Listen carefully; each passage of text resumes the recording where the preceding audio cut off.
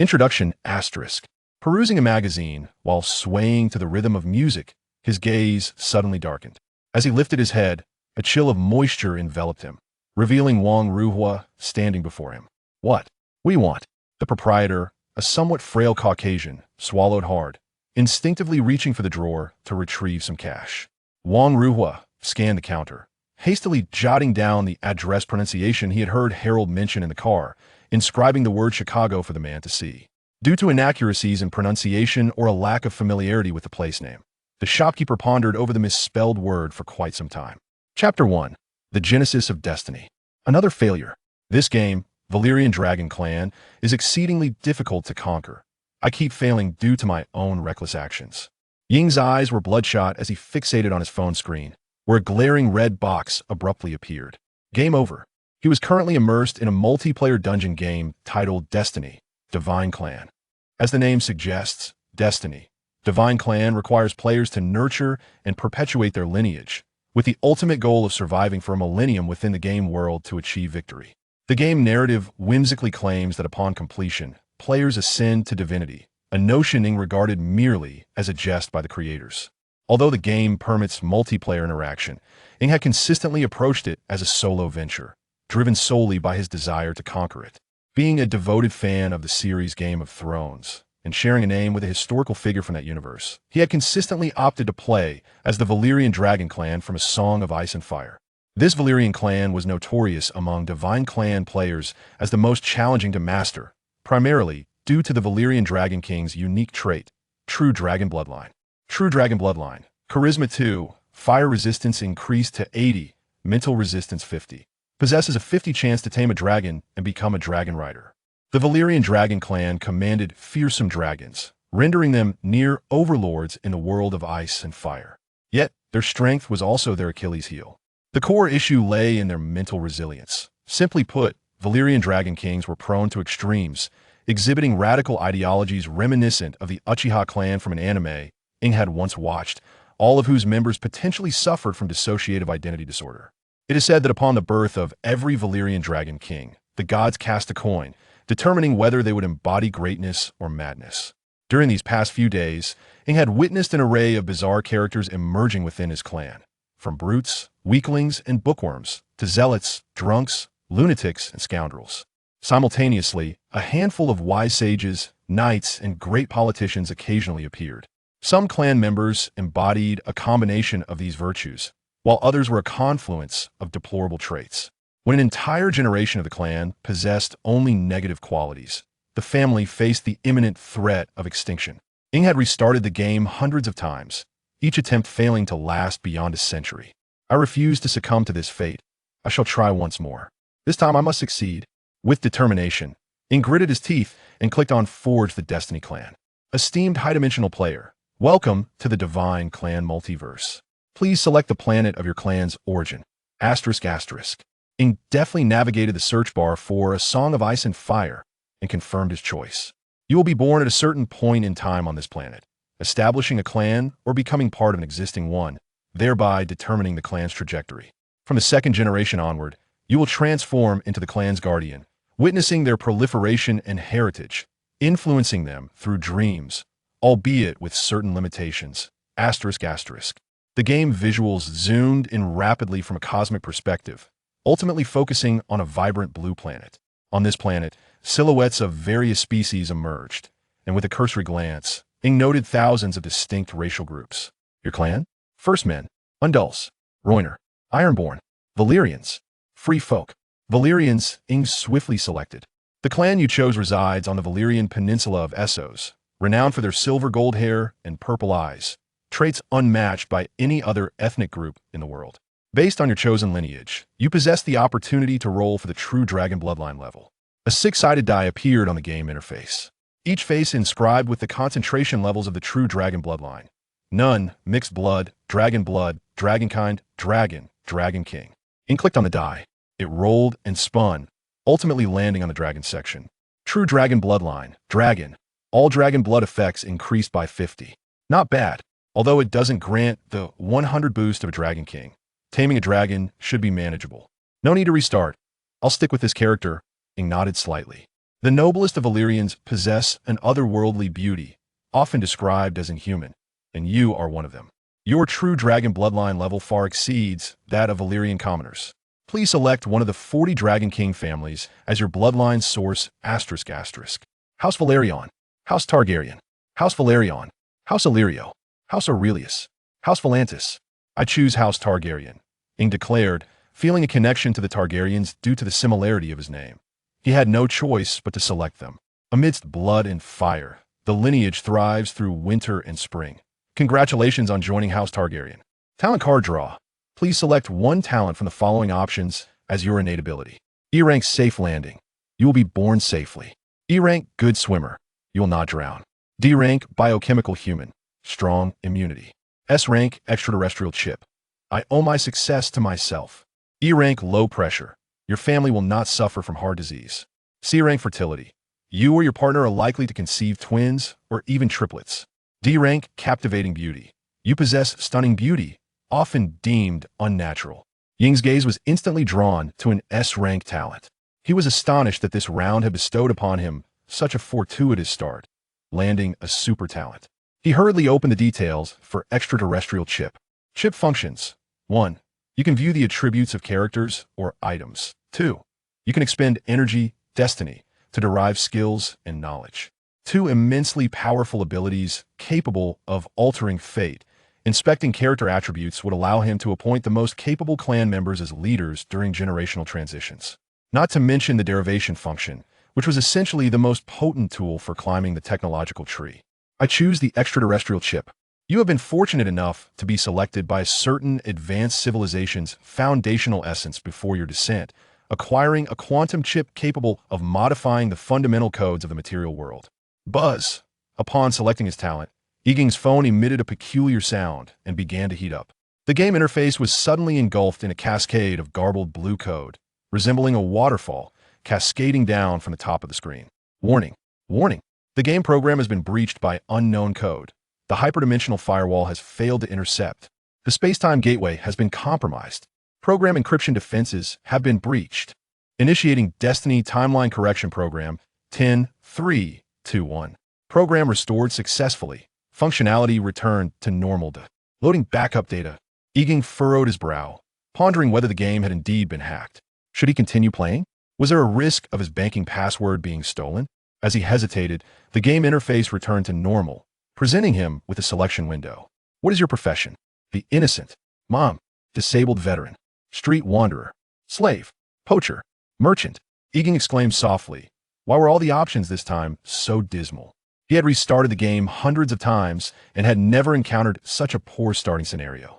It felt as though the game were actively dissuading him from playing. Among the 7 options, one was even slave. Such a beginning would make establishing a family nearly impossible, let alone ensuring basic survival. He would likely perish within 2 weeks. Moreover, the option of the innocent was a trap. In the game, it referred to a biologically castrated slave warrior, whose selection would lead to immediate failure. There was no possibility of lineage, thus no family. Could this be related to the previously chosen S-class talent? Had his luck been exhausted? Egon pondered for a moment. If you don't want me to play, I shall play regardless. Trying to dissuade me? Not a chance. Among these 7 options, there was at least the identity of a merchant, which wasn't too shabby after all. Merchant confirm. Customization complete. Countdown to traversal. 3, 2, 1. With a resounding bang, the phone exploded. A profound spatial rift suddenly appeared. A flash of blue light enveloping Egon's soul as it was whisked into the void, vanishing without a trace. The Valyrian people were originally a small civilization primarily composed of pastoralists. This situation began to change when they discovered dragons and their nests in the 14 fire peaks of the Valyrian Peninsula. They mastered the skills of dragon breeding and taming, employing dragons as devastating weapons in warfare. With the aid of dragons, the Valyrians expanded their influence, establishing the Freehold of Valyria as their homeland. During this period, the power of the Freehold reached its zenith, its territory spanning the majority of Essos west of the Bone Mountains. Countless cities were interconnected by the Grand Valyrian Road. Valyria, as the capital of the vast, true dragon dynasty, was adorned with towering stone structures forged from black stone. These edifices, with their immense geometric forms, exuded a cold majesty, delivering a powerful visual impact. The tops of the towers were intricately carved in the likeness of dragons, with massive dragons occasionally soaring above the city. Looking down from the vantage of a dragon, the streets teemed with life, bustling with people of various races adorned in diverse attire. Particularly in the commercial district's Mirraxis Square, the throngs of pedestrians jostled against one another.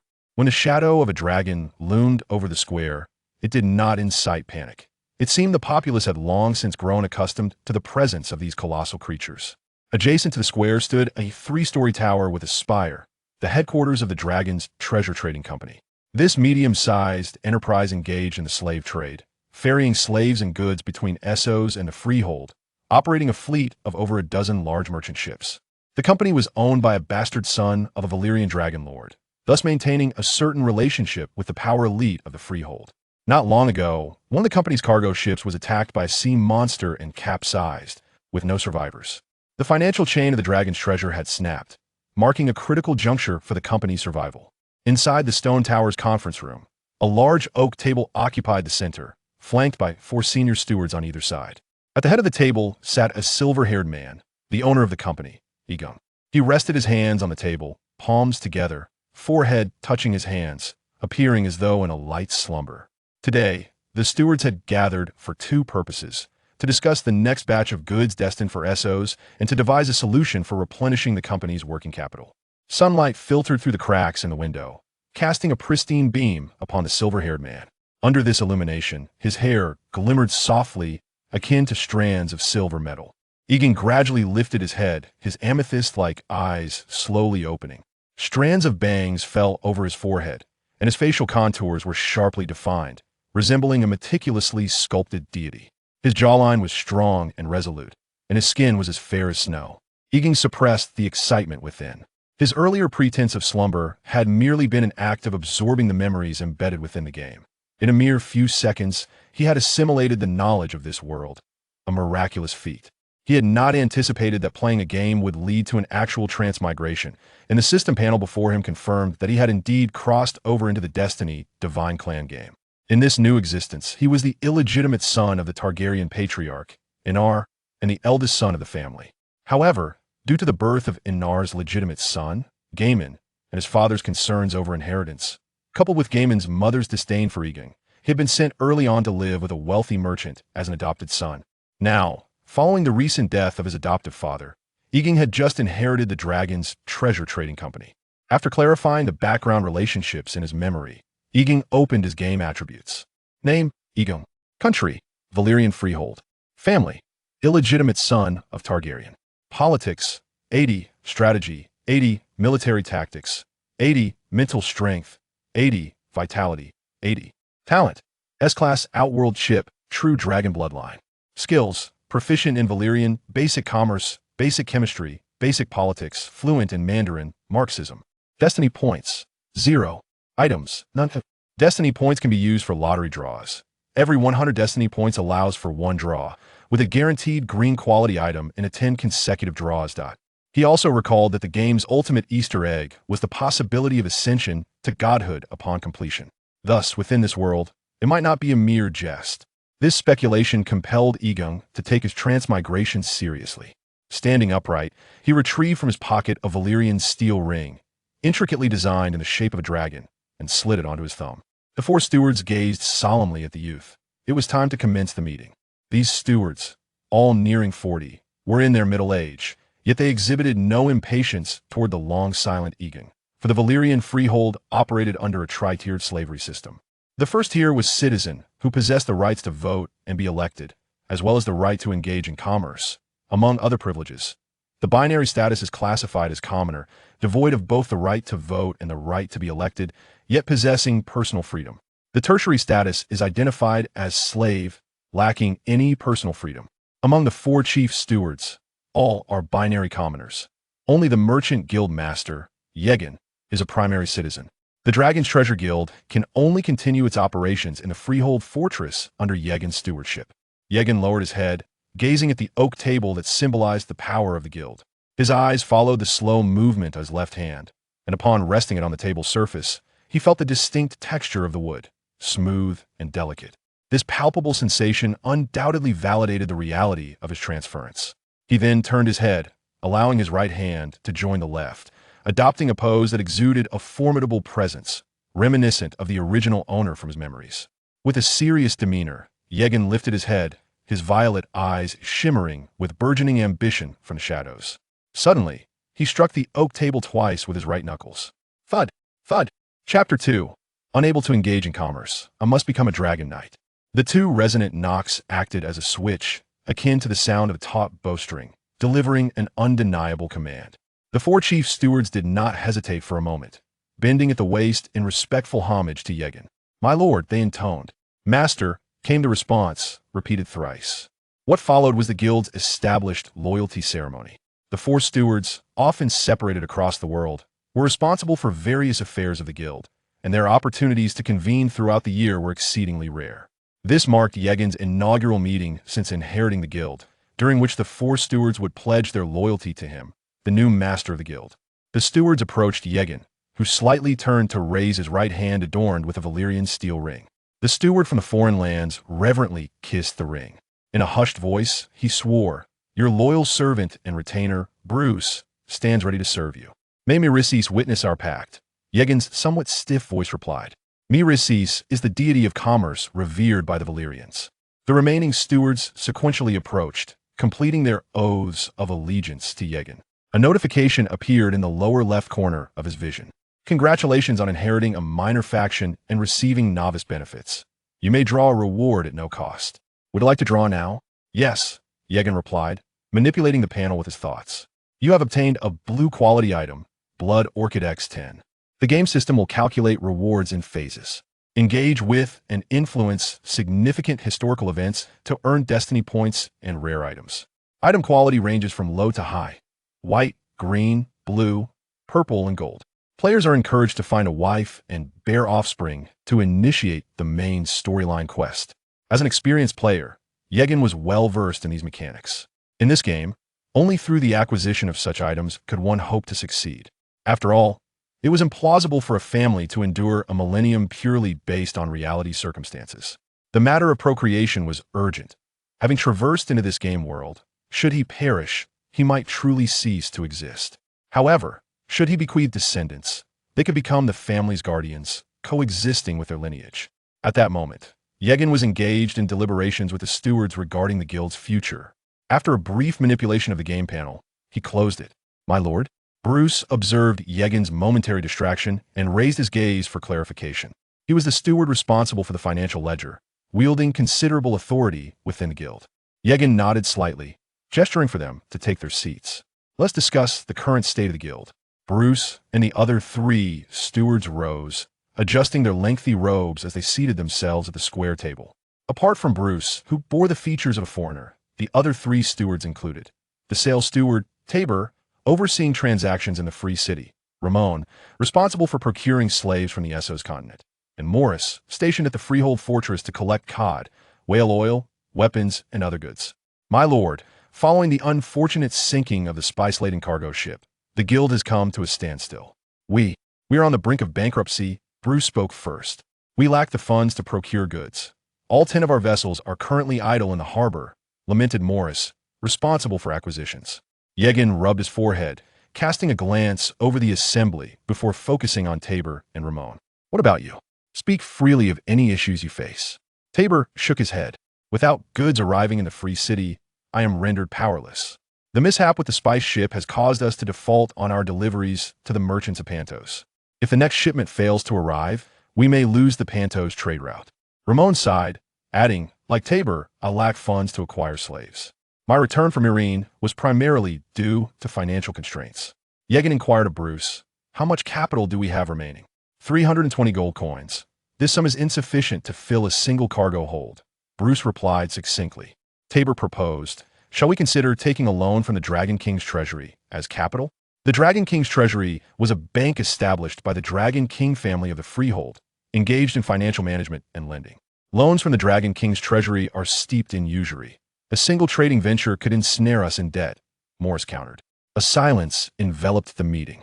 In truth, there was a significant asset that they had not mentioned: The grand property they currently occupied, the three-story black stone tower covering over 1,000 square meters.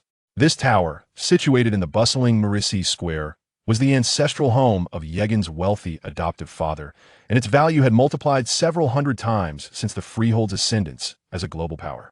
Perhaps we could mortgage the dragon's treasure tower. Tabor hesitated, glancing at Egon.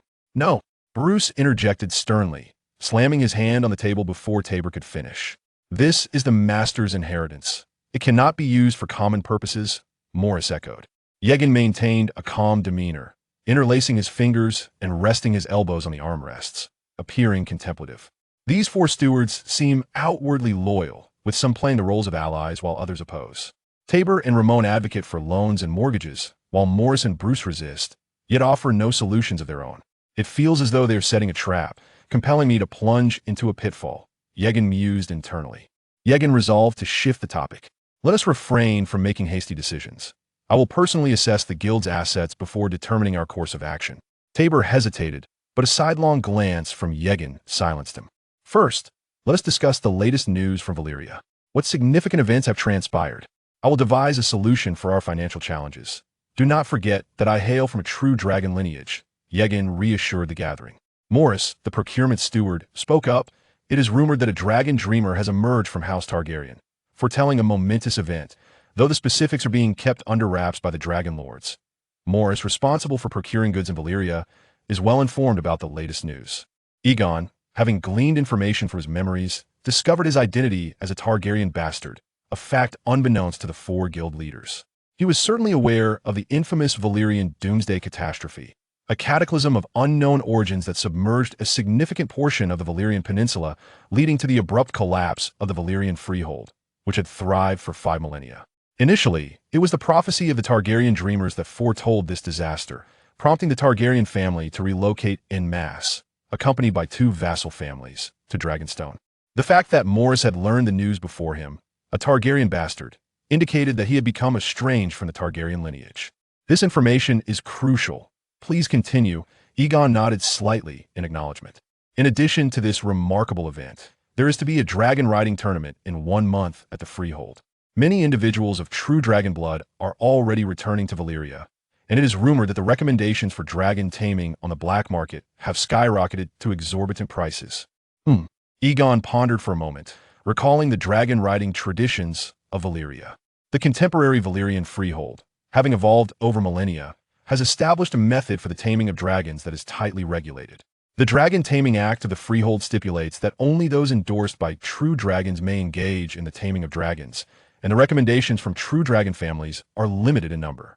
Should anyone attempt to privately tame wild dragons, they would face relentless pursuit from all true dragons of the Freehold upon discovery. This act was instituted to prevent the proliferation of dragons beyond the Freehold. Over the course of thousands of years, the bloodline of dragon kings has become widespread within the Freehold, resulting in countless bastards like Egon throughout the Valyrian peninsula. Should these bastards attempt to tame dragons, it would pose a significant threat to the dominion of the Dragon King families.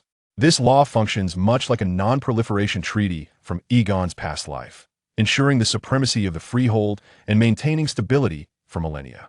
I wish to participate in the dragon riding tournament, Egon declared with resolve, lifting his gaze to meet the eyes of those around him. Chapter 3. The Targaryen family's dilemma. A moment of silence enveloped the conference room. Bruce was the first to shatter the stillness. Leaning slightly forward with a gentle tone as he remarked, "We lack the means to tame a dragon, currently. A single quota in the black market exceeds 100,000 golden dragons. This sum would likely require selling off the Blackstone Tower." Upon hearing this, Egon contemplated the predicament, recognizing it to be quite a formidable challenge. However, he soon recalled the Targaryen lineage. At this moment, his half-sister, the dreamer Daenerys, had already foreseen the impending cataclysm. Preparations for evacuation from the Valyrian Peninsula should commence. Although the Targaryens were the tail end of the Dragonlord families, they still possessed the qualifications to recommend dragon tamers. The Dragon Treasure Guild owned ships, and perhaps the Targaryens could seek their assistance for relocation. His status as a bastard could serve as a key to open doors. "There is no need to worry about the quota. I have my ways," Egon calmly declared. Morris, in charge of procurement, quickly interjected, "Even if we acquire a quota, the chances of successfully taming a dragon are minuscule. The dragon lairs in the 14 Flames are controlled by the 40 Dragonlord families, without a map to their lairs. It is impossible to track down the dragons. The quotas currently available in the black market are merely a ploy by the Dragonlord families to fleece the desperate. The other two stewards appeared ready to voice their concerns as well. Egon raised a hand, silencing Morris's clamor, and reiterated with solemnity, "My family is of dragon blood, intricately linked to the Dragonlord families. Consider this. How could the Dragon Treasure Guild conduct business in the Freehold?" With that, Egon rose, his gaze sweeping across the wall, and he retrieved a whale oil candle.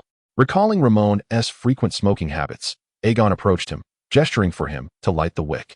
As the flame ignited, Egon boldly extended his hand towards the fire. True dragons fear not the flames. The four stewards widened their eyes, astonished as they witnessed Egon nonchalantly roasting his hand over the fire, their expressions shifting to shock. Yet, in an instant, they caught sight of Egon's extraordinary countenance, and instinctively felt reassured, pondering the high concentration of dragon blood that must surely flow within their lord. Egon placed the candle at the center of the oak table, turned, and returned to his seat, reclining slightly as he stated with a calm demeanor, "Rest assured, gentlemen.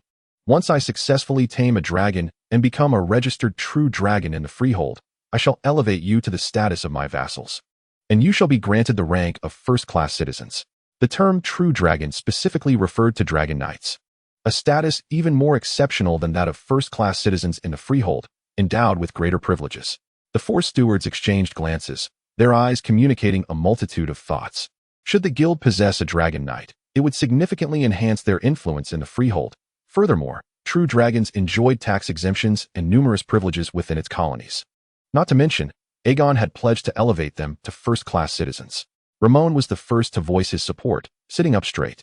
"I endorse your participation in the dragon taming competition." "I too." Morris quickly raised his hand in agreement. The sales manager, Tabor, chimed in, "Absolutely."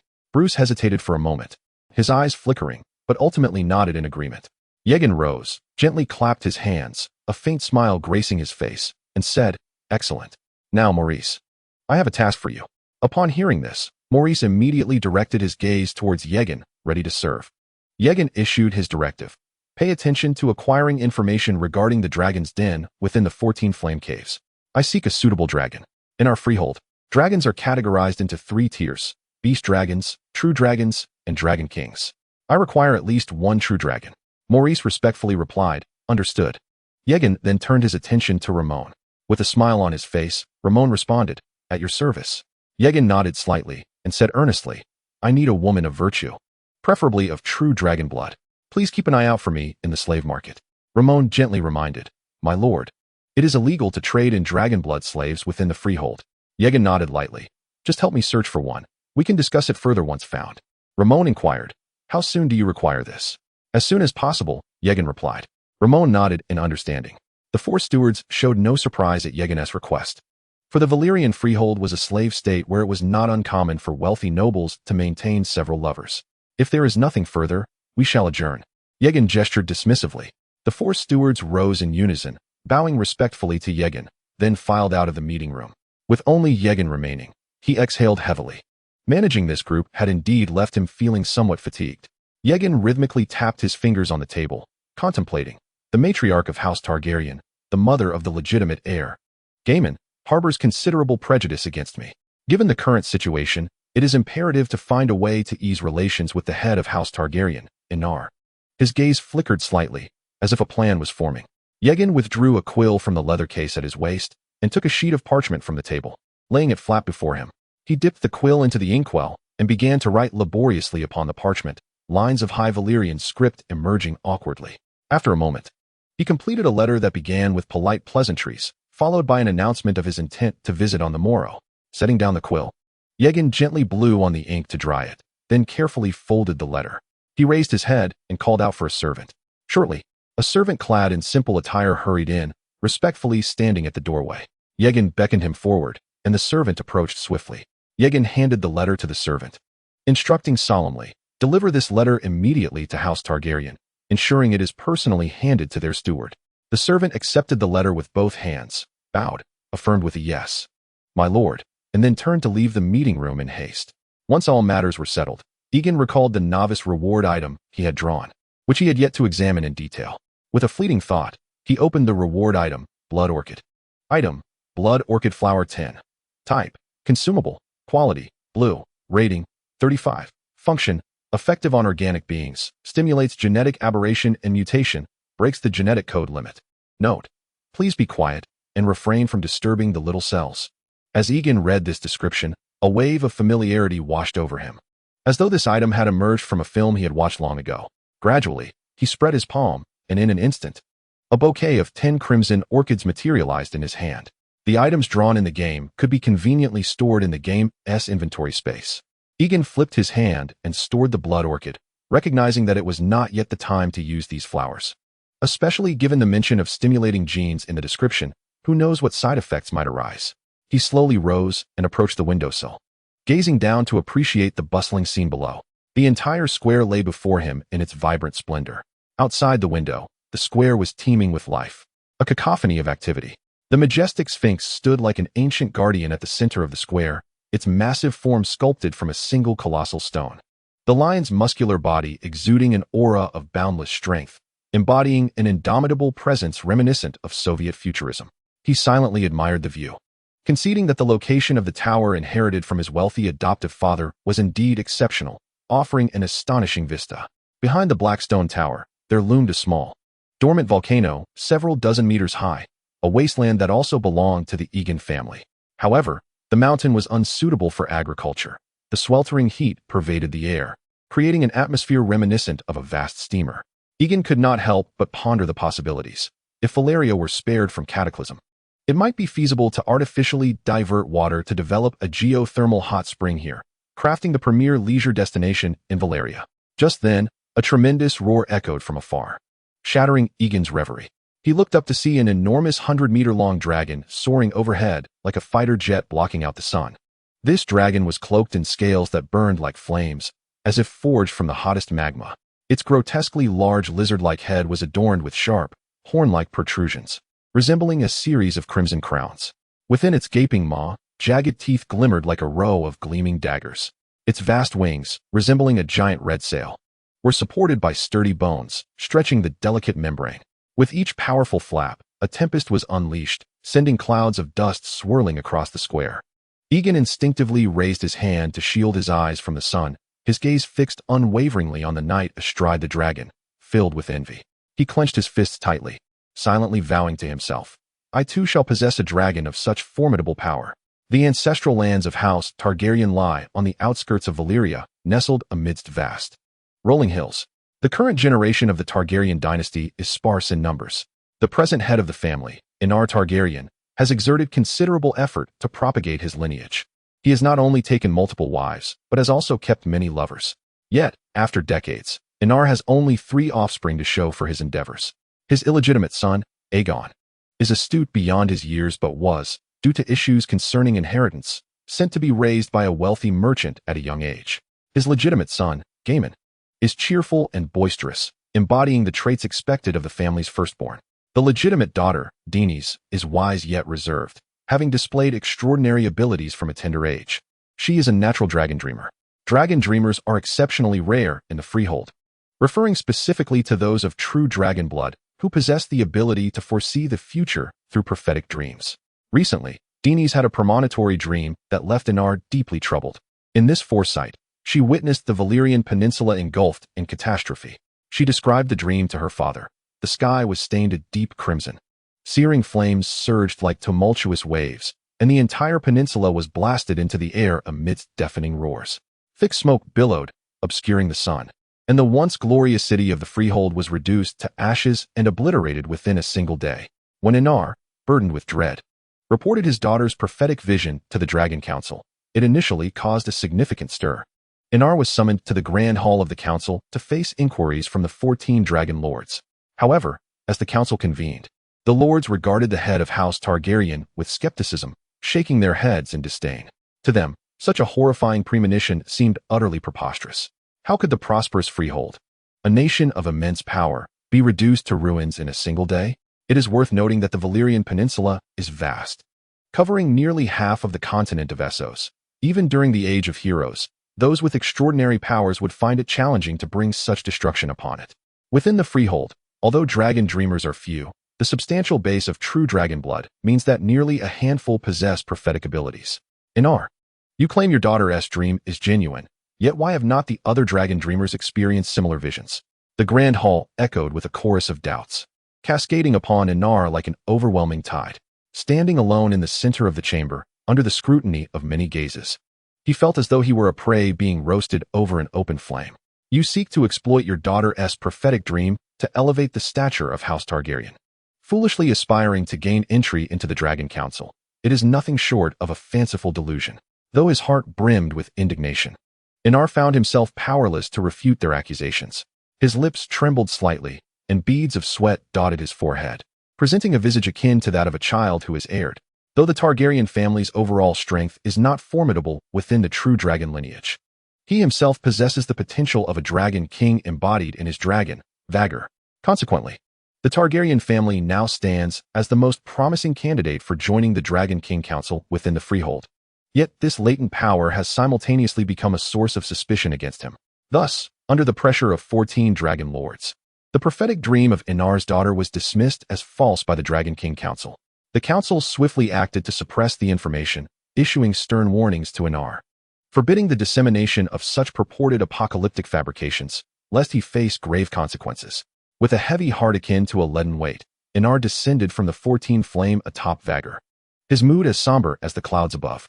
Despite the council's contempt for his daughter's prophetic visions, he held unwavering faith in her. Upon returning to the family's dragon lair, Aenar entrusted Vhagar to the dragon guards, instructing them to adequately feed her several sheep and cattle. He then made his way back to the estate, realizing that if he could not alter the perceptions of others, he must begin to plan for the family's future. The Targaryens would not remain idle. Indeed, Aenar had resolved to prepare for a strategic retreat with his entire family. Chapter 4. I believe in prophetic dreams. Aenar immediately summoned the steward, issuing orders to expedite the sale of all family assets in the Freehold and the Land of Long Summer. Over the ensuing months, the Targaryen family's series of unconventional actions piqued the curiosity and attention of various factions. It was unprecedented for a Dragonlord family to sell off their own castles, and even their dragon lair, an essential foundation of their lineage, was on the auction block. The Targaryens had gone mad. Speculations and rumors abounded, while a few well-informed individuals uncovered the reasons behind Aenar's actions, only to scoff at the prophecy of the Valyrian Peninsula's destruction. One day, as Aenar meticulously calculated the family's accounts in his study, he reflected that despite not being the most powerful among the dragon lords in the Freehold, these assets were more than sufficient for the Targaryen family to establish a kingdom anew. A steward clad in a floor-length black robe approached the study door, holding a letter in his hand. "Come in," Aenar commanded, glancing up momentarily before returning to his calculations. "Master, a letter has arrived from Lord Egon," the steward announced, presenting the letter with respect and an upright posture. Aenar accepted the letter, unfolding it to read its contents. Upon finishing, he let out a soft sigh. "My child, who would have thought that after more than a decade, you have become the head of a trading guild?" he mused quietly. After a brief moment of contemplation, he tossed the letter back to the steward and calmly instructed, "Arrange a meeting for tomorrow." "Understood," the steward replied with deference. The following day, the warm sunlight gently cascaded into Egon's chamber. Before the wardrobe, amidst a multitude of garments, Egon selected a strikingly vibrant black and red ceremonial robe. Adorning himself in the attire, he meticulously adjusted the hem and collar while gazing into the mirror. His silvery hair flowed smoothly, glinting with a cool luster beneath the sun's rays. At just over 20 years of age, he possessed an elegant and statuesque figure, exuding a quintessential masculine charm. At that moment, the sound of the coachman calling to the horses drifted in through the window.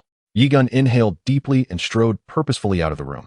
The coachman had already positioned the carriage at the entrance. Egon offered a slight nod to the coachman before ascending into the carriage. Leaning back against the seat, Egon contemplated the impending meeting, acutely aware that he held few cards in his hand, which may not sufficiently sway the Targaryen family. With a sharp call, the coachman urged the horses forward, and the carriage began its slow journey, the wheels rolling rhythmically over the cobblestone road. Egon gazed out of the window at the bustling street, where pedestrians moved to and fro, and shop signs swayed gently in the breeze. As the carriage rolled further away, the city's clamor gradually faded into the distance. After a brief while, the magnificent castle of the Targaryen family finally came into view. Egon disembarked from the carriage and lifted his gaze. The castle sprawled over thousands of square meters, its towering spires reaching heights of over 100 meters, piercing the clouds. The massive black stone walls were adorned with the flag of the Freehold, fluttering fiercely in the wind. Egon couldn't help but marvel at the Targaryen family's undeniable strength. While they might not stand out among the Dragonlords, to ordinary factions, they remained an imposing force. As he approached the castle's grand entrance, an elderly man clad in a black robe, resembling a butler, stepped forward to greet him. "My lord Egon?" The steward inquired with a smile, bowing respectfully. Egon nodded slightly in acknowledgement. "The master of the castle happens to be present today. Please follow me." The steward gestured with an inviting hand. He led Egon into the castle, guiding him through a lengthy corridor before bringing him to a waiting room. Moments later, the sound of steady, powerful footsteps echoed from outside the door, and a middle-aged man adorned in an opulent robe with dragon motifs entered the parlor, the black-robed steward following closely behind. Egon instantly recognized this man, who bore a resemblance to himself, his biological father, Aenar. Rising with a smile, Egon bowed and courteously greeted. "It is a tremendous honor to meet you today, my lord." According to the customs of the Freehold, a bastard could not directly address his biological father as father or dad, which conveniently spared Egon from the awkwardness of calling a stranger by such a term. Aenar nodded gently before raising his gaze to scrutinize Egon intently. The man before him exuded an extraordinary presence. Time had swiftly passed, over a decade had slipped by, and had it not been for Egon's features still retaining echoes of his childhood, Aenar might have struggled to recognize that this was indeed his own flesh and blood. "My lord, what brings you back to the Targaryens?" Aenar strode confidently towards the main seat above the reception hall and took his place with poise. I responded calmly for myself. Yang, feeling Aenar's scrutiny, raised an eyebrow in silence, pondering inwardly. Gaiman's mother would never consent to your return to the family. This young man is handsome. I wonder about his capabilities. Yang elucidated. I have inherited my adoptive father's merchant guild. Recently, a cargo-laden merchant ship encountered an unforeseen calamity at sea, resulting in the loss of all its goods. Consequently, the guild is on the brink of bankruptcy due to this misfortune. Aenar's furrowed brow relaxed as he began to understand his previous misunderstanding. "So, you seek a loan?" Yang gently shook his head in negation. Aenar, puzzled, inquired, "Then what is your purpose for returning?" "I have learned of Daenerys's prophetic dreams. Valyria's Freehold is on the verge of destruction. The Targaryen family is liquidating all its assets, likely preparing to migrate from Valyria." Aenar chuckled inwardly. This being the first instance he had encountered someone willing to believe in Daenerys's visions. "Do you truly believe in her dreams?" Yang nodded solemnly, his tone resolute. "Absolutely." "Oh, so, you wish to depart Valyria alongside the Targaryens?" Yang shook his head, stating, "I am merely a small merchant now, with little wealth. I could leave at any time." Aenar's impatience surfaced as he wrapped his fingers on the armrest. "Spare me the circumlocution. State your intentions directly." Yang revealed his true desire. "I seek a recommendation for dragon taming." Aenar scoffed without reservation. Even if the family departs Valyria as Freehold, they will still be governed by it. Aside from the firstborn heirs who receive a singular opportunity for free dragon hatching, dragon taming requires a quota, which is exceedingly precious and must be exchanged for contributions to the Freehold. "Why should I assist you?" Yang recognized the stark reality. He held little emotional significance in Aenar's eyes. Their conversation felt more akin to a business transaction than a familial exchange. Devoid of any warmth or affection, the atmosphere cold and distant. Ultimately, tangible offerings were necessary. Thus, Yang stated, "My guild possesses 10 large dragon-headed galleons, all of which I offer for the family's relocation." Aenar contemplated this for a moment. It was indeed something he urgently required, yet he still shook his head. Not sufficient. Lacking any other resources, Yang endeavored to enhance his offer, realizing that if this did not suffice, he would have to concede. "I also own a 3-story blackstone tower. You must recognize the value of property in the capital of the Freehold, particularly in a bustling commercial area." Aenar lowered his gaze in thought, but ultimately continued to decline. "Still not enough." Yang exhaled heavily, furrowing his brow, his expression laden with disappointment. "It seems I have underestimated the complexities involved, naively believing that a mere advantage of foresight in the plot would enable me to sway the will of these formidable individuals. Thus, I take my leave." Egon offered a gentle bow and turned to depart. Aenar observed Egon's despondent figure, lost in contemplation. He mused to himself. Egon possesses a clear and logical mindset, truly deserving of the title of prodigy, and harbors a certain goodwill towards the Targaryen family, as our own family embarks on the ambitious endeavor of establishing a nation overseas. The time is ripe for the might of the true dragon, if his bloodline proves commendable.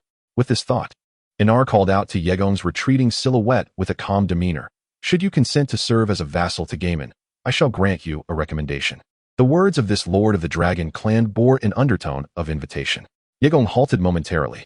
In that instant, he grasped the implications of Aenar's proposition, which unmistakably required him to relinquish his claim to the Targaryen family's headship. One step at a time, he thought to himself. Aegon turned to accept, but was interrupted by Aenar's raised hand. Let us first assess the purity of your bloodline. If you possess the aptitude for dragon taming, then all will be well. However, if you are not of true dragon lineage, attending the dragon taming tournament would be mere folly. Aenar stated with unhurried composure. Aegon nodded in agreement, moving towards the wall to warm his hand by the flame of a nearby candle. Aenar rose with a smile, remarking that possessing even a slight resistance to fire may attest to the presence of dragon blood within. Yet true dragon lineage must reach at least the level of dragonkind to hold any promise. Follow me. We shall proceed to the dragon lair for testing. The dragon lair? How will the testing be conducted? Aegon pondered aloud, observing that Aenar had already stepped outside, compelling him to follow. Chapter 5. Dream Maiden Dany's Aegon accompanied Aenar out of the main fortress where the reception hall was located. As they traversed the stone-paved corridors, sunlight poured in like golden threads, casting a warm glow upon the winding stone floor. Aegon could not suppress his curiosity, gazing around in wonder. Everything felt so refreshingly new. Towering medieval spires and numerous grand sculptures of magical dragons stood like monumental tributes. After all, Aegon had only recently crossed into this world 2 days prior, and the vast transformation of his surroundings still left him feeling somewhat disoriented. Not long into their journey, a cacophony of shouts and the clanging of weapons reached his ears. Aegon lifted his gaze to behold an expansive training ground where numerous warriors stood. In the center, 2 young figures, one male, one female, were deeply engrossed in a sparring match, the metallic sounds emanating from the clash of their swords. The young man, seeming to sense the presence of Aegon, Aenar, and the steward, effortlessly parried the young woman's strike and raised his hand to signal a pause in the duel. With a flick of his wrist, he executed a graceful flourish with his sword, then confidently gripped it with his other hand as he approached the edge of the training area. A radiant smile adorned his face as he curiously called out to Aenar, "Father, where are you headed?" At this moment, Egon realized that the young man before him must be Aegon Targaryen. When Egon was cast out of Targaryen by his mother, Aemon had only just been born, and naturally, he did not recognize his elder brother. Aemon's initial impression on Egon was that of a vibrant, sun-kissed young lad, with a head of golden hair that appeared both neat and tidy, and a square jawline that exuded an air of integrity and forthrightness. In a calm demeanor, Aenar slightly turned his head towards Egon and replied with a stern expression, embodying the visage of a strict father. He refrained from mentioning Egon's true identity, and Egon, understanding the unspoken agreement between them, chose not to elaborate further. A girl approached briskly, her height falling short of Aemon's by about a head. "Can we join you?" she cheerfully called out. "Yes, my sister and I have yet to test our bloodlines. Let us go together," Aemon suggested to Aenar. Egon's gaze fell upon the poised young lady, who possessed large, pale violet eyes that shimmered with a watery allure, making her utterly endearing and impossible to deny. Upon seeing his daughter, Aenar's expression softened considerably. "You may all join. Egon wishes to participate in the Dragon Taming Festival, and perhaps you will be teammates.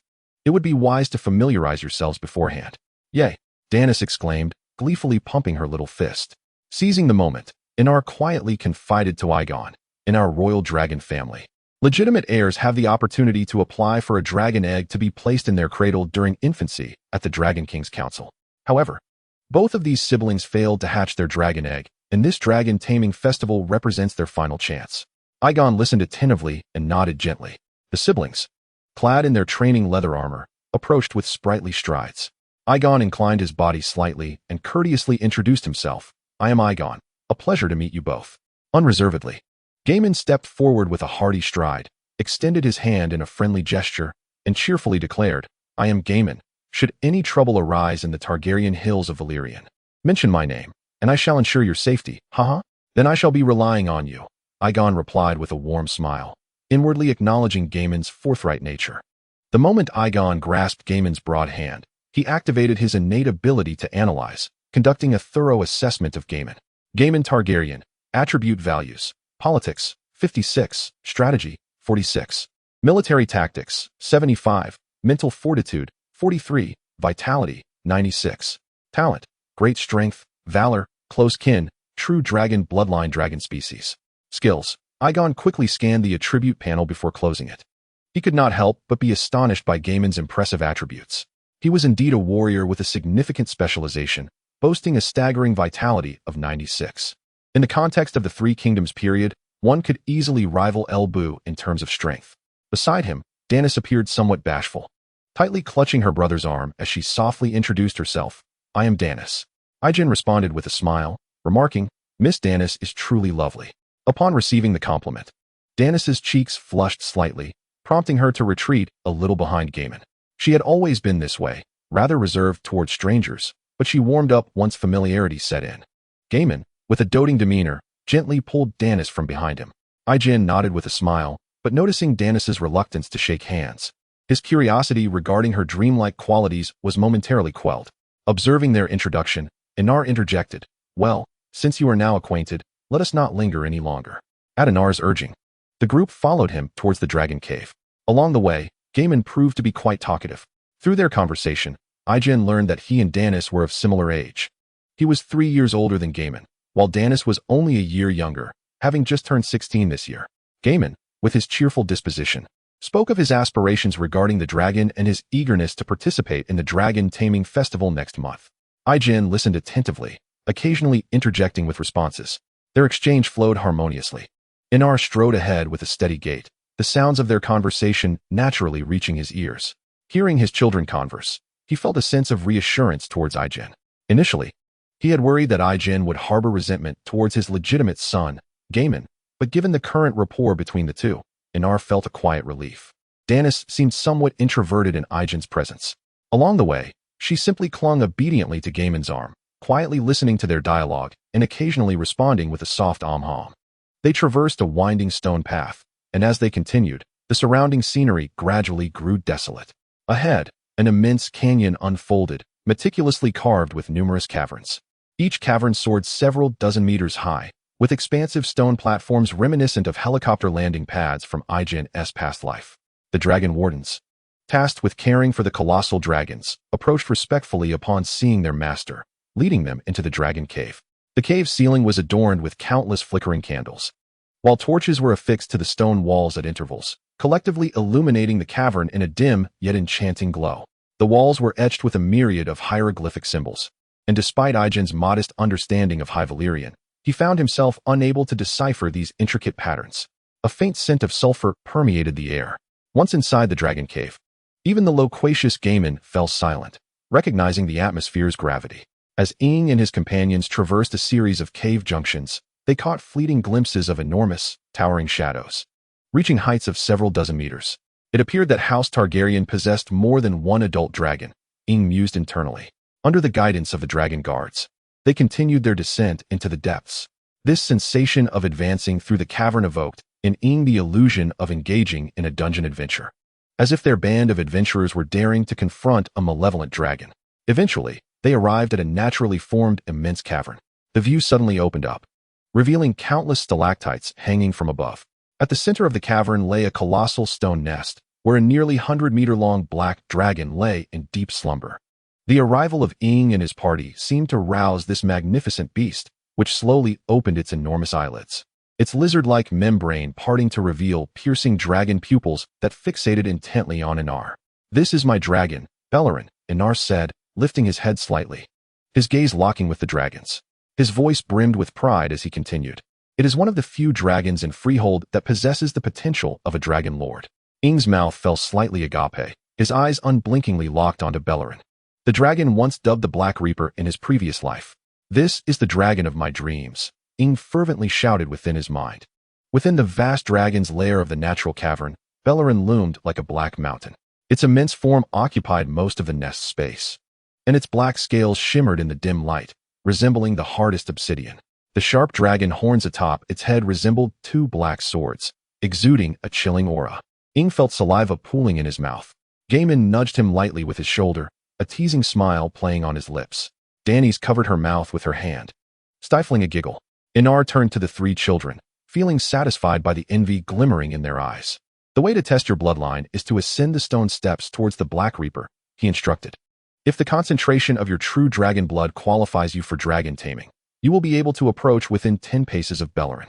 Not a problem, Ing replied, eager to step forward, only to be halted by Aenar's firm grip on his shoulder. Ing turned back, puzzled. If your true dragon blood is too thin, approaching within 50 paces of Valyrian will result in being incinerated by its dragon flames. Even I would be unable to save you, Aenar warned, his gaze penetrating Ing's, his expression serious as he slowly spoke. Have you truly considered undertaking this test? Ing flashed a radiant smile. If I cannot tame a dragon, I would rather die. Chapter 6. Harnessing strength. Aenar nodded slightly. Go on. Ing turned and ascended the stone steps, making his way toward Valyrian's lair, which was nearly 200 meters from the cavern's entrance. He climbed steadily, drawing closer to Valyrian, now within 100 meters of the magnificent beast. Valyrian seemed to have sensed the audacious human approaching. Its massive head rested on the edge of the dragon's nest, yet its piercing gaze shifted downward, surveying the gradually advancing Egon. Aegon's eyes met the dragon's vertical pupils, and he swallowed hard. The psychological pressure exerted by this colossal beast quickened his heartbeat. Yet his ascent did not falter. 100 meters, 70 meters, 60 meters. Egon felt the surrounding temperature rise sharply, pondering whether every dragon radiated such heat, or if Valyrian was uniquely exceptional. 50 meters. At this moment, Valyrian stirred. It lifted its head, producing a series of rumbling growls from its throat, causing Aegon's steps to momentarily hesitate before he pressed on. 40 meters. 30 meters. Valyrian appeared incensed by the tiny figure before it, slightly parting its jaws and extending its neck towards Egon. Above the cavern, the dragon's head, as large as the front of a car, loomed over Egon. He halted. Having momentarily forgotten the so-called bloodline test, Egon gazed up at Valyrian, experiencing such proximity to the dragon for the first time, his heart pounding like a drum. He slowly raised his right hand toward the towering Valyrian at the cave's entrance. To his astonishment, Egon wished to caress Valyrian. Dany's exclaimed in surprise. At this distance, apart from those who frequently fed Valyrian, no one had ever ventured so close. Aenar observed the interaction between man and dragon above, realizing that this individual might possess the royal bloodline of a dragon king, capable of connecting with a dragon of such caliber without an established mental link. Gaiman turned to his father, incredulously asking if this was the legendary dragon king who could tame entire flocks of dragons. Aenar nodded affirmatively. 1,000 years ago, an ancestor from the Freehold had simultaneously tamed 3 dragons, establishing a mental bond with them. Such a person was known as the Bloodline Dragon King. Before the dragon's nest, Valyrian's head slowly approached Aegon's outstretched hand, but just as it was less than half a meter away, Valyrian suddenly opened its mouth wide, gathering scorching and terrifying black flames in its throat. Egon felt the searing heat on his right hand, which turned a bright red. He turned his head, squinting, and spoke soothingly to the dragon in High Valyrian. Quiet, Valyrian. Be still. Egon lowered his right hand, facing the black dragon, and gradually retreated while continuing to soothe the creature. Perhaps due to Aegon's retreat, the dragon's flames within its throat began to extinguish. It snorted, casting a disdainful glance at Egon, who had backed away to over 30 meters before withdrawing its neck back into the nest. Once Valyrian had completely calmed down, Egon cast a reluctant glance at the black dragon before daring to turn and walk towards the mouth of the cave. He lifted his right hand to inspect it, finding that the skin had been scorched a fiery red by the dragon's flames, with 2 small blisters forming in places. Egon let out a gentle sigh. As they approached the mouth of the cavern, Gaiman smiled and stepped forward, patting Yegging on the shoulder. Well done, lad. Aenar also offered his approval to Yegging, stating, You have successfully passed the test, and your bloodline concentration is nearly at the level of a dragon king. Taming a dragon should pose no significant challenge. Yegging pressed his lips together and nodded slightly in acknowledgement. Danis stepped forward, timidly presenting Yegging with a small vial. This is the ointment I used when I was injured during training, she said softly, indicating the burn on Yegging's right hand. You can apply it directly to the wound. Thank you, Yegging replied with a warm smile as he accepted the vial. It's your turn now, Gaiman, Aenar instructed his son. Yes, father, Gaiman responded, then ascended the steps. Be careful, Danis cautioned him. Gaiman turned back with a reassuring smile. It's all right, don't worry. Yegging opened the ointment and began to apply it while observing Gaiman's progress. This time, Gaiman walked steadily forward, but Valyrian showed no reaction until Gaiman was within 20 meters. It then emitted a low, threatening growl, opening its mouth to gather dragon fire. Valyrian, halt! Aenar shouted anxiously. At the command spoken in High Valyrian, Valyrian ceased its intended breath attack, glancing at Aenar with a hint of confusion. Egon felt a sense of disbelief. It seemed that Aenar's earlier assertion that he could not restrain the dragon was merely a ruse to test his resolve. Gaiman stopped in his tracks, realizing that his test had concluded. Given that he was still over 10 meters away from the dragon, it appeared that his true dragon bloodline might be inferior to Egon's, a realization he found difficult to accept. However, in an instant, he reconciled with it, for he was not one to be petty or entangled in such thoughts. When Gaiman returned to the cavern entrance, Danis stepped forward to embrace him in a gesture of comfort. Egon observed this and thought, the bond between these siblings seems exceptionally strong. Their affectionate display transcends mere kinship. Gaiman, your bloodline concentration is insufficient. If the dragon resists during the taming process, do not force it, Aenar warned Gaiman. I understand, Gaiman replied nonchalantly. It was now Danis's turn to approach for her test. As she took careful steps toward the dragon's lair, Egon was astonished to see that Valyrian made no threatening moves towards her. The dragon simply gazed at Danis, as if assessing this audacious human. Remarkably, Danis advanced to within 5 meters of Valyrian. After a moment, Valyrian appeared to grow weary of the human's antics, swinging its massive tail and gently knocking Danis to the ground. It then turned its head away, ignoring them entirely. The onlookers understood that the bloodline test had concluded upon witnessing Valyrian's reaction. Once Danis returned, they began their journey back to the Targaryen stronghold. In the study, Aenar summoned Egon privately. The maid prepared a fragrant cup of red tea for the two gentlemen. After handing the teapot to the butler standing behind Aenar, she gracefully exited the study, closing the door softly behind her. Today, the Targaryen family does not merely sell dragon riding quotas directly. Rather, it requires a series of clandestine operations. The Dragon Riding Act of the Free Fortress stipulates that the dragon riding quotas can only be utilized by blood relatives of the main lineage of the Targaryen family. Aenar spoke slowly, lifting the cup of tea to his lips for a delicate sip. The butler, clad in black, stepped forward, one hand elegantly positioned behind his back, while the other filled Aenar's cup to the brim. What should I do? YG asked. Aenar adjusted himself into a more comfortable posture, crossing one leg over the other, and then snapped his fingers lightly. The butler beside the writing desk set down the teapot and retrieved a thick, metal-bound tome from the bookshelf, placing it before Aenar. YG sat up straight, his curiosity piqued by the peculiar tome. This is our Targaryen family tree, which only records the main lineage members. This family tree has been unified for the Targaryen family through blood magic by the Free Fortress. The Valyrian steel covering possesses unique magical runes, and the names inscribed in this family tree will be simultaneously recorded in the blood source scroll of the 14 fire beacons. Thus, if a true dragon bloodline name is inscribed here, it carries the endorsement of the Targaryen family, granting you the ability to utilize a dragon riding quota. Aenar opened the tome and found a suitable spot, pointing to it as he said, "Sign here. Your bloodline is registered under my cousin S name. He perished in an expedition over a decade ago, leaving no blood relatives behind. You may consider yourself his posthumous child." This method would circumvent the main matriarch of the Targaryens' suspicions, which was quite advantageous. While he could not return to the household of Aenar as an illegitimate child, he would attain the status of a legitimate heir to the main lineage. YG nodded in agreement, contemplating the arrangement.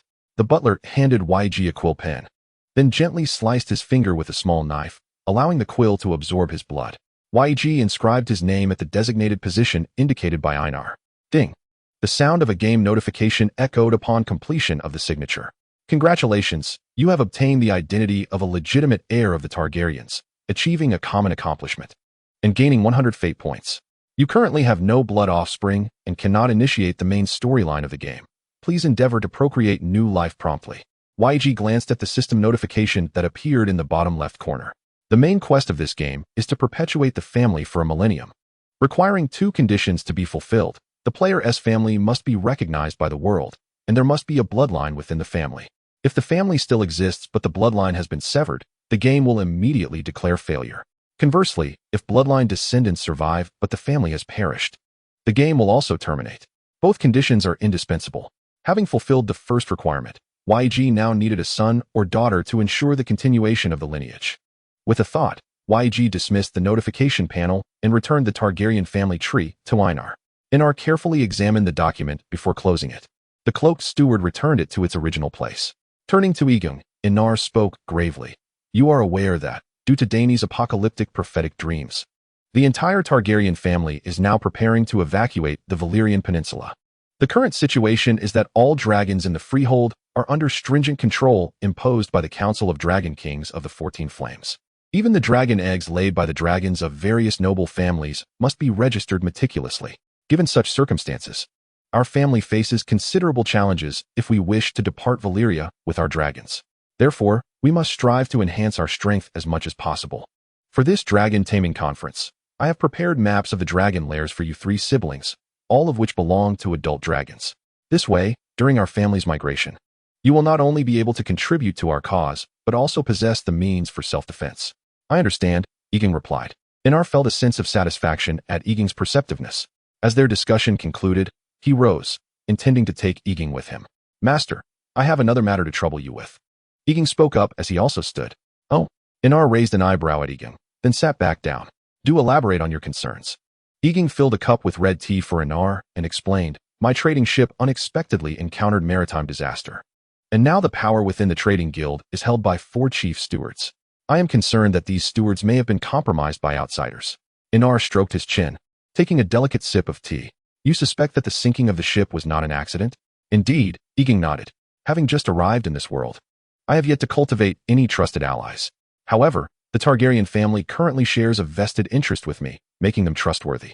Given the vast influence of the Dragon King family, uncovering the truth should not be overly difficult. Very well, I shall arrange for an investigation into the maritime incident. And I will also have someone monitor those 4 stewards. Aenar set down his teacup, acquiescing. Thank you. Egon expressed his gratitude. Stay for dinner before you return. There are many details regarding the dragon taming conference that I must share with you. Of course, Egon replied. Chapter 7. Assassination. The northern district of Valyria City serves as the gateway to the 14 Flames. The northern gate, towering over 100 meters, is known as the Shield of Freedom. This gate also possesses a unique function, welcoming victorious armies returning from battle. Once a war is won, the armies will pass through the Dragon King Gate and along Dragon King Avenue, traversing the Mirraxis Square before arriving here, where they will be reviewed by the Council of Dragon Kings above the 14 Flames. Upon the battlements, a slightly stooped old man clad in a blue robe leaned against the railing. To his left stood a middle-aged man in a dark red robe, his face adorned with a bushy beard, exuding an imposing presence without uttering a word. Lord Lyman. It seems that while I was attempting to entice Egon into selling his assets, he became aware of the unusual circumstances and has developed suspicions. The elder in the blue robe lowered his voice and remarked, it seems that young man has established a connection with the Targaryen family. The middle-aged man scoffed derisively. The Targaryen family? Merely fortunate enough to have hatched a king-level dragon. Here in our free fortress, the true rulers remain the Dragon King Council. I fear that this matter concerning the Dragon King family may incite considerable turmoil. The blue-robed elder furrowed his brow, his eyes filled with hesitation. He understood well that once the matter came to light, the Dragon King families might very well treat him as a pawn to be discarded. Old Bruce, the middle-aged man, Lyman, suddenly stepped forward, his robust hand seizing the elder's clothing like a vice, pulling him forward with a menacing threat. I will do whatever it takes to secure that land. I intend to eliminate this pest immediately and fabricate a land sale contract afterward. This should pose no challenge for you. Bruce, the steward, trembled in fear. No problem. I will arrange for it right away. Let us act tonight. Get out. Lyman released his grip on Bruce's collar, barking the command. At the Targaryen Hills, the main hall of the castle was aglow with light, the opulent drapes swaying gently. Aenar hosted a small welcome-back banquet for Egon. Notably absent were the vassals of the Targaryen family. Only the Targaryens residing within the castle attended. The guests gathered around the long dining table, creating an atmosphere that was both solemn and slightly informal. Aenar began to introduce Egon to the last 2 dragon riders remaining in the Targaryen family, both of whom were from Aenar's father's generation. Specifically, they were Aenar's uncles, with whom Egon had shared a few encounters in his youth.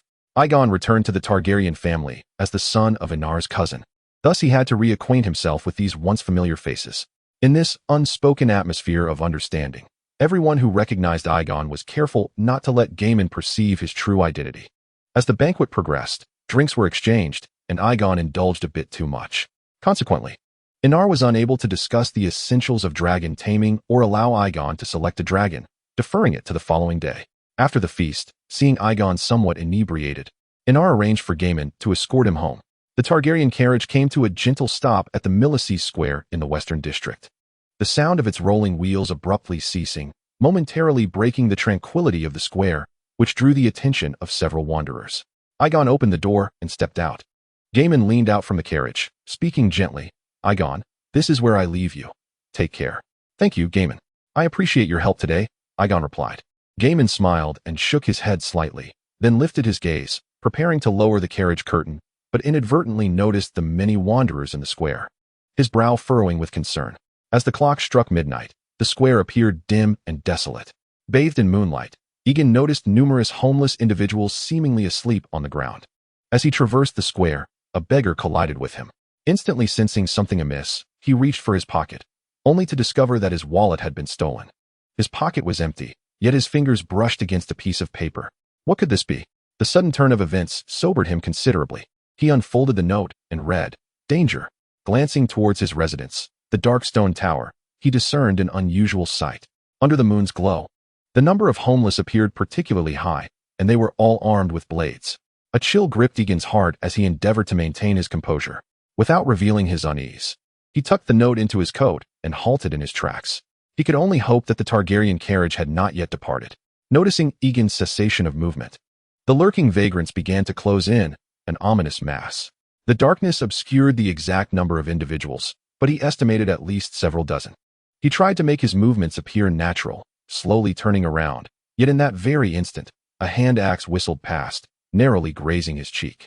Egon took off in a desperate sprint, thanking the heavens that the Targaryen carriage remained ahead. Another hand axe soared through the air, and he felt the hairs on his back stand on end. Death was alarmingly close. In that critical moment, Egon recalled the method of evading projectiles. He dropped to the ground and rolled sideways half a meter. The deadly axe missed him once more, embedding itself in the Targaryen carriage. At that moment, the Targaryen coachman charged forward, shield raised. Meanwhile, Gaiman emerged from the carriage, wielding a pair of glimmering half-swords, and rushed towards Egon, lying on the ground. Witnessing the two rushing to his aid, Egon felt a surge of emotion that brought him to the brink of tears. He struggled to his feet and ran toward Gaiman. Another axe flew through the air. Gaiman leaped, positioning himself in front of Egon, his twin blades slicing through the air like arcs of silver, deftly deflecting the incoming projectile with two resounding clangs. Egon's eyes widened in astonishment at this extraordinary display of skill. Gaiman turned to Egon with a slight smile, planting one of his swords at Egon's feet and nodding for him to pick it up. Egon grasped the sword and, to his surprise, found it lighter than he had anticipated. Indeed, he too was now a formidable warrior, brimming with vitality. Gaiman stood ready, gripping his swords with both hands, poised to confront the onslaught of approaching vagrants, leaving Egon with the reassuring strength of his sturdy back. Akito, Egon, I entrust my back to you. Gaiman fixed his gaze upon the enemy, resolutely declaring, We shall fight while we retreat. Rest assured, Your Highness, the coachman replied in a low voice, promptly positioning himself at Gaiman's right side as a protector. Egon felt an overwhelming surge of adrenaline, instinctively drawing his longsword and taking up position on Gaiman's left. The thrill was intoxicating. On the very second day after his transference, he was confronted with an assassination attempt, followed by a formidable warrior who would lead him through the perilous throng. Egon activated his talent chip and set a task, his eyes shimmering with a multitude of blue light points. Talent chip, execute combat task, actively analyze the trajectory of all incoming weapons, providing voice-assisted prompts. Operation successful. During this task, the chip consumes energy per second. Suddenly, a twang of a bowstring resonated through the air. There are archers. To the left, Gaiman shouted. Egon quickly turned towards the source of the sound, yet saw nothing. Talent chip captured the trajectory of a stray arrow, calculating wind direction and force. Trajectory data processing initiated. Long-range projectile simulation commencing. Please, host, slash at the red target in your line of sight. A rapidly moving red crosshair materialized in Egon's vision. Realizing it was the predicted path of the arrow, he swung his steel sword with great effort towards the indicated trajectory, the blade slicing through the air with a sharp whistle, delivering a powerful and fierce strike. However, the blade failed to connect with the target. Thud! An arrow struck Gaiman in the left shoulder. Chapter 8. Intense battle. Gaiman swiftly rotated his sword, with a sharp sound, cleanly severing the arrow shaft embedded in his shoulder. Then, propelled by momentum, he executed a fierce spinning slash, his steel sword cutting through the air with an intense gust, striking at two assailants who were charging towards him. In an instant, a flash of silver erupted, akin to a crescent moon suddenly illuminating the night sky. Clang! The sound of metal colliding erupted, sending sparks flying. The foremost of the two assailants found their weapons forcefully hurled away by Gaiman's mighty strike, while simultaneously, their chests were lacerated by his steel blade. Both assailants emitted anguished cries, their bodies twisting as they collapsed to the ground. Egon, protect yourself and fall back. Gaiman's eyes blazed red with determination, issuing commands with unwavering resolve as he held off their pursuers. Egon clenched his teeth, closely following Gaiman's retreat, maintaining a defensive position behind and to the left. In truth, he had entertained thoughts of turning and fleeing at that moment. After all, having been an office worker for over 20 years, he had never encountered such life-threatening circumstances. The fact that he managed to keep his legs from trembling in the face of such peril felt like an exhausting feat of self-control. Yet, when he recalled that Gaiman had put himself in this dangerous position to save him, Egon's heart solidified with a grim determination, vowing silently, even if it meant death, he would face it alongside Gaiman. At that moment, the sharp sound of a bowstring being released pierced the air once more. There was no need for Gaiman to offer further reminders. Egon's gaze instinctively darted to the upper left, where a red target, delineated by chip analysis, materialized before him. You can do this, Egon silently encouraged himself. Gripping the steel sword tightly, he thrust the blade upwards with fervor. Yet it tragically missed the mark indicated by the red cross. A chill swept over him as he instinctively turned his head to see Gaiman narrowly evade the incoming arrow by deftly twisting his waist at that critical moment.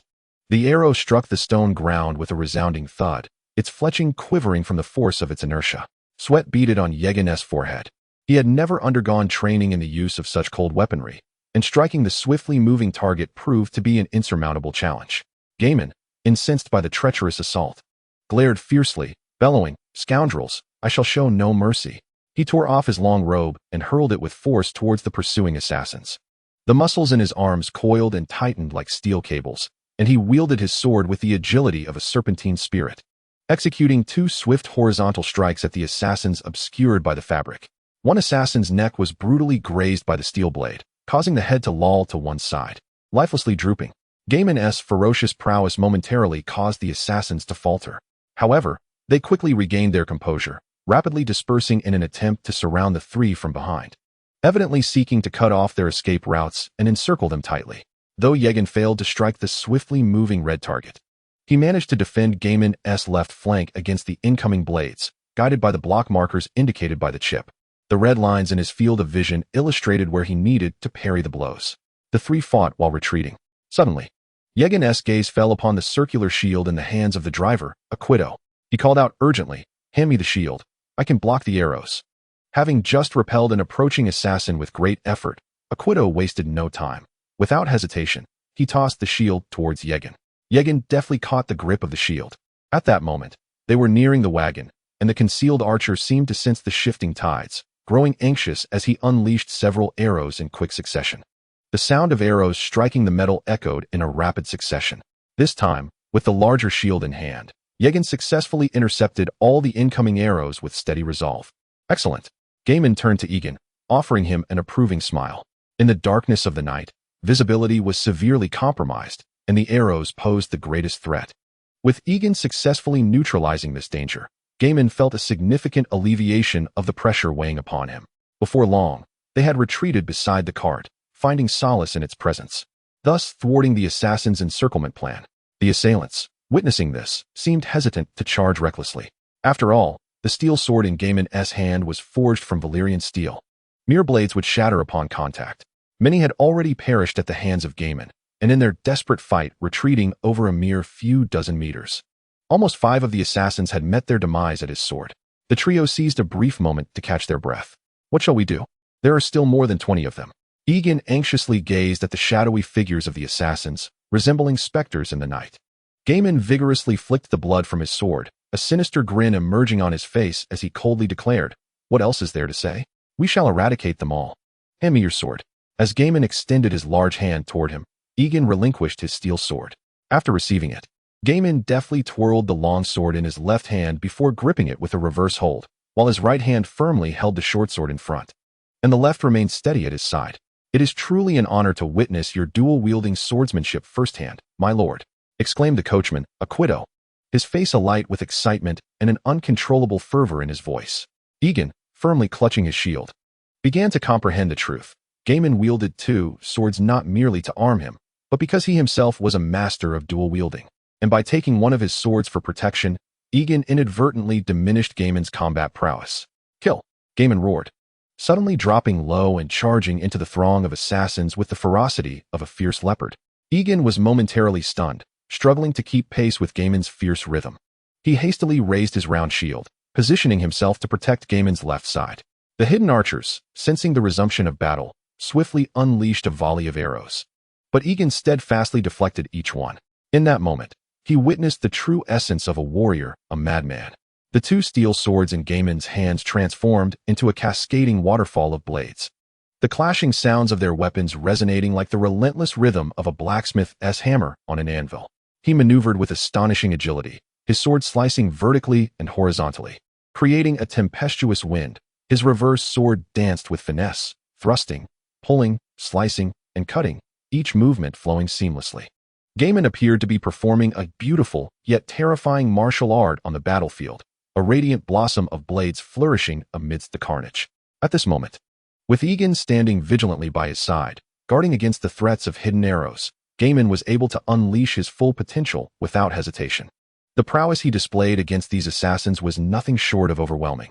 It was as if he were a lone predator pursuing multiple prey, his ferocity suggesting that the assassins were merely lambs awaiting slaughter in his eyes.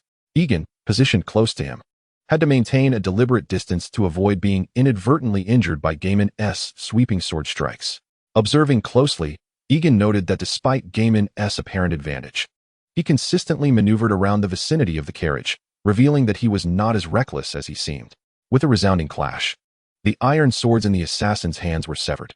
The last of the defiant attackers, having had his thigh cleaved by Gaiman's blade, staggered in pain and fell to one knee. In a swift and decisive motion, Gaiman executed a downward strike, cleanly severing the man's head from his shoulders. Following this ferocious onslaught, the remaining assassins, now visibly shaken, began to retreat in fear. Within mere minutes, they had lost nearly 10 comrades, a staggering toll that would instill dread in anyone who witnessed it. Devil! Demon! The assassins cried in terror as they scrambled backward. Upon realizing Gaiman did not pursue them, they fled at once, vanishing into the enveloping darkness. Egon, panting heavily, leaned on his knees to catch his breath. The fierce battle had left his round shield riddled with more than 20 arrows. As the brutal confrontation drew to a close, the cold moonlight cascaded gently over the blood-soaked square, the battlefield strewn with blood and corpses resembling a blooming red rose, exuding a poignant beauty intertwined with cruelty. Gaiman stepped through the pooling blood, making his way to Egon. Egon looked up, observing the congealed blood smeared across Gaiman's face, rendering his expression both fearsome and grotesque under the moonlight. Gaiman extended a hand, and Egon grasped it, using the support to rise. You are no longer safe here. Let us return to Targaryen. Chapter 9. Egon's terrifying archery talent. Thus, it seemed he would need to remain at home for several days.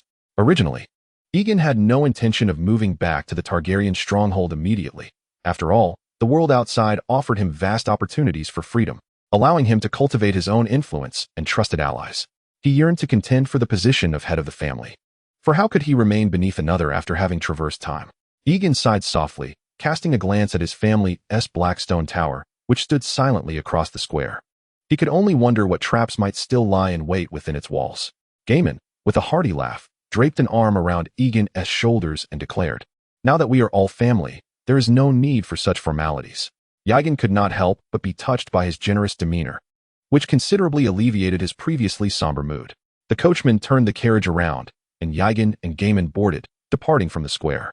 Within the grand hall of the Targaryen stronghold in the hills, Gaiman sat upon a bench while Dany's, wielding a pair of tongs, carefully grasped the arrowhead lodged within Gaiman's body. With a sudden forceful tug, a sharp sound echoed as the arrowhead was extracted. The dragon training ceremony was but a month away. Aenar's countenance darkened as he delivered a stern reprimand to Gaiman, questioning his recklessness during dragon training. Did he not understand that any injury to the dragon rider would invite the disdain of the dragons, significantly diminishing his chances of success? What compelled him to charge heedlessly into danger? As Aenar's frustration mounted, his voice involuntarily rose in pitch, expressing his exasperation at Gaiman's apparent self-sabotage. risking his future for someone who had yet to earn the title of Dragon Knight. I have warned you countless times against confiding too easily in others. With your temperament, how can I trust you to uphold the family's legacy? Gaiman scratched his head, responding calmly. I simply found a kindred spirit. Moreover, given the circumstances, had I not intervened, he would surely have perished. Aenar, infuriated by his son's retort, felt his lips tremble in disbelief, realizing that this foolish boy had not absorbed a word of his counsel. Brother, does it still hurt? Danny's gently assisted Gaiman in bandaging his wound. It was merely a sting from a dragonfly, nothing of consequence, Gaiman replied with a light-hearted smile.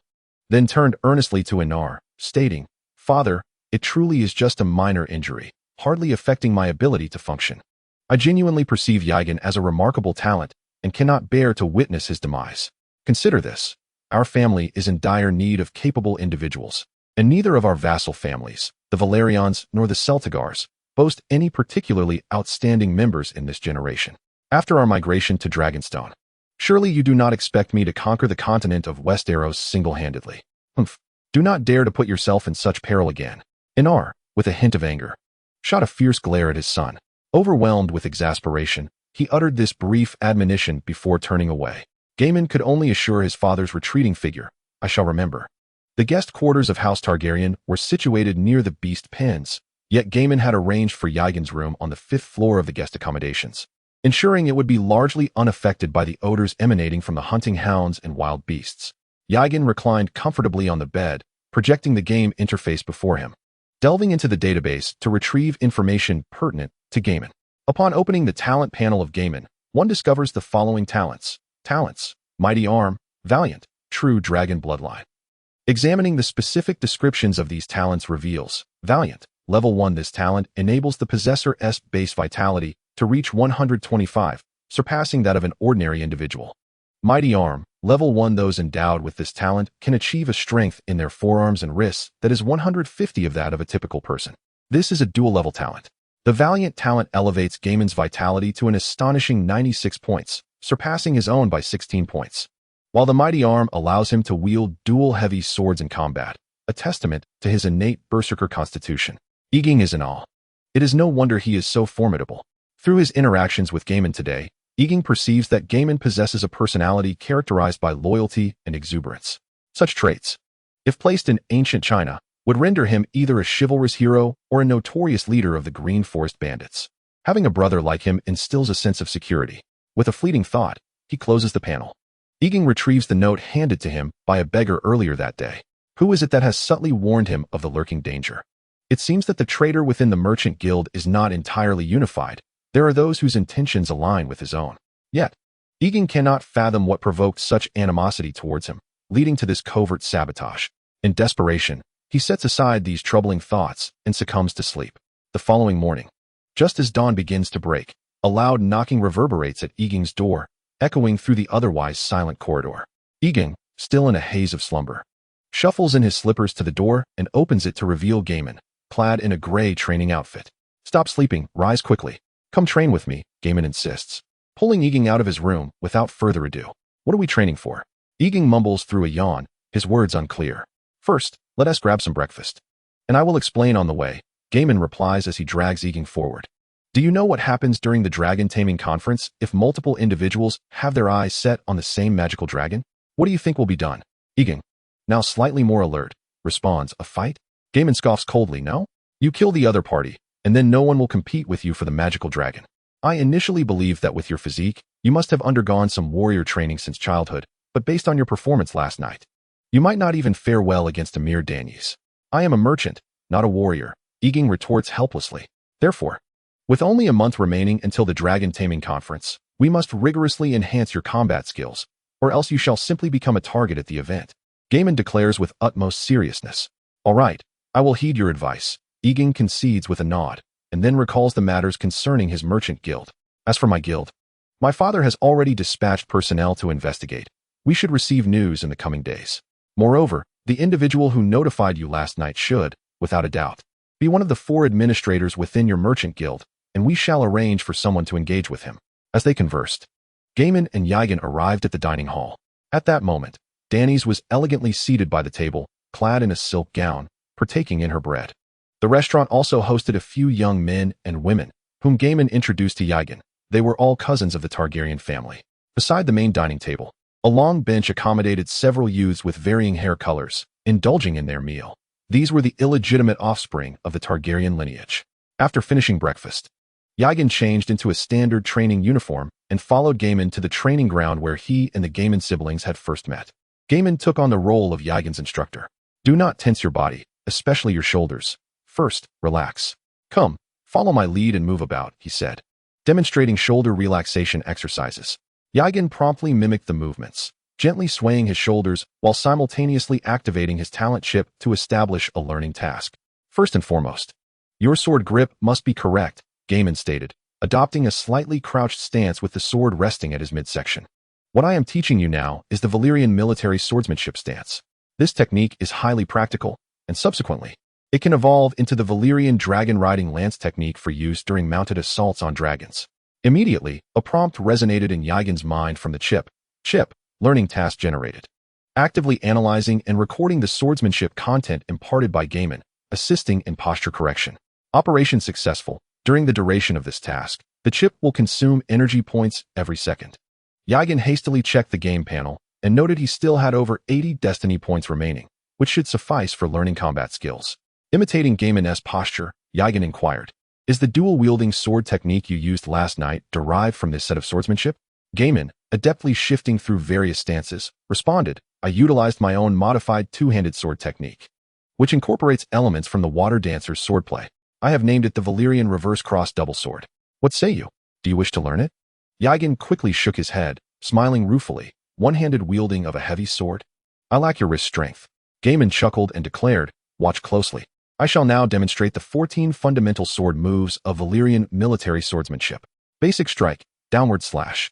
Gaiman bellowed, executing a decisive downward cut with his sword. And Egon simultaneously endeavored to keep pace with the instruction, grateful for the chip's guidance that allowed him to barely keep up with the lesson's tempo. Basic strike, horizontal slash. While demonstrating, Gaiman's gaze remained vigilant, ever observant of Egon's movements. When he beheld Egon successfully replicate the swordsmanship, there was little astonishment upon his countenance. For Egon's displayed talent in swordplay could scarcely be deemed exceptional. Such a level of skill would only suffice to command a small squad within the military. The foundational strikes, Fury Strike.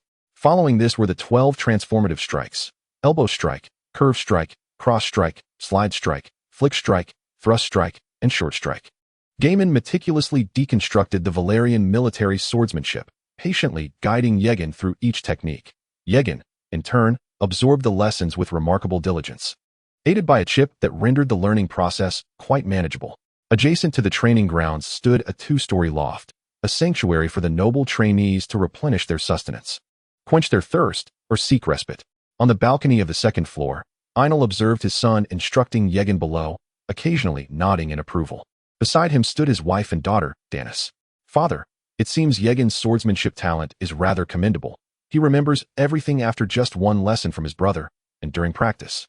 He hardly makes a mistake," Danis remarked softly, leaning against the railing. "His combat aptitude may be slightly better than average, but should he encounter a dragon's breath, it would be a swift demise," Einel replied dismissively. Suddenly, Danis's eyes brightened as she noticed Egon and Gaiman setting down their swords and heading towards the archery range. Einel slightly lifted his chin. Gaiman had mentioned the previous night that Egon had managed to catch over 20 arrows shot by a skilled Loina archer with an iron shield under the cover of night, a feat not commonly possessed by ordinary individuals. "Does this Egon also possess archery skills?" Einel's wife inquired with curiosity. "Let us await the outcome," Einel replied noncommittally. At the archery range, Gaiman handed Egon a 100-pound longbow. Egon received the bow and, unfazed, meticulously donned the leather protective gear on his thumb. He drew an arrow from the quiver and placed it on the bowstring, his gaze fixed on the target 50 meters away. With a resonant twang of the bowstring, the arrow soared forth like a winged creature unleashed. As anticipated, it struck true at the bullseye. Once the chip was activated, it calculated the optimal landing point as Egon knocked the arrow, allowing him to align the red crosshair with the target's center, ensuring near certainty of hitting the mark. "Quite fortunate, indeed," Gaiman remarked, raising an eyebrow. He noted Egon's stance was awkward and rigid, a clear indication of a novice archer, yet he had managed to hit the bullseye. Though he jested, inwardly he was astonished by Egon's archery prowess. Another arrow, Gaiman said, retrieving another shaft from the quiver and handing it to Egon. Without taking aim, Egon released the arrow. As the chip had already analyzed the wind direction and humidity, simulating the trajectory. Whoosh! The arrow struck the bullseye once more, colliding with the previous arrow's tail and splitting the shaft embedded in the target. Gaiman slightly parted his lips, once again handing an arrow to Egon, exclaiming, once more. Whoosh! Without a hint of suspense, the new arrow effortlessly pierced through the old one, striking the bullseye yet again. From the loft, Aenar beheld Egon's astonishing archery skills, his hands instinctively gripping the balcony railing tightly. In the Fortress of Freedom, archery held a uniquely significant meaning, distinct from other martial arts. After all, regardless of how refined one's swordsmanship or marksmanship may become, they pose little threat against a colossal dragon, with its tough hide and massive form. Archery, however, possesses the divine capability to slay dragons. Chapter 10. The Alliance. Egon's remarkable marksmanship, when paired with the dragon-hunting crossbow crafted by the Loina people, sent a shiver through Aenar's body as the image flashed in his mind. Egon would undoubtedly become a formidable weapon for the family. With this thought, Aenar felt a sense of satisfaction regarding Gaiman's daring decision from the previous night. He quietly observed the figures of Gaiman and Egon in the training grounds, then turned to the black-clad steward behind him, instructing, make arrangements for the guards, and be sure to inform them not to disclose Egon's shooting talent. Yes, my lord, the steward replied respectfully. In the blink of an eye, 3 days had swiftly passed. In the training grounds, Egon was fully engrossed in sparring with Gaiman. They exchanged blows in a dance of swordplay, with Egon leading the assault, his strikes fierce and relentless. Yet, Gaiman skillfully countered each attack, his demeanor calm and composed, one hand resting casually behind his back, exuding an air of confidence and poise. Egon sighed internally. Even with the aid of a chip, his swordsmanship remained glaringly inferior to Gaiman's. He sheathed his sword and adeptly executed the Valyrian military swordplay's thrusts, but Gaiman, unperturbed, merely shifted his stance slightly, elegantly evading Egon's swift slash. Gaiman artfully maneuvered his iron sword to glide against Egon's, executing a gentle flick that sent Egon's sword flying from his grasp, clattering to the ground. Not bad at all. You've nearly mastered this swordplay. With more practice and adaptability, you could certainly be regarded as an excellent warrior. Gaiman remarked with a smile, his tone leisurely. Egon, hearing this, couldn't help but chuckle wryly, rubbing his numbed right hand, silently chiding Gaiman for his penchant for ostentatious displays. Just then, a call from the black-clad steward echoed from outside the training grounds. Lord Egon, Prince Gaiman. The head of the family requests your immediate presence in the reception hall. He has matters to discuss with you both. It appears that the affairs of your merchant association have yielded results. Gaiman's lips curled into a subtle smile as he spoke. Egon nodded silently, bending down to retrieve the iron sword that had fallen to the ground.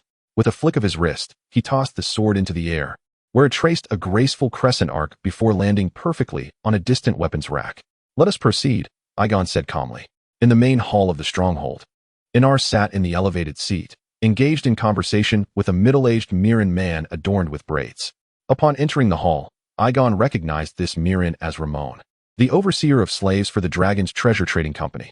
My lord, Ramon acknowledged Egon's presence with a respectful bow. After a moment of contemplation, Egon inquired, was it you who arranged for the beggar to deliver a warning to me that night? Without hesitation, Ramon affirmed, indeed. At that time, numerous mercenaries were gathered outside the company headquarters. I observed their movements closely and deduced that their only purpose was to wait for your return. Thank you, Egon replied, his expression softening. It is only right. You elevated me from slavery to the status of a commoner. Such a life-saving grace is deserving of a lifetime of gratitude from Ramon, he said with sincerity. Egon stepped forward and clapped Ramon firmly on the shoulder. Aenar, seeing their reminiscence come to a close, interjected, I have just spoken with Ramon, and, combined with the information from the spies, I have arranged to monitor the situation in recent days. We can basically ascertain that the traitor within the Dragon's Treasure Trading Company is your financial steward, Bruce. It must be him. The route of the Dragon's treasure has been stable for over a century, cleverly circumventing areas inhabited by sea monsters and magical beasts, making the probability of an accident extremely low. Each trading company's maritime route and navigation charts are of utmost secrecy, known only to the old lord and the chief financial officer, Ramon added. Egon's brow furrowed deeper upon hearing this. For wealth? The matter is not so simple. On the very day after your assassination attempt, Bruce secretly visited the territory of the Aurelian family, one of the permanent members of the 14 Fire Councils, Aenar stated gravely. This also implicates the Dragon King family. Egon exclaimed in astonishment. I suspect that your Blackstone Tower harbors some secrets. Inara observed Egon's reaction closely. I only know that this tower has been passed down from my adoptive father's ancestors, and it has been in his line for several centuries, Egon recalled. Inara reached out. Gently stroking his beard in contemplation, this tower has always been referred to as the Dragon's Treasure. Perhaps beneath it lies some inheritance from a certain Dragon King family. With a deep sigh, Egon expressed his desire to focus solely on procreation and the continuation of his bloodline, wishing to avoid entanglements with troublesome matters. We Targaryens are currently liquidating the assets of the Freehold, preparing to withdraw from the Valyrian Peninsula, and we wish to avoid unnecessary complications, Inara continued. Pausing to gauge Egon's expression. Noticing no significant change, he proceeded, How about I visit the Aurelian family on your behalf to negotiate the sale of the Blackstone Tower? In exchange for certain benefits? In a few short years, the Valyrian Peninsula is destined for destruction, and they too will not escape death. Yorn remained silent, seemingly contemplating, and did not immediately respond to Inar's words. Aenar presumed that Yorn was reluctant to part with the foundation of his ambitions. Very well, the family will provide you with some compensation. What do you think? He inquired. What compensation? Yorn's reaction relieved Aenar, who did not wish for any significant rift between Yorn and the family. I have heard you are asking Ramon to assist you in finding a woman of the true dragon bloodline, Aenar asked. Indeed. I have reached an age where thoughts of seeking a wife to perpetuate the bloodline occupy my mind. You understand my current standing. Those of the Dragon King family look down upon someone of my origins. Moreover, I have no desire to wed a woman of a different race. As such a union could dilute our family's pure dragon lineage over time, Yorn replied earnestly. Aenar nodded in agreement with this perspective. The Targaryen family still has some eligible maidens awaiting marriage. Aside from Daenerys, you may choose one for your match. What do you think? Upon hearing their father exclude his sister Daenerys, Gaiman felt a wave of relief. All eligible females? Yorn sought confirmation. Indeed, Aenar affirmed with a nod. I desire to. Yorn stated assertively. Aenar was momentarily taken aback. He lightly tapped Yorn on the head, but ultimately acquiesced. Very well, two it is. The marriage customs of Valyria permitted polygamy, making Yorn's request reasonable, as Aenar himself had taken multiple wives. As time quietly progressed into the evening, the Targaryens hosted a small ball in the spacious and brightly lit hall of the main keep for Yorn's upcoming union. Yorn sat at a table in the hall, quietly sipping wine as he awaited the forthcoming arrangements. This was a ball exclusively for Yorn. Gaiman and the other male members of the Targaryen family did not attend, leaving only the black-clad steward Fran and a few serving boys to attend to the festivities. Yorn gently raised his glass and took a few sips of red wine. The steward Fran then led a dozen young Targaryen maidens into the hall. Some of these maidens shyly concealed half of their faces with fans, while others presented themselves with poise, gracefully folding their hands over their abdomens, embodying elegance and dignity. Fran stood at the forefront, introducing them to Yorn. Among these maidens are those of both the main and collateral lines of the family, as well as the illegitimate daughters of the family head and Targaryen relatives, all of noble dragon blood. My lord Yorn, you may select two of them as your wives.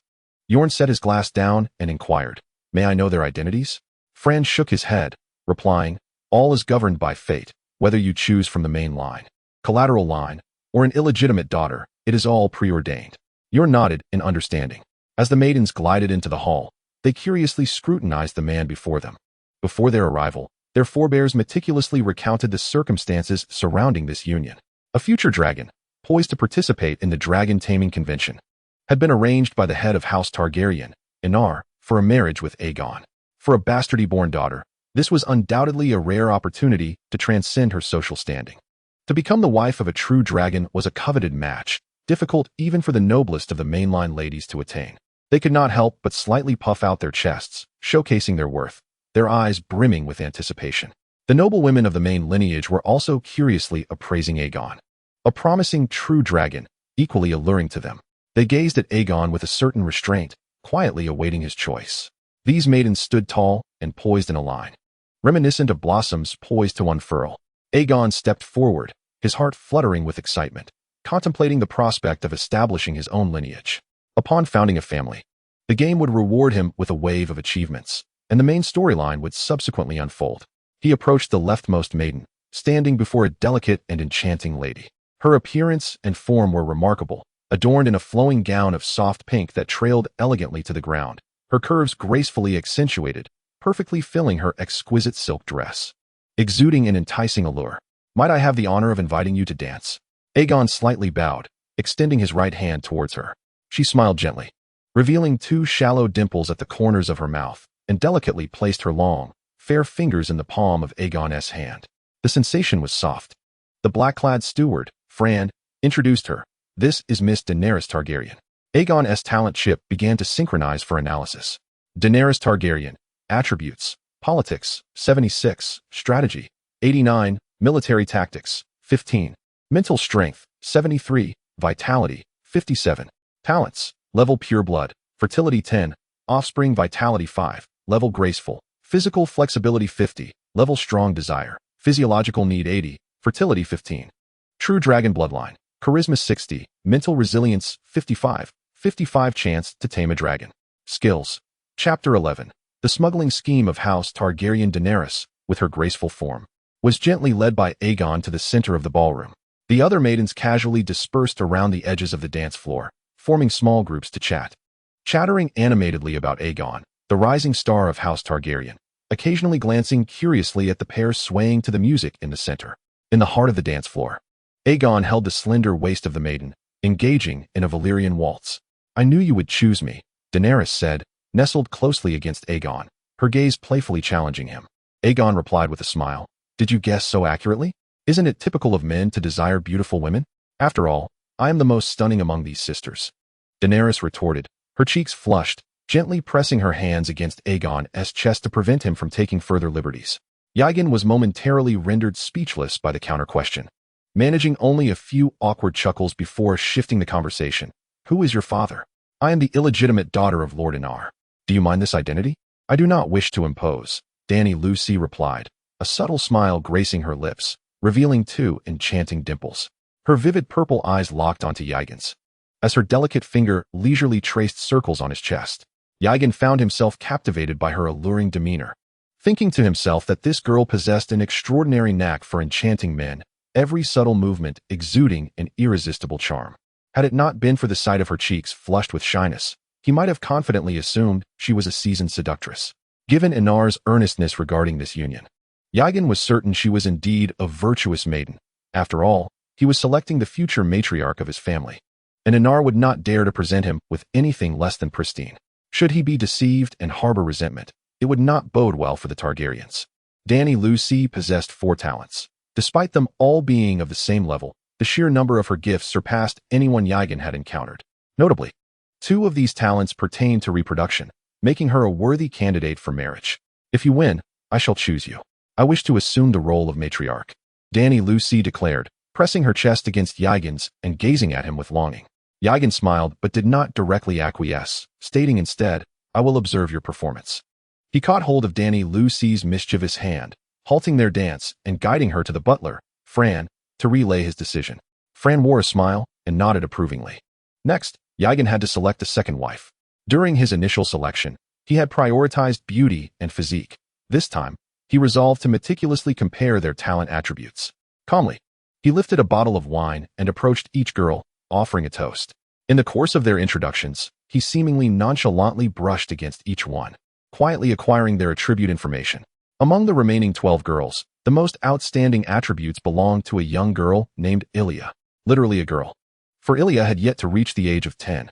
Ilya Targaryen, attribute values, in development politics, 21, strategy, 34, military tactics, 15, mental strength, 89, vitality, 33. Talents, level 1 Greenhand bloodline maiden, natural affinity 50, fertility 150, 10 chance to awaken as a shapeshifter each year, awakening probability increases by 5 for each additional year. Level 1 chaste, maintains purity before marriage with 5 mental strength, loyal to spouse after marriage with 10 mental strength. True dragon bloodline mixed, charm 10, mental resilience 15, 5 chance to tame a dragon. Skills. Egon smiled warmly as he clinked glasses with Ilya. From the ashen hue of her hair, it was evident that her mother was not of Valyrian descent. Her Greenhand bloodline likely traced back to the demigod gals of the Bay of Westeros. At this moment, Ilya held a large horn cup in both hands, her delicate face mostly buried within it, while her big eyes secretly glanced at Egon. Egon stood before her, remaining motionless for quite a while. Lord Egon, do you not like me? Ilya tilted her head slightly, her voice melodious and sweet. Egon shook his head, explaining that it was not a matter of disliking her, but rather that she was too young. I am merely a bit shorter. I am not small at all. Ilia feigned innocence, proudly lifting her rounded, ample bosom, causing the frills at her neckline to flutter adorably. Egon couldn't help but chuckle, reaching out to gently ruffle her hair. You all are quite clever. Follow me. After informing Steward Fran of his decision, the brief ball came to a close. Egon felt quite satisfied with the soiree, as the enchanting young ladies were indeed a delightful sight. However, the opportunity to select in such a manner arose only because the legitimate daughter of House Targaryen was excluded. Otherwise, no matter how esteemed Egon was, he could never have brought Daenerys to accompany him in choosing. That evening, Egon strolled leisurely through the castle with the two young ladies. As they got to know each other as circumstances, Daenerys' mother was a mistress of Aenar, and Daenerys, blessed with striking beauty, had enjoyed Aenar's favor since childhood. Ilia's mother, on the other hand, was a slave who had long since passed away, while her father was Aenar's brother and a dragon tamer. After escorting the two young women back to their respective residences, Egon was informed by Steward Fran that Aenar awaited him in the study to discuss matters of marriage. Aenar seemed particularly fond of red tea. When Egon entered the study, a steaming cup was already prepared for him. Without hesitation, Egon lifted the cup and took a hearty sip, using the warmth of the tea to dispel the effects of alcohol. Aenar shifted his gaze from the lengthy ledger in his hands to Egon, saying, Once you return from taming the dragons, I shall officiate your wedding. The sooner, the better. Egon promptly refilled Aenar's cup and then poured one for himself. How soon? Tomorrow? Aenar inquired, astonished. Tomorrow would be fine, Egon affirmed earnestly, stating, I do not know if I shall face danger during this dragon taming, and I wish to secure my lineage first. Aenar, upon hearing this, lowered his head in contemplation for a moment, then agreed. Very well, since you are so eager, I shall arrange a simple wedding for you tomorrow. Thank you, my lord. I appreciate your efforts, Egon replied with sincere gratitude. Do not be so pessimistic. The dragon taming event is not as dreadful as you imagine, Aenar reassured him gently. One more thing, all dragon-headed galleons from your trading company must be ready, with less than half a month until the dragon taming. We must load the family's supplies onto the ships. While the dragon taming event captures the attention of all the Dragonlords' families, we need to secretly smuggle essential supplies out of the Valyrian Peninsula. Aenar elaborated on the plans for the Targaryens' migration. So swiftly must we embark? A member of the council has initiated a proposal for the impeachment of Targaryen. I fear that should we delay any longer, we may find ourselves unable even to set sail. Aenar sighed deeply, lifting a cup of red tea to his lips for a delicate sip. I could discern the immense pressure Aenar was under during this trying time. I understood that all the manpower and vessels of the dragon's treasure were at Targaryen's command. I replied. Aenar nodded in satisfaction. The following dawn, in the marketplace of Targaryen Hills, several elderly women distributed black bread to the impoverished. Though the Targaryen family did not boast of their endeavors, the charitable distribution of grain and the festive circus celebrations in nearby markets revealed to the populace that the Targaryens were likely preparing for a joyous occasion. The great hall of the Targaryen stronghold had been meticulously adorned anew. Festive black and red drapes hung high, embroidered with vibrant dragon motifs, soaring as if lifted by the clouds, adding an air of opulence and solemnity to the hall. As night fell, the hall was arranged with neatly placed tables and chairs, draped in exquisite silk or brocade tablecloths, complemented by gleaming silver and gold cutlery. Under the flickering candlelight, the splendor of the Dragon King's family was on full display. Although the number of guests attending Egon's wedding was not vast, they comprised the upper echelons of Targaryen power. Gaiman, serving as Egon's best man, stood with him outside the hall, welcoming the arriving guests. It was at this moment that Egon first encountered the two significant vassal families of House Targaryen, the Valyrians and the Celtigars. Upon meeting Egon, the heads of these families exhibited curiosity, yet their demeanor towards Egon, his future colleague, remained relatively amiable. The wedding commenced formally. Aenar and Ilia's father escorted the two brides from the left side of the hall to stand beside Egon. Daenerys donned a gown of pure white lace and velvet, which clung closely to her form, accentuating her voluptuous curves, while the grand, cage-like crinoline and train swayed gently with her steps. Ilia, in a splendid light blue lace gown, wore delicate silk that complemented her skin, as smooth as sheep-fat jade, rendering her both delicate and enchanting. The only discordant note was Ilia's petite stature beside the tall, graceful Daenerys, making her appear less like a bride and more akin to a flower girl at the wedding. Egon adorned both brides with wedding rings. Following the successful completion of the ceremony, A lively and boisterous ball was indispensable. With a smile upon his face, Egon took the hands of his two brides and entered the dance floor to present the newlywed dance. Subsequently, Egon raised a toast with both brides to various family members, meeting numerous influential figures of House Targaryen through Gaiman's introductions. After celebrating with the guests for a while, Egon graciously excused himself from the festivities. The vibrant dance floor was not his domain today, as he yearned for the anticipation of the bridal chamber. As he pushed open the door to his new abode, the sight before him rendered him momentarily spellbound. The two brides within had shed their voluminous Valyrian gowns, donning instead ethereal garments of gossamer fabric that facilitated movement with ease. Beneath the diaphanous attire, their skin, faintly visible, seemed to emanate an alluring glow. Faced with the gentle approach of his two wives, who were assisting him with his attire, Egon managed to maintain a semblance of composure.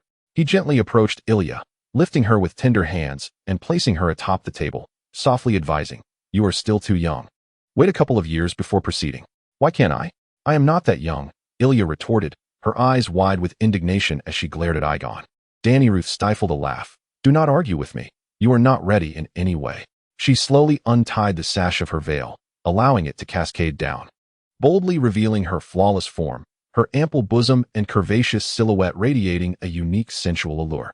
Tears glistened in Ilya's eyes as she gazed at Egon, her voice tinged with a hint of grievance. "Do you truly not want me?" Seeing her pitiable demeanor stirred a pang of compassion within Egon, and he gently comforted her. "You are still young. There is no need to rush." After a tumultuous exchange, Egon finally settled the weeping Ilya in the adjoining chamber. He faced Danyruth with candor, and thus began the new chapter of their journey together. A chime echoed in Egon's mind, yet at that moment, he was amidst the fray, too preoccupied to heed the game notification. Chapter 12. The calm before the storm. The following morning, just as dawn began to break, Egon abruptly sensed a weight upon him, akin to being pressed by an unseen force, making his breath feel particularly labored. With great effort, he pried his eyes open, only to discover that Ilya had somehow managed to open the door to the adjoining room and was now atop him, her gaze fixed intently upon him. The young girl bore dark circles under her eyes, her eyelids swollen and red from weeping, presenting a pitiful visage that evoked deep sympathy. Having battled for love until the early hours of the morning, Egon was enveloped in fatigue. He groggily lifted Ilya from him, cradling her in his arms as though she were a soft pillow, and soon drifted back into a deep slumber. Ilya ceased her cries, appearing to have also had an unsettled night. Nestled in Egon's embrace, she too succumbed to sleep. It was not until noon that warm sunlight streamed gently through the window, rousing Egon from his slumber. Beside him, Danyruth's voluptuous form had been squished into an odd shape due to her sideline position, while little Ilya lay quietly in his arms. He refrained from disturbing them, opting instead to open the game panel, recalling the incessant notifications from the previous night that he had muted, unaware of their significance. Upon accessing the game panel, he perused the game records. "You are diligently working to expand your lineage," the notifications read repeatedly, filling the record with an overwhelming multitude of similar messages, numbering in the thousands. Coconut Novel Network. Upon witnessing the scene, Egon found himself momentarily bewildered. After a brief contemplation, he discerned that these prompts must have emerged during his fervent pursuit of love. In his previous life, while playing the game Destined Divine Clan on his mobile device, he had never encountered such a rewarding mechanism. To his astonishment, having traversed into the realm of the game, he discovered that the program concealed such bountiful benefits. Previously, each use of destiny points diminished his total. However, now he had a supplementary source for replenishing these points as he honed his combat skills and established active quests using talent chips. Upon inspecting his personal attribute panel, he noted that his frenzied endeavors the previous night had earned him 3 destiny points. Tribe, Egon. Family, Targaryen. Offspring, none. Nation, Valyria Free Fortress. Faction, Dragon Treasure Merchant Association. Targaryen family.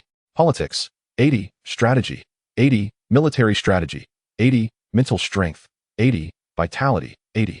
Talent, level external chip, true dragon bloodline of the Dragon Clan. Skills, proficient in Valyrian common language, Valyrian military swordsmanship, mastery of Loina's throwing archery. Destiny points, none. Items, none. Egon placed Daenerys's legs around his waist, further affirming their connection. "You are striving to propagate the family," he mused, confirming the reality of the situation. Just as he was about to exit, Daenerys feigned sleep with her eyes closed, provoking a chuckle from him. Her talent, greed, was indeed potent, exuding an insatiable air. By afternoon, Egon arose and summoned a maid, prompting the attending servants to sequentially enter the room and commence tidying the disheveled bed. After sharing a meal with the two sisters in the new abode, Egon stepped out into the courtyard to stretch his limbs, only to be immediately seized by Gaiman, who dragged him straight to the training grounds. During this training session, Gaiman's sister, dream girl Danis, made her debut in their training squad. With the upcoming dragon taming conference on the horizon, the trio needed to refine their collaborative combat skills. Forming a small team, Gaiman wielded dual swords, taking on the role of the primary attacker, while Egon and Danis positioned themselves on either side as protectors. Egon was armed with a sword and shield, while Danis opted for a smaller arm shield paired with a slender sword, 2 fingers wide. The training format transitioned into a small team battle, pitting the Targaryen warriors against their dragon taming squad, aimed at enhancing the synergy among the trio. During the training, Egon inadvertently brushed against Danis, acquiring her attribute values. Danis Targaryen, attribute values, growing politics, 81, strategy, 84, military strategy, 75, mental strength, 99, vitality, 53. Talent, level dragon dreamer, has the chance to have prophetic dreams related to oneself, with a mental strength of 5 points.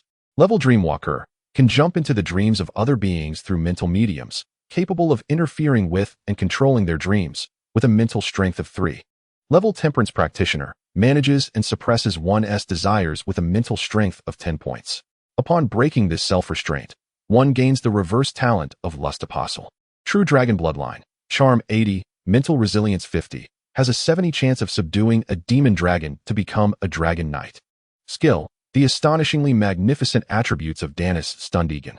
Her mental strength approached the limits achievable by ordinary humans, and moreover, her unique talent configuration was undoubtedly the most exceptional among those gifted individuals Egon had encountered. Egon, don't lose focus, Danis reminded him, having noticed his gaze lingering on her. Egon nodded in response, quickly regaining his concentration, using his shield to deftly deflect a heavy sword that came charging at him. Thus, Egon continued his daily routine of training in martial skills and savoring tender moments with his wife. Time quietly slipped by, and a week had passed. Now, only 5 days remained until the dragon taming festival. That evening, Egon was led by Fran into the study. Within, not only was Aenar already waiting, but the Gaiman siblings were also present, gathered around the desk, fervently engaged in discussion. Upon seeing Egon approach, Aenar beckoned him to join them at the desk, then pointed to a map laid out on the table, speaking slowly. This dragon lair map is one of the items traded by the Valyrians, a family with whom you have a grudge. Has the Blackstone Tower already been sold to them? Egon inquired as he stepped closer. Aenar nodded. Noting that negotiations with the Valyrians had just concluded that day, they were determined to acquire the land upon which the tower stood. The map they provided marked the locations of 2 demon dragons, one of which was suspected to be a royal-level demon dragon. Feel free to select, Aenar said, moving aside slightly and gesturing toward a red dot on the map. Gaiman, observing the markings on the map, was filled with envy. None of the 3 dragon lairs supported by our family at the 14 Fire Peaks houses a royal-level demon dragon. You are indeed fortunate. Egon merely smiled gently, replying, this opportunity was earned through the sacrifice of my estate. He then focused intently on the map. 2 dragon lair locations were marked on the map.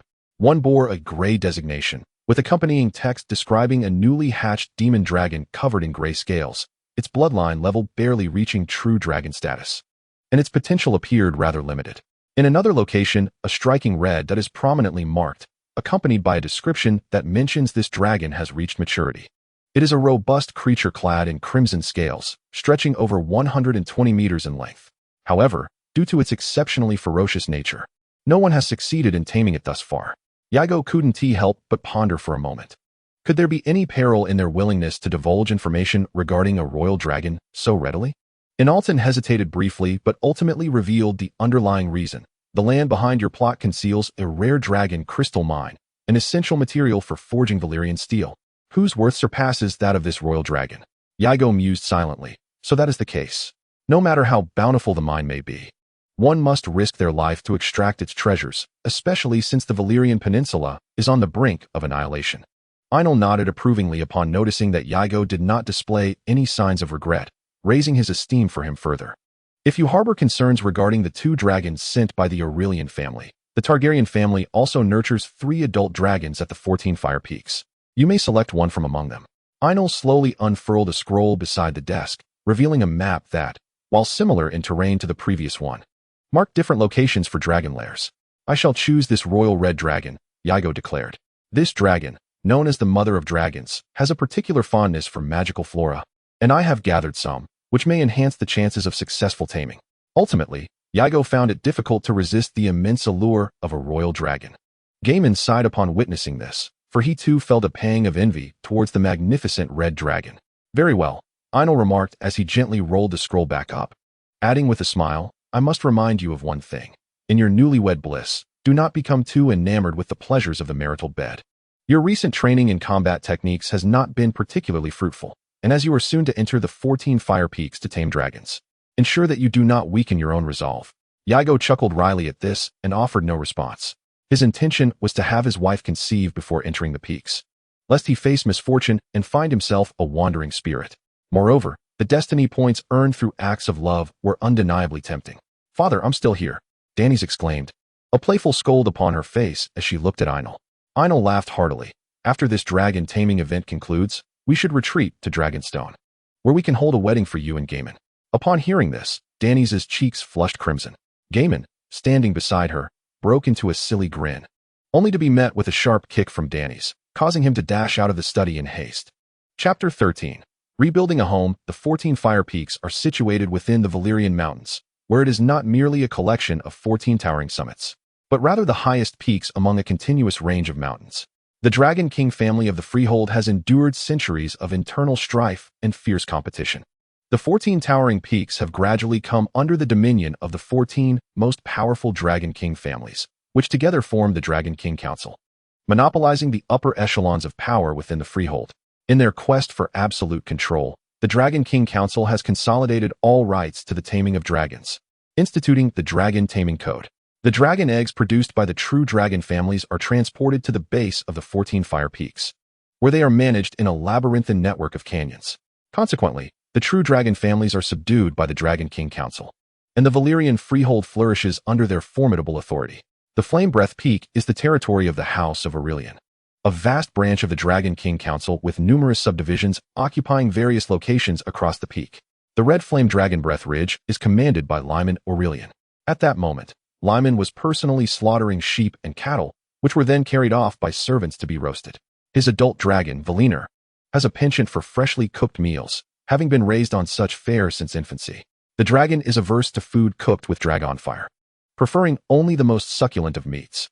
Standing beside Lyman, Bruce respectfully reported, all ships of the Dragon Treasure Merchant Guild have recently departed. According to my trusted informants, they are heading towards the Essos continent, but in reality, they will make a wide detour and dock at the Targaryen Bay. Lyman paused, then chuckled. You're not entirely useless. Perhaps I'll spare your life from Targaryen-esque clutches. He rose, wiping the blood from his hands onto Bruce's pristine white robe. Bruce, undeterred by Lyman's crude gesture, nodded and smiled, saying, thanks to your lordship, I am able to keep my life. Naturally, I must be a useful and loyal dog. Lyman regarded the old man with disdain, scoffing, by the way, that Targaryen rat is bound to make its escape. Many council members are eyeing this juicy morsel.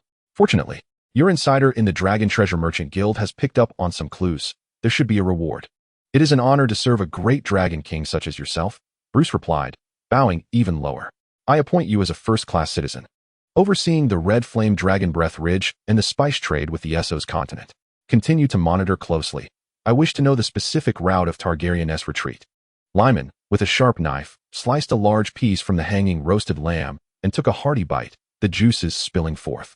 Suddenly, a thunderous dragon roar erupted from the ridge, reverberating through the mountains and stirring the other dragons into a frenzy, the echoes of their roars resonating in the surrounding hills. The Targaryen Bay, adjacent to the Targaryen Hills main fortress, is riddled with cavities beneath its steep cliffs. In one relatively concealed area lies a makeshift harbor. Under normal circumstances, this beach is incapable of accommodating cargo ships. However, during the summer months, when the high tide rises, the water level surges dramatically, submerging the rocks and shallows that typically obstruct entry to the bay. If the captain seizes this rare opportunity, he can navigate into Targaryen Bay and dock there briefly. With only a day remaining until the Dragon Conclave, the temporary harbor was bustling with merchant ships, including over a dozen grand vessels belonging to House Targaryen. Egon and his companions, the siblings of House Gaiman, stood upon the cliff, gazing down at the lively scene below. A throng of ragged servants scurried between the sands and the ships, tirelessly ferrying boxes and bags brimming with goods onto the vessels. Within these crates lay an abundance of heavy gold and silver artifacts, a millennium of Targaryen accumulation that could not be transported in a single trip, necessitating several voyages.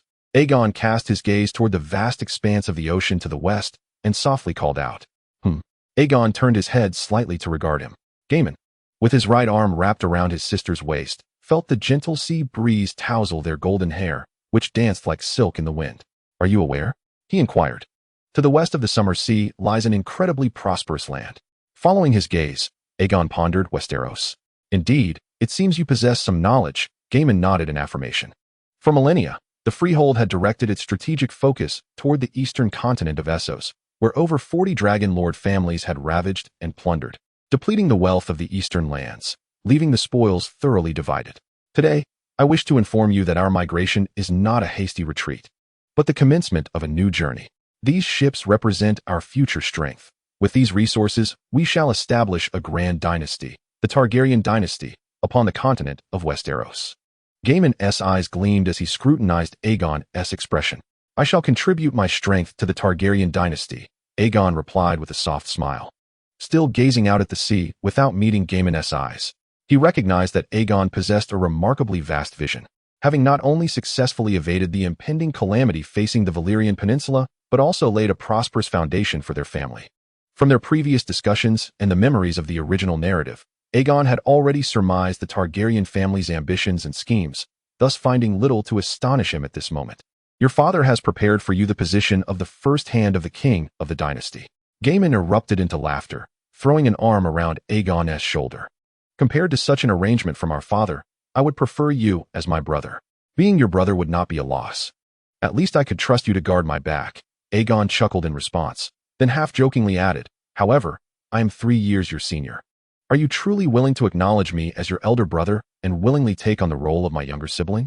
Once we are brothers, what need is there for hierarchy? Gaiman laughed heartily, unhesitatingly calling out to Egon, elder brother. Egon's smile momentarily faltered as his gaze fell upon his half-brother, deeply moved by the latter's exuberance. Were this said in the context of ancient China, Egon would surely have pledged his unwavering loyalty, eager to follow him devotedly. Propelled by such openness and sincerity, brother, Egon promptly responded, regardless of his own honesty or the life that had once been saved by his brother. This address of brother was well-deserved. And me. Call me sister. Danis leaped with joy, calling out to Egon. Perhaps not just yet, in a couple of days. I shall simply call you sister-in-law, and there will be no need for further adjustments, Egon teased, winking at her. His wife, Danis, couldn't help but stifle a laugh. Danis playfully waved her fist at Egon, then lowered her head to regard the large hand of Gaiman that encircled her waist, swatting it away with a playful gesture. Come over here. We have yet to share a drink together. Today, I shall treat you, and we shall indulge ourselves. With that, Gaiman pulled Egon away from Daenerys' side. The two men linked arms and made their way towards the bustling market down the hill. At the cliff's edge, only the two sisters remained. Daenerys, the illegitimate daughter of Aenar, was merely a year younger than Danis, and they were indeed sisters by blood. Your Highness, shall we also depart from Freehold? Daenerys inquired of Danis, who had grown up in the Targaryen hills and had never left the Valyrian peninsula, her heart brimming with curiosity and a hint of apprehension. Just call me sister. Now that Egon wishes for you to take the role of mistress, you need not concern yourself with your humble origins. Danis smiled reassuringly. Sister. Daenerys nodded obediently.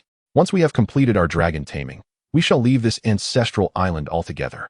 As Danis spoke, her gaze shifted downward, where she beheld the fleet slowly departing the harbor.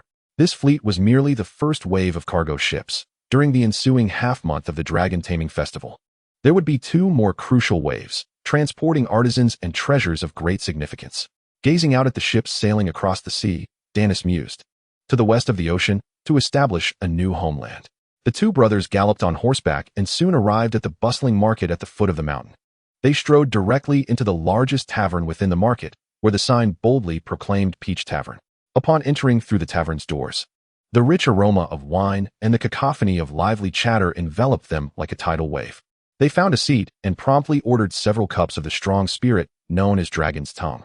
As the fiery liquid coursed through their veins, their spirits lifted even higher. With the effects of the alcohol taking hold, Gaiman, filled with bravado, waved his hand grandly and reserved the entire tavern, subsequently instructing the staff to summon all the tavern's courtesans to join them for company. Before long, a remarkably adorned woman glided gracefully into view. She was clad in scant, sheer garments that barely covered her form, showcasing an array of skin tones and sizes. Gaiman, accompanied by 4 enchanting beauties, observed as other women took to the central stage of the tavern. With the sultry music enveloping the air, they swayed their waists and performed an alluring dance. Egon leaned slightly closer to Gaiman, lowering his voice to inquire, could one contract a disease? Noticing the flicker of fear on Egon's face, Gaiman burst into hearty laughter, clapped him on the shoulder, and exclaimed, "Fear not, my brother. These are of the highest caliber. They have undergone rigorous scrutiny. This evening, revel to your heart's content." Upon hearing this, Egon managed a resigned smile, embracing the beauty beside him as he allowed her to attend to his needs. Yet, he merely requested a massage. Perplexed by his own sudden reserve, reflecting on his thoughts, he realized that although he had swiftly transitioned from an ordinary individual to a powerful patron, he had not yet succumbed entirely to the temptations of his newfound status, as familial morals had firmly ensnared him. In Egon's previous life, the concept of family had always represented the moral boundary for ordinary people, while one might indulge freely in singlehood the moment one committed to a family. Certain ethical limits naturally locked into place. Though Gaiman was characterized by his forthright and exuberant nature, he had been raised in a society steeped in servitude. Perhaps having been exposed to various carnal scenes from a young age, Egon caressed the lovely figure in his embrace, exchanging casual banter with Gaiman. Given Egon's newlywed status, Gaiman had initially assumed he would be quite indulgent in matters of desire, only to discover that Egon was rather conservative. In previous gatherings, where he hosted numerous friends from the Dragon King's family, the atmosphere would often escalate into an unrestrained revelry at the height of merriment. "Since you do not intend to spend the night here, allow me to take you somewhere for a splendid time," Gaiman declared, rising with 2 women in tow. Egon nodded in agreement, taking his 2 companions along as they departed the tavern. As they walked, Gaiman gestured towards the surrounding taverns and inns, shaking his head as he spoke. "These taverns, brothels, and dye houses are actually the properties of the Targaryen family. However, once the dragon riding tournament concludes, that will no longer be the case. These establishments have already signed sale agreements with other merchant guilds. Today, the ledgers have been meticulously reconciled, and following the tournament, new proprietors will take over these enterprises. Since we can still enjoy them for free, we must fully indulge ourselves while we can." Chapter 14. Oh, children of the dragon, go forth and seek your magical dragons. Egon listened intently to Gaiman recounting the current state of the Targaryen family. Suddenly, a thought flashed through his mind. In the original narrative, it seemed that the Targaryen dynasty was not founded by Gaiman and his father. This realization startled him profoundly. With a wave of his hand, he dismissed the 4 courtesans accompanying him. "Will there be any issues with the ships transporting our supplies?" Yorn inquired, furrowing his brow. Gaiman paused for a moment before responding slowly.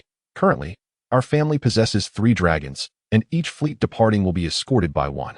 However, if another Dragonlord family were to attack us, would our defenses not seem rather feeble?" Yorn expressed his concerns.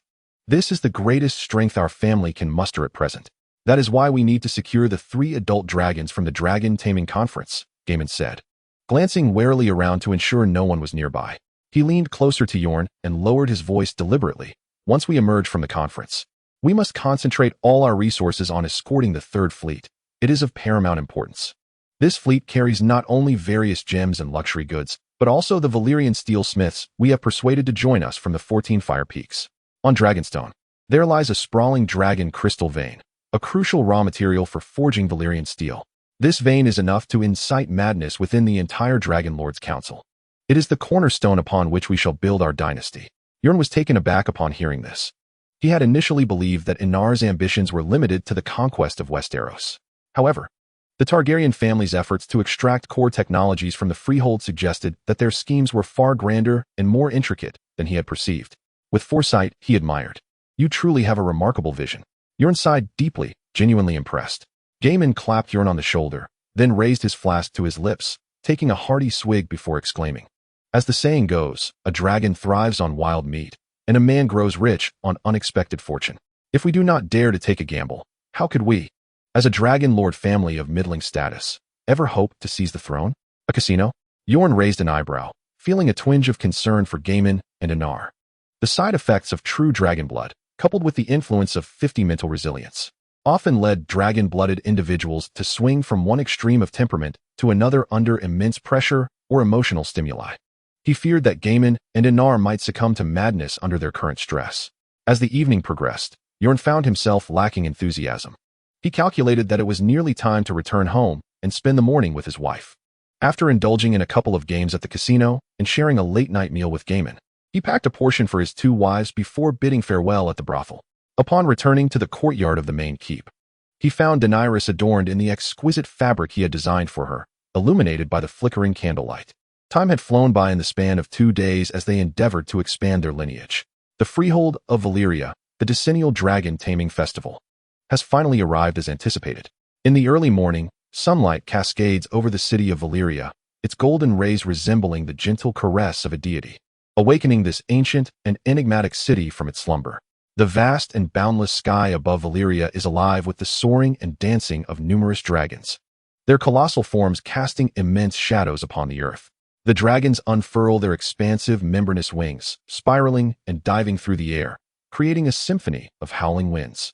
Their resounding roars echo like ancient thunder, reverberating through the heavens, shattering the clouds into fragments. At this moment, Valyria's streets resemble a bustling hive, teeming with throngs of people surging in unison toward a common destination. In the northern district of Valyria, at the gateway known as the Shield of Freedom leading to the 14 Fire Peaks, dozens of massive dragons recline upon the towering, fortified walls, gazing down upon the tiny figures of the townsfolk below. The plaza in front of the Shield of Freedom is already a sea of humanity, with a vibrant atmosphere filled with fluttering banners that dance in the gentle breeze. Surrounding the area are various stalls brimming with dragon-related merchandise, including exquisite dragon-shaped ornaments that seem poised to take flight at any moment, as well as an array of potions and gear purported to assist dragon tamers in better communicating with and controlling the dragons. Egon stands beneath the grand gate of the Shield of Freedom, amidst the ranks of House Targaryen. He slowly tilts his head upward, his gaze captivated by the magnificent sight of dragons above, deeply moved by the spectacle before him. Several dragons lazily perch atop the walls, their nostrils exhaling waves of scorching heat that wash over him. With the dragons soaring freely in the sky, one can estimate that at least 100 dragons are present for today's dragon taming festival. The legends of Valyria's Freehold housing over 1,000 dragons are not mere fabrications. Suddenly, a resonant and majestic horn sounds. The dragons in the sky seem to respond to the call, beginning to spiral above the Shield of Freedom before gracefully descending onto the rooftops of the surrounding buildings, a truly awe-inspiring sight. The Horn of Dragons, an artifact that commands the throng of dragons. Dany's excitedly points at the wall, cheering with fervor. Upon hearing her, Egon instinctively follows her gaze, and there he sees a towering bald man, adorned with intricate dragon totem tattoos, exuding an imposing presence. He clutches a massive dragon horn trumpet, fervently playing it. Through the slight rise of his chest, one can discern flickering flames within, casting a crimson glow upon him. As the sound of the horn echoed throughout the square, the previously boisterous crowd gradually fell silent, for they understood that it heralded the imminent commencement of the dragon taming festival. Soon, an elderly man clad in a golden robe ascended the platform atop the Shield of Freedom. His robe was exceptionally voluminous and lengthy, trailing upon the ground, with intricate mystical runes embroidered at the collar and cuffs, which flickered with faint luminescence from time to time. Under the gaze of the multitude, the old man's raspy yet penetrating voice resonated. Once again, we gather for this decennial dragon taming extravaganza. The illustrious Valyrian people have journeyed from humble shepherds to the remarkable achievement of taming dragons over the span of millennia. O scions of dragons, go forth and forge that sacred pact with your destiny. Embrace your true dragons, and traverse the treacherous 14 Fire Peaks, paying homage to the spirits of your ancestors. May they bless your endeavors. Egon could not help but widen his eyes. The old man seemingly employed no amplifying device, yet his voice reached the ears of all present with astonishing clarity. The Valyrian Freehold indeed possessed some wondrous and astounding magic. Coupled with the legends that the dragons were the fruits of the blood sorcery of the Freehold, could these tales indeed hold truth? What secrets did the enigmatic Dragon Council harbor that remained concealed from mortal knowledge? Egon pondered. Were it not for the impending cataclysm threatening the Valyrian Peninsula, he would have sought a way to infiltrate the Dragon Council to unravel their mysteries. As the elder's words faded, the crowd erupted into a fervent roar of applause. Shortly thereafter, A troupe of elegantly attired dancers glided onto the crimson carpet before the true dragon family, resembling ethereal sprites. Their garments were resplendent, adorned with exquisite dragon motifs. With each graceful movement, the dragon patterns seemed to spring to life. The dancers approached the true dragon family, parting to form a narrow path, their poses exuding an inviting warmth. One by one, the dragonkind participating in the dragon taming stepped forth from the true dragon family. They traversed the path formed by the dancers and made their way toward the gates of the Shield of Freedom, entering the fabled 14 Fire Peaks. "It's our turn, Egon," Gaiman called back, striding boldly towards the narrow path. The previous day, Gaiman's mother had discovered the bond forged between him and Egon as sworn brothers, resulting in a stern reprimand directed at both Gaiman and Daenerys. As the matriarch of House Targaryen, this dragon queen was acutely aware of Egon's true lineage. Having orchestrated his departure from home long ago, Gaiman's mother could hardly allow him to regard Egon as an elder brother. Under her firm insistence, Gaiman and Daenerys had no choice but to forego acknowledging Egon as a sworn brother. Chapter 15. Aegon's moment of hunt. Yes, Egon replied softly, and then began to inspect his gear, the wrist-mounted darts on his left arm, the crossbow on his right. He turned to check the longbow and iron shield strapped to his back, the blowgun hanging around his neck, the pouch containing the extremely spicy pepper powder, the 14 throwing knives secured to his belt, the quiver of arrows and spear hanging at his waist, the entrenching tool slung lower on his back, and dozens of steel needles tucked into the side of his thigh. Even the flint was not forgotten. "Perfect," Egon murmured with satisfaction. Gaiman, watching Egon in silence, could not help but remark, "You've packed every sinister weapon imaginable." Daenerys approached, lending Egon a hand with the bag containing the quiver and spear, urging, "Let us go. No time to dawdle." Seeing this, Egon flashed a grin, thinking it was better to be prepared than to be caught off guard. The trio passed through the gates of Shield of Freedom alongside the dragon tamers. On their journey, Egon noticed many members of the true dragon families forming small teams. Much like their own, solitary wanderers were few. Most of them possessed a map, occasionally discussing their plans, seemingly strategizing for the upcoming expedition. The dragon tamers headed towards the 14 Fire Peaks, not ascending the mountain, but rather descending into the valley.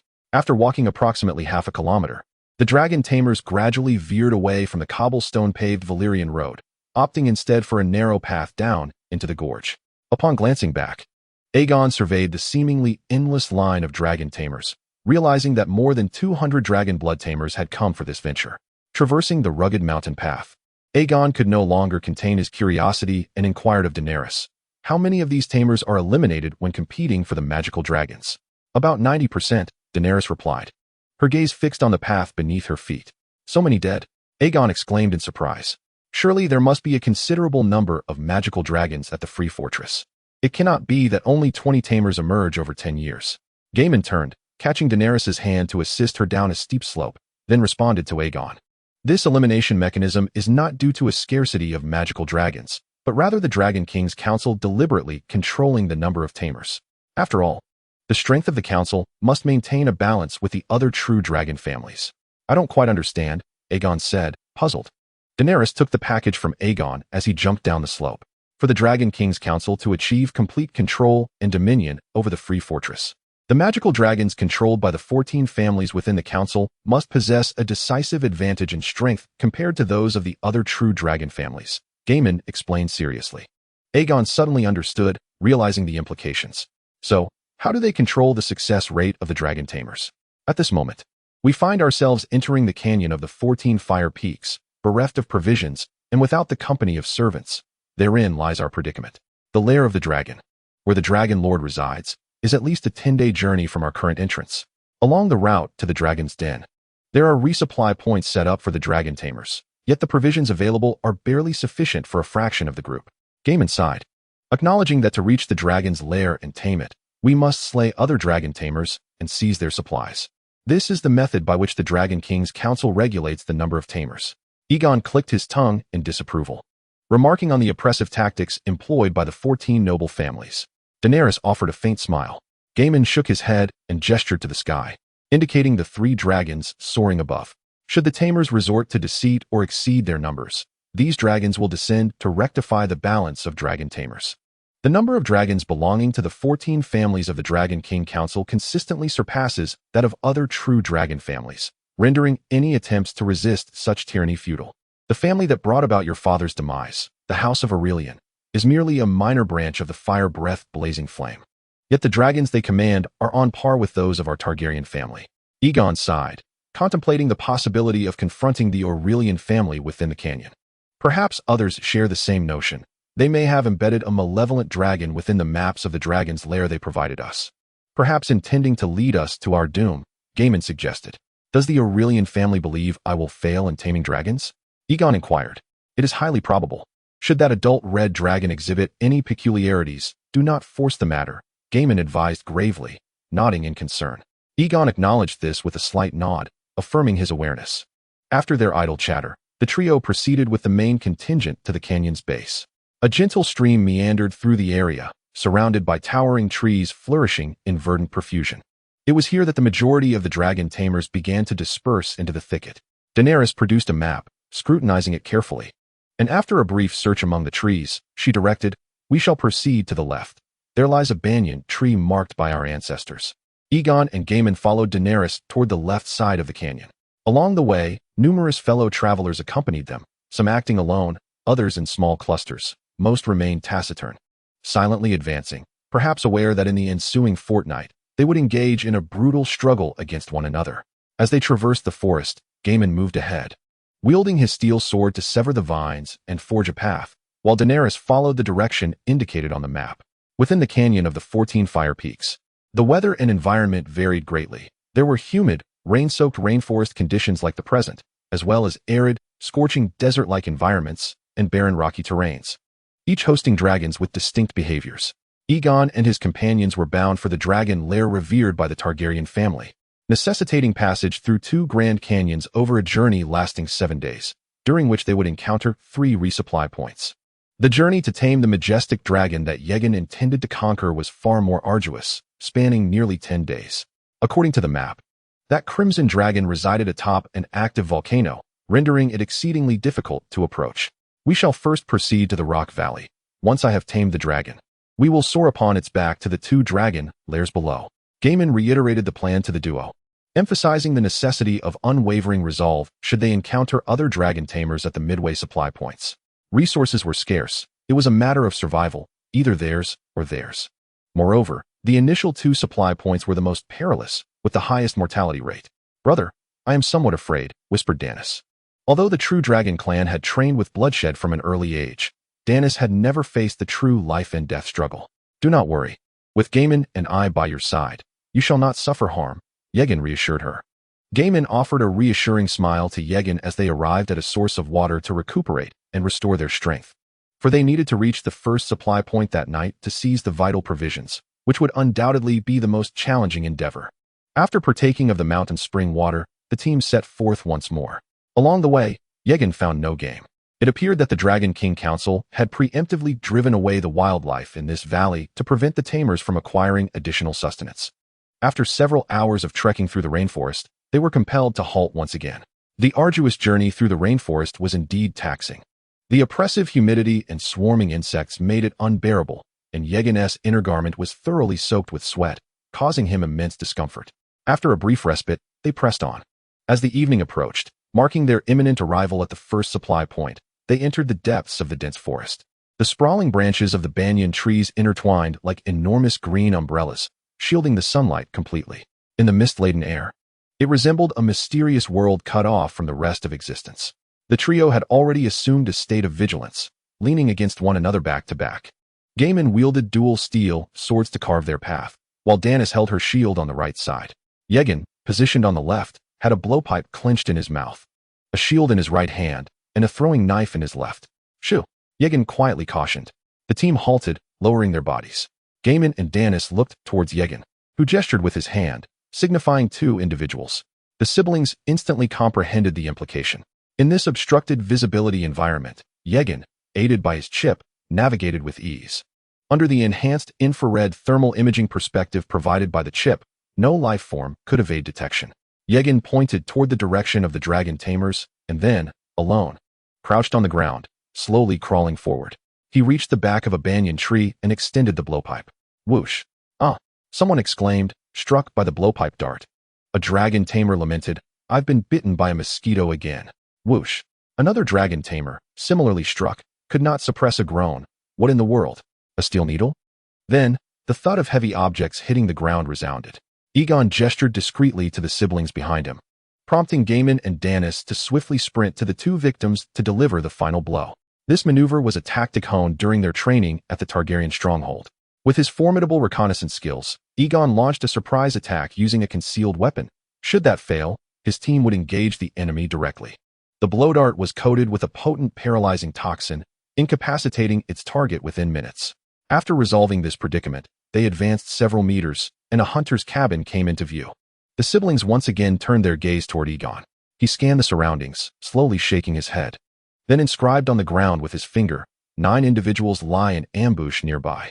They retreated and concealed themselves beneath a tree hollow. Danis quietly analyzed. There is no vegetation within a 20-meter radius of the hunter's cabin, which implies that entering the cabin for food would inevitably expose one to the attacks of all the hidden dragon tamers. It was dusk. The ambushed dragon tamers awaited the moment when the sun fully set, obscuring visibility, which would signal their opportunity to seize the scarce provisions. Gaiman sought Egon's decision. Egon, shall we wait until nightfall to engage in chaos? Certainly not. We shall take the initiative, Egon replied. He instructed Gaiman and Danis to cut small holes in their clothing and adorn themselves with grasses, wildflowers, and leaves, thereby crafting a natural camouflage. Subsequently, Egon lowered himself to the ground, a blow dart clenched between his teeth, resembling a delicate fairy as he slowly crawled toward the nearest dragon tamer. Tonight, he mused to himself, would be a night of exhilarating hunting. Chapter 16. Encountering danger. Egon moved with utmost caution and slowness, crawling through the dense underbrush. Parting a small cluster of obstructive grass stems, he readied the blow dart, its steel tip coated with tears of lis, an exceedingly lethal poison that could seal one's throat upon contact with blood. Aware of its peril, he exercised exceptional care to avoid any accidental mishaps. Utilizing the red marker provided by his chip, he precisely aimed at his target. With a swift release, the blow dart shot forth like a bolt of lightning. The solitary dragon tamer let out a pained howl, his body convulsing violently on the ground, limbs thrashing wildly, until he fell silent. The other ambushed dragon tamers seemed to sense something amiss, becoming alert and scanning their surroundings, yet they remained oblivious to the unfolding events. Egon silently acknowledged.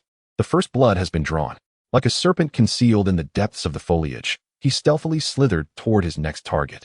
Gaiman and Danis followed a few dozen meters behind, crouching low, their eyes vigilantly sweeping the area, prepared to respond to any sudden developments. Ready to assist Egon should his disguise be compromised and he find himself under siege. As darkness gradually enveloped the landscape, it further aided Egon's concealment. His target was a duo, and he continued to ghostily advance until he was poised behind them. Another blow dart flew, striking its target. The companions of the victim witnessed their teammate suddenly collapse, veins bulging on his face, eyes wide with terror. In a flurry, he rummaged through his backpack for an antidote, desperately attempting to save his comrade. Just as he fumbled, accompanied by a faint sound of a blow dart, a steel needle struck precisely into his thigh. Mission accomplished. Next target. With the aid of infrared imaging, Egon stealthily crawled towards his new objective like a phantom, under Egon's elusive and lethal presence. The 9 ambushed dragon tamers ultimately met their demise without exception. After completing the hunting task, Egon and Gaiman swiftly rushed to the supply point to scavenge for food. Danis was tasked with retrieving the steel needles Egon had previously fired, as he had brought only 20, and 2 more battles awaited them. Thus, it was imperative to recover and reuse these needles. Inside the hunter's cabin, the table was adorned with portable food items such as jerky and bread. They deftly packed the food into their bags. Enough, taking too much would hinder their speed. Being caught by other dragon tamers would be perilous. We only need enough to reach the next supply point, Gaiman urged hastily. Egon nodded, and they secured the bags filled with food tightly to their bodies, ready to depart. Suddenly, a piercing scream from Danis echoed from outside. Oh no, there are more dragon tamers. Gaiman reacted swiftly, seizing his twin swords and bursting out of the hunter's cabin. Egon followed suit without hesitation, racing towards the direction of Danis's voice. As Egon's mind raced, he surmised the situation. The dragon tamers near the hunter's cabin could not have escaped the thermal imaging scan of the chip. Likely those dragon tamers lagging behind had caught up, coincidentally encountering Danis, who was outside retrieving the poison needles. At that moment, Danis was besieged by 2 dragon tamers, desperately fending them off while retreating in disarray. Danis, Gaiman's eyes widened in fury as he roared, charging through the forest towards his sister like a frenzied brown bear. "Brother," Dany's called out, tears brimming in her eyes. "Indeed, a companion. Amon, be careful," one of the attacking dragon tamers exclaimed. "Retreat, stick to the plan." Gaiman gripped his long sword tightly, drawing it close to his abdomen, his entire being poised like a bowstring ready to unleash. The moment he reached the battlefield, he lunged forward, thrusting his sword with lightning speed. The opposing dragon tamer, witnessing Gaiman's astonishing velocity, panicked and hastily raised his shield in an attempt to withstand the fierce strike. Bang! A resounding crash echoed. Although the long sword did not pierce the sturdy steel shield, the immense impact caused the dragon tamer to stumble, losing balance and retreating in chaotic steps. Observing his comrade in peril, the nearby dragon tamer swung his curved blade without hesitation, aiming a fierce slash at Gaiman, the blade slicing through the air with a whistling sound. Upon witnessing the scene, Gaiman revealed a sinister grin, for his dual swordsmanship thrived in such close-quarter skirmishes. He swiftly twisted his torso, utilizing the immense inertia generated by his movement to thrust the long sword gripped in his left hand upward, akin to a venomous serpent emerging from its lair, precisely clashing with the descending curved blade aimed at him. The metallic clash resonated, sparks flying in the air. Yet, Gaiman's flurry of attacks did not cease there. In the midst of this confrontation, his right hand wielding the heavy sword swung in a half arc, rising to the upper right. He then raised the heavy sword high, delivering a formidable downward strike that descended upon the head of the dragon tamer rushing to save his comrade. As if the very weight of Mount Tai bore down upon him. "No, Amon, save me." The dragon tamer on the left looked up in terror at the glinting blade above, desperately screaming in despair. However, Amon, the dragon tamer, paid no heed to his teammates' cries, turning to flee into the forest like a startled hare. With a sickening thud, Gaiman's steel sword plunged with tremendous force into the foe's skull, blood splattering in all directions. "None shall survive." Gaiman licked his lips, a bloodthirsty gleam in his eyes, and coldly chuckled. He strode purposefully towards the fleeing Amon, once again positioning his sword low, preparing to execute a thrust from the Valyrian martial arts. Sensing imminent danger, Amon rolled on the ground and sprang back to his feet, fleeing with all his might. Observing this, Gaiman swiftly altered his thrust into a slash, the long sword carving a chilling arc through the air, leaving a deep gash across Amon's back. Nevertheless, Amon gritted his teeth against the pain and continued his desperate escape. Just as Gaiman furrowed his brow, contemplating whether to pursue further, an abrupt crack resounded beneath his feet. Something clamped tightly around his left ankle, sending a jolt of agony through his foot. Cursing his misfortune, Gaiman looked down to find a glistening bear trap ensnaring his foot, the sharp metal teeth embedded deep within his flesh, blood beginning to seep forth. The overwhelming inertia propelled him forward uncontrollably, and he crashed heavily to the ground. Ignoring the pain, he hastily pushed himself up, only to behold Amon, who had turned back, brandishing a short sword aimed directly at his eye socket. His face twisted in a murderous rage. In that critical moment of peril, a crisp twang of a bowstring pierced the air. An arrow, feathered and swift as a shooting star, sliced through the space beside Amon's head, embedding itself precisely in his brain. Amon's body froze instantly, collapsing like a crumbling wall, crashing down upon Gaiman. Outside the hunter's cabin, Egon swiftly lowered his bow and rushed toward Gaiman. Meanwhile, Dany's, tears streaming down her face, dashed to Gaiman's side. Trembling, she pushed aside the lifeless form of the dragon tamer, her voice choked with sobs as she cried out, "Brother." Gaiman, drenched in sweat, struggled to endure the intense pain radiating from his ankle.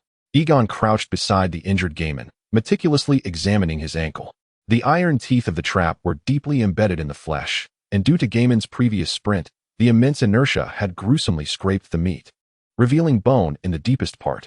"Do not move. I will remove the trap," Egon said, his expression grave as he addressed Dany's. "Fetch the healing salve. We must bandage this quickly. We need to depart at once. If other dragon tamers arrive at this supply point, we shall be in peril." Dany's nodded, tearing a strip of cloth from her garment to fashion a bandage, while carefully applying the salve. Gaiman, glancing at his sister with worry and tears brimming in her eyes, managed a faint smile to reassure her. "It's nothing, merely a minor injury. I shall survive." Chapter 17. Egon's blood orchid. Dany's, however, shook her head vigorously, aware that her brother was merely feigning calm. After hastily tending to Gaiman's wounds, Egon lifted him onto his back, while Dany secured their provisions, and they swiftly departed from the supply point. As night descended, A dark shroud enveloped the land. They fortuitously discovered a small cave within a mountain ravine. Egon and Dany's carefully concealed the entrance with branches, striving to obscure their presence.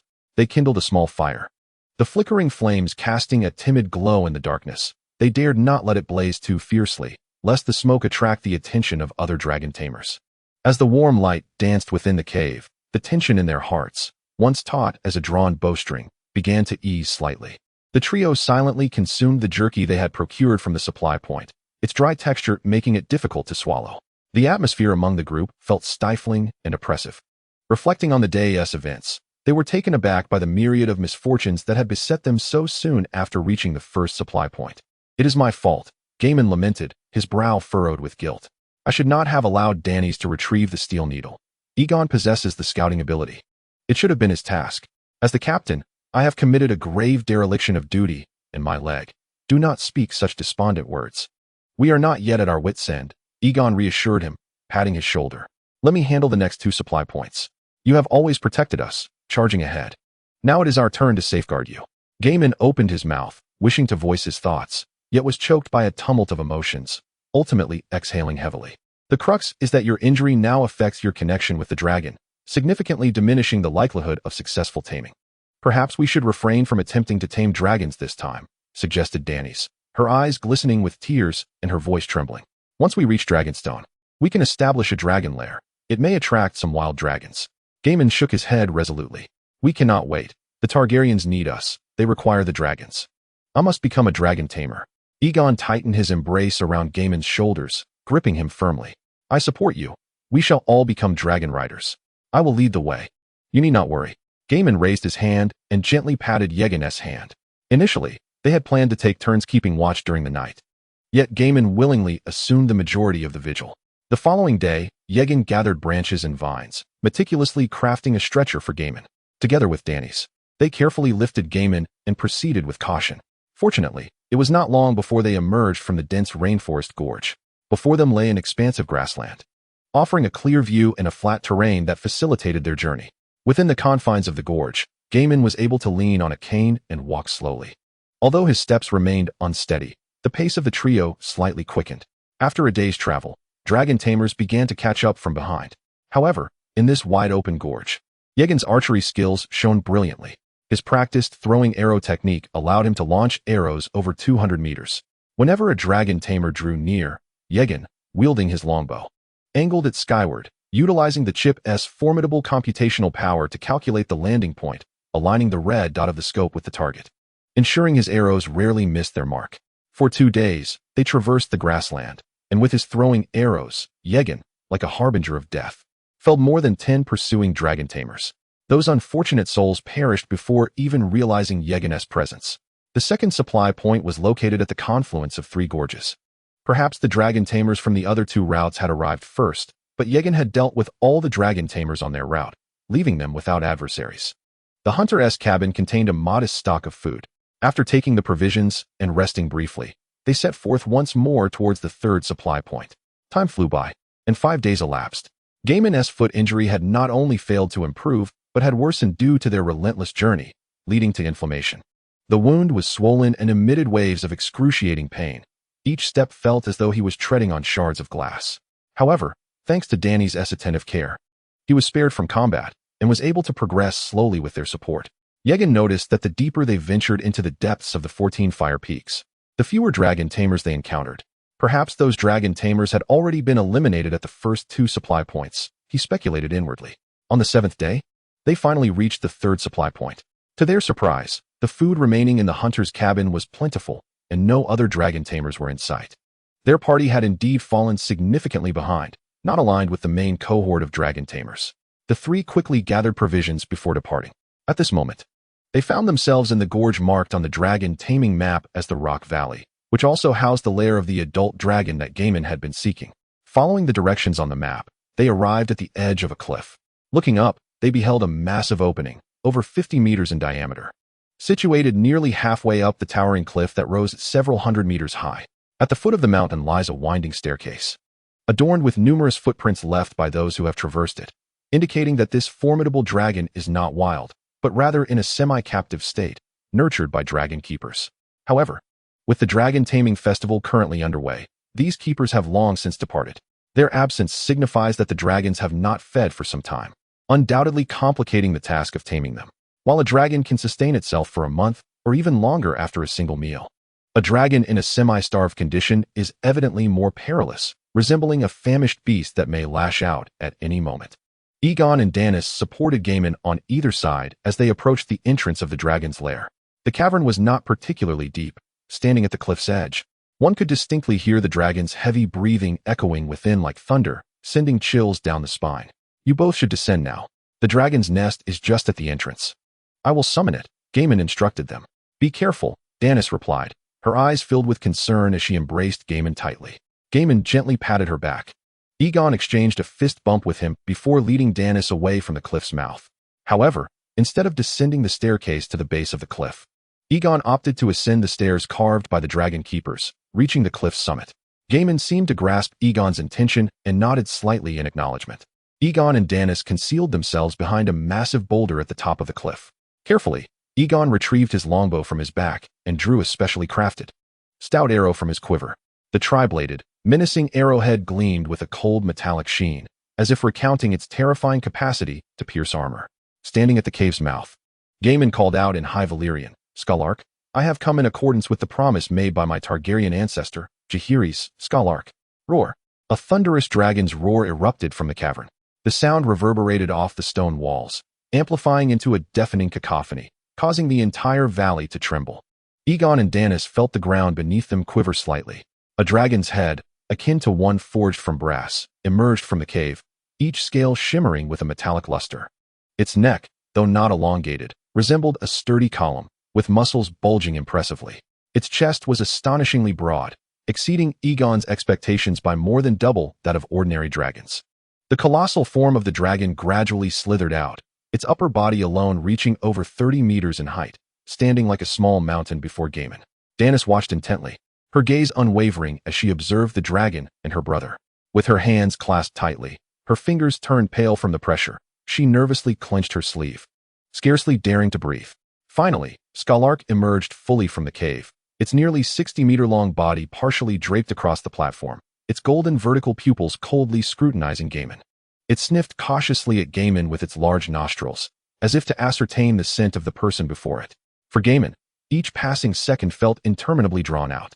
At last, Vagar gently lowered its immense form, presenting its dragon-saddled flank to Gaiman, as if offering a silent acknowledgement, a symbol of its initial acceptance of him. Witnessing this moment, Daenerys felt the tension in her expression dissipate, replaced by a smile that radiated relief. Gaiman continued to softly reassure the dragon in High Valyrian. Vagar, I am the grandson of Egon. House Targaryen faces formidable challenges, and I require your wings once more to soar and protect. I need you to fight alongside me. Vagar seemed to comprehend Gaiman's words, releasing a plume of scalding white vapor from its nostrils, which swiftly evaporated into the air. Egon watched from the sidelines, his heart brimming with joy. He was genuinely delighted by Gaiman's successful taming of the dragon, for from that moment onward, they would ride Vagar to the next dragon lair. No longer burdened by the arduous journey on foot, under the command of its master, the docile dragon would permit other dragonkind to ride, while the more temperamental dragons could still grasp the cages to hitch a ride. Gaiman, leaning on his staff, approached the dragon step by step. He extended his hand to rest upon Vagar's scales, as unyielding as iron, and then grasped the rope ladder on the dragon's back, inhaling deeply in preparation to ascend. However, just as his left foot touched the ladder, a searing pain surged through him, causing him to lose his balance and tumble down. Vagar's colossal head pivoted in confusion, its slit pupils fixating on the fallen Gaiman, a renewed curiosity igniting in its gaze. It nudged him gently with its snout, emitting a low rumble that seemed to urge him to rise once more and ascend the ladder. Beads of sweat dotted Gaiman's forehead as he braced himself against the ground, stifling the pain to stand. He limped painfully, grasping the rope ladder once again, relying solely on his hands and right foot to inch upward. Egon observed the scene below with mounting concern, while Daenerys felt her heart tighten, her palms already drenched in perspiration. Despite Gaiman's utmost efforts, his plight did not escape Vagar's watchful gaze. The dragon appeared increasingly displeased with its would-be tamer, its volatile nature beginning to surface. In its perception, a master should embody strength and perfection, not a wounded, incapacitated figure. Suddenly, Vagr opened its massive jaws, sharp teeth clamping down on Gaiman's injured left leg, yanking him down from the ladder once more. Ah! Gaiman cried out in agony. His eyes locked onto Vagr's. Devoid of fear, he resolved not to yield. Aegon's brow furrowed deeper, as the very scenario he and Daenerys had dreaded unfolded before them. Undeterred by his injuries, Gaiman propped up his battered body with his hands and resolutely continued his ascent towards Vagr. Skalark was utterly infuriated by Gaiman's actions. It could not fathom why such a feeble human would persist in their endeavors, despite having been rebuffed by its very being. The draconic flames within its throat began to coalesce rapidly, the molten heat of its breath roiling violently within.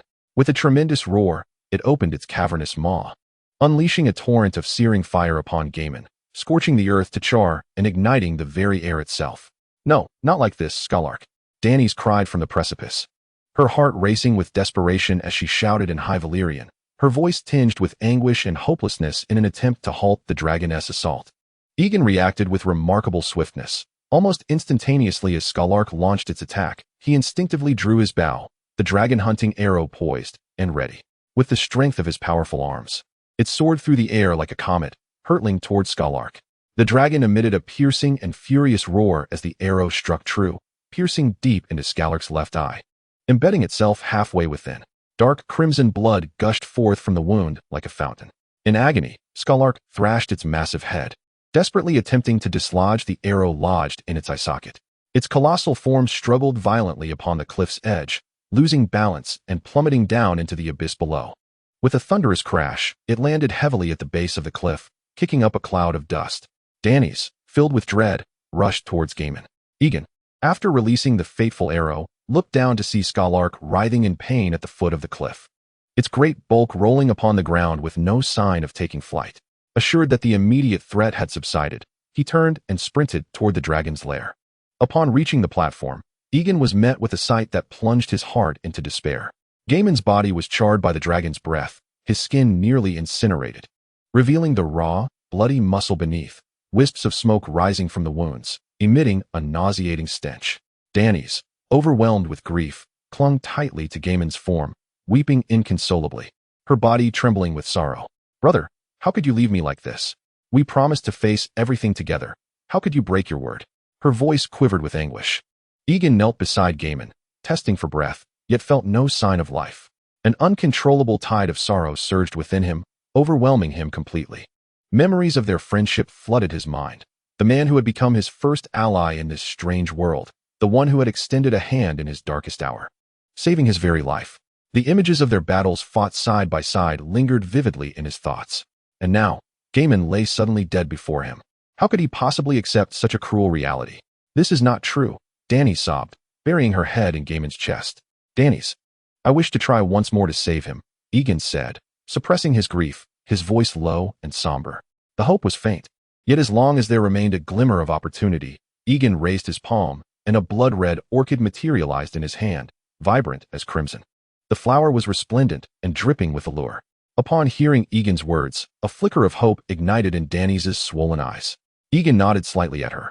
He crouched down and gently pried open Gaiman's charred, cracked lips, carefully squeezing the orchid's juice into his mouth. Chapter 18. Dany's dream. The sanguine plant's juice flowed down Gaiman's throat, and Egon fixed his gaze intently on Gaiman's body, yearning for even the slightest tremor, yet it remained lifeless and still. Egon closed his eyes and let out a deep sigh. He refrained from utilizing the remaining 9 orchids. He had done all he could, and even the Game's items had proven ineffective. There was no hope remaining. Dany sensed Egon's cessation of action and instantly comprehended the harsh reality that was immutable. She could only weep while cradling Gaiman. Egon could hardly bear to witness Dany's overwhelming sorrow. He stepped to the edge of the platform, leaning down to assess the state of the dragon. This beast measured nearly 60 meters in length, its massive body weighing several tons. Having plummeted from over 50 meters, it was grievously injured. One of Scarlax's wings hung limply, twisted at a grotesque angle, the stark white of its bones clearly visible. It had evidently lost the ability to fly and posed no immediate threat to them. Crouched in the corner of the cliff, it howled in agony, and Egon surmised that its innards had likely sustained severe damage. This is the punishment you deserve, Gaiman. I have ultimately avenged you. Egon sat upon the platform, gazing far into the rugged hills below the cliff, momentarily lost in thought, feeling the profound sense of loss for a dear friend, the loneliness intensifying. Though he had 2 wives, there was a certain restraint in their bond, lacking deep affection. Having been married for merely half a month, they had yet to cultivate a genuine connection. Immersed in his reflections, Egon was suddenly stirred by the crackling sound of firewood igniting behind him. He turned slowly to observe Dany's, who was hauling wood from the dragon's lair and arranging it atop Gaiman's body. It became clear that she was preparing a pyre for him. Cremation was the tradition of the Valyrians, and within the true dragon lineage. The bodies were typically burned with dragon fire. Lacking a dragon, Dany's had devised this method, hoping to provide Gaiman with a dignified farewell. Standing quietly before the pyre, her arms wrapped around her chest, her body trembled slightly. Upon witnessing the scene, Egon silently rose and gently approached her, enveloping her in his embrace. One hand tenderly caressed her back, attempting to offer her a semblance of solace. Daenerys pressed her face against Egon's chest, her gaze fixated on the flickering flames of the fire, softly murmuring, "My brother and I grew up together, from a young age. Our father told me that I would one day become my brother's wife, a belief I held steadfastly, convinced it was my destiny. Yet now," Egon, delicately combing through her silver tresses, spoke in a soothing tone, "I can scarcely fathom the immense sorrow you are enduring at this moment. Yet I know that Gaiman would not wish to see you so consumed by grief. He would undoubtedly desire for you to find strength, to continue living fully, carrying his love with you as you bravely embrace the future and encounter more beautiful experiences. You must gather your spirit. You are not alone. For I shall remain by your side." After a prolonged silence, as the flames dwindled to mere ashes, Daenerys slowly lifted her head from Egon's embrace, her eyes glimmering with resolve. "You are right. I must regain my strength. Father is still waiting for me, and the Targaryen family needs me." With the dawn still far off, the two, burdened by sorrow, completed their mourning and resolved to continue their journey. Their next destination was the verdant Shadow Canyon beside the Cragstone Valley, where a dragon's lair housed a magical dragon that Daenerys aspired to tame. According to the map, this dragon was named Dream Shadow, possessing an extraordinary physique adorned with scales reminiscent of glass, which changed hue with the surrounding environment. Though it had yet to attain the marvel of invisibility, it was nearly undetectable when soaring through the skies. Unbeknownst to them, nightfall descended once more. They found a hollow in the rock face and, working in unison, managed to construct a rudimentary shelter using branches, albeit imperfectly. The oppressive heat of the Cragstone Valley compelled them to nestle closely together in the cramped space, allowing them to lie down with some semblance of comfort. Having ventured deep into the heart of the 14 Fire Peaks, where dragon tamers were scarce, Daenerys set up several triggered warning traps around them to substitute for a night watch. Perhaps due to the toll of her grief, Daenerys gradually succumbed to a deep slumber in Egon's warm embrace. Before Egon could drift into dreams himself, Daenerys seemed to be ensnared in a dreadful nightmare. Her lips quivered as she murmured, "Brother, brother," her arms restlessly flailing. Her alabaster arms clawed and scratched at Egon's back, preventing him from finding tranquility or closing his eyes. The impact of Gaiman's departure weighed heavily on Daenerys. Egon's heart ached with compassion. He could only hold her tighter, striving to provide her with a sense of security through his embrace, while gently stroking her back, hoping that this tender gesture would liberate her from the terrors of her dreams, offering her some relief. As time crept toward the depths of night, the world around them continued to slumber. In a state teetering between slumber and wakefulness, Egon gradually succumbed to the embrace of sleep. Yet, even as he sank into profound repose, a sudden, crisp notification from the game pierced the silence. "Ding. You have encountered the mental exertion of a dreamwalker. Undergoing a mental assessment. The adversary's mental strength surpasses yours. Assessment failed. You will enter the depths of their dream." Startled, Egon found himself enveloped in a dark forest, standing desolately before a small cottage. Anxiety coursed through him as he surveyed his surroundings. The sky loomed ominously, a vast expanse of black void devoid of stars, while the forest exuded a chilling, sinister atmosphere. "Where am I? This environment resembles our first supply point," Egon pondered in bewilderment. Suddenly, a piercing scream echoed through the woods. Following the sound, Egon beheld Daenerys being relentlessly assailed by 2 fierce dragon tamers, retreating step by step, her footing faltering, on the verge of collapse. It seemed Daenerys had spotted him as well. Summoning every ounce of her strength, she cried out, "Don't save me, brother. You must flee quickly." Upon witnessing her plight, Egon sighed inwardly, instantly comprehending the entirety of the situation. This must be a nightmare conjured by Daenerys' own capabilities. She likely believed that Gaiman was harmed while attempting to rescue her, which indirectly led to the failure of dragon taming and ultimately, his demise. Thus, burdened by guilt, she unwittingly manifested this terrifying nightmare. Without hesitation, Egon drew his sword and charged towards Danis, effortlessly dispatching the two dragon tamers. Danis' eyes were filled with despair. Fixed on Egon, her lips quivering as she murmured, "Brother, why save me? Why can't I bear to lose you?" Egon yearned to explain, but found his throat constricted, rendering him utterly speechless. He reached for Danis' hand, but she dissipated like a fleeting wisp of smoke, slipping through his fingers. The surrounding space began to collapse, the dark, eerie environment shattering like fragile glass. Just as Egon presumed he was returning to reality, the void swiftly reformed around him. This time, he discovered himself within a resplendent Valyrian temple. Gazing down, he saw himself adorned in an extravagant robe embroidered with golden dragon motifs, while Danis stood beside him, clad in an exquisitely crafted white feather wedding gown. The low-cut design accentuated her delicate décolletage, showcasing her porcelain skin, while the alluring curves of her waist were enveloped in a dress reminiscent of a birdcage, bestowing upon her an air of noble sanctity.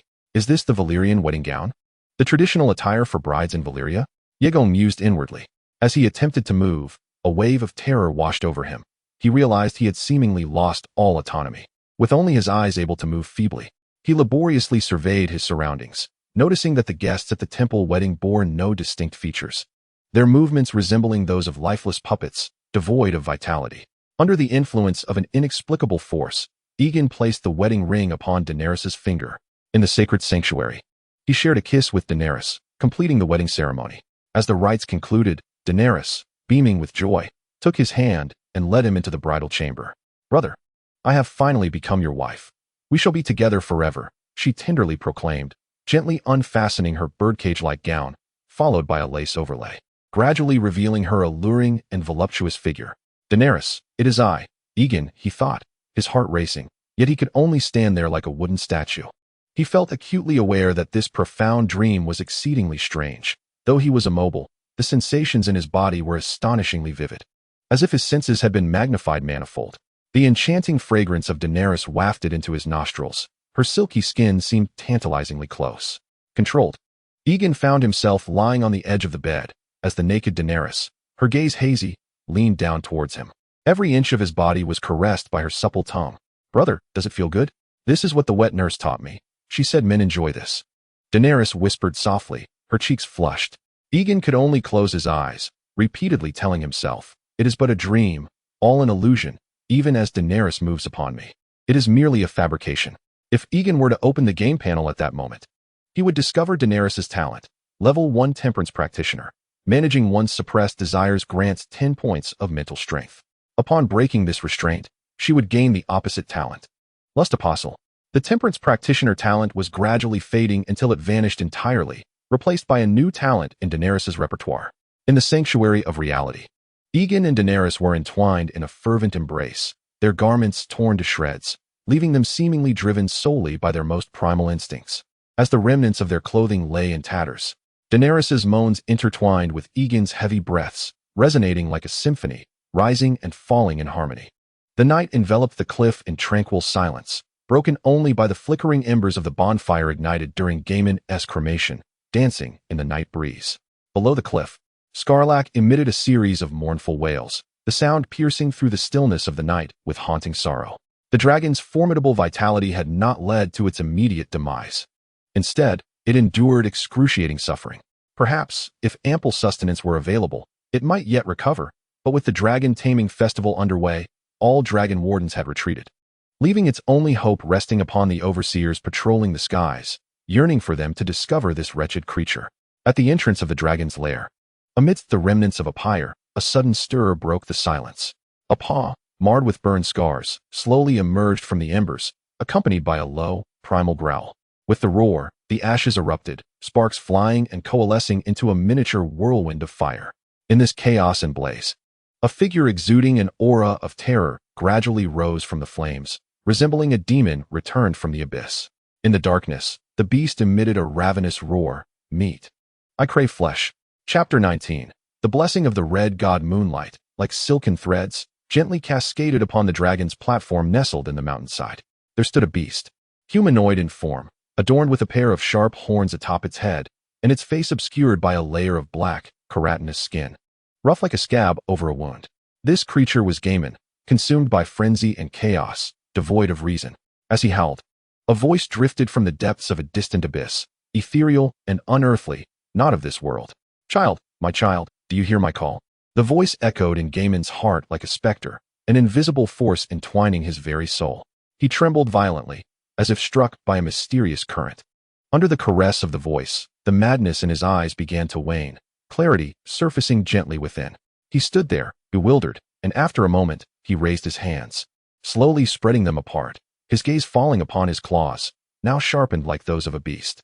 The haunting yet melodious voice continued to linger in his ears. A tender summons mingled with a cold allure. Gaemon turned slowly, glancing behind him.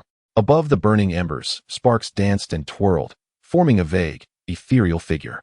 The silhouette was shrouded in a veil of crimson, rendering its features indistinct. The red figure leaned forward, and where its lips might have been, it gently pressed against Gaemon's forehead. There was no tangible sensation, yet an unusual power surged into Gaemon's body.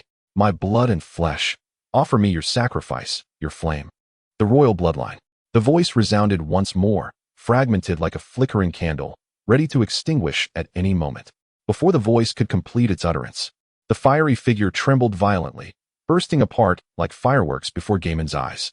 "Is it you who has transformed me into this wretched form?" "Rollo." Gaemon's voice was hoarse and parched. Having received religious education from the true dragon lineage, he was familiar with the pantheon of deities revered across the world. Without a doubt, the one manifesting in the flames was the Red God. The flames remained silent. "Thank you. At least I may yet live a while longer to aid Targaryen through this crisis. As for the sacrifice, I fear I am unable to fulfill that." He gently squeezed his skeletal hands, feeling the unfamiliar bones and strength. This is my weapon." Gaemon leaned into the fire, seizing two Valyrian steel swords that glowed with a fierce red heat. "Did my sister and Egon intentionally lay down their weapons to accompany me in death?" He delicately wiped the soot from the blades, murmuring, "Sister, you must wait for me. I shall always guard you." As Gaemon gripped the steel hilts of the swords, a resounding thud echoed, and flames erupted fiercely from the blades, crackling with intensity. "This ability is quite impressive, yet first, I must satisfy my hunger." With that, he strode purposefully to the edge of the cliff and leaped down. Gaemon clung to the steep, perilous cliffs like an agile monkey, swiftly descending to the base in mere moments. Upon encountering the dragon that had caused his demise, his pupils dilated with primal fury, and he unleashed a roar that echoed like a blend of dragon and wolf before launching himself at the beast with the speed of an arrow. The immobilized Scarlac could only sweep its powerful tail toward Gaemon in a desperate attempt to strike. Gaemon, lithe and swift, evaded the fierce blow with ease. He plunged the Valyrian steel sword deep into the dragon's flesh and, using the momentum, climbed onto its massive body. After dodging several of the dragon's ferocious tail strikes, he finally reached its chest. Under the terrified gaze of Scarlac's dragon eyes, Gaemon unhesitatingly raised his sword and forcefully split open the dragon's chest. With sharp fangs bared, he grinned widely, sinking his teeth into the dragon's immense heart. A terrified roar escaped Scarlac as it desperately attempted to shift its massive form. However, the struggles of the day had drained its strength. Before long, Scarlac ceased its thrashing, falling utterly silent. Covered in blood, Gaemon crawled from the dragon's chest cavity, disregarding the now quiet beast as he turned to scale the cliff, racing along the path to Dany's dragon lair, hoping to catch up with her and the others. At the small sanctuary, the next morning, Dany opened her eyes. As her awareness gradually returned, she realized she was tightly entwined with Egon. Their bodies intertwined in an unexpected intimacy that flushed her cheeks crimson, spreading to her neck. The small sanctuary was filled with an unusual scent. Recalling the absurd dream from the previous night, in which she and her brother were united in matrimony, her heart trembled at the realization that her dream powers had spiraled out of control. As a distinguished dreamweaver, she possessed the extraordinary ability to manipulate dreams through physical contact or mental mediums. Last night, overwhelmed by profound sorrow, her powers regrettably spiraled out of control, inadvertently drawing Yorn into her dream realm. Feeling the sticky warmth enveloping her, Danis checked her body and the garments strewn across the ground. Fortunately, there were no traces of blood.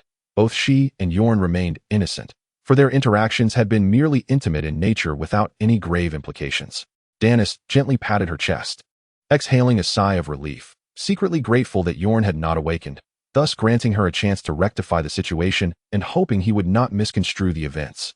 Biting her lip, she rose with utmost care, striving to make no sound, cautiously lifting her thigh from Yorn's waist. Subsequently, she sought out the tattered remnants of clothing within the shelter, meticulously wiping away any traces and fluids from her body. Yorn's left eye subtly cracked open, and he cast a swift glance at the unclothed Danis, who was industriously tidying up, before promptly closing his eyes again, feigning sleep. This embarrassing predicament left Yorn feeling utterly disoriented. He was uncertain how to confront Danis should he awaken at that moment. Meanwhile, the sky remained shrouded in a soft twilight glow. Danis gently dampened the fabric strips with the remnants of water from her canteen, then began to meticulously cleanse her body of any lingering marks. Once she had finished, she noticed that Yorn was also adorned with mottled traces. Her gaze shifted towards him, observing the slight movement of his eyeball beneath his eyelids. Surely, he had been awake for some time, she sighed inwardly. Rooted in place, Danis hesitated momentarily before gradually bending down, silently using the fabric strips to cleanse Yorn's body. Throughout this process, she could only fervently pray within her heart, "Please, continue to pretend to sleep. Do not open your eyes. Otherwise, I truly would have no face left to show anyone." Yorn clenched his teeth, internally lamenting, what on earth is Danis doing? Simultaneously, through the contact of Danis's palm, Yorn's mind rapidly updated her attribute panel. Daenar Targaryen, attribute values, talent, level Dreamweaver, probability of having prophetic dreams related to oneself, level Dreamwalker, capable of dream jumping through mental mediums. Level Lust Apostle, physiological need 100. Your physical desires may sporadically spiral out of control, with a mental power drain of 15 points when this occurs. Upon complete restraint of physical desires, the talent of Reverse Restraint Cultivator is gained. True Dragon Bloodline. To his astonishment, Danis's talent had evidently undergone a transformation, shifting from level Restraint Cultivator to level Lust Apostle. Reflecting on Danis's frenzied actions throughout the dream last night, which had persisted unabated, it was likely this was the root cause of her talent's metamorphosis. In the game Destiny of the Divine Clan, talents are not immutable. They influence the physicality of characters. For instance, the brawny talent possessed by Gaiman renders his wrists and forearms significantly more robust than those of an ordinary person. However, an individual's actions and choices can likewise alter their talents. For example, if a normal person were to blind themselves in one eye, that character would inevitably acquire the talent of the Cyclops. Contemplating this, Egon felt a wave of concern for Danis's forthcoming actions. Should she continue to act upon the desires of the Apostle of Lust, their current companionship could lead to catastrophic consequences if she were to lose control. Within the sanctuary, as Danis tended to Egon's lower body, her hands suddenly paused midair. Though her cheeks flushed crimson, she persevered in cleansing his body. Once she completed this task, Danis hastily departed from the sanctuary, incinerating the soiled strips of cloth with a torch. Watching the sinful liquid turn to ash alongside the burning fabric, Danis was struck by a realization. Without these undergarments, what would she and Egon wear for their impending journey? Would they not be left without anything beneath their outer garments? Just as she became engulfed in embarrassment and discomfort, Egon emerged from the sanctuary. He extended the leather armor and outerwear to Danis. "Put these on first," he said, turning slightly away to avoid gazing directly at her form. "All right," Danis replied softly, taking the belt adorned with a pouch and sword. "Last night, my dream abilities spiraled out of control. I truly apologize, I can hardly remember it. Don't we forget everything upon waking?" Egon shook his head, still facing away from her. Danis sighed, adopting a more relaxed tone. "Well, I'm dressed now." She lifted her gaze to Egon, only to find him looking at her with a hint of exasperation. The wild tussle they had engaged in the previous night had left her undergarments in tatters, and this morning, she whimsically burned the remnants. Now, she was clad only in leather armor and an outer garment. Danis instinctively crossed her arms over her chest, her cheeks blooming with a deep flush as she lowered her head shyly. "Let us proceed," Egon suggested, feigning composure as if nothing had transpired, gently urging her forward before standing and stepping ahead. Danis silently adjusted her mindset, striving to appear more at ease. She inhaled deeply, straightened her posture, and matched Egon's pace. Chapter 20. Dream Shadows Reborn. Gaiman sprinted through the desolate and rugged rocks of the Panchon Valley, stirring clouds of dust, his speed far exceeding that of an ordinary human. He exerted his physical prowess, yet soon felt an intense hunger rising within him, akin to a black hole, growing ever more insatiable. Simultaneously, His muscles began to visibly wither, as if his vitality was quietly ebbing away from within. As dawn approached, amid a pile of rubble, he stumbled upon the lifeless body of a dragon tamer. The corpse had already begun to decay, emitting a nauseating stench, evidently deceased for a day or two, with the oppressive heat of the rock valley hastening the process of decomposition. Gaiman's south footsteps froze in place, as if he had been ensnared by a spell of paralysis. His gaze fixated on the lifeless body, and to his horror, a stream of saliva uncontrollably dripped from the corner of his mouth, his expression betraying a ravenous desire akin to that of a starving wolf spotting its prey. Deep within, a primal yearning, rooted in bestial instinct, surged forth like wild grass. His body's instincts urged him, consume it, restore your strength, reclaim life. Gaiman clutched his head in torment, howling at the sky like a wounded beast. His sharp claws dug fiercely into his skull, blood trickling down his cheeks, and amidst the excruciating pain, clarity returned. He abruptly turned away, unable to bear another glance at the corpse, and hastily departed. With his weary and parched body, Gaiman trudged onward, following the faint traces left by Yorn and Danis. Time became an indistinct blur until he finally spotted the distant figures of Danis and Yorn. Gaiman slowly extended his claws, reaching toward them, yet recoiled in fear as if burned by fire. In a moment of terror, he realized that within his near-collapsing form, the primal urge grew ever stronger. Devour them. Consume flesh. Only then could he survive. Summoning all his strength, he frantically pounded his head, and after a fierce struggle, he regained a semblance of consciousness. Resolutely, he turned and fled in the opposite direction from his sister and Yorn. Yorn sensed an ominous presence trailing them. He quickly employed thermal imaging from his chip, discovering a beast emitting a terrifying heat signature over 300 meters behind them. We are being hunted by a dragon beast. Exercise caution, Yorn warned Danis gravely. Upon hearing this, Danis unsheathed her armed shield and longsword, her demeanor alert as she inquired, "Are we to confront it directly?" Yorn furrowed his brow, contemplating before responding. "It seems to hesitate, unsure whether to attack. Let us proceed forward and observe if it continues to follow." Thus, the duo advanced cautiously, remaining vigilant of the dragon beast's movements. Unexpectedly, after a brief pursuit, the beast turned and departed. Seeing this, both Yorn and Danis exhaled in relief. They continued onward, and upon exiting the desolate rock valley, they were met by the sight of a mighty river before them. The water surged incessantly, its grandeur imposing. This river, the mother river of the 14 Fire Peaks, was known as the Dragonblood River, originating from Dragontooth Peak. Fed by a deep lake at the base of the 14 Fire Peaks. Look, the riverbed is strewn with red pebbles, and the water itself bears a crimson hue, hence its name. It is indeed the sacred river of our Valyrian kin, Danis remarked, as she approached the riverbank, crouching to taste the water. Yorn followed suit, stepping forward to drink from the river as well. As they journeyed onward, Daenerys had depleted her water supply by morning, leaving both of them parched. Following the map's guidance, they proceeded along the Blood River for several kilometers before entering a tributary. This stream differed from the previous Blood River. The banks were devoid of red stones, and the water had regained its natural hue. This was the verdant Shadow Gorge, home to a relatively young dragon named Dream Shadow. Born from an egg purchased by my grandfather from the previous generation and nurtured in this secluded gorge, Egon could discern that Daenerys was becoming increasingly talkative. She eagerly described the iconic landscapes they passed and recounted the legends associated with them. Egon inadvertently noticed that the fabric on the inner thigh of Daenerys' garments was dampened by water. He understood that perhaps her innate abilities as an apostle of lust were becoming somewhat unruly. Fortunately, Daenerys was attempting to harness her willpower, striving to divert her attention through incessant conversation to suppress her body's uncontrollable desires. After all, her gift could only influence her physical state, not her resolve. Understanding Daenerys' predicament, Egon willingly engaged with her dialogue. Along their path, they experienced brief moments of physical contact, and he noticed that, despite her restraint, the attributes of the apostle of lust were gradually fading. Perhaps once Daenerys fully mastered her desires, she could completely reverse this gift and revert to a state of temperance.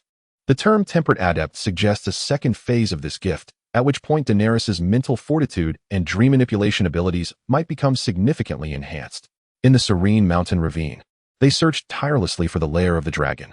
To continue their quest, they had to wade through the gently flowing stream. The frigid water splashed around them, quickly soaking their outer garments. The damp fabric clung closely to Daenerys, revealing glimpses of her delicate skin beneath the material.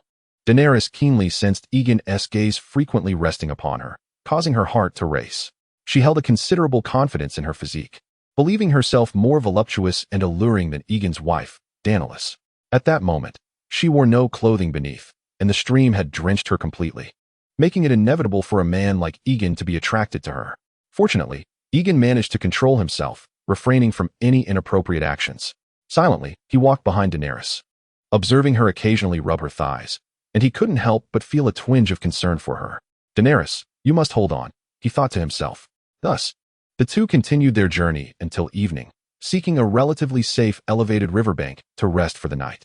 At this moment, all the garments adorning their bodies were thoroughly soaked. With no recourse available, they were compelled to disrobe and gently toast their clothes by the fire. Thus, the two found themselves once more in a state of unguarded vulnerability. The mature curves unique to Dany's figure were unabashedly laid bare before Egon's eyes. Her ample bosom, slender waist, and rounded hips drew glances of admiration. Observing this, Egon let out a resigned sigh and reclined against Dany's back. Dany, meanwhile, curled her legs and gazed quietly at the stream flowing below their resting place, lost in contemplation. As the deep night approached quietly, Egon, caught in a state between wakefulness and slumber, suddenly heard the familiar chime of the system notification. Ding! You have encountered a psychic pull from the Dreamwalker. A psychic assessment is underway. The opponent's psychic strength exceeds yours. Assessment failed. You will enter the depths of the opponent's dream. Here we go again. Egon couldn't help but mutter in exasperation. In an instant, his consciousness was once again drawn into that ephemeral realm by Dany. This time, she donned an exquisitely beautiful floral dress, resembling a fairy stepped out from a painting. She sat serenely upon a grassy expanse in a garden, surrounded by a riot of blossoms, their vibrant colors bursting forth in splendid display, while butterflies danced gracefully above the flowers like delicate sprites. Before her lay a meticulously crafted harp. Dany lowered her head slightly, her long, fair fingers gently resting upon the strings, producing a melodious sound that coalesced into an extraordinarily beautiful melody, wafting through the air above the garden.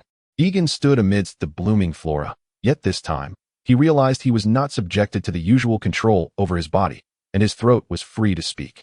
Dany, he called softly. Upon hearing his voice, Dany ceased her gentle strumming, lifted her gaze, and bestowed upon him a tender smile, softly stating, "This dreamscape is one I have conjured willingly. We both retain our conscious awareness." Upon hearing this, Egon plucked a vividly beautiful peony, bringing it to his nose to inhale its rich fragrance, which was remarkably akin to that of real peonies. "Why bring me into this dream?" Dany beckoned him closer, and Egon obediently stepped forward, settling down on the grass beside her. "The nightmares I create consume the spirit and soul of those drawn into the dream. If the disparity in psychic strength is too great, the harm endured within the dream may even reflect in reality." As she spoke, Dany turned toward him, gently cradling his face, guiding him to recline upon her lap. Conversely, the beautiful dreams I craft not only restore the dreamer's spirit, but also rejuvenate the physical state of those who share the dream with me. As Dany's gently caressed Aegon's face, she spoke softly, reminiscing about how her brother would always rest in her embrace after enduring rigorous training sessions. It was no wonder that Gaiman's combat skills were so formidable. You had been nurturing him back to vigor all along. Given his relentless, almost reckless determination, it would indeed be strange if he did not master the swordsmanship to its fullest extent, Egon mused. He gradually closed his eyes, relishing the tranquility and comfort enveloping him. The warm sunlight caressed his face, while a gentle floral fragrance mingled with the natural, alluring scent emanating from Dany's, creating an atmosphere of bliss. Dany's porcelain-like arms wrapped around Aegon's neck, her gaze tenderly resting upon his sharply defined features. In that moment, it felt as though they were transported back to those cherished times spent with her brother. However, unbidden memories of the previous night flooded her mind, evoking images of their passionate encounter, causing an involuntary response within her body. Dany's felt parched and flushed. The intoxicating essence of a woman in love was overwhelming. Egon, too, sensed her heightened emotions. He opened Dany's data panel, noting that the talent of the lust apostle radiated a blinding red light, indicating that her desires were spiraling out of control. Yet, to his astonishment, that crimson glow gradually dimmed until it extinguished completely. Had Dany's, through sheer willpower, managed to rein in her desires? He observed as the brilliance of her talent faded slowly, ultimately disappearing altogether. Dany's Targaryen, level of temperance adept. When managing and suppressing her desires, her mental strength increases by an additional 15 points. Should she break this temperance, She will gain the inverse talent of Lust Priestess. Seeing such a positive transformation in Dany's abilities, Egon felt a profound sense of relief and drifted into a deep slumber within her warm embrace. Dany's noted that Egon's mental state had entirely settled, and a gentle smile graced her lips. The following morning, Egon slowly opened his eyes, his consciousness gradually returning. He gently propped himself up and surveyed the surroundings, relieved to find that nothing inappropriate had transpired between him and Dany's. At that moment, it seemed Dany's had already risen. Egon hurriedly dressed and stepped outside, only to find Dany's skillfully spearing fish by the stream. Seeing this, he eagerly joined her, and together they soon caught 2 fish. Subsequently, he prepared a delectable stone pot fish soup.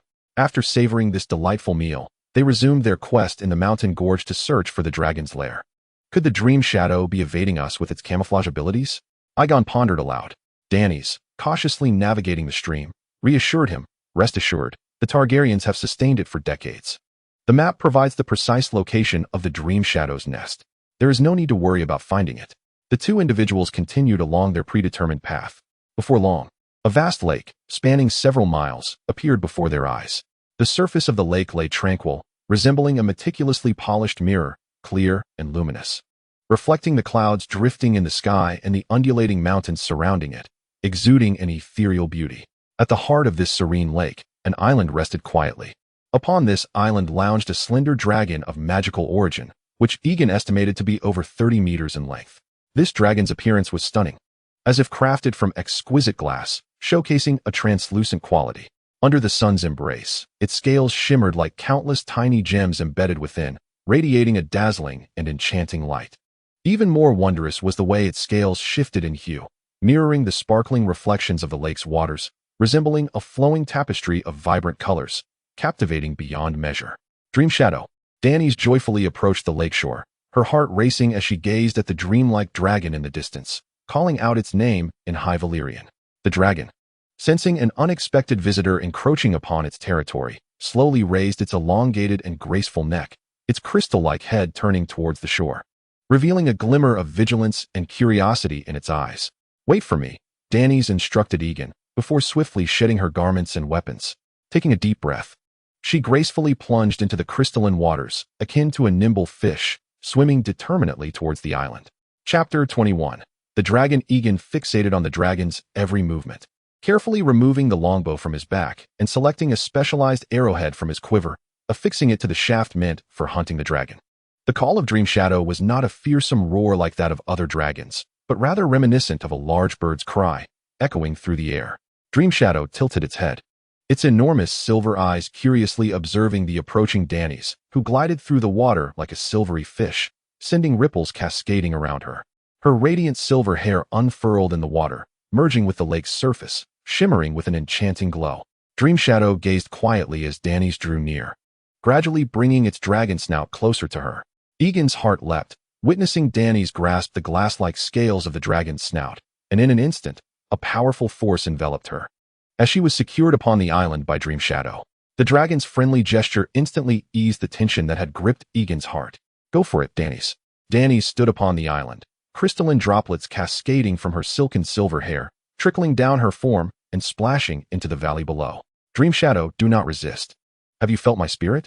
Dany's gently caressed the smooth, scaly nose of Dream Shadow, the coolness of its surface imbued with the essence of the lake, creating an exquisite sensation.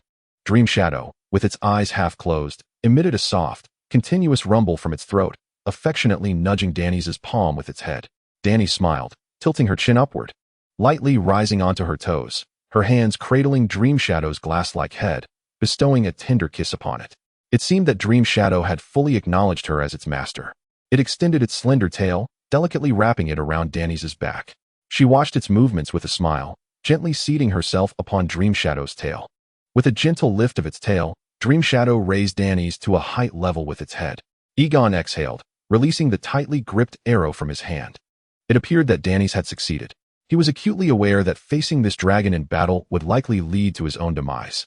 The last time he had managed to injure Skarrak was purely due to an extraordinary stroke of luck, compounded by the advantageous terrain he had occupied at the time. On the island at the heart of the lake, Dream Shadow gently placed Dany's upon the dragon saddle that had been specially prepared by the dragon guards for the eventuality of a dragon rider successfully taming a dragon, enabling a smooth departure from the canyon of the 14 fire peaks. Dany sat excitedly atop Dream Shadow's back, gripping the reins tightly as she issued her first command to her newly claimed dragon, calling out with fervor, "Fly, soar, Dream Shadow." In response, Dream Shadow emitted a resounding cry. It then slowly rose from its nest, unfurling its massive membranous wings and powerfully flapping them to lift off the ground. Egon watched in astonishment, his mouth slightly agape, as the dragon ascended without any preparatory run, relying solely on the strength of its wings. The sheer size of the creature taking flight, without the aid of momentum, was nothing short of astounding. Dream Shadow's elongated form swiftly glided over the expanse of the lake, while Dany's, perched upon its back, jubilantly cheered. At that moment, it seemed as though she had finally emerged from the shadow of her brother's passing, her untainted spirit shining forth unabashedly. Her joyous exclamations echoed through the skies. Egon, too, found himself swept up in her exuberance, a smile breaking across his face as he gazed, transfixed, at the dragon soaring above the lake. Before long, Egon keenly observed a subtle transformation occurring in Dream Shadow's scales, transitioning from the verdant hues seen on the island to a shimmering silver. As the dragon flew overhead, the rush of wind howled around them. Though its form remained vaguely discernible, it was increasingly difficult to track without deliberate focus. Dany's rode Dream Shadow through the skies for nearly a quarter of an hour, savoring the experience before gently guiding it to descend from the heavens. The Dream Shadow came to a steady halt by the lakeside, its enormous eyes fixated on Egon. He felt the weight of the dragon's imposing presence, his body tensing slightly as a wave of anxiety washed over him. At that moment, Dany's rose slowly from the dragon's back, a mischievous smile gracing her lips. Her gaze languidly settled on Egon as she issued a command to Dream Shadow. "Dream Shadow, give him a lick." Upon hearing this, Egon was rendered speechless. Dream Shadow, responding to its master's directive, extended its long, pink tongue and unleashed a fervent barrage of licks upon Egon. Observing his desperate struggles beneath its tongue, the dragon found it rather amusing, its already large eyes widening with curiosity. Dany's, seated atop the dragon, clasped her hands tightly over her mouth, striving to suppress her laughter, but her quaking shoulders betrayed her. In this peculiar, intimate encounter between Egon and Dream Shadow, he swiftly utilized his chip to extract the dragon's data information. Name, Dream Shadow Dragon. Length, 32. Attribute values in growth politics. 1. Strategy, 15. Military tactics, 5. Mental power, 159. Vitality, 1218. Talent, level mimetic scales. Allows for limited alteration of scale and horn color to match the environment. Defense, 10. Level slender fluid form. Air resistance, 15. Strength, 25. Weight, 25. Agility, 25. Level Dream Flame Breath. Your breath has a heat intensity of 50. Dream Flame Breath inflicts an additional 50 points of mental power continuous damage. If your true Dragon Knight is riding, the Dream Flame Breath will further compound the knight's 50 points of mental power continuous damage. Skills. This was Egon's first encounter with the attributes of a dragon, and the terrifying vitality of 1218. A staggering number exceeding that of an ordinary person by more than tenfold, was indeed astonishing. Among the 3 talents, the level slender fluid form bore a notably severe negative effect, indicating that Dream Shadow was destined to be an assassin-type dragon adept in high-mobility combat, likely struggling in direct confrontations. As for the level mimetic scales, Egon had already discerned its function during Dream Shadow's flight, a simple semi-invisibility effect, which may not be highly effective during the day, yet could prove unexpectedly advantageous at night. The most formidable of all was undoubtedly the level Dream Flame Breath. Despite the reduced heat intensity of the dragon's breath, the mental damage it inflicted was something Egon had never witnessed before. He had never encountered any equipment capable of defending against mental damage. Should one be struck by this breath, they would likely be rendered a fool in an instant. Other dragons would surely suffer similarly. Dream Shadow gleefully bathed Egon with its tongue while he lay on the ground, a look of helplessness adorning his face as it teased him. After this bout of playful torment, Dany's finally leapt gracefully down from the dragoness back, waving her hand gently to signal Dream Shadow to release Egon. Egon gazed at himself, covered in the saliva of the magical dragon, and shot a glare at Dany's. Striding purposefully towards her, he suddenly stretched out his arms, lifting her effortlessly onto his shoulder amidst her startled cries. With a leap towards the shimmering lake, They splashed into its depths, sending glistening droplets flying. In the water, they frolicked joyfully for a while, their exuberance gradually subsiding. Egon silently regarded Danis in his arms, momentarily lost in thought, realizing that at some point, they had grown accustomed to such candidness with each other. "You are beautiful, Danis," he whispered, resting his forehead against hers, his gaze deeply immersed in the depths of her violet eyes. Danis breathed rapidly, her alabaster chest gently rising and falling on the water's surface like the undulating waves of the sea. She reached out her arms, tenderly cradling Egon's head, slightly tilting her face to softly brush her lips against his before slowly pulling away, locking eyes with him as she spoke. "Could you grant me a little time?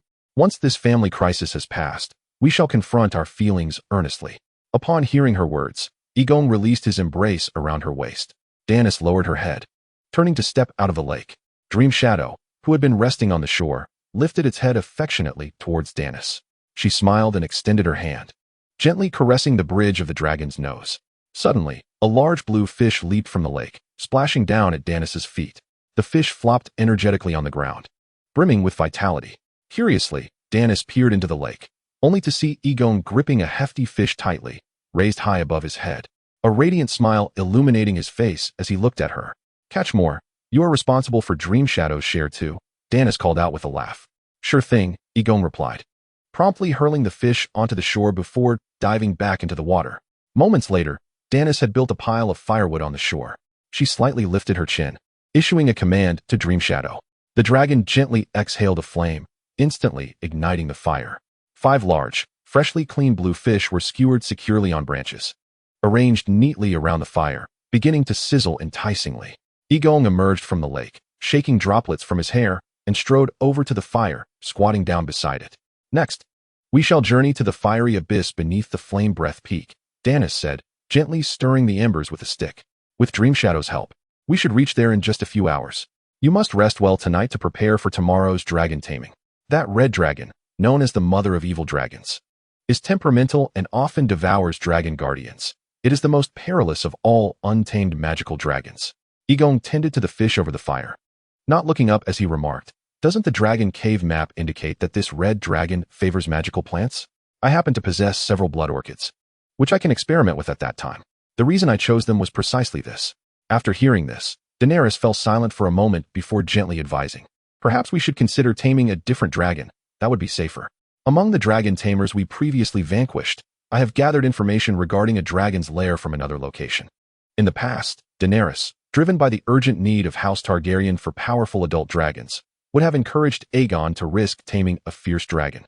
However, the circumstances have changed. She had just lost her brother and could not bear the thought of Aegon departing from her as well." Aegon smiled confidently and replied, "Let us first try.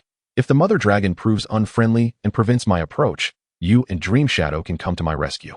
Daenerys, hearing his response, let out a deep sigh, her gaze drifting towards the flickering campfire, revealing a glimmer of concern as she pondered in silence. As night descended, the two of them nestled closely in the warm nest of Dream Shadow, embracing each other in slumber. In the deep of night, the familiar sensation of spiritual tugging returned, and Aegon ceased to resist, his spiritual form once again manifesting in the mysterious garden. This time, however, there was an enormous dragon alongside him. Aegon marveled at the extent of Daenerys's dream manipulation abilities, astonished that even a dragon could be drawn into the dreamscape. He silently mused that the enhancement of 15 points to a cultivator's spirit was indeed extraordinarily formidable. Aegon gently reclined upon Dream Shadow, while Daenerys rested her head softly against his chest. Dream Shadow enveloped them with her leathery wings, and together, they drifted into a deep sleep within the dream garden. Meanwhile, Daemon was desperately sprinting through the rugged confines of the Stonecliff Valley. As he panted heavily past a pile of debris, he once again encountered the foul, decaying corpse that lay amidst the stones. It remained eerily still, surrounded by a swarm of flies buzzing above it like a dark, ominous cloud. Daemon's beastly eyes flickered towards the corpse, and a sinister grin spread across his face, revealing a jagged array of teeth. His jaws clenched tightly together, producing a clicking sound, and his body trembled uncontrollably. At last, Daemon's quaking form began to move. He cautiously approached the rotting body, extending his razor-sharp claws towards the unfortunate soul. With a swift motion, he hooked a scroll from the corpse's belt. Trembling, he unfurled the scroll, his eyes scanning it eagerly. It contained information about a dragon's lair located in a foul swamp beside the abyss of flames. Dragon Devourer? What an odd name, Gaiman muttered to himself, his brow furrowing slightly. Regardless, if I do not hasten to leave the canyon of the 14 fire peaks, I will either perish from hunger or be discovered and captured by the inspectors of the Dragon King's council. Gaiman had heard of the inhumane blood sorcery experiments conducted within the blood source peak of the 14 fire peaks. Each time he contemplated the terrifying possibility of being placed upon a witchcraft altar destined for dreadful experiments, a chill would seize his heart. Once his thoughts settled, he sprinted towards the cliff with unwavering determination. There, the flesh and blood of a dragon not only promised sustenance to sustain his life, but also represented invaluable provisions for the arduous path of dragon taming that lay ahead. Chapter 22. The fleet under attack on the western passage of the Summer Sea. A heavy blanket of ominous clouds loomed over the waters, the leaden sky pressing down upon the ocean's surface as if within reach, creating a suffocating atmosphere. The sea breeze howled, bringing with it a hint of coolness, yet predominantly a disquieting restlessness. A fleet of over 10 merchant ships belonging to the Targaryen family formed a serpentine formation upon the waves, their sails snapping in the fierce winds. Upon the lookout of the leading dragon-headed vessel, the watchman was assessing the weather when he abruptly sensed something amiss. 2 unfamiliar red dragons were rapidly approaching amidst the tumultuous skies. He raised a horn to alert the family's dragon riders above.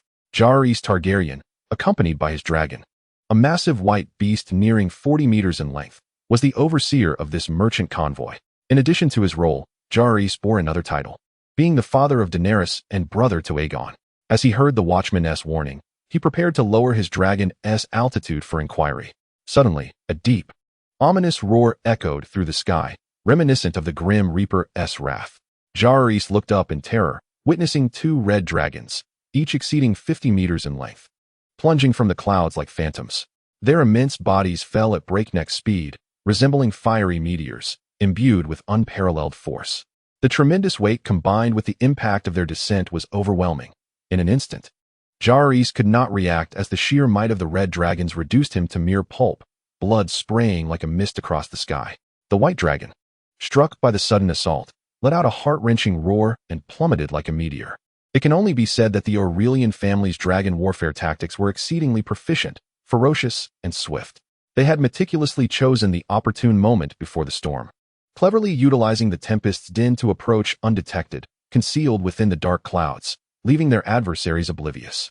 Following this, they launched a lethal attack from above, precisely eliminating the dragon rider first. At this juncture, the fate of the fleet seemed sealed. Bereft of their dragon rider's protection, the crew descended into chaos and panic. As the 2 red dragons neared the sea's surface, they exhibited a remarkable synergy and ruthlessness. The dragons clutched the white dragon's wings with their claws, and with a chilling sound of tearing flesh, they shredded the wings apart. Having completed their brutal act, they beat their wings fiercely, departing from the severely wounded white dragon. A resounding crash echoed, akin to a heavy hammer striking the hearts of those present. The colossal white dragon plunged into the sea, creating a tremendous splash, while the ensuing waves surged like a wall of water, crashing towards the Targaryen fleet. The ships trembled violently under the impact of this formidable force. Riding atop the dragon's back, Layman Aurelian erupted with exhilaration, exclaiming in a triumphant roar, "Ha! Ha! Ha!"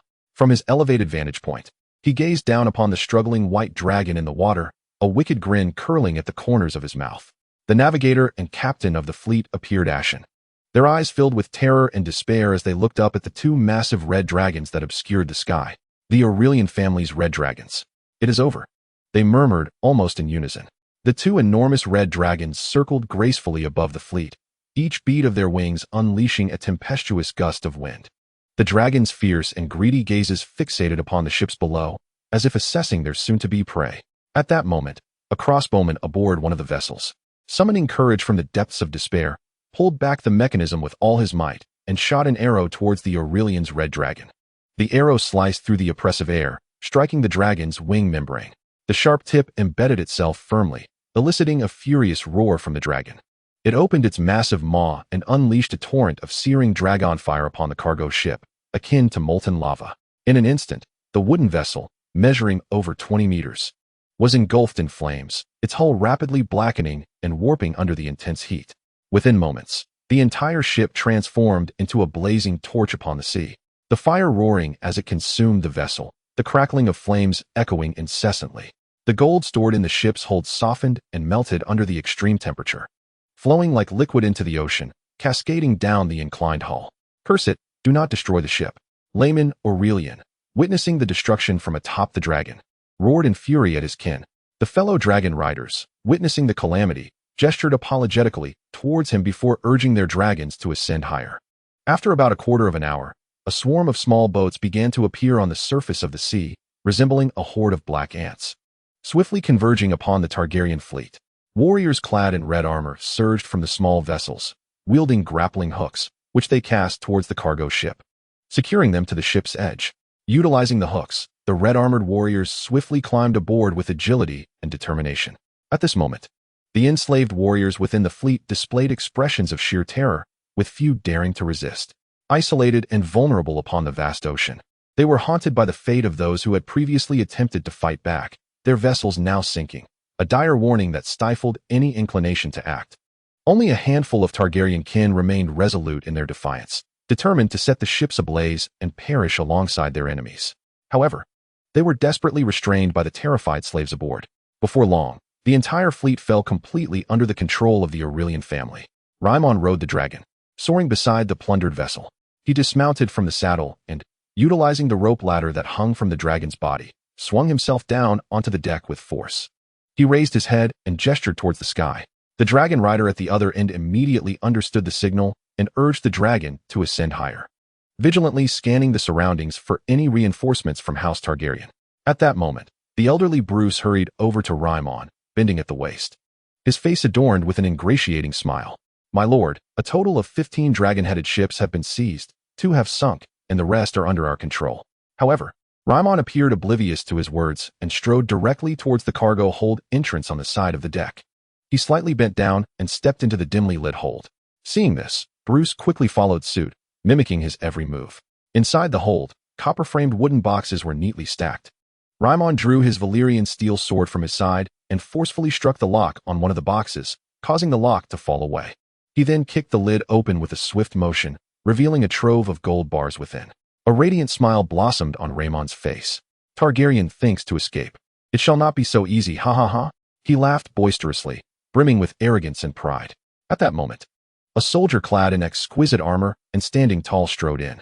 Noticing Bruce blocking the entrance, the soldier furrowed his brow slightly and casually shoved Bruce aside. Caught off guard, Bruce stumbled and fell to the ground. "My lord, news has arrived from the Dragon Taming Conference. All arrangements have been completed, and the Mother of Dragons is well taken care of," the soldier reported to Raimon, his tone laced with mockery. "If Targaryen wishes to preserve his family's legacy, he will undoubtedly attempt to tame the Mother of Dragons. Perhaps his son is already nearing the abyss of flames." Raimon nodded, determined to leverage the power of House Firebreath and plant stakes within the 14 fire peaks. "Mother of Dragons, do not let me down." Yet, the soldier frowned, voicing his discontent.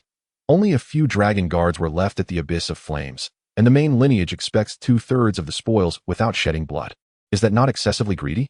Although Raimon internally agreed with the soldier's complaint, he swiftly raised his hand to silence his confidant's grumbling. "Without the main lineage providing support, I would not dare to seize this juicy piece of meat from Targaryen. The main and branch lines are, after all, one and the same. No further explanation is necessary." Outside, the sea breeze howled, heralding the long-anticipated storm that was finally arriving. Amidst the bustling figures of sailors, all ships began to adjust their sails, gradually shifting their course from the west back towards the Valyrian Peninsula. Within the 14 fire peaks, the Emerald Shadows Gorge lay shrouded in morning mist, resembling a delicate veil that gently enveloped everything in the canyon. Egon and Daenerys were prepared, seated together upon the saddle of Dream Shadow. Dream Shadow is so gentle, unlike my father's Valyrian, whose temper is perilous to approach. Daenerys' voice was gentle, softly caressing the hard and smooth dragon scales of Dream Shadow. The dragon responded with a soft murmur. Egon held Daenerys' slender waist tightly, seated behind her. The dragon saddle, originally designed for a single rider, now accommodated two, inevitably resulting in some physical closeness. Daenerys' cheeks flushed slightly as she adjusted her posture, seeking a more comfortable position for both. "Fly, Dream Shadow," Daenerys' melodious voice rang out. Dream Shadow's enormous wings unfurled slowly, resembling two vast emerald sails. As the wings beat powerfully, the surrounding air was swiftly stirred, generating a strong current. Dream Shadow ascended gradually, the buildings below diminishing in size, appearing like intricate miniature models. Egon gazed at the shrinking landscape beneath them. This sight evoked a fleeting illusion akin to flying in an airplane, yet the dragon's flight was open air. The roaring wind swept around them, sharp as blades, mercilessly striking their faces and bodies, leaving a stinging sensation. They soared through the sky, heading towards the abyss of flames. Egon, Danis said, her face slightly flushed. As she gently twisted her waist, her voice laced with a hint of shyness and playful reproach. Egon fell silent for a moment. At that instant, neither of them wore any undergarments, and their bodies pressed closely together. The turbulence of flight elicited involuntary reactions. Danis, don't be so stiff. This makes it even more uncomfortable, he replied. Danis frowned, discontentedly pinching Egon's side. I can't help it. Just endure a little longer. We'll arrive in a few hours. Egon sighed in resignation. Well, perhaps this way, it won't press against us as much. Danis bit her lip. Egon silently lamented, wishing for an end to his predicament. Dream Shadow raced through the sky at an astonishing pace. Egon was astonished to discover that Dream Shadow's speed far surpassed that of any adult dragons he had encountered in Valyria. It was like a silver lightning bolt slicing through the vast expanse. Dream Shadow was undoubtedly a dragon of remarkable agility and extraordinary speed, its streamlined body slicing through the air like a sharp sword. However, this aerodynamic design, intended to reduce wind resistance, left Egon and Danis, the two dragon riders, at the mercy of the relentless wind. Egon had to hunch his body low, attempting to mitigate the wind's force. He pressed closely against Danis's back, their bodies tightly entwined. As they traveled, every turn Dream Shadow made resulted in jolts and vibrations. Chapter 23. The Dragon Training in Progress. Danis, could you please not squeeze? Egon whispered, suppressing his voice. Danis turned her head and shot him a reproachful glance, feeling shy yet exasperated. But you shouldn't be rubbing against me so much. Dream Shadow soared at breakneck speed, a fleeting shadow racing across the sky. The dragon soared through layers of billowing clouds, while below, intricate canyons resembling a labyrinth sped past. During the flight, Egon spotted numerous dragon tamers traversing the terrain. In the sky, a few dragon knights were also visible, yet their speed paled in comparison to that of Dream Shadow. To illustrate, if ordinary dragons could be likened to dump trucks, Dream Shadow would undoubtedly be akin to a high-speed supercar. At this moment, perched upon Dream Shadow's back, Dany struggled against the howling winds to retrieve the dragon lair map. She meticulously compared the landmarks marked on the map with the actual terrain below. After several confirmations, she gently patted Dream Shadow's back and called out loudly, "Slow down, Dream Shadow. We are almost at our destination." Upon hearing Dany's call, Dream Shadow emitted a resounding roar. It ceased flapping its powerful wings vigorously, instead stretching its body and gliding forward, propelled by the inertia of its previous flight. Not far ahead lay the Flame Peak, one of whose subsidiary summits was an active volcano. Within the mountain's side, a chasm formed by flowing magma existed, enveloped in the residual heat of the lava, rendering the temperature exceedingly high. Thus, the area was aptly named the Abyss of Flames. The location of the Abyss of Flames was remarkably conspicuous, making it easy to locate. They circled beneath Flame Peak for a while before smoothly arriving above the Abyss of Flames. Even while still in the sky, Egon distinctly sensed the waves of hot air continuously surging upward. Dream Shadow hardly needed to exert itself, effortlessly circling in the sky. Moments later, they discovered the lair of the Dragon Mother. Rather than being concealed within a cave, the lair was situated atop a patch of exposed black rock. Surrounding the lair was a slowly flowing stream of lava, the searing magma radiating an intimidating heat. A majestic black-red dragon reclined upon the lair, its massive form coiled and measuring nearly 50 meters in length, resembling a towering red hill from a distance. Its dragon skull bore an exceptionally rigid contour, with rugged lines covered in layers of tightly arranged keratin. Sharp, pointed spines adorned the brow above its eye sockets, resembling gleaming blades, adding to its fearsome visage. At this moment, the dragon appeared to be at rest, though sparks occasionally erupted from its nostrils. If Dream Shadow could be likened to a slender young girl, then the Dragon Mother before them resembled a heavily armored interstellar warrior, with both creatures representing two entirely different extremes in terms of length and overall form. At this moment, the Dream Shadow exhibited a hint of unease, turning slightly to glance back at Danis, clearly sensing the formidable intimidation radiating from the colossal dragon below. "Shall we descend now?" Danis inquired of Egon. Wait, let the dream shadow disguise itself first. Let us linger here a while longer. I wish to investigate for any potential issues, Egon replied. Activating the infrared vision of his chip, he dared not be complacent, for the intelligence regarding the dragon's location had been provided by a rival family, possibly concealing some sinister plot. Danis tugged at the reins, guiding the dream shadow to glide slowly around the dragon's lair on the ground. However, the geothermal heat in the vicinity was excessively high, rendering the images from the infrared view rather unclear. Despite their circumnavigation, they gleaned nothing of significance. After some contemplation, Egon resolved to tame the dragon and instructed Danis, let us descend. They landed approximately 200 meters from the lair of the dragon mother, where the terrain was a steep slope. Should Egon leap from this incline, he could engage the dragon mother to facilitate the dream shadow's rescue. The sound of the dream shadow landing startled the red dragon within the lair. Its enormous eyes snapped open, fixating intently on the dream shadow. Yet it made no further move. Fortunately, this dragon is not entirely deranged. Had it attacked upon our descent, we would have had to abandon our mission, Egon remarked slowly. He stood up, firmly grasping the rope ladder, and added, if I encounter danger, have the dream shadow swiftly seize me and escape. Given the dragon mother's size, she appeared rather unwieldy. Danis gently placed her hand on Egon's cheek. You must exercise utmost caution. Egon descended the rope ladder to the ground and approached the dragon mother. When he was still 100 meters away, the dragon mother's fearsome maw slightly parted, emitting a series of deep, menacing growls. Egon felt a bead of sweat trickle down his brow. This dragon was even more alert than Valyrian, exhibiting a greater aversion to strangers, truly living up to its reputation as one of the most dangerous, untrained dragons. He halted, softly soothing in High Valyrian, do not be agitated, my large friend. Look what I have brought for you. Gradually, Egon raised his hand, revealing a blood lily, gently swaying it before the dragon mother. Instantly, the dragon's attention was captivated by the magical plant, prompting it to step out of the lair. Its massive paw landed upon the lava outside the lair as if it felt no discomfort whatsoever. Egon observed this with a thoughtful expression. The dragon's outer layer of chitinous armor was exceedingly thick. Everything seemed to unfold according to Egon's premeditated plan. The mature red dragon, nearing the rank of a royal dragon, gradually approached him, lured by the blood lily, allowing him to ascend its back and establish a mental link. However, at that moment, an unexpected turn of events unfolded. As the mother of the evil dragon approached Egon, merely 30 meters apart, a sudden, sharp twang of a bowstring shattered the harmonious atmosphere.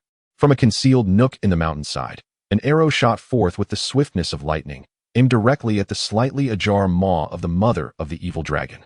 With a dull thud, the arrow struck the soft interior of her mouth. A thunderous roar erupted, shaking the very earth.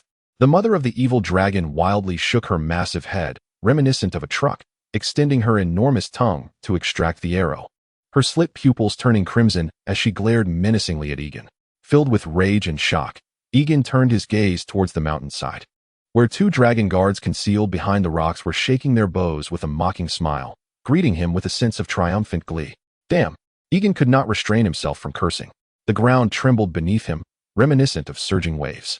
The mother of the evil dragon charged towards Egon like a colossal aircraft gone awry, exuding an overwhelming force. Faced with such a primal beast, humanity found itself nearly bereft of escape. The immense weight of her presence felt akin to a mountain crashing down, instilling a sense of despair. In that moment, Egon's thoughts were consumed solely by the desire to survive. He dashed towards the slope, summoning every ounce of strength to hurl the blood orchid downwards. Subsequently, he sprinted away with all his might in the opposite direction. Witnessing Egon's actions, the mother of the evil dragon hesitated momentarily, yet her insatiable hunger for the blood orchid ultimately prevailed. Without hesitation, she leaned towards the slope, and as she turned, her massive tail swung like a colossal pendulum, crashing down towards Egon with tremendous force. Without a moment's thought, Egon threw himself to the ground. In an instant, the massive tail whistled past him, mere centimeters away, while the debris it stirred rained down upon him like a torrential downpour, inflicting excruciating pain. Having narrowly survived that perilous strike, Egon dared not linger. Swiftly scrambling to his feet, at that moment, the mother of the evil dragon, propelled by her momentum, slid down the slope, leaving only her long tail thrashing above. Just as the situation reached a critical point, a clear, melodious cry rang out. With a swift command from Danis, Dream Shadow dove through the air like a bolt of lightning, extending its claws to grasp Egon precisely. Suddenly feeling weightless, Egon found himself ensnared by the dragon's talons.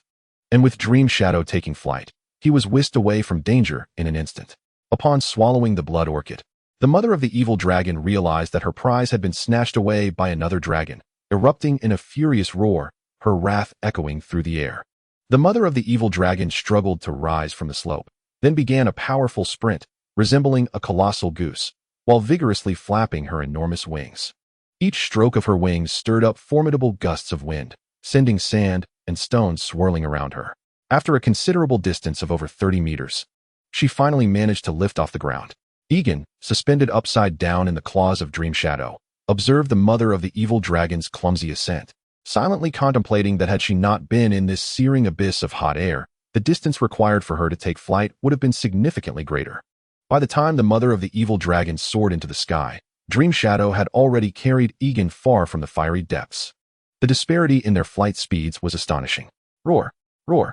The mother of the evil dragon could only watch helplessly as Dream Shadow disappeared into the distance, furiously bellowing after him. It was only after Dream Shadow's figure had long vanished from the horizon that she begrudgingly returned to her lair. Dream Shadow flapped his wings above a small river, carefully depositing Egon into the water before gently landing on the riverbank. Dany swiftly slid down Dream Shadow's wing, anxiously standing by the river's edge, calling out loudly, "Egon, are you all right?" The surface of the river remained unresponsive. In a fit of worry, Dany's was about to leap into the water when suddenly, a hand grasped her ankle with a fierce grip. "Ah!" With a startled cry, Dany's tumbled into the river. Fortunately, the river was not very deep, with the water merely reaching Egon's waist. Dany's, fuming, punched Egon lightly on the chest, furrowing her brow as she scolded, "And you are still playing here, sigh?" Egon offered an embarrassed grin, followed by a sigh of his own. He had been so close to success just moments ago, only to be thwarted by the detestable dragon guard, who shot an arrow at the mother of the evil dragon, causing her to go berserk. Thankfully, he had reacted swiftly, discarding the blood orchid just in time to escape with his life. Both of them, dripping wet, climbed onto the riverbank. "Now are you convinced?" Dany said, removing her soaked clothes to hang them on Dream Shadow's horn.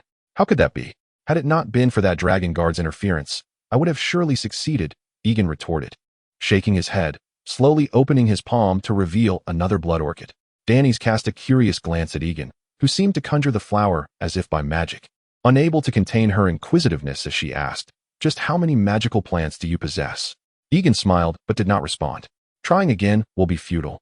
Those dragon guards are stationed there, and as soon as you approach to tame the dragon, you'll be struck by arrows." Dany's expressed her skepticism, walking over to help him remove his wet garments. "The Aurelian family has likely ensnared many dragon tamers with such tactics. Let us first deal with the dragon guards, and then we can proceed." The daytime temperatures soared, prompting Egon to defer his search for the dragon guard until nightfall, intending to utilize the infrared imaging capabilities of his chip. The subtle distinction between human warmth and the geothermal heat of the earth remained evident. Now that he had a general understanding of the dragon guard's hidden location, he believed it was feasible to find and eliminate it. "We shall hunt the dragon guard tonight. I will gather assistance," he stated. "Very well," came the reply. As night fell, the two once again mounted Dream Shadow and soared swiftly towards the fiery abyss. However, before Dream Shadow could carry Egon to the cliffside in search of the dragon guard, they were captivated by the anguished cries of the dragon matriarch emanating from the dragon's lair. Under the cover of darkness, Dream Shadow's camouflage scales functioned to their utmost advantage as they hovered above the dragon matriarch.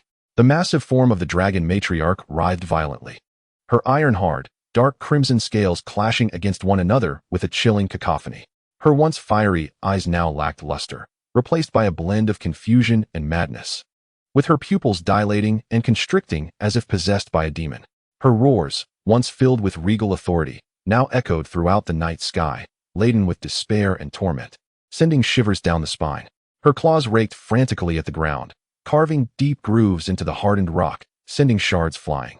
It seemed as though an invisible force had ensnared her soul, mercilessly ravaging it. Her stout tail thrashed wildly, leaving devastation in its wake. "What is happening?" Egon murmured in bewilderment.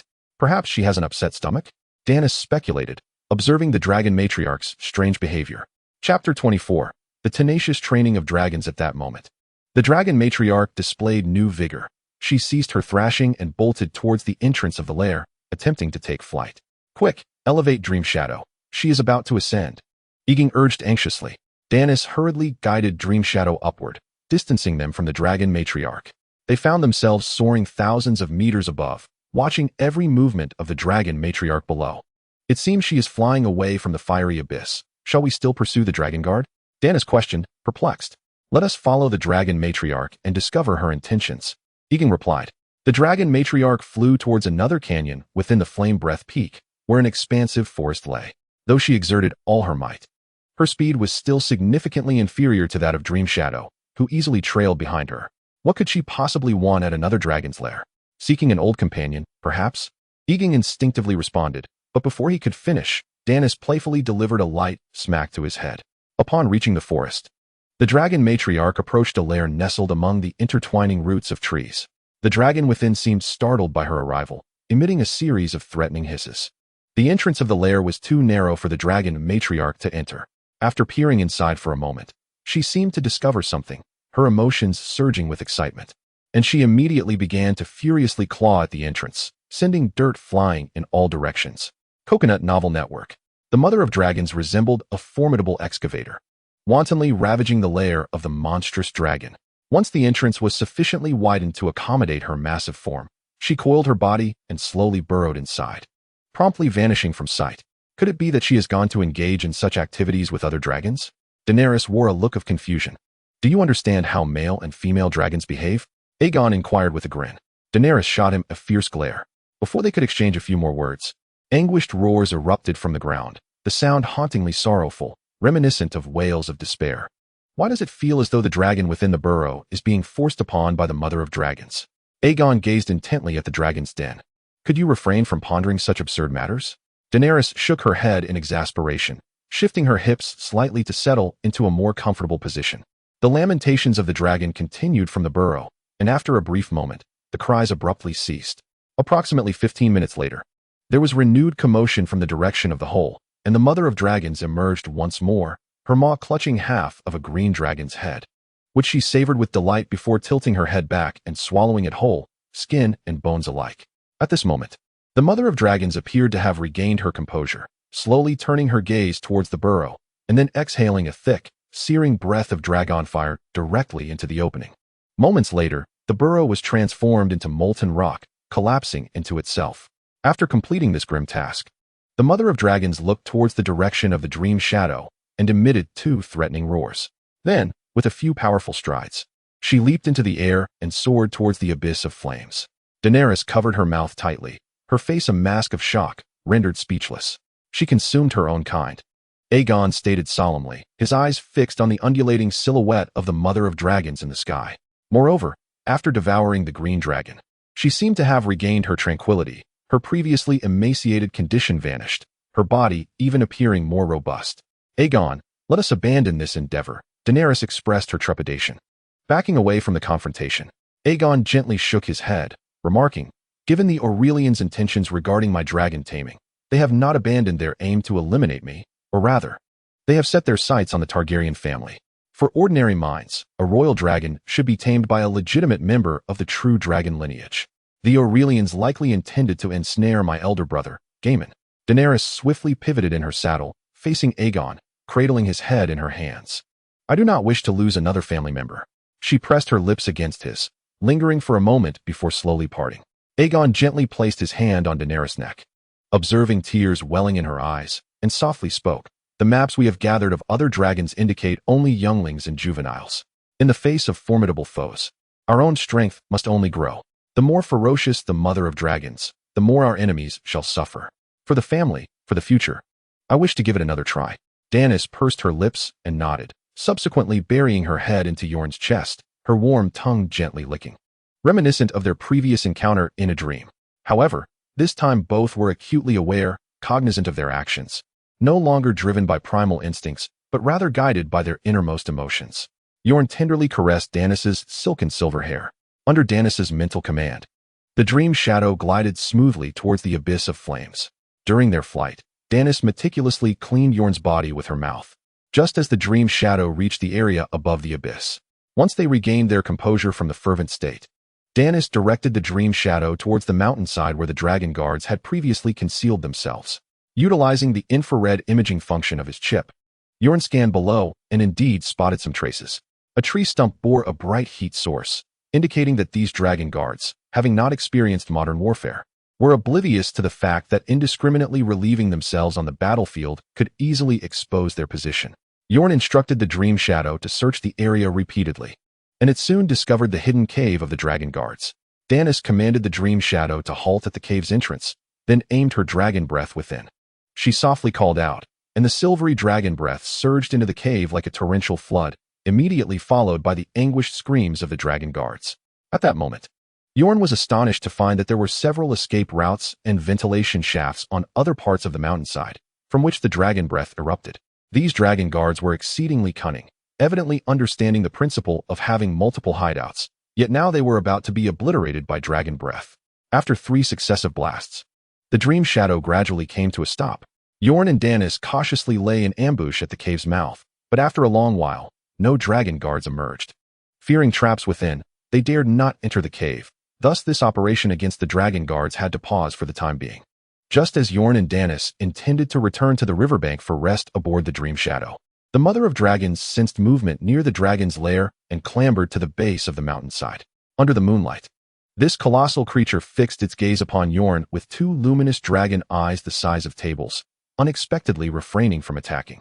Instead, it slowly approached the mountainside corner, gently resting its fleshy wings against the rock, its truck-sized head extending and opening its mouth wide, snapping twice.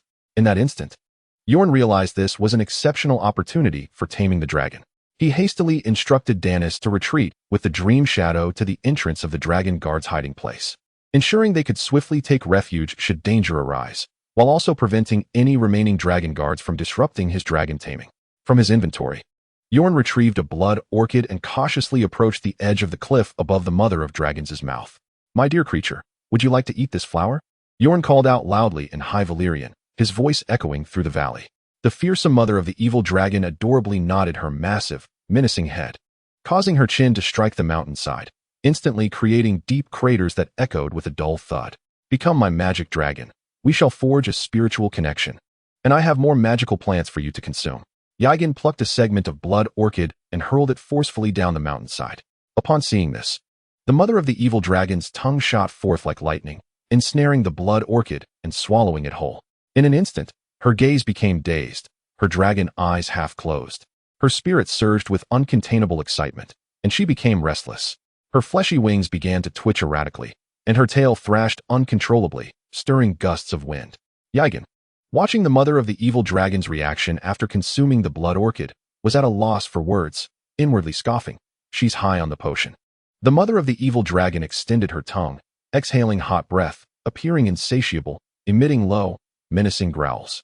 Egon emphasized loudly in High Valyrian, reiterating, "Forge a spiritual connection. I will provide you blood orchids, but if you refuse, you shall have none." The Mother of the evil dragon shook her head, her mouth slightly ajar. As her throat swiftly coalesced a searing dragon flame akin to molten lava, her eyes fixed intently on Egon, as if ferociously warning him, "Dare withhold the plants, and you shall meet your demise." Egon, infuriated, placed the blood orchid upon a stone, then seized another rock, raising it high as if to strike, simultaneously threatening loudly, "If you refuse to let me ride, I shall destroy the blood orchid." Chapter 25. The Feast of Greed. The Mother of the evil dragon widened her eyes. Roaring in fury, a tremendous gust of wind expelled from her mouth, howling past Egon, nearly blinding him. She clawed violently at the mountainside with her sharp talons, sending shards of stone flying, while her robust tail thrashed against the ground, producing a terrifying cacophony, as if intent on shaking the very earth apart. She attempted to intimidate Egon, compelling this dragonkin to recognize her might and retreat submissively. Witnessing the Mother of the evil dragon's blustering display, Egon understood that the initiative had finally returned to him. Standing atop the craggy peak of her head, he laughed boisterously. "Ha ha!" This provocation infuriated the Mother of the evil dragon, her anger igniting as she attempted to ascend, aiming to swallow Egon whole. "Ah, but you too fear. You dread the absence of blood orchids, and the pangs of addiction must be unbearable." Egon widened his eyes, raising the blood orchid high, declaring loudly, "Do you see? I can reclaim the blood orchid at any moment, causing the magical plant to vanish. Even if you devour both me and the earth beneath, you shall not obtain a single petal of the blood orchid." The segment of the blood orchid vanished from Egon's left hand, only to reappear in his right. Enraged, the mother of the evil dragon unleashed a breath of dragon fire. In an instant, a colossal column of flame surged from below, sweeping upward like a torrential tide. "Cursed!" Egon exclaimed, hastily cursing, crouching low to shield his face. The dragon's breath, several meters in diameter, roared past him, soaring toward the heavens, resembling a colossal fiery mushroom cloud, brilliantly blooming against the night sky. After a brief moment, the mother of dragons finally ceased her fiery breath, the pillars of flame gradually dissipating, leaving the mountainside shrouded in an ashen darkness. Egon's face was flushed from the searing heat, his heart racing wildly within his chest. Instinctively, he touched himself, silently rejoicing. "I am alive." He gazed downwards, observing that the mother of dragons seemed to have intentionally controlled the distance. Otherwise, this mountainside would have long since been melted into molten magma by her formidable breath. Egon had witnessed the terrifying spectacle of her breath instantaneously liquefying the earth during his time in the forest's cavern. In his heart, Egon understood that he had already achieved a significant portion of his goal. This endeavor to tame the dragon was now nearly assured. With this thought in mind, he composed his astonished expression and, with utmost sincerity, called out to the panting mother of dragons in High Valyrian. "Follow me. Let us forge a pact. I possess more blood lilies." As he spoke, he extended his hand, which instantly bore a blood lily, followed by a second. "Do you desire them? If so, agree to my terms." The flames flickering from the dragon's maw gradually subsided as she began to ascend the mountainside. Her colossal claws pierced the rock face with ease, as if it were mere tofu, while her thick tail provided stable support for her immense weight, bringing her vast form closer to Egon. The dark red dragon skull, adorned with horned protrusions, loomed before him, its golden eyes fixed intently upon Egon, a mere 2 meters separating them. Egon's first sensation was one of heat. The temperature radiating from the red dragon was alarmingly intense, starkly contrasting with the normal body temperature of creatures like Dream Shadow. The mother of dragon's warmth exceeded 70 or 80 degrees Celsius. Her maw slightly opened, yet no further action followed. She simply gazed at Egon with unwavering focus, patiently awaiting his next move. Bolstering his resolve, Egon stepped forward, approaching the massive maw, gently caressing the hard, scaly jaw of the mother of dragons before tossing the remaining half of the blood lily into her mouth. With skilled precision, she curled her tongue to draw the blood lily down her throat, closing her eyes in contentment as she savored the potent effects of the herb. Egon continued to stroke her, noticing her growing drowsiness. He quickly pinched her nostrils shut, leaped upward, and with a firm push of his arms, successfully mounted the dragon's immense nose. As he stood atop the bridge of her nose, Egon sensed an extraordinary, intangible force enveloping him. It felt like a surreal energy field, binding his soul to that of the mother of dragons. Ding! You have triggered the Valyrian Blood Sorcery Dragon Pact. The dragon you are connected with has not resisted your mental imprint. You have successfully forged the Dragon Pact. Congratulations, you have contracted an epic magical creature, achieving an epic accomplishment, and are rewarded with a chance for a purple draw, with a guaranteed acquisition of a purple item. As Egon heard the system notification sound, he did not delve into its details, but instead focused intently on the extraordinary connection he was experiencing on a spiritual level. After forming the binding contract, he discovered that he could seemingly connect with a vast soul through his mental prowess. He cautiously infused his spirit into the draconic essence, which resided within the mental ocean of the mother of evil dragons. Here, there were no visible sights or the presence of the other 5 senses. Yet through this spiritual bond, Egon felt a remarkable sense of awareness, enabling him to perceive the condition of the magic dragon. At this moment, the sensation emanating from the mother of evil dragons was one of euphoric delight, profoundly soothing, stable, and joyful. In essence, it was a state of rapture. Egon slowly opened his eyes and gently patted the bridge of the mother of evil dragon's nose, saying, "You do not have a name yet, do you? Now that you are with me, how about I bestow upon you one?" The mother of evil dragons strained to gaze at her master, her eyes nearly crossing. After a moment of contemplation, Egon smiled and said, "From now on, you shall be called Tiamat. It suits your title quite well. Do you like it?" The mother of evil dragons extended her tongue, transmitting a desire for flowers through their mental connection. With a resigned sigh, Egon retrieved a blood orchid from his inventory and placed it on her tongue. "You must savor it, for I do not have much left. If you consume it all at once, you will find yourself in dire straits later." After Tiamat swallowed the blood orchid, she reveled in delight, her draconic eyes rolling back in ecstasy. paying no further heed to Egon as she gradually slid down the mountainside. Startled, Egon clutched her nose tightly to avoid falling, silently reflecting that if he were crushed by his own magic dragon, he would become the greatest laughingstock of the Freehold. At that moment, Danis soared down on her dream shadow, calling out to Egon, "Have you succeeded?" "Yes," Egon replied loudly, gesturing for Dream Shadow to descend. As Dream Shadow lowered its altitude, its eyes remained filled with trepidation towards Tiamat. After all, in its perception, Tiamat was capable of devouring a counterpart even larger than itself, being 3 times the size of Dream Shadow.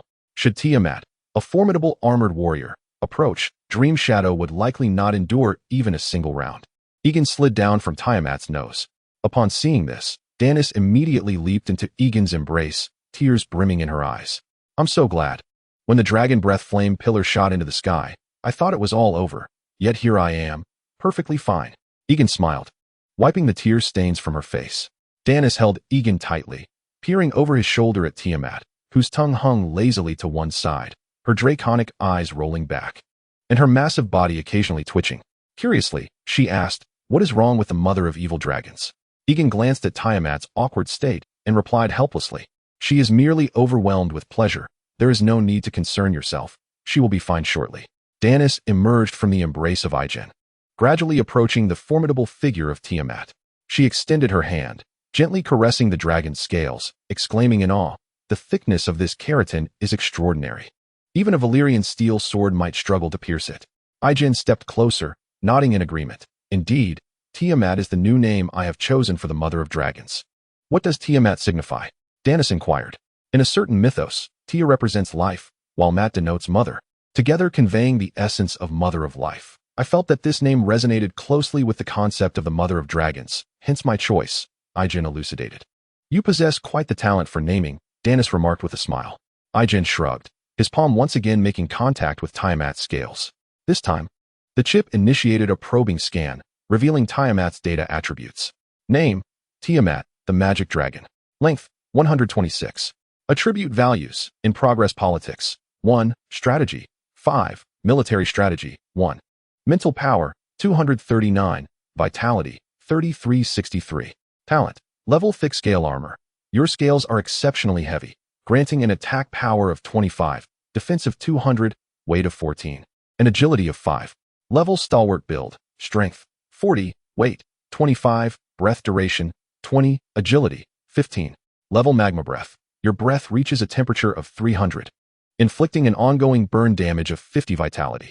Level gluttonous feast. For each extraordinary magical beast you consume, you gain a stackable effect that increases your size and grants an additional 10 maximum vitality.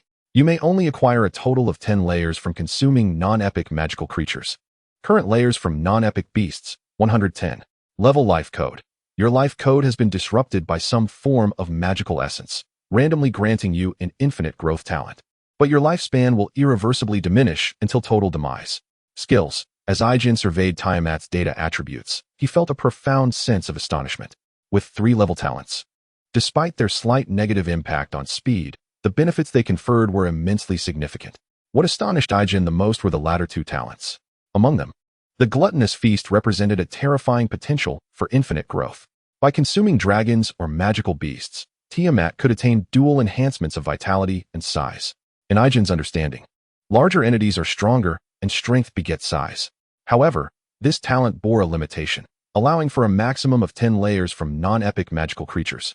Observing the 110 layers displayed on the talent, Egon speculated that this accumulation stemmed from Tiamat's consumption of the green dragon in the forest. Once the 10 layers of the feast were reached, further accumulation could only occur through the consumption of epic magical creatures, namely king-level dragons. The final talent, undoubtedly, posed the greatest risk. Egon surmised that this was likely the consequence of his nurturing Tiamat with blood orchids.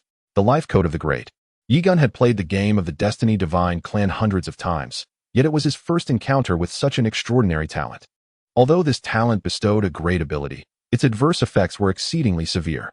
Had Blood Orchid truly revived Gaiman, only for his lifespan to subsequently dwindle, I would have unwittingly harmed him despite my good intentions, Egon pondered anxiously. Noticing Egon lost in thought, Danis softly inquired, "What occupies your mind?" "I nearly wronged Gaiman," Egon replied absently.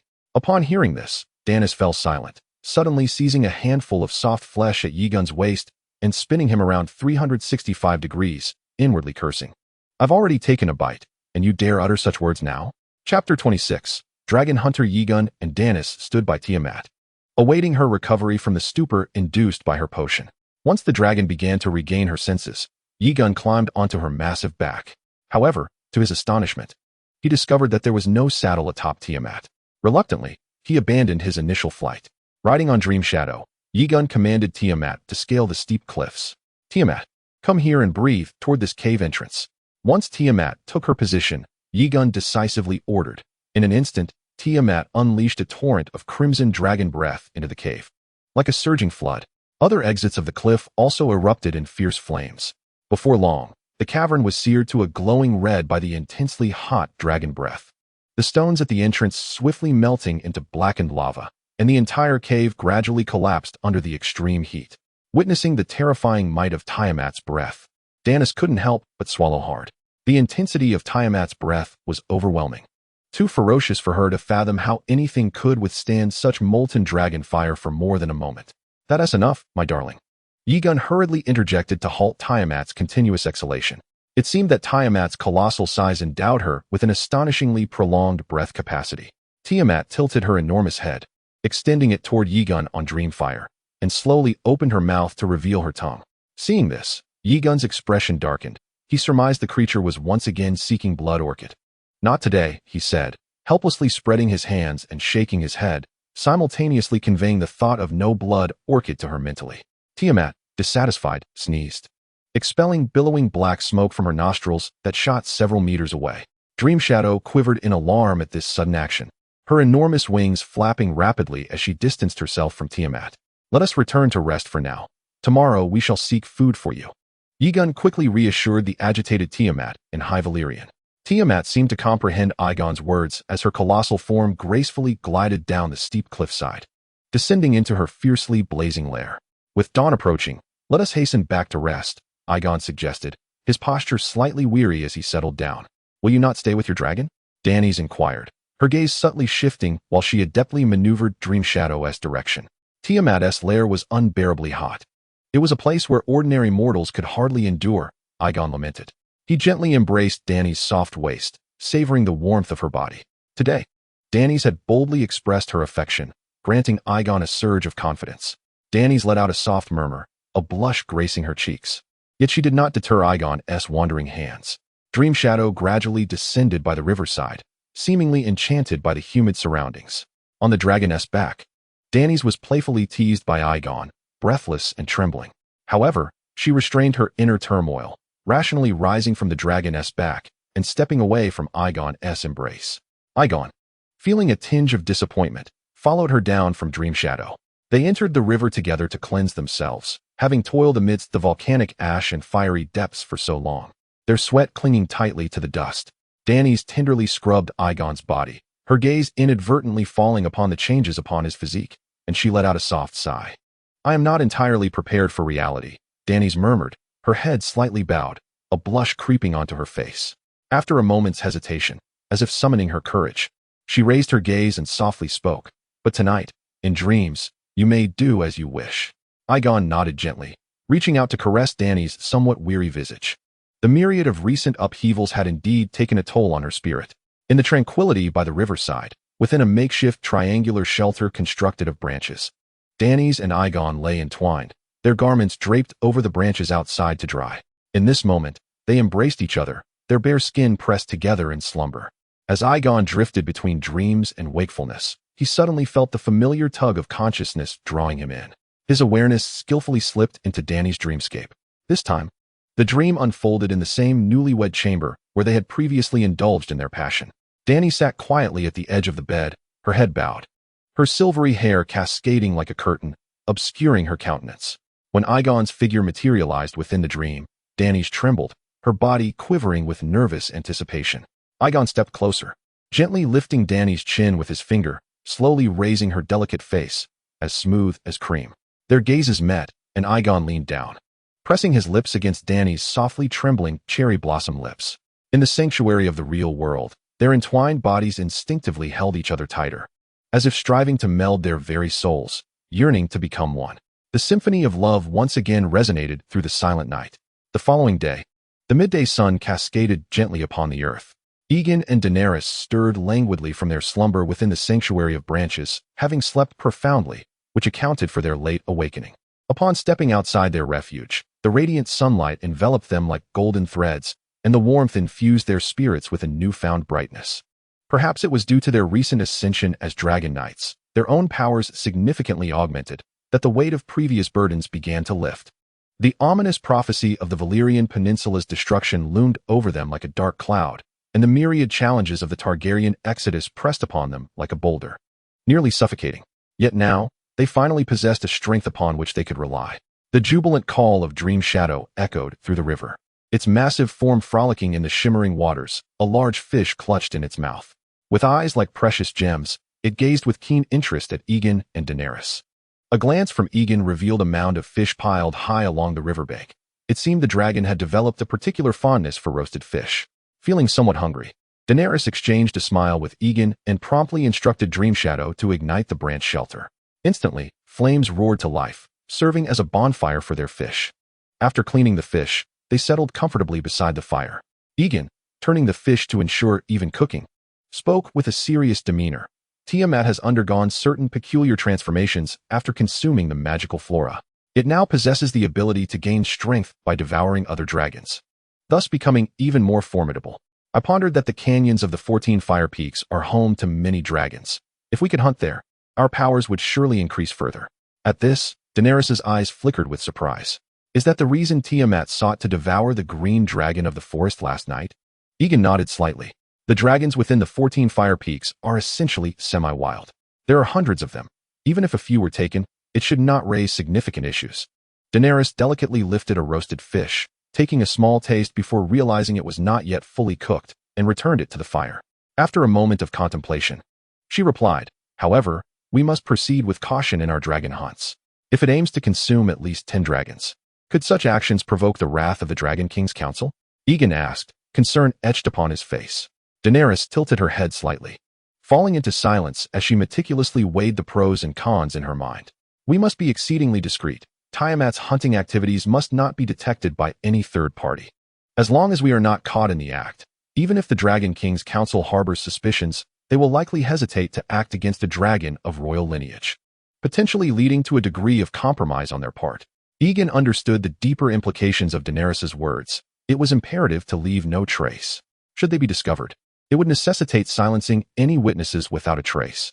After their meal, Egon and Daenerys worked in unison to sever the rope ladder from Dream Shadow, subsequently felling a great tree to construct a rudimentary yet functional makeshift dragon saddle. Once everything was in place, the duo mounted Dream Shadow and returned to the Abyss of Flames. Upon arrival at Tiamat's lair, Egon eagerly affixed the newly crafted saddle onto Tiamat's formidable frame. After meticulously ensuring that the bindings were secure, he mounted the back of his own dragon for the first time, his heart brimming with exhilaration and anticipation, and called out, "Let us set forth, Tiamat, roar." With a thunderous bellow akin to a tempest, Tiamat began its powerful, yet somewhat cumbersome run. Daenerys, riding on Dream Shadow, could distinctly feel the intense vibrations emanating from the ground below. She gently patted Dream Shadow, who immediately understood her cue, flapping its immense wings and ascending into the sky, soon positioning itself alongside Tiamat. Daenerys and Egon exchanged glances and shared a joyful smile from their respective dragon backs. Dream Shadow circled Tiamat like a vigilant escort to a mighty aircraft carrier, patrolling around it with unwavering dedication. Familiar with the locations of the nearby dragon lairs, Tiamat instinctively sought out the designated territory. Daenerys retrieved a map from her satchel, meticulously comparing their current location, and soon realized that Tiamat was leading them toward the Stinking Bone Marsh, the nearest site to the Abyss of Flames. Egon, exhilarated atop Tiamat, let out joyous shouts, reveling in the freedom of soaring across the limitless expanse of the sky upon his dragon's back. In that moment, he felt an overwhelming sense of fulfillment, as if he had truly become the unrivaled sovereign of the skies in this era and world, the thrill of his newfound power surging through him like a relentless tide. Daenerys smiled softly, watching Egon express his exuberance, recalling her own inaugural flight atop a dragon, the unparalleled sensation still indelibly etched in her memory. A moment she would never forget. Tiamat's colossal form swept swiftly over the forest, resembling a shadow that blotted out the sun. Where it passed, powerful gusts of wind surged forth, flattening numerous delicate saplings. Its immense 100-meter length meant that each subtle motion caused ripples of disturbance throughout the surrounding environment, akin to a minor catastrophe. As they soared beyond the forest, the landscape below began to transform, revealing an array of small ponds appearing gradually. From their lofty vantage point, these ponds sparkled like pearls, intricately scattered across the vast expanse of earth. The variety of shrubs increased, and the once isolated ponds began to merge, gradually sketching the contours of the marshland. They continued their swift flight until they finally reached the Stinking Bone Marsh. The head of Tiamat hung low, surveying the marshland below, as a pair of dark golden dragon eyes intently searched for traces of a dragon lair. Observing this, Egon swiftly gestured to Daenerys, understanding his silent command. She nodded in acknowledgement. Gently patting its flank, Dreamshadow immediately grasped its master's intent, flapping its powerful wings to depart from Tiamat's side, leveraging its remarkable speed to embark on an independent quest for the elusive traces of the dragon. Moments later, Tiamat let out a deep, resonant roar, tinged with a hint of impatience. Egon, equally perplexed, furrowed his brow. Could it be that the dragon in the marsh had already been tamed by another and ridden away? As this thought crossed his mind, he prepared to urge Tiamat to abandon the search for this lair and proceed to the next potential dragon den, when suddenly, a clear and vibrant roar from Dreamshadow echoed in the distance.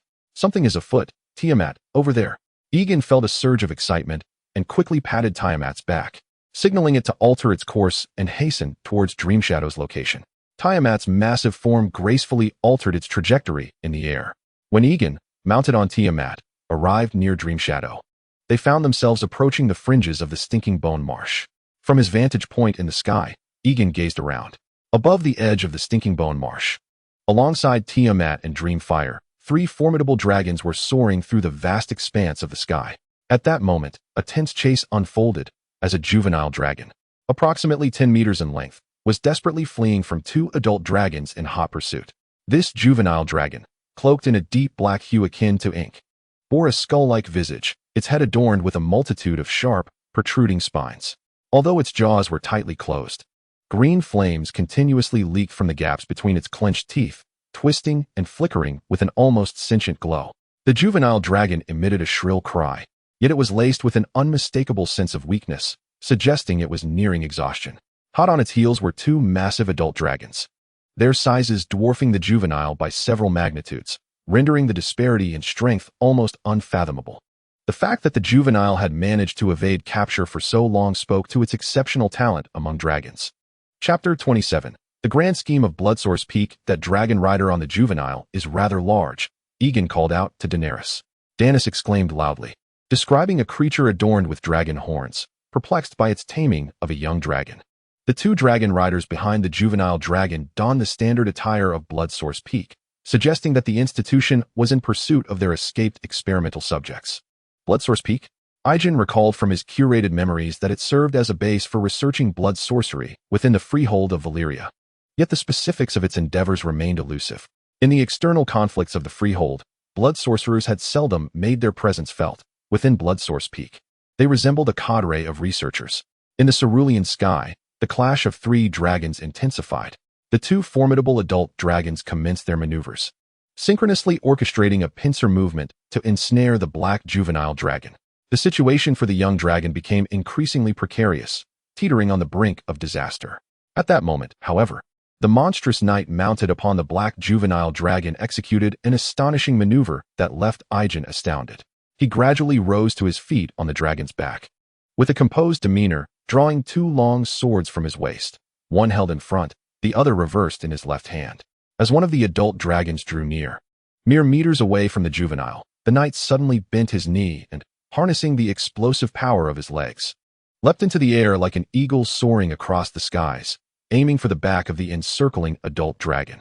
This creature was engaging in aerial combat. Such audacity was unimaginable. Daenerys widened her eyes in disbelief, unable to suppress her astonishment. Meanwhile, Egon furrowed his brow. His chip-enhanced vision afforded him a much greater range than Daenerys. He pondered in confusion. Why is he employing Gaiman's battle techniques? Moreover, he wields Gaiman's twin swords. Hadn't Daenerys already incinerated those weapons along with Gaiman's corpse? Could it be that the creature bears a resemblance to Gaiman? Look at him wielding Gaiman's sword and executing Gaiman's swordplay. Egon quickly called out to Danis. Upon hearing his words, Danis felt as though struck by lightning, her shock prompting her to cover her mouth in disbelief. She stared blankly at Egon before suddenly turning her gaze back to the tumultuous battlefield above, where the three dragons were locked in fierce combat. The dynamics of the battlefield shifted rapidly. The creature, or rather Gaiman, had successfully leaped onto the back of the opposing dragon. Without a moment's hesitation, he gripped the iron sword tightly and unleashed all his strength in a brutal strike aimed at the dragon's wing. In an instant, a glimmer of cold light flashed as the sharp blade threatened to inflict grievous harm upon the dragon's wing. However, the opposing dragon knight acted even quicker. The moment Gaiman leapt into action, a heavy crossbow, already loaded with a bolt, was swiftly and steadily raised by the dragon knight. With a sharp crack, the bolt shot forth like a streak of black lightning, striking Gaiman squarely in the abdomen. The immense inertia caused Gaiman's body to lose balance in an instant, sending him uncontrollably plummeting from the back of the dragon. This formidable adult dragon, far from being a mere beast, felt an overwhelming sense of humiliation at having an enemy so easily leap onto its back, which ignited a furious wrath within it. With a violent twist of its massive body, its powerful tail lashed through the air like an enormous whip, striking at Gaiman suspended in midair. At the critical moment, a black hatchling dragon swooped in like a dark arrow, shielding Gaiman from the lethal blow with its own body. Both the hatchling and Gaiman fell freely from the heights, plummeting dozens of meters. At that moment, Igor and Danis could do nothing but watch in horror as the perilous scene unfolded. Exchanging a glance, they disregarded the two adult dragons circling above and swiftly directed their dragons toward the spot where Gaiman was destined to land. With a slight jolt, they touched down on the ground. As soon as the dragon landed, Igor and Danis began to search frantically. After a considerable time, Igor suddenly spotted Gaiman's bizarre form hidden behind a dense thicket. He lay there quietly, his eyes tightly shut, completely unconscious, and his scaly skin was cracked and bleeding from the impact with the ground. Igor hurriedly approached, pushing aside the layers of branches and leaves. Seeing this, Danis rushed over as well, and upon witnessing Gaiman's horrifying and grotesque appearance, her eyes immediately filled with tears. Just then, a cacophony of footsteps approached from the distance. In a short while, two armored soldiers, one tall and one lean, emerged a few dozen meters ahead of them. These were the dragon riders from Bloodsource Peak they had seen in the sky. One of the riders was notably tall, with sharp, elongated eyes, while the other was thin, appearing somewhat haggard, yet his gaze was astute. As soon as these two dragon riders appeared, they strode directly toward Gaiman. Igor and Danis quickly stood in front of Gaiman, blocking the rider's path. Upon seeing their obstruction, the tall rider spoke first, his voice booming with an undeniable authority. "Hey, you two. Hand over that dragon creature lying on the ground." He gestured toward the unconscious Gaiman. The lean rider chimed in, his voice shrill. "Exactly. This dragon creature is our target from Bloodsource Peak. Don't make trouble for yourselves. Just hand it over." Following them were two adult dragons, each over 30 meters long, one brown and one blue. Upon hearing this, Danis furrowed her brow. She could not simply stand by and allow them to take Gaiman away. As Egon observed Danis's demeanor, he quietly inquired about the origins of Bloodsource Peak and whether it could indeed be vanquished. Danis subtly nodded, maintaining her composure. The two dragon knights across from them, noticing the silence and the quiet murmurs exchanged between the two, began to exhibit signs of impatience. The taller knight impatiently urged, "Enough with the idle chatter. Hand over the person without further delay. We have matters to attend to." "Is Bloodsource Peak so formidable that it can engage in robbery at will?" Egon replied coolly, gesturing for Danis to instruct Dream Shadow to conceal itself in the skies for a surprise attack. At that moment, the two dragon knights' gazes inadvertently fell upon Tiamat, who stood behind Egon. The distinctive features of the Crimson Dragon were unmistakable, and upon seeing this royal dragon, the expressions of the knights shifted slightly, a flicker of trepidation crossing their eyes. The taller knight, recognizing the change, tempered his arrogance and addressed Egon. "Humph. Out of respect for the Aurelian family, I shall offer you a word of advice. We are currently in the most critical phase of the grand plan. Your Aurelian family ought to be acutely aware that if any issues arise due to your actions, the core heirs of your family will surely suffer the consequences." Upon hearing this, Egon felt a chill run down his spine, exchanging a knowing glance with Danis. In that instant, they comprehended that the knights had mistakenly identified them as members of the Aurelian family due to Tiamat's prominent red dragon traits. Egon shook his head, scoffing. "Am I unaware of what the grand plan entails? Moreover, The Aurelian family does not require justification for its actions to others. You. The tall knight's face flushed with rage, his chest heaving with indignation. Had he not been acutely aware that their dragons were no match for Egon's red dragon, he would have undoubtedly charged forward, eager to silence this audacious individual. Noticing the escalating tension, the slender dragon knight stepped forward. My friend, since you have the opportunity to tame a royal dragon at this dragon taming convention, your standing within the Aurelian family must be quite significant. He implored earnestly. Even the slightest error in Bloodsource Peak's grand plan could jeopardize the very existence of the Valyria Peninsula. You might want to consult your family's patriarch to grasp the gravity of the situation. Do you see the blood magic runes on our garments? We are the Dragonblood guardians of Bloodsource Peak, and we would never deceive you. Upon hearing this, Dany's felt as if struck by lightning. Previously, she had experienced a prophetic dream depicting the horrifying destruction of the Valyria Peninsula, which had subjected her to countless doubts and criticisms. Now, hearing the representatives of Bloodsource Peak claim that their grand plan was intertwined with the fate of the peninsula, she instinctively connected her foreboding dream with this so-called grand plan. Dany's tugged at Egon's sleeve and whispered, "Let us extract more information from them. We must ascertain the true nature of this grand plan." Egon pressed his palm, signaling his understanding. He had persistently coaxed these two individuals to divulge the secrets of the grand scheme, yet their lips remained tightly sealed, offering only vague outlines. This person was captured by me first. I would be willing to hand him over to you. However, you must first clarify for me why you pursued him just now. What purpose does Bloodsource Peak have in capturing him? Once you elucidate, I shall surrender him to you. The promises of our Aurelian family are as solid as forged gold.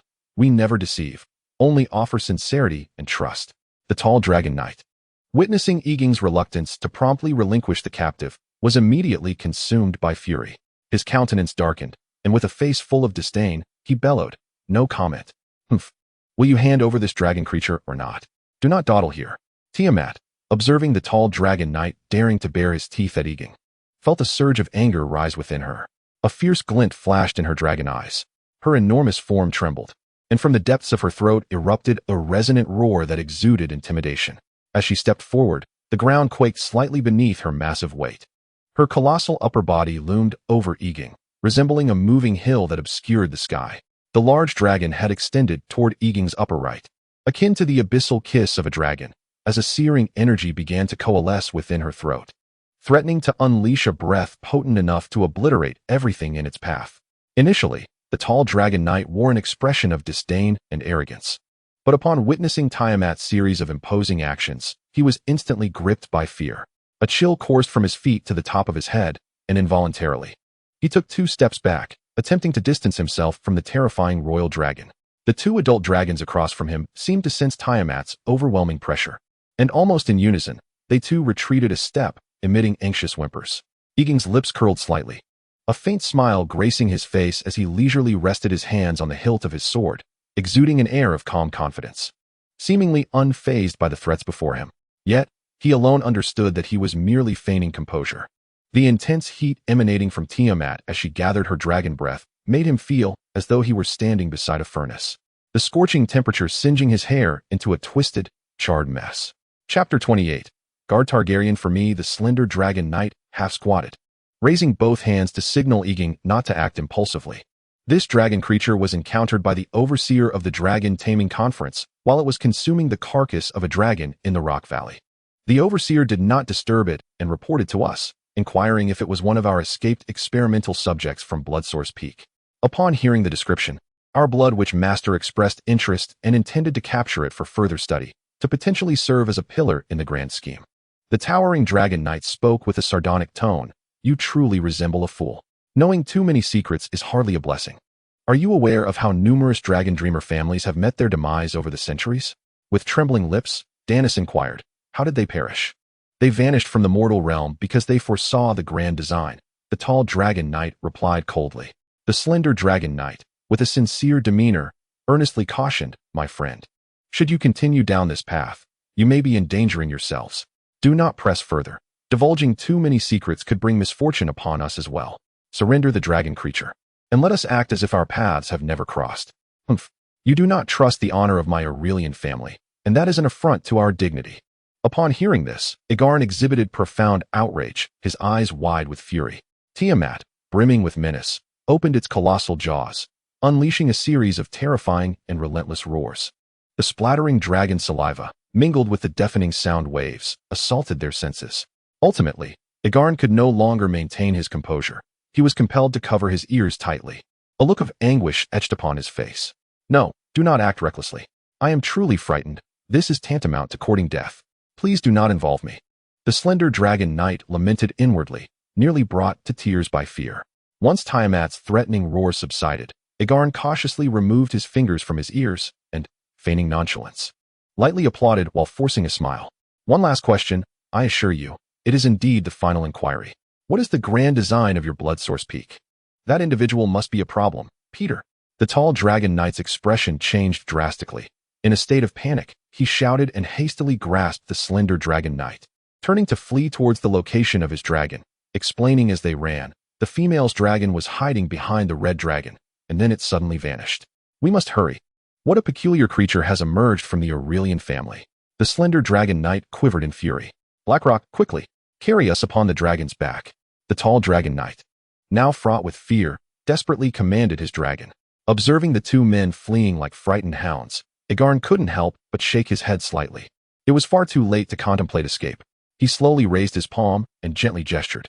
Upon receiving the command, Tiamat, with its massive form akin to a terrestrial aircraft carrier, began to charge forward, accompanied by thunderous footsteps that shook the very ground. It surged toward the two dragon creatures opposite them. In that moment, it resembled a towering mountain in furious motion, presenting a striking visual spectacle imbued with a raw, artistic ferocity. Before the fierce dragon knight of the opposing side could even settle his master upon the saddle, Tiamat surged forth like a colossal mountain, exuding an overwhelming presence. Instead of immediately unleashing her fiery breath, Tiamat opened her gargantuan maw, engaging in a barbaric charge. The earth trembled with a deafening crash, accompanied by the sinister sound of cracking bones. The anguished cries of the brown dragon echoed through the air.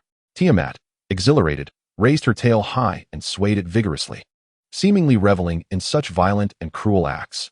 Ignoring the desperate struggles of the brown dragon, she pinned it mercilessly beneath her, rendering the creature as helpless as a frail maiden in the clutches of a powerful predator. Tiamat's subsequent brutality left Egon profoundly shaken.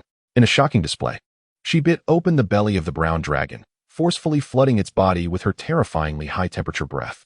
Under the searing onslaught of Tiamat's breath, the brown dragon succumbed before it could even draw a single breath, its demise marked by an odd aroma reminiscent of charred meat wafting through the air. As for the two dragon knights from Bloodsource Peak, they had been reduced to mere pulp amidst the ferocious clash of the dragons. The blue dragon, positioned behind the fallen brown dragon, seized the fleeting moment of distraction granted by its companion's noble struggle to escape. However, before it could gather enough momentum to take flight, the silhouette of Dream Shadow emerged above. By day, Dream Shadow's camouflage was not particularly remarkable, yet under Danis's command, it adeptly concealed itself behind Tiamat's immense form, then soared backward before stealthily circling around to ambush the two dragons from Bloodsource Peak. In a swift and graceful motion, Dream Shadow unleashed its breath, resembling a silver waterfall, accurately descending upon the head of the blue dragon as it prepared to launch. The blue dragon, caught off guard, stumbled violently in its run. Yet Dream Shadow did not relent. Utilizing its remarkable aerial agility, it followed the blue dragon's momentum, continuously spewing forth silver breath that enveloped the creature's head. The blue dragon, after that fall, could not rise again. Although the breath emitted by Dream Shadow lacked extreme temperature and force, the accompanying psychic assault was devastating. When Dream Shadow finally ceased its onslaught, the blue dragon lay motionless upon the ground, akin to a soulless plant dragon, drooling mindlessly. The blue dragon still breathed, yet its consciousness had faded away, rendering it akin to a lifeless object. The battle against the formidable dragon unfolded with overwhelming ferocity, reaching its conclusion in mere seconds. At this moment, Tiamat began to relish a sumptuous feast of dragon flesh, seemingly enamored by the raw delicacy. Its monstrous maw, fierce and colossal, sank into the brown dragon's body, tearing away a substantial chunk of flesh, which it gulped down with a guttural sound. Blood splattered everywhere, painting a gruesome scene that was truly shocking. Witnessing this, Egon couldn't help but shake his head slightly, gaining a deeper understanding of his dragon. Tiamat truly embodied the title of the evil dragon. Just then, Danis, filled with urgency, called out from behind, "Egon, brother, He has regained consciousness and wishes to speak with you. Egon swiftly turned and hurried to Gaiman's side. At that moment, Gaiman's body resembled a shattered porcelain doll, marred by cracks from head to toe. It seemed that even the slightest touch could shatter his fragile form into countless pieces. Gaiman's slit pupils fixed on Egon, desperately yearning to convey something. "Brother, you will be all right. There is still hope." Danny's wept uncontrollably, frantically attempting to reattach the torn, scabbed flesh on Gaiman's body. However, as she gently pressed, more blood oozed from the wounds, causing Gaiman to stifle a groan of pain. Seeing this, Egon quickly knelt beside him, cautiously lifting Gaiman's upper body to lean against a nearby tree for some comfort.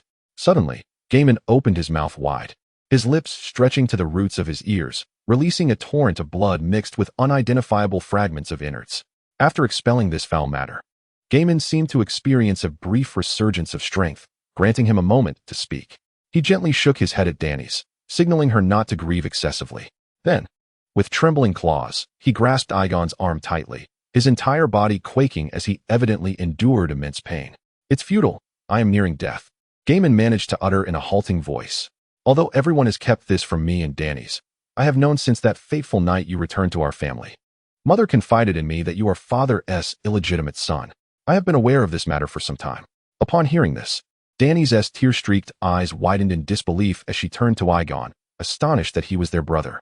Egon furrowed his brow in confusion and inquired, "Why did you pretend not to know?" Gaiman's face, marked by hardened scales and a fierce appearance, managed a pained smile as he slowly replied, "I thought perhaps I could touch your heart with my sincerity, alleviating your resentment towards Mother for her insistence on your departure from home. That is why I fought so hard to save you, and even hoped to have you as an elder brother, wishing to foster harmony between us." As Egon absorbed these words, he fell into a profound silence. Memories of his time with Gaiman began to flood his mind, each fragment vividly recalling their shared past. Perhaps Gaiman's initial sincerity was indeed tinged with ulterior motives. Nonetheless, he had genuinely exchanged his heartfelt intentions for Egon's. Gaiman's slit-pupiled gaze rested upon Egon, filled with anticipation, reluctance, and an unspoken trust regarding certain matters. Egon solemnly nodded in response to Gaiman, assuring him, "Rest assured, I shall not seek retribution against your mother." A look of relief graced Gaiman's face upon hearing this. Gradually, he shifted his gaze towards his sister, Danis, and at that moment, a crystalline tear silently slipped from the corner of his eye. He gently raised his hand and placed Danis's palm upon the back of Egon's hand. "I entrust her to you." Gaiman's voice emerged, raspy and strained, each word a laborious effort. In his final moments, he placed his claw over their intertwined hands and, summoning the last vestiges of his strength, clasped their hands tightly. Guard the Targaryen legacy for generations to come. Chapter 29. The Lord of Dreams. Gaiman's once firm grip gradually loosened, his claws slipping from their resting place on their hands, then falling limply to the ground. Simultaneously, his labored, pained breath ceased abruptly. "Brother." Danis suddenly collapsed to the ground, tears bursting forth like a dam breaking, her sobs echoing in the silence. Egon's gaze followed Gaiman's fallen claw. The weight of Gaiman's dying request deepened the sense of responsibility within him, a burden intertwined with Danis's fate and the Targaryen lineage. Egon gently turned his palm, intertwining his fingers with Danis's. She immediately buried her face in his chest, weeping uncontrollably. Nearby, Dream Shadow seemed to sense its master's sorrow, inching closer and gently nudging Danis with its nose. In the distance, a heart-wrenching cry of a dragon pierced the air. Upon hearing it, Egon swiftly turned to the source of the sound, but the dense woods obscured his view, leaving him unable to see anything.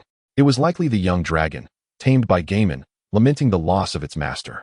Egon quietly allowed Danis to lean against him until her tears exhausted her, and she gradually drifted into slumber. At that very moment, the air beside Danis began to warp subtly, and Egon regarded it with astonishment, casting a glance at Danis. Pondering silently, could her extreme emotions have triggered an uncontrollable surge of her abilities? He recalled that during Gaiman's last moments, her dream-manipulating powers had also spiraled out of control. Little did they expect that this time the situation would be even more harrowing. The power of Danis's dreams had inexplicably seeped into the realm of reality. Before Egon's eyes, the light began to twist and meander. The tree trunks in the forest appeared to cast overlapping shadows, and the sunlight transformed into a kaleidoscope of colors, swirling in the sky like a mesmerizing kaleidoscope. Egon felt a sudden wave of dizziness wash over him, and a throbbing pain began to swell in his head. He quickly shut his eyes tightly, Yet the distorted sensation persisted, ravaging his mind with no escape in sight. Daenerys, wake up, Egon urged, shaking the figure in his arms anxiously. Fortunately, as Daenerys stirred awake, the illusory landscape in Egon's eyes gradually began to settle. What is happening to me? Daenerys, now aware of the peculiar surroundings, noticed her silvery hair's tips swaying as if imbued with a life of their own, moving without any breeze. Egon sighed in relief. Your dream-manipulating powers spiraled out of control again just now. It nearly made my head explode. My hair. Daenerys reached out to touch her silver locks, but the tips seemed to possess their own consciousness, evading her fingers as they floated in the air. Egon examined Daenerys' attribute panel and was astonished to discover that her basic mental strength had just surpassed 100 points. Basic mental strength refers to the pure mental energy possessed by a being without any additional enhancements from talents. When an ordinary human transcends the limits of their species' attributes, they acquire a new talent or upgrade an existing one. At this moment, the enhancement Daenerys received was an upgrade from her original talent as a Dreamwalker to that of a Dream Lord. Dream Lord, you possess the ability to dream jump and control the dreams of other beings. Your dreams can project into the real world, with the extent of influence depending on your own mental strength. Furthermore, any damage inflicted upon enemies in your dreams will be accurately reflected in reality. Mental strength, 10. It seems your dream abilities have improved.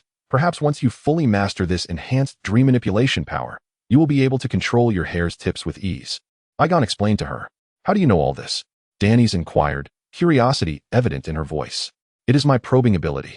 It not only allows me to uncover hidden individuals, but also to observe and manage your physical states, Egon replied. Can you check on my brother's condition? Is there a chance he could be revived? After a moment of contemplation, Daenerys asked urgently. Egon shook his head. In truth, he had already probed Gaiman's data attributes during their first encounter. He reopened Gaiman's data attributes page before his eyes. Aenar Targaryen attribute values. Politics, 36. Strategy, 26. Warfare, 35. Mental strength, 63. Vitality, 113. Talent. Level of Grandmaster, level of Majestic, level of True Dragon Bloodline, level of Red God Priest, level of Life Code. Skills. Among the newly acquired talents of Gaiman, besides the exceptionally unique level of Life Code talent that mirrors Tiamat, the level of Red God Priest allows one to receive the blessings of the Red God through devout offerings of epic life. The level of Majestic should be an upgrade from level of Bravery following his breakthrough of 100 base Vitality. However, as Yorn perused all his talents, he found no abilities related to resurrection. Noticing Yorn's subtle shake of the head, Daenerys' visage instantly reflected profound disappointment, her gaze gradually shifting towards Gaiman's lifeless body. Let us bury brother, Daenerys murmured. Shall we use ordinary flames or dragon's breath? Yorn inquired as he slowly rose, beginning to search for dry twigs around. Let us use dragon's breath, Tiamat's breath. Dream Shadow's breath might harm the soul, and I worry that if brother has a chance of resurrection in the future, Dream Shadow's breath could inflict damage on his soul, Daenerys replied, joining in the quest for firewood for the cremation. Very well, Yorn acquiesced, continuing with his task. During their search for wood, Daenerys and Yorn each stumbled upon 2 Valyrian half-swords that Gaiman had wielded in life. These swords were not the renowned Valyrian blades, Blackfire and the Dark Sister, belonging to House Targaryen, but rather simple Valyrian steel swords procured by Gaiman's mother at great expense from the Freehold. Yorn intended to place these swords beside Gaiman's body, but Daenerys halted him, saying, Since brother has entrusted the family and me to you, let these swords he often used remain with you. Yorn nodded slightly in understanding. He then called over Tiamat, who was indulging nearby. Her massive form moved with grace. Her great maw aimed directly at Gaiman's body resting on the pyre. With a solemn expression, Yorn issued his command. A resounding roar echoed as the searing dragon's breath erupted forth, engulfing Gaiman's body in flames. A colossal pillar of fire, nearly 10 meters wide, surged towards Gaiman, incinerating the wooden pyre in an instant, reducing it to ash that scattered into the air. Enough, Tiamat, Yorn exclaimed urgently, recognizing that Daenerys still harbored a flicker of hope for Gaiman's resurrection. Daenerys clasped her hands tightly to her chest, her expression tense as she approached the blazing funeral pyre. Drawing her sword, she cautiously prodded Gaiman's body, only to be astonished to discover that the upper half had been completely melted away by the intense heat of the dragon's breath, mingling with the soil and lava beneath. Yet the lower half, still retaining some semblance of shape, had completely carbonized, crumbling into powder at the slightest touch, scattering gently to the ground. The sword in her hand slipped from her grasp, landing with a crisp sound. Upon witnessing this, Egon instinctively closed his eyes. Tiamat tilted her head, inquiring through the psychic field, "Shall we proceed?" Egon gently waved his hand, signaling her to cease her fiery breath and to continue enjoying her meal. He approached Danis, observing her precarious state, and embraced her tightly, placing a tender kiss upon her forehead, yet refraining from uttering any further words. Following the completion of Gaiman's funeral rites, Egon and Danis set forth in search of the young dragon that Gaiman had once tamed. At the moment of Gaiman's death, the young dragon had emitted a mournful cry. Yet for reasons unknown, it had not made its way here. Perhaps it too had suffered grievous injuries. They diligently followed the direction from which the dragon's lament had echoed, and after some effort, they discovered the little black dragon ensnared within the sturdy branches of a large banyan tree. Its fleshly wings had been impaled by the trunk, though it appeared not to have sustained any severe injuries. Upon seeing this, Danis quickly called for Dreamshadow to assist. Dreamshadow bit through the branches that ensnared the dragon, forcefully tearing away the aerial roots entangled around it. Once liberated, the little black dragon immediately soared towards the site of Gaiman's cremation. Egon and Danis hastily pursued. Only to their astonishment, the dragon devoured Gaiman's ashes without hesitation. Danis contemplated intervening to stop it, but after a moment's reflection, she relinquished the thought and chose to disregard the dragon's actions. Egon, however, was inclined to touch the little black dragon, curious as to whether its talents had undergone any transformation following the recent upheaval. Yet the young dragon exhibited an aversion to strangers, escaping at the slightest lapse of Dreamshadow's attention. At that moment, Tiamat had nearly finished consuming the brown adult dragon, her round belly protruding prominently, rendering her temporarily incapable of devouring another blue dragon. Egon commanded Tiamat to eliminate the blue dragon first, instructing her to rest beside her pile of dragon meat. Egon and Danis then mounted Dreamshadow, ascending to a broad hilltop where they erected a simple shelter. This served both to allow Tiamat ample time to digest her meal and to observe for any approaching dragon riders. As night fell, the two nestled closely together in slumber. Egon refrained from any indecorous actions towards Danis. The incident that had transpired between them upon Gaiman's passing was merely an accident. He was not so impulsive as to take advantage of Danis during this sorrowful and painful time. The night passed peacefully. The following morning, as Egon and Danis stirred from their slumber, they gazed down the hillside in astonishment. Tiamat had nearly devoured the azure dragon, consuming most of it in a relentless feast throughout the night. Egon could not help but admire the peculiar nature of his draconic companion. However, Tiamat had truly overindulged and was now exceedingly full, spending the entire day in a deep slumber, lost in the bliss of postprandial repose. By the next day, Tiamat had completely consumed the blue dragon, leaving not a trace behind. Egon hastily urged the lethargic Tiamat to depart from the scene of the feast and sought out a secluded mountainside for Tiamat to digest her meal in peace.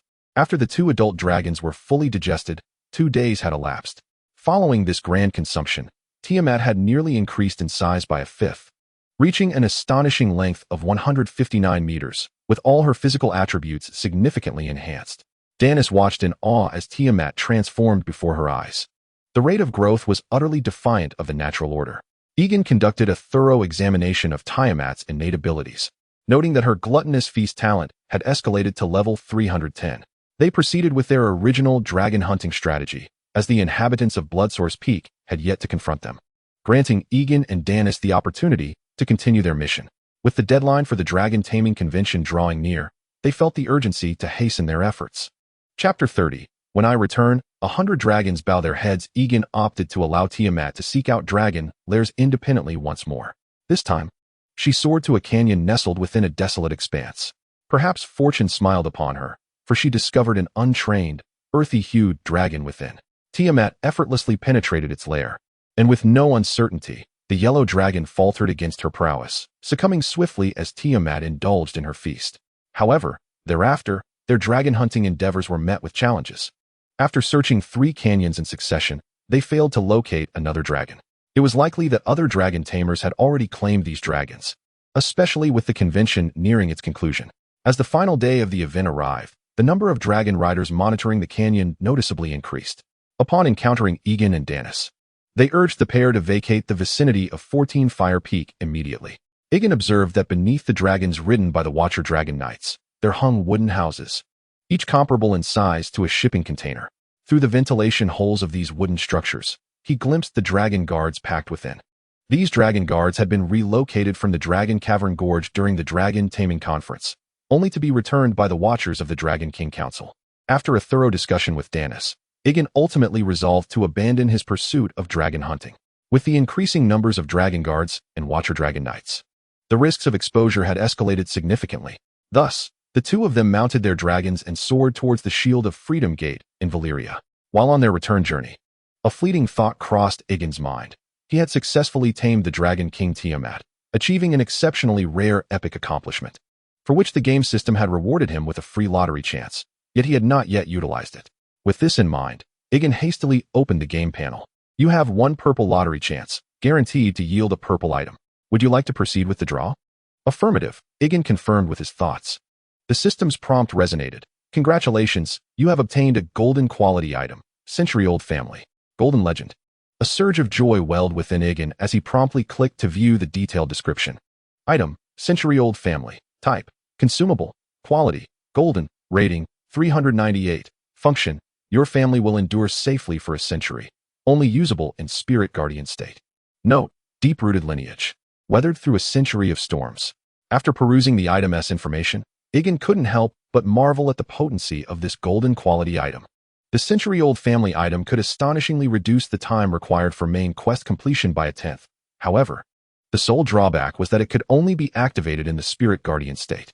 Egon closed the item panel, contemplating the most opportune moment to employ this remarkable item. During their flight, they occasionally encountered dragon knights who had successfully tamed dragons during the conference. Upon seeing the royal-class magical dragon that Egon rode, envy gleamed in their eyes, and they eagerly approached to greet him, hoping to become acquainted. After all, those eligible to tame a Dragon King were certainly not ordinary individuals within the Dragon King family. Even a common dragon breed that tamed a Dragon King would find their status transformed into something extraordinary. Tiamat, observing the approaching magical dragon, couldn't help but salivate, as if ready to pounce and devour it whole. Noticing this, Egon swiftly employed his mental strength to suppress Tiamat, stifling its perilous desires. As Egon navigated the magical dragon closer to the Shield of Freedom, a cacophony of jubilant sounds surged forth like a tide. The closing ceremony of this dragon taming conference appeared far more exuberant than the opening ceremony had been. The entire aristocracy of the Free Bastion, along with the vast populace, now directs their attention to this moment. The newly emerged dragon tamers from the dragon taming conference are poised to potentially influence the existing power dynamics within the Dragon King family. For the common folk, their curiosity extends beyond the specifics of which dragons these tamers will subdue. They have, to varying degrees, placed their bets on these tamers, participating in the burgeoning gambling activities. The economy of the Free Bastion is notably prosperous, and whether one is a first-class citizen or a second-class commoner, most have managed to accumulate some spare coin, thus fostering a clandestine gambling culture among the populace. In this era of unparalleled invincibility, the flourishing economy of the Free Bastion has engendered a sense of arrogance among its citizens, while simultaneously providing a fertile ground for hedonistic indulgence to thrive. This is the current state of the Valyria Peninsula, an epoch belonging to the Free Bastion, yet also an era rampant with unchecked desires. At the upper echelons, the true dragon aristocrats indulge in a life of opulence, emotional excess, and unrestrained pleasure. Meanwhile, at the lower strata, the vast multitude of slaves toil relentlessly, subsisting daily on food as crude as swine fodder. At this moment, the walls of the Shield of Freedom are adorned with dozens of colossal magical dragons. Some have already been successfully tamed, while others are fresh acquisitions brought forth from the 14 Fire Peaks by the newly minted dragon tamers during this conference. However, atop the highest platform of the Shield of Freedom lies an emptiness.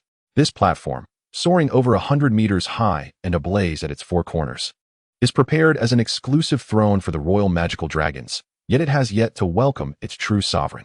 Within the grand viewing hall beneath the Shield of Freedom, 14 patriarchs from the Dragon King Council are seated before an obsidian table. Over 20 other patriarchs from various Dragon King families occupy the periphery of the hall. At this juncture, only the Dragon King Council holds the privilege to ascend this venerable and ancient dining table, partaking in the meats that symbolize their elevated status. Upon the obsidian table lies a collection of exquisite beauties from myriad nations, gathered from across the world. These women, with their graceful forms and exquisite features, now serve merely as adornments upon the table. On their delicate, fair bodies rest meticulously sliced raw meats, In the current circles of true dragon nobility, the consumption of raw flesh has become a fashionable trend, particularly a penchant for the flesh of magical creatures. These true dragons are convinced that the precious, fresh meat from magical beasts can effectively awaken the dormant true dragon blood within them, and when served upon the delectable forms of women, this pairing incites unparalleled delight and fervor. With mere hours remaining until the conclusion of the event, it is my belief that the chances of anyone successfully taming the Dragon King are exceedingly slim, a sentiment echoed by many of the patriarchs of the Dragon King families. The Dragon Taming Conference of the Ten Realms, witnessing even a single appearance of a royal-level dragon, would be considered fortunate. Taming a Dragon King is no trivial feat. The patriarch of the Aurelius family casually remarked as he nonchalantly grasped a fork and speared a piece of raw meat. To his surprise, the fork inadvertently pierced the woman below, causing her to emit a cry of pain and a soft moan.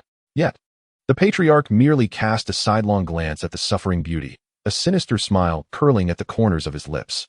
I recall the last time a royal-level dragon made an appearance. It was Aenar of the Targaryen family, and the scene created quite a stir. The patriarch of the Valyrian family spoke as he slowly rose to his feet, pacing toward the balcony above. Leaning against the railing, he gazed distantly toward the 14 fire peaks. It is said that the Targaryen family has recently encountered some turmoil, their fleet having been plundered. Moreover, they have not even attended the closing ceremony of this dragon taming conference. How amusing! The patriarch of Aurelius scoffed disdainfully. Upon hearing this, the patriarch of Valentes nodded in agreement, then turned his stern gaze toward the dragon lords below, reprimanding them with a scornful tone. Humph, the Targaryens are far too greedy. Do they truly believe that possessing a Dragon King-level dragon makes them exceptional? They wish to negotiate with us. What a farce. They fail to recognize the true reason for our rise. The High Valyrians wield the most profound blood sorcery in the world, which is the very foundation of our stronghold's stability. It is we, the 14 noble families, who have invested immense resources to sustain Blood Source Peak. What have you contributed? Do you think you can simply sit at this table? The patriarch of Valentes' reprimand sent a ripple of agitation among the dragon lords below. Although they may not reside at the very core of the Freehold's power, they nonetheless occupy the upper echelons of this society and had never before endured such humiliation and provocation. Their faces reflected indignation. Some murmured, "We would like to access Blood Source Peak, yet we have no opportunity. Common Dragon Kings sustain you, while you sustain Blood Source Peak. Is it not we, the ordinary Dragon Kings, who are laboring?" Indeed, observing the unrest, the patriarch of Valyrian swiftly turned, raising both hands to gently urge silence, quelling the uproar among the dragon lords. With a soft tone, he said, "The patriarch of Valentes means well. The Targaryen family has indeed overstepped this time. They have been spreading those terrifying rumors, which undeniably undermines the very foundation of our freehold.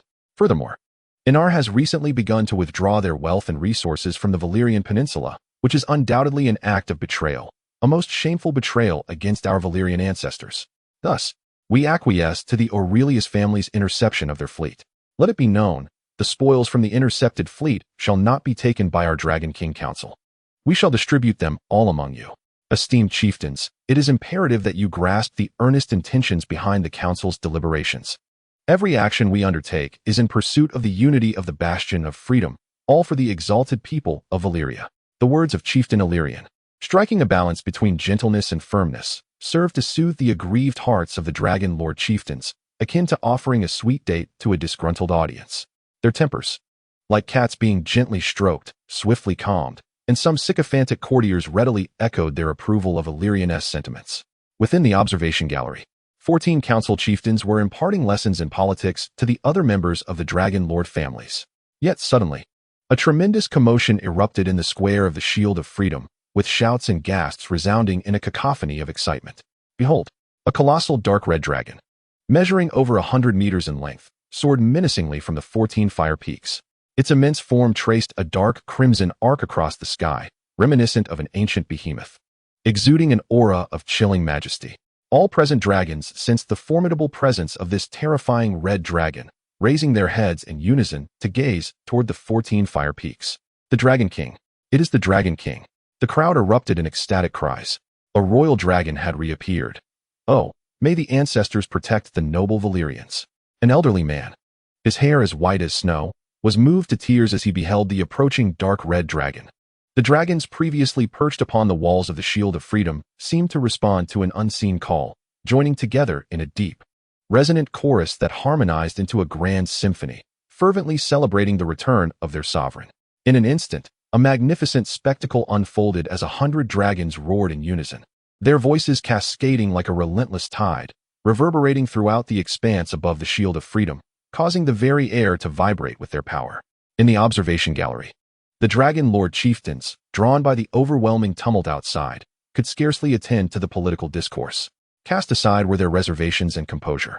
As they forcefully pushed past the obstructing council members, eager to crowd towards the railings of the gallery. Upon reaching the edge, they leaned eagerly over, straining their necks, eyes darting towards the 14 fire peaks. Could it be that one of their own had tamed the Dragon King? In the distant sky, above the ancestral homeland of the Valyrians, the Dragon King, a majestic dark red dragon over 100 meters long, rhythmically beat its powerful wings, gliding toward them. At that moment, Egon could scarcely fathom that his return would incite such a monumental spectacle. He had previously underestimated the Valyrians' almost fervent adulation for a royal dragon. With this thought, he instinctively turned to glance at Dany's beside him. Dany sensed Egon's gaze upon her. She offered him a subtle smile, then extended her finger towards the pinnacle of the Freedom Shield, exclaiming, "Do you see that platform at the top of the tower? Allow Tiamat to ascend. It serves as the throne prepared exclusively for the tamed royal dragons, symbolizing the Valyrians' warm welcome to the Dragon King." Upon hearing this, Egon nodded gently, guiding Tiamat towards the summit of the Freedom Shield. Dream Shadow, following closely beside Tiamat, gradually descended onto the castle walls, merging with the assembly of dragons, becoming one among them. The pinnacle of the tower resembled an Eiffel Tower, stripped of its spire. As Tiamat landed atop, it displayed its sovereignty by unfurling its immense, fleshy wings, casting its gaze over the ancient city of Valyria, and released a resounding and prolonged dragon roar. With the echo of this mighty roar, dragons began to descend from the skies, landing with thudding sounds on the castle walls, amidst the enthusiastic cheers of the civilians in the square. All the dragons lowered their heads slightly, adopting a posture of utmost reverence towards their king. Chapter 31. The commencement of aerial warfare. Egon's gaze shifted toward the jubilant throng that cheered for him, observing the faces filled with fervor and anticipation, stirring waves of emotion within him. In that fleeting moment, he pondered a question he had never considered before. Is it possible to avert the impending catastrophe threatening the Valyrian Peninsula? This thought flashed through his mind, but was swiftly suppressed. Though this world was undeniably real, the concept of destiny also held undeniable truth. The official records of the celestial destiny race provided an explanation of destiny. It is a principle that governs all things from the shadows, a corrective force that guides the universe along its predetermined course. Such a monumental event as the potential destruction of the Valyrian Peninsula, capable of significantly impacting the entire world, harbored a historical corrective power far beyond imagination. Egon reflected that should a fitting opportunity arise in the future, he would not shy away from challenging destiny. Yet for now, he had not even sired a descendant, and both his life and soul lacked the most basic assurances. Thus, he could not recklessly invite his own demise. Egon unfastened the safety strap tethered to the dragon's saddle and then rose to his feet, stepping off the saddle onto Tiamat's broad back. He was immediately met with a sizzling sound beneath his feet, as though he were pressing clothes against a hot iron, revealing the astonishingly high temperature of Tiamat's exterior. Steadying himself on the dragon's spiny ridges, he ascended along Tiamat's elongated neck, climbing toward its colossal head. The skull of Tiamat dwarfs even that of a locomotive, ample enough to accommodate a person standing upon it. At this moment, Egon stood atop, truly a peak among men, gripping one of Tiamat's horns as he gazed down upon the vast expanse of Valyria, reveling in the grandeur of the ancient city, which sprawled over 2,000 square miles. A swell of pride surged within him. "Isn't it beautiful?" A weathered voice echoed beside him. Egon was startled and turned swiftly to see an elderly man draped in a crimson and gold robe, having silently appeared behind him. A chill crept into Egon's heart as he noted that Tiamat displayed no sign of resistance to the old man's presence. The elder's face bore mysterious runes, reminiscent of totems, while his long red robe billowed in the brisk air, exuding an otherworldly grace. The embroidered red symbols shimmered softly, adding to the air of enigma. "This is the elder who appeared during the opening ceremony," Egon recalled. He inclined his head slightly and said cautiously, "May I ask who you are?" The old man smiled gently, gliding to Egon's side, and, like Egon, surveyed the city below. "You may call me Pan, or simply the Elder. I am merely an old man managing Bloodsource Peak. Upon hearing this, Egon felt the hair on his neck rise involuntarily. Could it be that my hunt for dragons at the 14 Fire Peaks has been discovered? Elder, what brings you to see me? Egon inquired, maintaining a calm facade while secretly reaching out through their mental link to ask Tiamat why it allowed this stranger to approach so closely. Tiamat's response was perplexing. It seemed as though only Egon stood upon its head. There is no need for such tension, the elder said, his smile unwavering. Losing a few young dragons at the 14 Fire Peaks is of little concern to me. I am merely intrigued by the Dragon King beneath you. Egon's alertness heightened, his muscles tensing instinctively, ready to command Tiamat to strike at any moment. He understood that he could never willingly surrender Tiamat to Bloodsource Peak. However, he felt uncertain about the elder's true strength and did not wish to act rashly, risking mutual destruction. Tiamat harbors no interest in Bloodsource Peak, Egon replied, striving to keep his tone diplomatic. You, little one, are quite amusing, the elder chuckled strangely, shifting the conversation. You are the son of Aenar, are you not? Indeed. Egon replied succinctly. The Targaryen family's second fleet has just been plundered by the Aurelians, leaving you with but a final fleet. The old man's tone exuded a certainty, as if he were well acquainted with the unfolding events. Egon remained silent, unable to fathom that Aenar's meticulously devised migration plan had already been laid bare. I do not wish to put you in a difficult position. I can offer the Targaryen family a chance to depart the peninsula. As he spoke, the elder slowly withdrew a bone shard from his robe, lowered his head, and absent-mindedly caressed the fragment while continuing. It is up to you to desire it. What opportunity? Egon could not restrain his curiosity. Take your dragon to participate in a champion dragon battle. Should you emerge victorious in this contest, I shall grant the Targaryen family permission to leave Valyria. The elder replied leisurely. Egon furrowed his brow slightly. In the original tale, it was the Black Death who participated in this dragon battle. Yet now it seemed he was to take part. And if I lose? Egon inquired. Should you lose, you shall be conscripted into the grand scheme and must obey my commands, the elder declared directly. After a moment of contemplation, Egon ultimately acquiesced. Very well, but can you truly make such a decision on behalf of the Dragon King's council?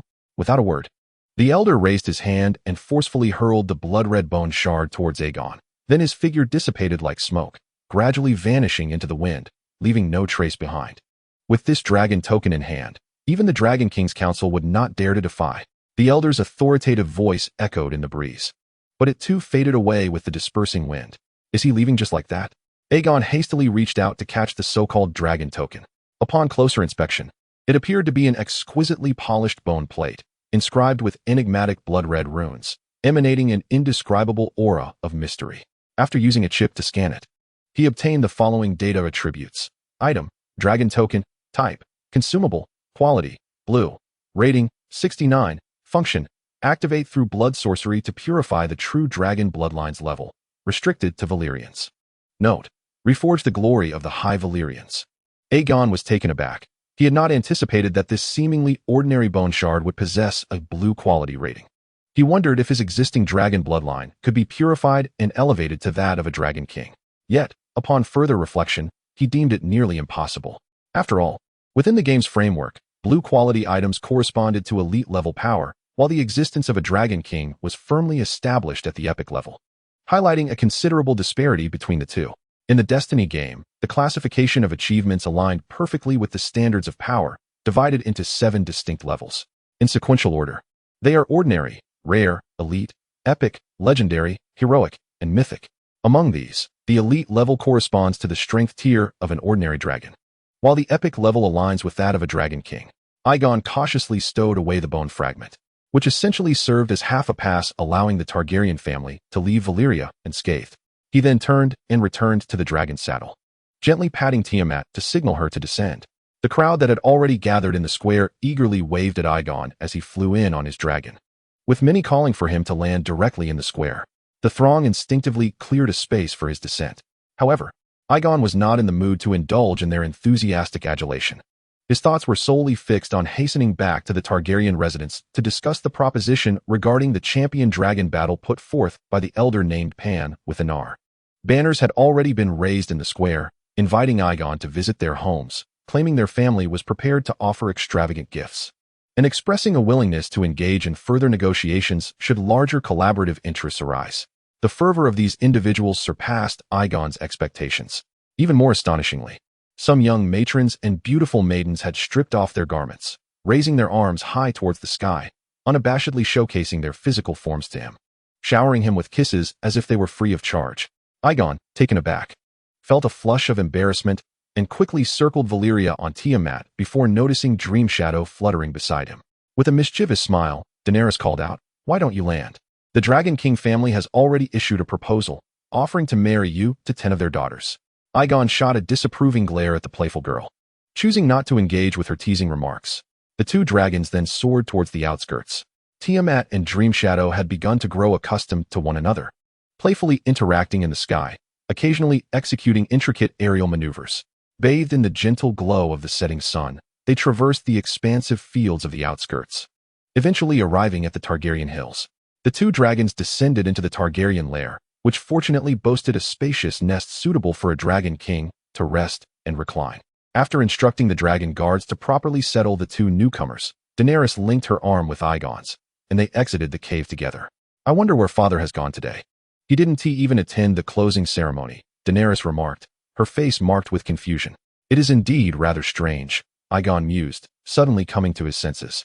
He quickly called out to a dragon guard and inquired, "Is Valyrian currently in the lair?" In the midday sun, the master of the house soared towards the sea atop Prince Valyrian, his destination shrouded in mystery. The dragon guard reported truthfully. A glance exchanged between Egon and Daenerys conveyed their immediate understanding of Aenys' whereabouts. He gestured for the dragon guard to depart. "Perhaps father intends to assist the fleet," Daenerys speculated. Moments earlier, atop the Tower of the Shield, an elder had mentioned that the Second Fleet had just been pillaged by the Lion family. It was plausible that Lord Aenar sought to reclaim the ships, Egon added. Upon hearing this, Daenerys' anxiety intensified. Egon, however, remained composed, promptly instructing a dragon guard to summon Steward Fran. When Fran arrived, he confirmed their suspicions and handed Daenerys a map, which marked the coordinates Aenys was likely to pursue and the presumed route of the Lion family post-raid. "Let us embark on our inaugural aerial assault," Egon declared to Daenerys. Chapter 32, Dragon's Blood in the Sky. The dragon, without a doubt, represented the most formidable weapon of war in this era.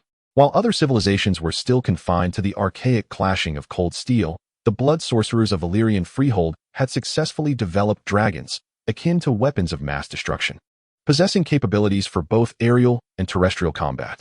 Tiamat and Shadow were soaring high above the ocean, their master having elevated them to an altitude exceeding 4,000 meters, where the air currents remained relatively stable and air resistance was minimal, making it ideal for long-distance flight. Moreover, such heights facilitated concealment of their movements. Prior to their departure to rendezvous with Valyrian, Egon and Daenerys had already prepared themselves for battle. Engaging in combat necessitated the prudent adoption of ambush tactics, as seizing the initiative would undoubtedly enhance their security. Upon reaching the coordinates marked by Steward Fran, Shadow, adhering to Aegon's strategic plan, stealthily detached from Tiamat. Aegon's strategy involved positioning Tiamat, the heavily armored warrior, at the forefront, while Shadow remained concealed in the rear, poised for a surprise attack. They meticulously scoured the sea's surface for any potential clues. On this serene summer day, the sea breeze was gentle, the waves modest, and the sky clear, providing an expansive view. After circling for a while, Shadow keenly detected an anomaly, a patch of ocean scattered with remnants of cargo ships, fragments of shattered hulls. Upon realizing this, Shadow swiftly returned, signaling Tiamat to follow. As the two dragons grew more accustomed to one another, their coordination deepened, allowing for simple communication through low, resonant calls. Tiamat deliberately lowered her altitude to that of a dragon's normal flight, serving as bait. Dream Shadow quietly took cover above Tiamat, her perfect camouflage rendering her nearly invisible to the naked eye, save for a faint outline. The sea began to ripple with waves caused by passing ships. Observing this, Tiamat let out a thunderous roar, cautioning Dream Shadow to remain stealthy. Dream Shadow did not respond vocally, but instinctively ascended slightly higher. After flying for a while longer, Egon finally spotted the Targaryen fleet from a distance, as well as the 4 dragons, Valyrian and the 3 adult red dragons of House Aurelian, locked in a standoff in the sky. The 4 dragon riders negotiating in the tense battlefield also sensed Tiamat's impending approach. Upon seeing the approaching red dragon, the 2 dragon riders of House Aurelian displayed expressions of delight, mistakenly believing reinforcements had arrived. However, a sudden realization struck Egon. It seemed that the enemy had summoned support. Indeed, The massive red dragon flew directly towards the ranks of House Aurelian's 2 red dragons. As Tiamat drew closer, Egon shouted at the top of his lungs, "Brothers of House Aurelian, I come bearing aid." Hearing this, Layman Aurelian was momentarily taken aback, mumbling to himself, "But I never requested reinforcements from the main branch. What is going on? Master, something seems amiss.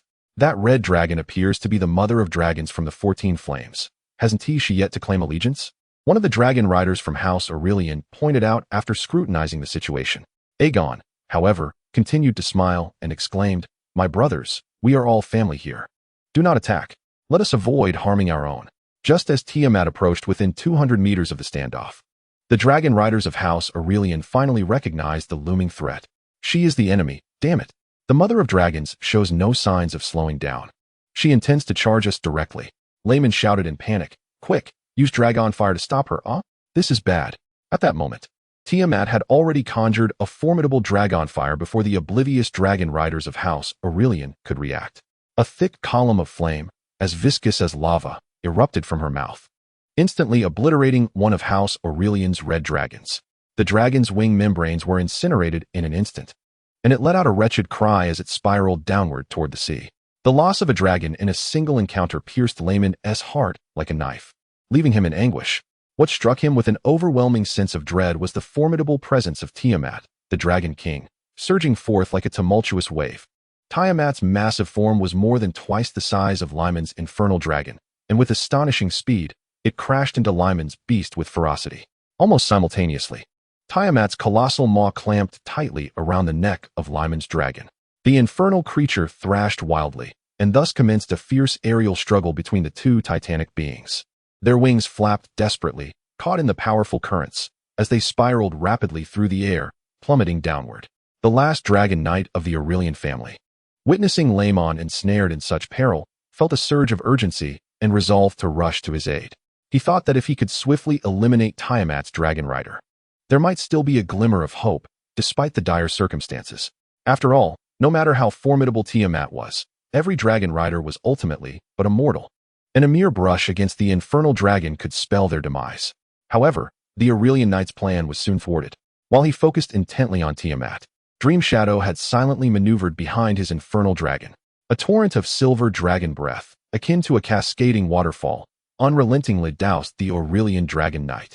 Both he and his infernal dragon emitted a piercing wail.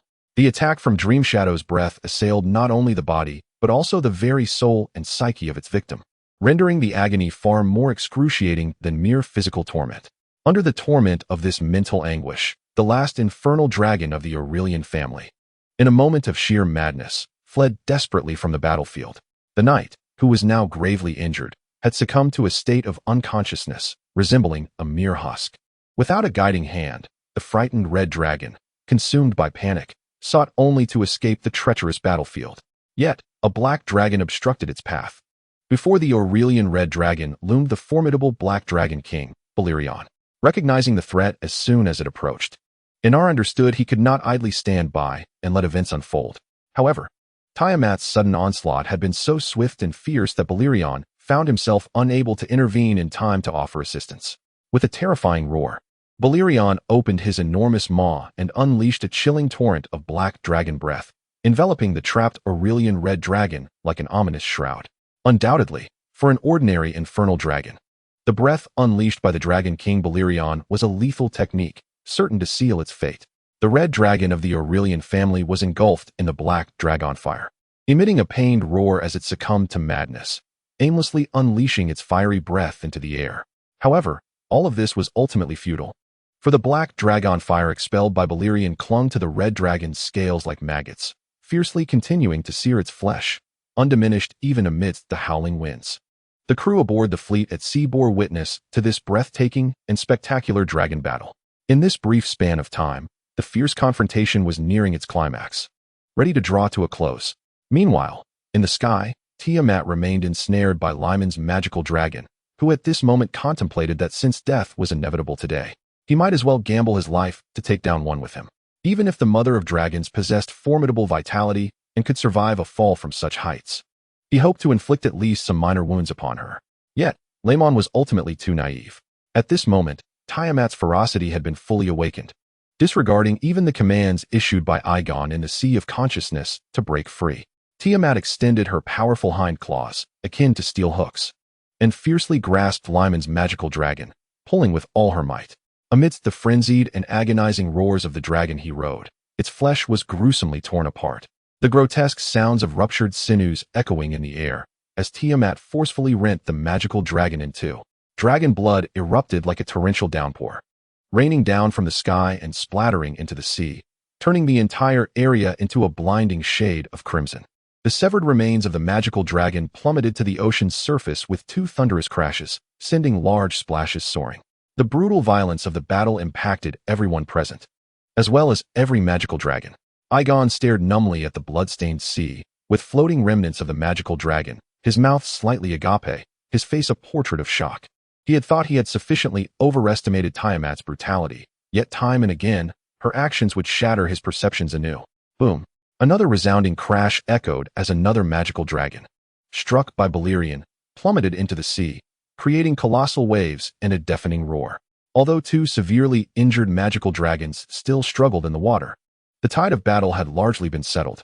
Chapter 33. I wish to defy fate roar. Tiamat, seemingly insatiate by the battle, suddenly dove towards a red dragon that was desperately struggling. A torrent of searing dragon breath, infused with formidable power, erupted from its maw, striking the cranium of the red dragon. The tremendous inertia from the dive culminated in a violent explosion at the moment of impact, shattering half of the red dragon's head in a gruesome spectacle.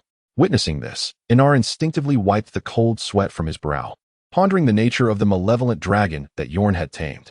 Fortunately, it was on their side. Otherwise, they would have been in grave trouble.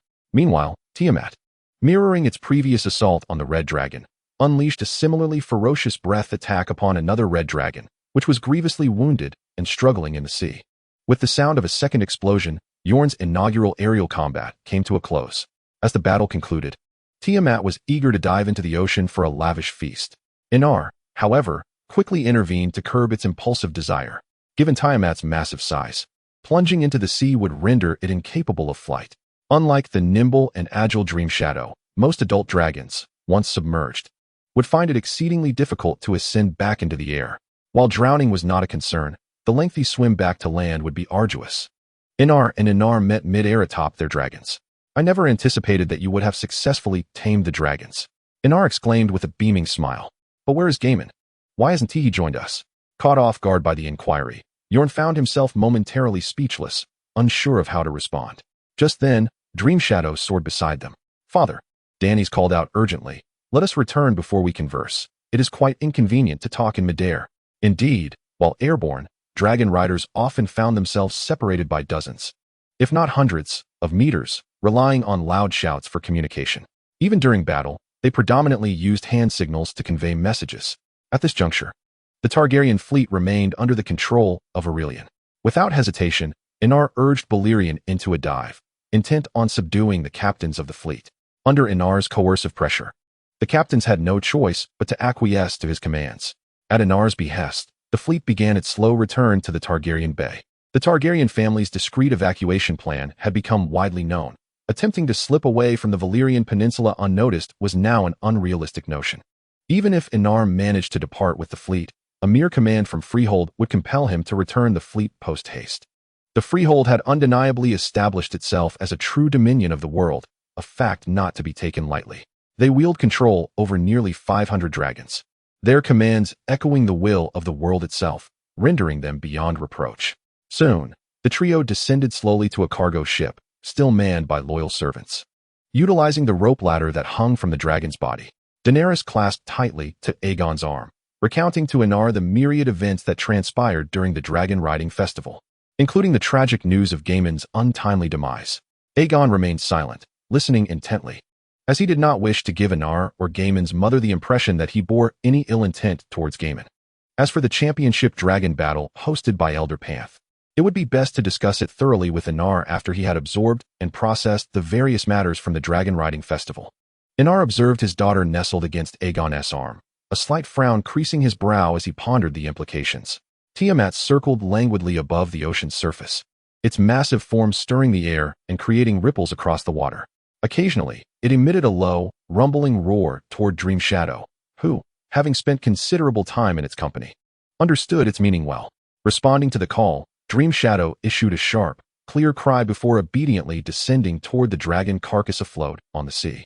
With its sharp claws, it began to slice through the dragon flesh of the Aurelian family. After securing a piece, Dream Shadow grasped it delicately in its beak and soared upward, heading straight for Tiamat, ultimately delivering the meat to the dragon's waiting maw. Upon seeing this, Tiamat let out a delighted roar, quickly consuming the offering before eagerly urging Dream Shadow to fetch more from the sea. Thus, the two dragons engaged in a nurturing ritual akin to a mother bird feeding its chicks, with Dream Shadow tirelessly flitting between the ocean and the sky, repeatedly bringing sustenance to Tiamat. Due to the spiritual connection with Egon, Tiamat's attributes were updated in real time. At that moment, Egon, through his chip, clearly observed the increasing value of Tiamat's insatiable feast talent, which had surpassed 510 in mere minutes. Gaiman had passed away. Aenar lowered his gaze, a hint of melancholy shadowing his countenance. Noticing this, Daenerys softly reassured him. When he departed, his face was serene. Aegon and I shall honor his legacy, safeguarding our Targaryen lineage. Aenar merely shook his head gently, offering no further words. He quietly approached the ship's railing, standing still as he gazed far into the distance. The coastline slowly grew larger within his view, yet Aenar's thoughts were elsewhere, etched with deep concern. Was the head of the family worried about our migration plans? Egon gazed at the solemn expression of Aenar and could not help but inquire. Upon hearing this, Aenar merely nodded, remaining silent as he continued to gaze into the distance, lost in his own thoughts. Observing this, Egon began to recount the events of the day. The Dragon King Council is indeed aware of our plans to depart. On my return today, I encountered an elder at the Shield of Freedom, who introduced himself as Pan. What was it again? Upon hearing this name, Aenar gasped in astonishment, quickly turning to fix his gaze upon Egon, as if seeking some hidden truth on his face. Is this elder of significant standing within the Dragon King Council? Egon asked, somewhat perplexed by Aenar's reaction. Aenar, with a grave demeanor, replied, Pan is the title bestowed upon the Grand Elder of Bloodsource Peak. Each generation of Grand Elders inherits this name. According to our Valyrian legends, the magical dragons ridden by the High Valyrians were initially tamed by an ancestor named Pan. At this moment, Dany's interjected, in the folklore of the Freehold, there exists a revered title for the Elders of Bloodsource Peak, which you must have heard, Pan the God. Upon hearing the designation Pan the God, Egon's mind instantly conjured images of the myths surrounding Pan from Earth's past. In those tales, Pan was the deity governing shepherds, nature, and the wilds. Originally, the Valyrians were indeed a community of shepherds who, after mastering the art of dragon taming, gradually ascended to become the world's dominators. Egon reflected that each generation of the Elder Pan must have played a pivotal role in the entire development of the Freehold. In the Freehold, one must never directly address the Elder by name. You should either refer to him as Pan the God or respectfully call him Elder. This is our custom. Aenar reminded Egon, before inquiring further, what did the Elder seek you for? Egon then recounted in detail the conversation he had with the Elder at the Shield of Freedom. The grand plan, the Championess War, Aenar murmured as he repeated these two key words, his brow furrowing slightly, revealing a hint of seriousness and contemplation in his expression. Yes, Father, Dany's continued. While at the 14 Fire Peaks, we also encountered 2 Dragonblood guardians from Bloodsource Peak. They inadvertently let slip that I am not the first dragon dreamer to foresee the apocalypse. Previous families of dragon dreamers have already been quietly eradicated by the Dragon King Council. Hearing this, Aenar tightened his grip on the ship's rail, his knuckles whitening from the pressure. With a serious countenance, he remarked, in fact, even before I tamed Valyrian, I received an invitation from Bloodsource Peak to join this so-called grand plan. However, I could not bear to let Valyrian be subjected to experimentation by those madmen. So I outright refused them. What is the true nature of the grand plan that they have been incessantly murmuring about? Do you have any clues or insights regarding its veracity, esteemed patriarch? As he spoke, Egon approached Einel, leaning against the ship's railing, having successfully tamed the Dragon King. Egon's strength and status had transformed dramatically compared to his past. Thus, he was able to exhibit a more casual demeanor in the presence of Einel, who, along with Danis, found no fault in this behavior. Einel shook his head and replied, I have only heard vague whispers regarding the matter. This grand plan appears to involve the study of a creature. It is said that this beast was born 2 millennia ago in the depths beneath the 14 Fire Peaks, later captured by those blood sorcerers. As for what precisely those blood sorcerers aim to extract from this creature, I am quite uncertain. Egon furrowed his brow, deep in thought, yet remained at a loss. Suddenly, an intriguing idea occurred to him. If he could produce offspring with a bloodline legacy, ensuring the survival of both the Targaryen lineage and his own, then he would not truly perish. With this realization, could he not actively engage in this grand plan to uncover its concealed secrets? Perhaps this path would even afford him the chance to challenge the destiny of the Valyrian Peninsula's destruction.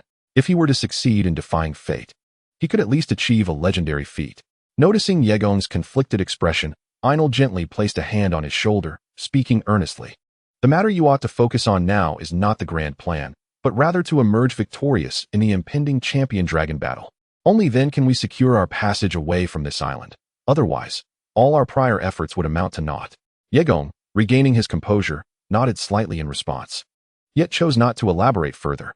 Observing this, Aenal contemplated for a moment before continuing. My child, you have endured much hardship over the years. I should never have expelled you from the family, allowing you to suffer in exile. This is my grave error. Egon regarded him calmly, his eyes betraying little emotion. Aenal stepped closer, grasping Egon's shoulders with both hands, and solemnly declared, upon our return to the family, I shall publicly announce your heritage and officially designate you as the heir of House Targaryen. It is evident that you and Danis have developed a certain bond during your time at the 14 Fire Peaks. Therefore, I shall arrange for your wedding to take place alongside the heir's banquet. Aenal appeared oblivious to Danis's bashful, flushed countenance, as he continued earnestly, Gaiman's mother is, in fact, my sister. She did not intend any malice towards you. She merely stood in the position of the matriarch, undertaking actions beneficial to the family. After all, she is also Daenerys's mother. I hope you consider the stability of the family and Daenerys's well-being. Egon interrupted Aenar's counsel with a smile, speaking in a calm tone. Father, rest assured, when Gaiman passed away, he entrusted Daenerys to me and entrusted me with the care of his mother. I shall never betray his last wish. Aenar finally smiled faintly, reaching out to pat Aegon's shoulder, filled with contentment as he said, You have never disappointed me. The future of House Targaryen belongs to you. Chapter 34. The future Dragon King's dual father. You overestimate my contributions. Serving the family is my duty.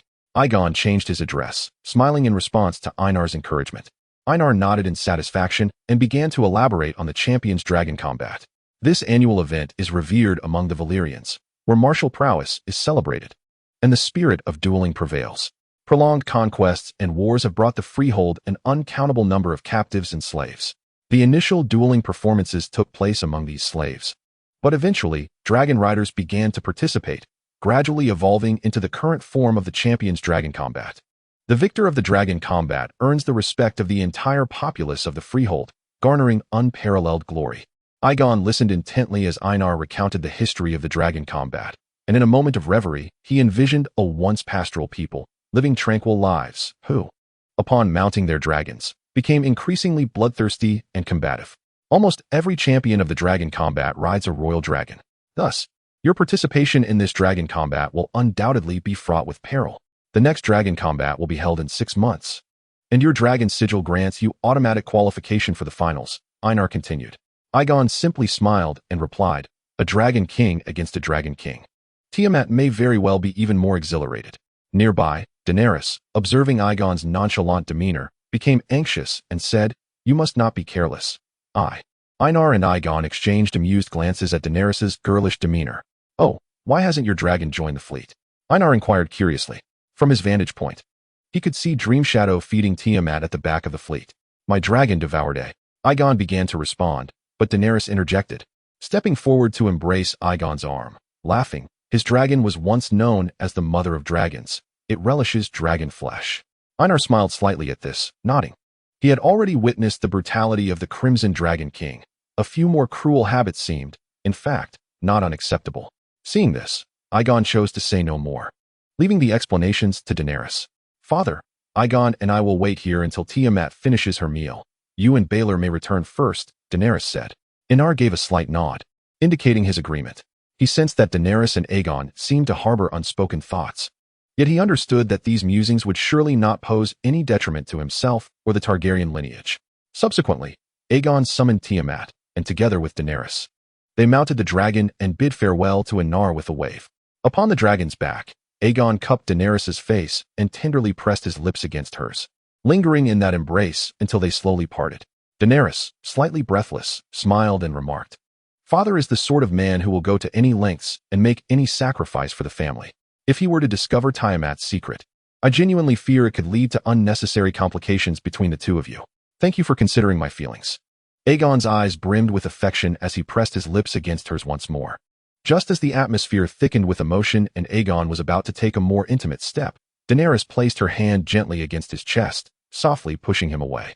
"I do not wish for our first time to occur upon the dragon's back, especially as we are soon to be wed. I wish to reserve that sacred moment for our wedding, to wholly give it to you," she said, her face flushed with shyness. Aegon, seeing her demeanor, smiled and nodded in understanding. At that moment, Dream Shadow continued to feed Tiamat. However, the 3 adult dragons could not consume all the meat at once. After lingering over the sea for a while, Tiamat finally filled her belly. The 2 dragons then grasped large chunks of leftover dragon meat with their claws and soared toward the coastline. During their flight, they discovered a small deserted island. The weight of the dragon meat was quite burdensome, and once they reached the island's skies, they gracefully descended. Tiamat and Dream Shadow placed the dragon meat on the island and curled up their massive forms to rest. Tiamat was stuffed from her feast, while Dream Shadow was weary from the continuous feeding. Aegon and Daenerys had grown quite accustomed to life in the wild. They swiftly gathered some brush and adeptly constructed a rudimentary shelter. Aegon then ventured to the nearby waters to catch a few plump lobsters, and with the aid of dragonfire, he excitedly prepared a seafood barbecue. Since Tiamat was still digesting her meal and unable to move with ease, they decided to take their time returning to the Targaryen hills and instead chose to spend the night on the deserted island. As dusk quietly enveloped the surroundings, Aegon and Daenerys nestled together and gradually drifted into slumber. Not long after, Daenerys' spiritual essence gently beckoned, and Aegon eagerly followed this pull, slipping into her dream. This time, the dream unfolded before him as a vast expanse of hot springs, with steam rising ethereally. Within the springs, a hazy figure could be discerned, holding a ladle and gently pouring water over herself, seemingly engaged in a meticulous cleansing ritual. The mist in the springs was so dense that even as Aegon strained to open his eyes wide, he found it challenging to see clearly. Yet in the dreamscape belonging to Daenerys, who else could there be but her? Aegon smiled knowingly, shedding his garments without hesitation and stepping into the warm embrace of the hot spring. The graceful silhouette glided toward him like a nimble fish, light as a feather, showering him with kisses as dense as raindrops upon his cheeks, neck, and lips. Aegon, content, closed his eyes, reveling in the tender ministrations of Daenerys. However, an unsettling thought flickered through his mind. Regrettably, such intimate exchanges within this dream would not augment his destiny points. His current supply of destiny points was dwindling, nearing depletion. Upon returning to his family, he would need to hasten to Daenerys for replenishment. In the stark reality of their humble shelter, a cacophony of sounds echoed. The 2 dragons resting on the beach, upon hearing the commotion, turned their massive eyes toward the shelter, their gazes locking in unison. Dream Shadow blinked its large, watery eyes. The night passed in silence. As dawn broke, gentle sunlight bathed the deserted island, and Aegon and Daenerys emerged from the shelter together. Aegon bore the marks left by Daenerys' dreams, and after exchanging a knowing smile, they leapt into the azure sea. After a brief cleansing, Egon returned to shore and inadvertently noticed that Tiamat had consumed the remaining dragon meat from the previous night. He couldn't help but muse. It seems Tiamat has developed a penchant for midnight snacks. Daenerys approached Tiamat, caressing its formidable scales, before turning to Egon. Tiamat had grown significantly larger. One could only wonder how much it could consume. Would it one day devour the entire world? Egon chuckled, shaking his head, and replied, "The average dragon has a maximum growth potential of 10 instances of consumption. Tiamat has already devoured 7 dragons. Should it desire to continue growing, it must feast upon a dragon king. That would indeed be remarkable." Currently, Tiamat was nearing 200 meters in length, which is the standard size for a dragon king. Many dragon kings only achieve such dimensions in their elder years, yet Tiamat had only just entered its prime. Egon listened to Daenerys' words, smiling but choosing not to respond. Unfortunately, Tiamat might not have much time left. Its extraordinary talents were constantly demanding a toll on its life. Each day, Egon could feel Tiamat's lifespan gradually diminishing. In truth, Tiamat was already approaching the late stages of its prime. The two gathered some seafood around the island, preparing a simple meal. As they waited for Tiamat to fully digest its food, they strolled hand in hand along the pristine white sands of the island. Upon returning to their family, "How do you plan to explain our relationship to Daenerys?" Daenerys inquired, seemingly indifferent. The Valyrian people have long embraced polygamous marriages, a common practice within the clan, and she would surely comprehend this. Aegon understood that Daenerys' inquiry was merely a test of his sentiments, a means to gauge the significance of Daenerys Targaryen in his heart. Upon receiving the satisfactory response she sought, a radiant smile blossomed upon Daenerys' face as she gracefully approached Aegon, then slowly crouched down. "Don't move, you rogue," she mumbled playfully. By afternoon, Tiamat had regained her vigor. The two mounted the dragon and commenced their journey homeward. As they soared over the bay belonging to House Targaryen, they noticed that the fleet had only just arrived at the harbor, yet they could not spot Aenar's presence amidst the bustling scene. Upon returning to the skies above the ancestral fortress, the pair sensed something amiss. Below them, in the clearing in front of the Targaryen stronghold, lay a dozen adult dragons. With Valyrian poised for confrontation against another dragon of the Targaryen lineage, the two locked in a standoff with the encroaching foreign dragons. Aegon exchanged a glance with Daenerys, who shook her head, signaling him to refrain from recklessly launching an attack. They found themselves on the outskirts of Valyria, and should a dragon skirmish erupt here, it would violate the laws of the Freehold, prompting a manhunt by the Dragonlords' Council for the transgressors. The magnificent form of Tiamat, stretching over 200 meters, emerged above the stronghold, instantly capturing the attention of all present, becoming the focal point of the gathering. The foreign adult dragons seemed to sense the oppressive presence of Tiamat, restlessly growling towards their masters. Daenerys, riding atop Dream Shadow, was the first to guide her dragon downwards, intent on discerning the specifics of the situation. Tiamat continued to circle above the assembly of dragons, serving as a Damocles sword looming over those audacious enough to challenge House Targaryen. Chapter 35, The Old King. House Bellarys. From his elevated vantage, Aegon surveyed the throng of dragons below, their sizes a mere fraction, about 1/5, of Tiamat's grandeur. Yet their multitude stirred an involuntary tension within him. Under the relentless assault of these dragons, Tiamat might emerge from the fray with a Pyrrhic victory, yet he, as a dragon rider, would undoubtedly meet his demise in the chaos. At the entrance of the Targaryen stronghold, several individuals clad in resplendent dragon regalia were vociferously berating Aenar, their spittle flying as they clamored. Aenar's expression remained impassive, responding with a few indifferent remarks before gesturing towards Tiamat above, then spreading his hands in dismissal, ignoring the haughty outcries of the Dragonlords. The altitude at which they hovered made it impossible for Aegon to overhear their discourse. After the dreamlike shadow descended upon the ground, Daenerys, wielding the bone dragon sigil of Aegon, successfully intimidated those who claimed to be true dragons, forcing them to retreat from the entrance of the stronghold. However, the patriarchs of those families stubbornly lingered at the door, refusing to depart.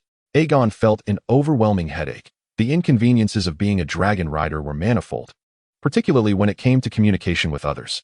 He was supposed to instill fear from the skies, but was unable to descend and ascertain the true nature of the situation. After a lengthy and boisterous discussion among the more than 10 dragon riders at the gate, they ultimately mounted their draconic steeds, reluctantly taking to the skies one by one. Observing this turn of events, Aegon slowly descended from the heights and approached Daenerys, inquiring about the purpose of their visit to Targaryen. "The Valyrian steelsmith we had persuaded to defect from the burning steel peak has been discovered by the Dragon King's council. They have come to reclaim this craftsman," Daenerys replied candidly. "Fortunately, your dragon sigil deterred them from pursuing this intention. I'm relieved you returned in time, otherwise, I fear they would have forcibly taken me to the Dragon King's council for public trial," Aenar admitted, somewhat shaken. "I see." Aegon nodded slightly. Together, they entered the Targaryen stronghold, and along the way, Aegon expressed to Aenar, "Later, I wish to meet that craftsman. I want to see if I can learn the art of forging Valyrian steel." "Certainly, but mastering the forging of Valyrian steel is no simple feat. It requires proficiency in several rather unique blood magics, as well as an extensive understanding of both the forging techniques and the raw materials involved," Aenar responded. "Let us give it a try. If I can't master it, I won't press the matter," Aegon said with a smile. Upon entering the spacious hall, Daenerys and Aegon encountered the mother of Gaemon, the matriarch of the Targaryen family, whose expression bore an indelible shade of sorrow. Although she had gained a son-in-law through this occasion, her own flesh and blood remained eternally bound to the 14 Fire Peaks, never to return, which filled her heart with profound grief.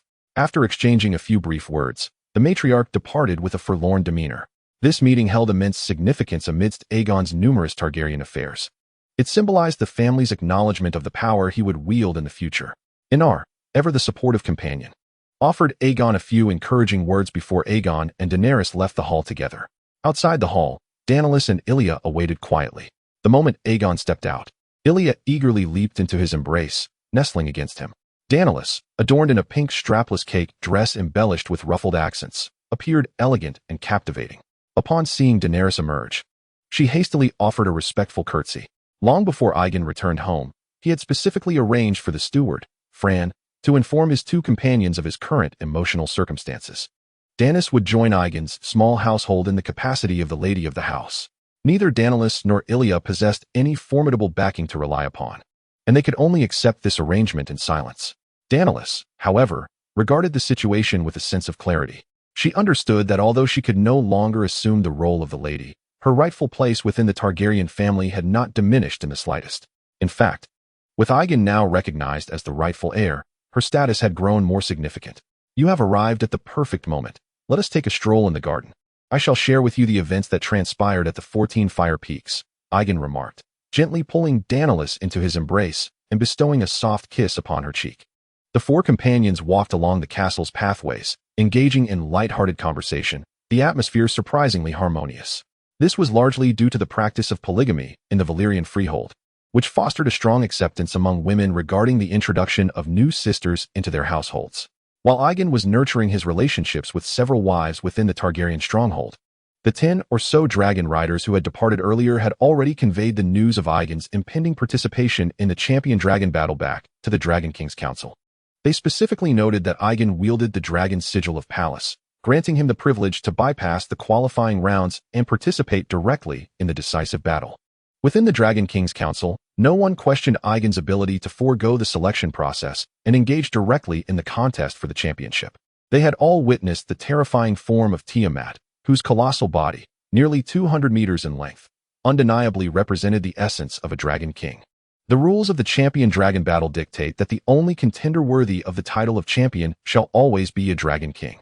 Thus, it is rare for a dragon king-level creature to participate in every iteration of the battle. In contests devoid of a dragon king, ordinary dragons can only vie for second place, while the first position remains held by the reigning champion dragon king from the previous contest. Aegon's participation undoubtedly signified that this year's dragon battle would erupt into an intense clash of dragon kings, a thrilling duel that had not graced the lands of Valyria for decades. For many years, the golden-scaled dragon king of House Bellarys had steadfastly retained the title of champion. Like the Targaryens, House Bellarys belonged to the illustrious ranks of Valyria's 40 Dragonlord families, yet was not a member of the Dragon King's council.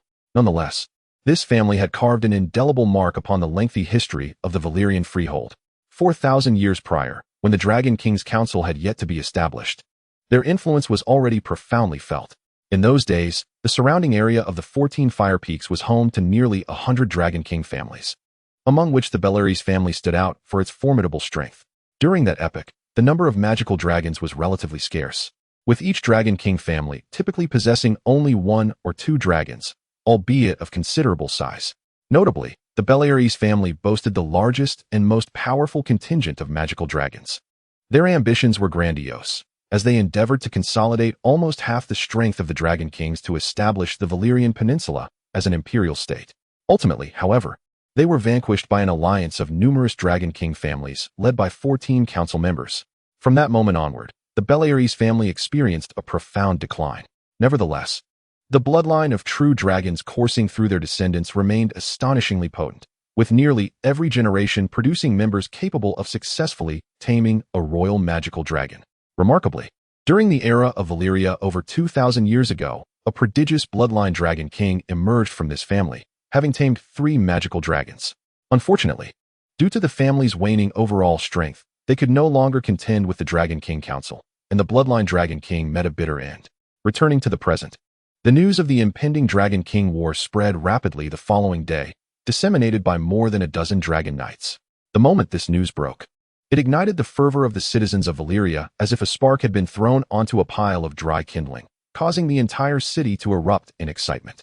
A newly anointed Dragon King, fresh from a successful dragon taming at the 14 Fire Peaks, was set to engage in a thrilling showdown against the elder Dragon King of the Valyrian family, who had held the championship throne for decades. The intense clash between the old and new Dragon Kings was poised to unfold in this iteration of the Dragon War. This news swept through Valyria like a tempest, rapidly spreading across the entire Freehold. Countless individuals engaged in fervent discussions regarding the supremacy of Tiamat, the mother of dragons, versus Idas, the Golden Dragon King. While various gambling establishments seized the opportunity to reopen betting on this monumental confrontation, enticing the populace to place their wagers. As time passed, a month went by. Even those far across the summer sea on the continent of Essos had caught wind of the event. Upon learning of the forthcoming Dragon King War, some nobles, unable to contain their excitement, promptly reserved tickets for passage to the Valyrian Peninsula, eager to witness the splendor of the Valyrian Dragon King firsthand. Historically, the dragon fighting arena outside Valyria could no longer accommodate the enormous size of the Dragon Kings for combat. To celebrate the grandeur of this Dragon King duel, the Dragon King Council, for the first time, opened the sacred Valyrian plains, considered the birthplace of the Valyrians, to the public, designating it as a special battleground for the championship dragon battle, in homage to the blood of the Dragon King ancestors.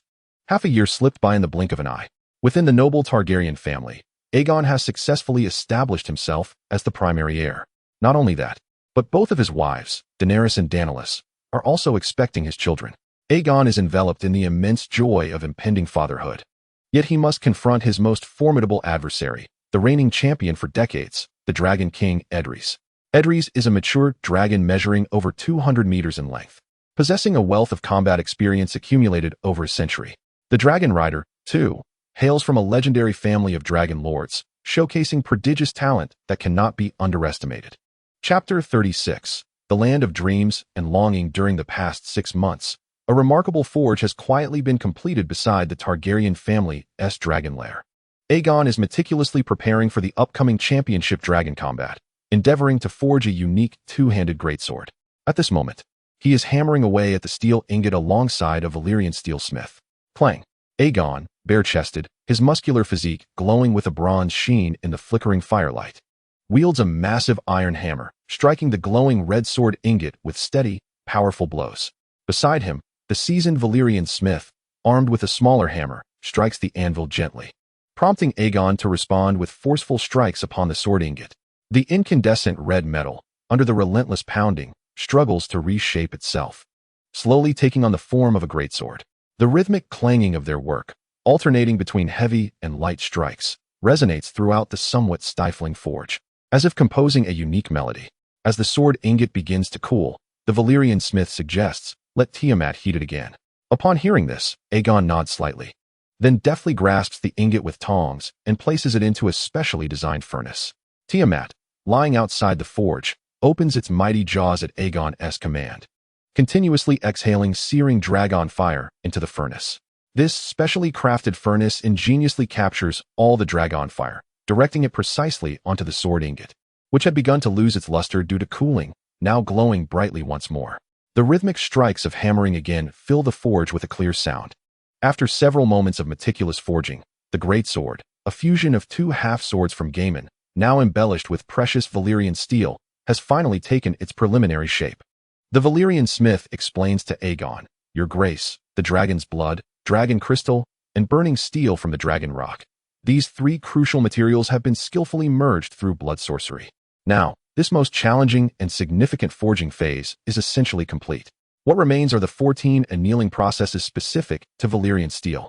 He cautiously lowered the nearly 2-meter-long colossal sword into a basin filled with dragon oil. At the very moment the blade made contact with the oil, radiant crimson patterns instantaneously emerged along its surface, emanating a soft luminescence that was truly enchanting. Egon, unable to quell his curiosity, leaned closer to examine the wondrous designs on the sword. The patterns flowed like meandering rivers, intricate and winding, resembling lively streams weaving through the steel. Illuminated by the surrounding flickering flames, these motifs shimmered with a gentle glimmer, as if poised to surge forth. The master blacksmith, Vamasil, observed this spectacle with a slight smile curling at the corners of his mouth, pride evident on his face. "Your Highness, behold the intricate lines interwoven upon this blade. This is a product of our pinnacle Valyrian steel forging technique, known as blood-patterned dragon steel, incomparable to the ordinary Valyrian steel found elsewhere. It possesses a hardness and sharpness unparalleled, coupled with exceptional resilience, rendering it nearly indestructible post-forging. Such specialized Valyrian steel is rarely sold to outsiders. "Thank you for your hard work, Master Valyrian." Egon offered a word of encouragement, though inwardly he couldn't help but grumble. The old fellow had persistently refused to teach him the blood sorcery of forging Valyrian steel, even withholding aspects of this specialized technique. Alas, Valyrian, basking in Egon's praise, chuckled contentedly, stroking his thick beard. "This colossal sword requires 10 hours of soaking in dragon oil to cool naturally. Your Highness need not remain here. I shall send someone to notify you when it is time for the next annealing process." Egon nodded gently, casting a lingering glance at the magnificent sword steeped in the oil before he turned and slowly exited the forge. He returned to the castle's bathhouse, cleansed himself, and then donned a long robe of black and crimson. The neckline was adorned with intricate golden embroidery, and the front and cuffs showcased dragon motifs stitched in gold thread, imparting an air of opulence and nobility. Upon leaving the bathhouse, Egon made his way to the castle entrance, where he had arranged to stroll along the bay with his wife, Dany's. With the day of the Dragon King's duel approaching, it was indeed prudent to discuss some of his thoughts with Dany's, as they were united in purpose. Along the path to the bay, he encountered several servants, who respectfully bowed and greeted him. "Your Highness," they would say, reverently acknowledging him. At present, Egon was the rightful heir of House Targaryen, and with the adult Dragon King, Tiamat, at his side, his power and status rivaled that of Aenar. As Egon strolled through the corridors of the castle, he passed by the loft that had once been his and Dany's honeymoon suite, a poignant reminder of days gone by. Now, he resided in a dedicated tower of his own. Unbeknownst to him, half a year had swiftly slipped away. As he wandered through the corridors beside the attic, vivid memories of his wedding to Daenerys involuntarily flooded his mind. As if everything was still fresh and near, strikingly clear. It had been an extraordinarily grand ceremony, for Egon was a dragon rider of royal lineage, his status extraordinarily esteemed. Hence, numerous Dragonlord families of Valyria bestowed upon him their respect and attended the banquet, offering heartfelt blessings to the newlyweds. Even members of the Dragon Council symbolically sent their offspring to partake in the festivities. When Aenar publicly declared Egon as the heir during the banquet, the atmosphere surged to a euphoric pinnacle.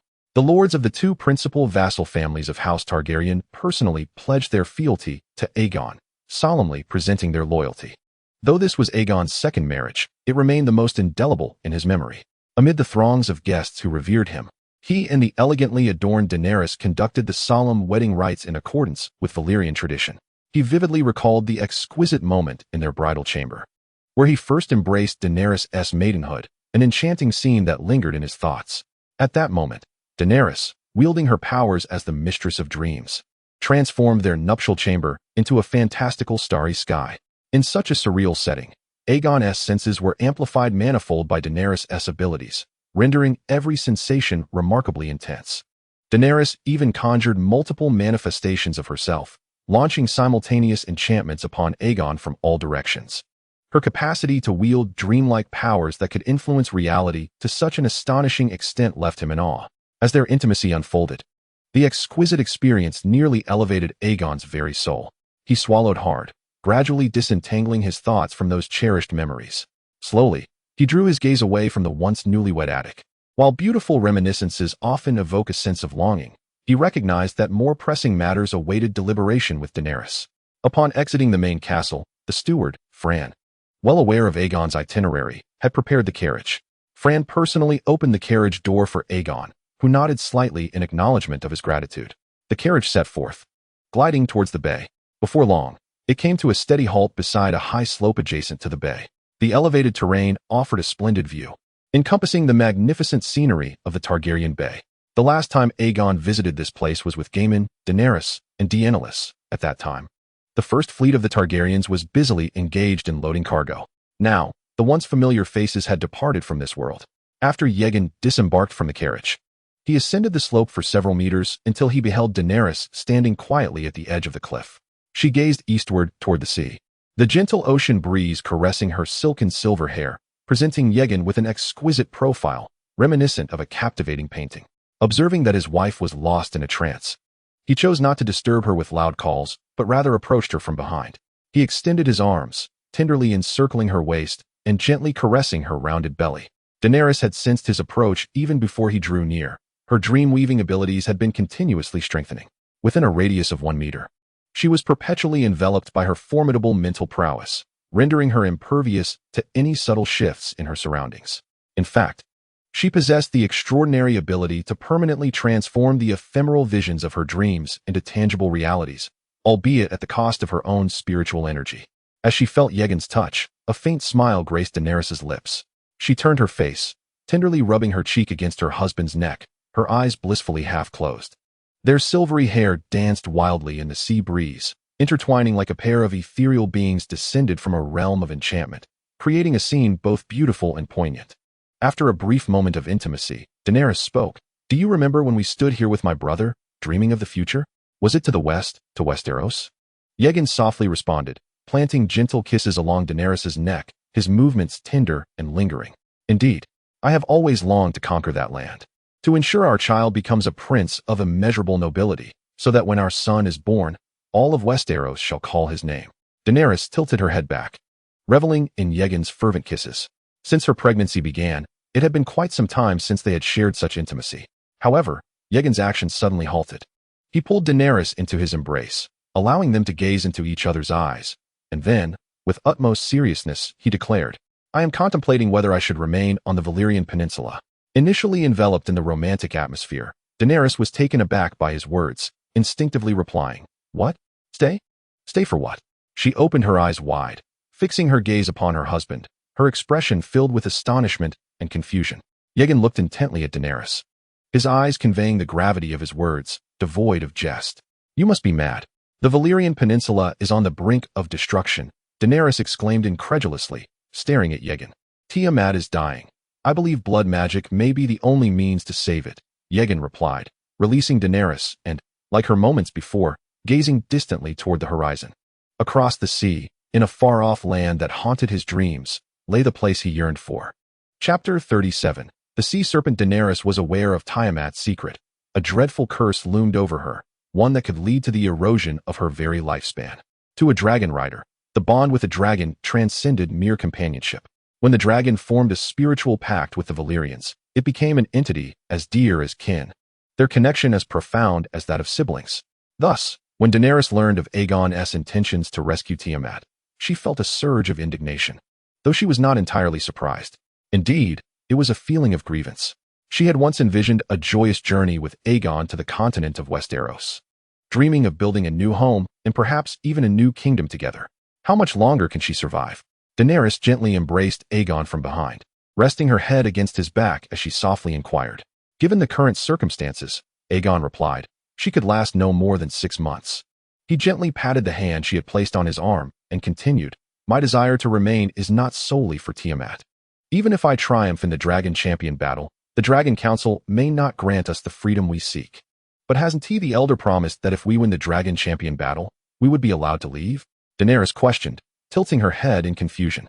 "The members of the Dragon Council will not openly obstruct us, yet they may resort to covert actions and ambushes. Should an unforeseen situation arise, the Elder will not intervene," Egon explained as he turned to face her, gently cupping her face with his hands, his gaze tender yet resolute. "As long as I remain in Valyria, they will not dare to act recklessly.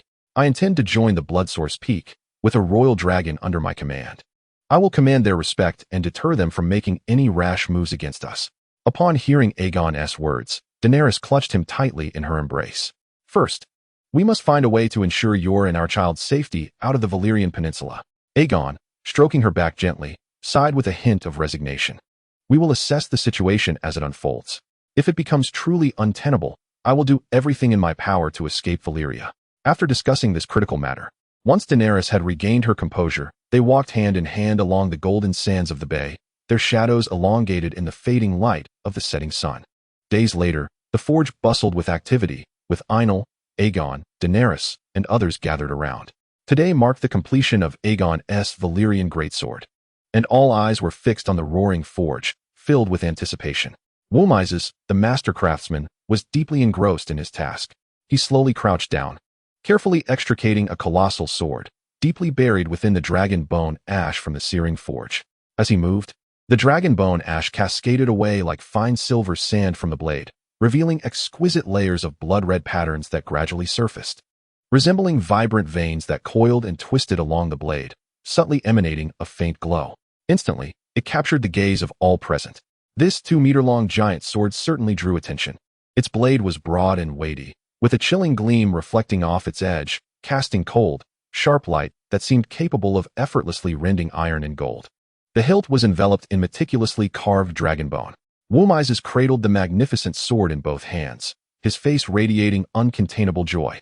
He picked up a special quenching water and began cleansing the blade, the clear stream flowing gently down its surface, whisking away remnants of impurities. After the cleansing, the blade exuded a captivating, chilling brilliance. The already exquisite blood patterns became even more vivid and luminous, appearing as if they were in motion. The blade's edge shone like a mirror, reflecting the figures of those around, the icy light eliciting a prickling sensation against the skin. Upon completing the cleansing, Woolmises, with a heart brimming with excitement, respectfully presented the finely crafted sword to Egon, his voice trembling slightly as he spoke. "Your Highness, I have fulfilled my promise. This sword is forged." "Thank you." Egon responded succinctly, with no superfluous words, his gaze firmly fixed on the brand-new giant sword. He extended his hand, firmly grasping the hilt, lifting it gently to gauge its weight. Thankfully, it remained within his control. The Valyria military swordsmanship was renowned for its fierce and sweeping techniques, a lethal skill on the battlefield. Such a formidable swordsmanship, combined with this giant sword, would undoubtedly amplify its power, capable of inciting a tempest of bloodshed on the battlefield. However, this was not the sole purpose behind Egon's forging of the giant sword. At the base of the hilt, there existed a tail resembling a screw thread, allowing it to be effortlessly connected to a spear shaft, thus enabling a seamless transition between sword and spear. Nearby, a servant stood respectfully, holding a dragon spear shaft. The robust and sturdy dragon spear shaft measured approximately 4 meters in length. Egon took the dragon spear shaft and, with practiced ease, screwed the giant sword onto the massive spear shaft, instantly presenting a uniquely designed giant dragon spear before everyone. Egon assessed the overall feel of the giant dragon spear. Its weight was indeed somewhat excessive. He attempted to maneuver it on the ground, but found it challenging to wield with ease. In truth, the design of this dragon spear was not intended for the dragon knights to swing it in combat on the ground. Its true purpose was to be placed in the clasp on the back of the dragon. When two dragons approached each other, the dragon knight merely needed to forcefully thrust it forward along the clasp's sliding path, without the need to laboriously lift the dragon spear and swing it in the air. Egon subsequently unsheathed the colossal sword and ventured into a vacant expanse outside the forge. Gripping the hilt with both hands, he began to wield the sword with exuberance, each movement exhibiting remarkable skill and finesse. With a striking maneuver, the sword sliced through the air like a golden spear in a gliding motion. It danced like a nimble serpent. With a parrying strike, the blade rebounded upon contact with an imagined foe, deftly neutralizing the opponent's assault while simultaneously launching a counterattack. "Bravo! Bravo!" Aenar exclaimed, clapping his hands in admiration, his eyes brimming with pride for Egon's exquisite swordsmanship. With a swift, sweeping motion, Egon hoisted the sword high above his head and then brought it crashing down upon the ground. A thunderous sound erupted as the earth was cleaved, a deep fissure forming amidst a cloud of dust, causing the ground to tremble. He steadied the sword, drawing it back with poise, and after adjusting his breath, he smiled and remarked, "This custom-forged weapon feels truly effortless. Let us name this great sword Bloodfire, for it shall gain renown in the upcoming Dragon King War." "Huh, such ambition. A son of House Targaryen ought to possess such spirit," Aenar responded, bursting into hearty laughter. However, Daenerys interjected, chiding her father, "You only know how to praise him. Do not let it make him arrogant and careless." Egon, equally amused, replied, "To disdain one's adversary strategically while respecting them tactically is always prudent." He gestured for everyone to follow him to the rear of the forge, adjacent to Tiamat's lair. At present, Tiamat had grown to exceed 200 meters in length. The life code ability had not diminished its vitality, but rather significantly accelerated its growth. To illustrate, if a person's natural lifespan is a century, under the negative influence of the life code, their life journey could be drastically shortened, perhaps completing their entire life cycle in less than a year, aging swiftly to death. Tiamat, at this moment, had just passed its prime and was slowly entering the twilight of its years. The thickness of its bony plates exceeded 1/2 meter, with defensive capabilities rivaling steel, while its scales began to show marked wrinkles. The impending Dragon King War found Tiamat in its prime, yet thereafter, it would inevitably face rapid decline, its life's brilliance gradually dimming. Upon noticing Egon's approach, Tiamat merely let out a languid grunt, exuding an air of indifference. Observing this demeanor, Egon felt a pang of nostalgia, reflecting on how carefree Tiamat seemed, unburdened by the myriad complexities of life, free from the anxiety of its impending mortality. Egon leaned the dragon spear against the massive body of the dragon and ascended the rope ladder, using both hands and feet to clamber onto its back. Once steady, he alternated his grip to hoist the 7-meter-long spear upward, finally securing it within a specially crafted clasp. After securing the dragon spear, Egon took a moment to draw it in and out of its clasp several times, meticulously inspecting it and finding no significant issues. "Take off, Tiamat," Egon commanded with a resonant voice. Responding to the order, Tiamat raised her head and emitted a powerful roar, then began to rise slowly, moving her robust hind limbs into a swift run. After a considerable distance of acceleration, she suddenly spread her wings. The tremendous fleshly appendages stirred a tempest, and then she soared into the sky, ascending into the clouds. Dany's raised her palm to her forehead, slightly squinting her eyes to shield against the blinding sunlight, her gaze following Egon in the air. Egon skillfully coordinated with Tiamat, continuously practicing the thrusting and charging techniques of the dragon spear. "My daughter, has Egon mentioned any of his other thoughts to you recently?" Aenar also raised a hand to block the sunlight, his eyes fixed intently on the soaring dragon, casually inquiring of Dany's. A look of surprise instantaneously crossed Dany's face as she hurriedly replied, "No, why? Is something the matter?" Aenar maintained his posture of gazing skyward and spoke. "I noticed that Egon seems to have sent his steward Ramon to secretly maintain contact with Bloodsource Peak." Upon hearing this, Dany's merely smiled lightly. Her expression relaxed as she said, "Perhaps they are discussing how to arrange our evacuation from the peninsula after he secures victory in the Dragon King battle." "Really?" Aenar raised an eyebrow, looking at Dany's. "Of course it's true. I am your daughter. Would I deceive you?" Dany's pouted in mild annoyance, chiding him. "Yes, yes, yes," Aenar responded, seeing his daughter's demeanor, hastily acknowledging his fault with an air of resignation. In the sky above, Egon and Tiamat trained diligently in the art of the dragon spear for an entire morning. Once their training concluded, they descended slowly to the ground. After sharing lunch with his wife Dany's and father-in-law Aenar in the dragon lair, Egon planned to ride to the city of Orys in the afternoon. In a harbor of Orys, a dragon knight named Jehezus had successfully captured an exceedingly rare sea monster. Upon hearing this news, Egon made a swift decision to have Targaryen purchase the sea creature for a handsome sum. Tiamat's gluttonous feast ability currently stands at level 710. It had not increased since devouring the 3 dragons of the Aurelian family. Now, with the corpse of a sea monster measuring several dozen meters, there was ample opportunity for Tiamat's feast level to rise once more. With all preparations complete, Egon mounted Tiamat and departed from the Targaryen dragon lair. Tiamat began to fly with all her might. As she flapped her enormous fleshly wings, a thunderous roar filled the air, the howling wind sweeping everything in its path. Furthermore, the roar continued to intensify, resembling surging waves, crashing one after another against the eardrums. Egon hurriedly opened the windscreen made of steel and glass ahead. This windscreen had been meticulously crafted for long-distance flights. Without it, one could easily be scattered by the ferocious gusts during such a journey. Initially, Tiamat's flight speed was slightly inferior to that of Dream Shadow. However, now that it had grown to over 200 meters in size, the thrust produced by each flap of its massive wings equated to several flaps of Dream Shadow. Tiamat's current velocity had far surpassed that of Dream Shadow, creating a disparity in speed between the two that could be measured in several magnitudes, rendering them incomparable. In contrast, the distribution of the Dragon King family within the city of Orys was relatively sparse. The renowned Dragon Knight, Jehezus, who had captured the sea monster, belonged to the Valyrian family and held a modest reputation in the area. The payment for the carcass of the sea creature had already been settled in full by the Targaryen family. Upon Aegon's arrival, all transaction processes proceeded with remarkable order. Jehezus led Egon and Tiamat into a dock within the harbor, where Egon beheld one of the few monstrous sea creatures capable of rivaling the magic dragons in size. It resembled a colossal squid, stretching nearly 100 meters long, its immense body glistening with an eerie red sheen under the flickering torchlight of the dock. The creature bore numerous charred marks, indicating that the Valyrian family must have expended considerable effort and endured a thrilling battle to capture it. Once the transfer was complete, Egon instructed Jetcesis to clear the dock of all humans, as Tiamat eagerly commenced its feast upon the sea monster. With only 2 days remaining until the championship dragon battle, every bit of strength counted towards increasing the odds of victory.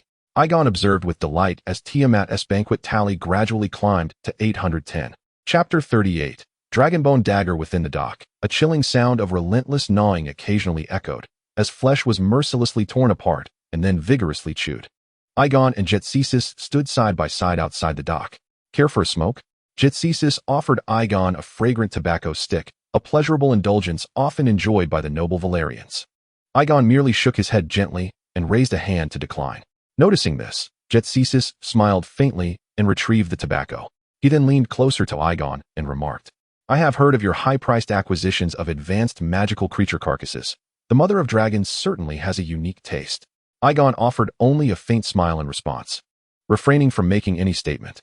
Tiamat's habit of consuming its kin was already well known throughout the Valyrian Peninsula, far from being a secret. The demon dragon, after all, is but a creature of darkness. I wish to convey that Jetcesis, with a smile gracing his countenance, was not only narrating but also gesticulating with both hands, suggesting that I happen to possess a demon dragon which I am inclined to sell to you, and you wouldn't need to spend a single coin. Moreover, our Valyrians family would graciously offer a substantial sum of money. Might you be interested? Egon observed his performance, which resembled both a theatrical display and a sales pitch, with keen interest. Is there truly such a lucrative opportunity? Upon finally engaging in conversation, Jetcesis' smile blossomed even more radiantly. Indeed, this demon dragon is robust and ample, sure to please the mother of evil dragons. However, Egon interjected, yet this demon dragon belongs to your rival family, does it not? The Valyrians family of Orphaned and the Valyrians family were once kin in ancient times, but over the years, their relationship soured into one of fierce competition driven by conflicting interests, evolving into an enmity that has persisted into modernity. Egon, preparing to engage in commerce with the Valyrians family, had already meticulously investigated Jetcesis' background. Prince Egon is indeed a straightforward individual. Jetcesis couldn't help but chuckle. Rest assured, I will not cause you or the mother of evil dragons any trouble. Not only will you acquire the demon dragon's carcass, but you shall also gain the friendship of our Valyrians family. How can I trust you?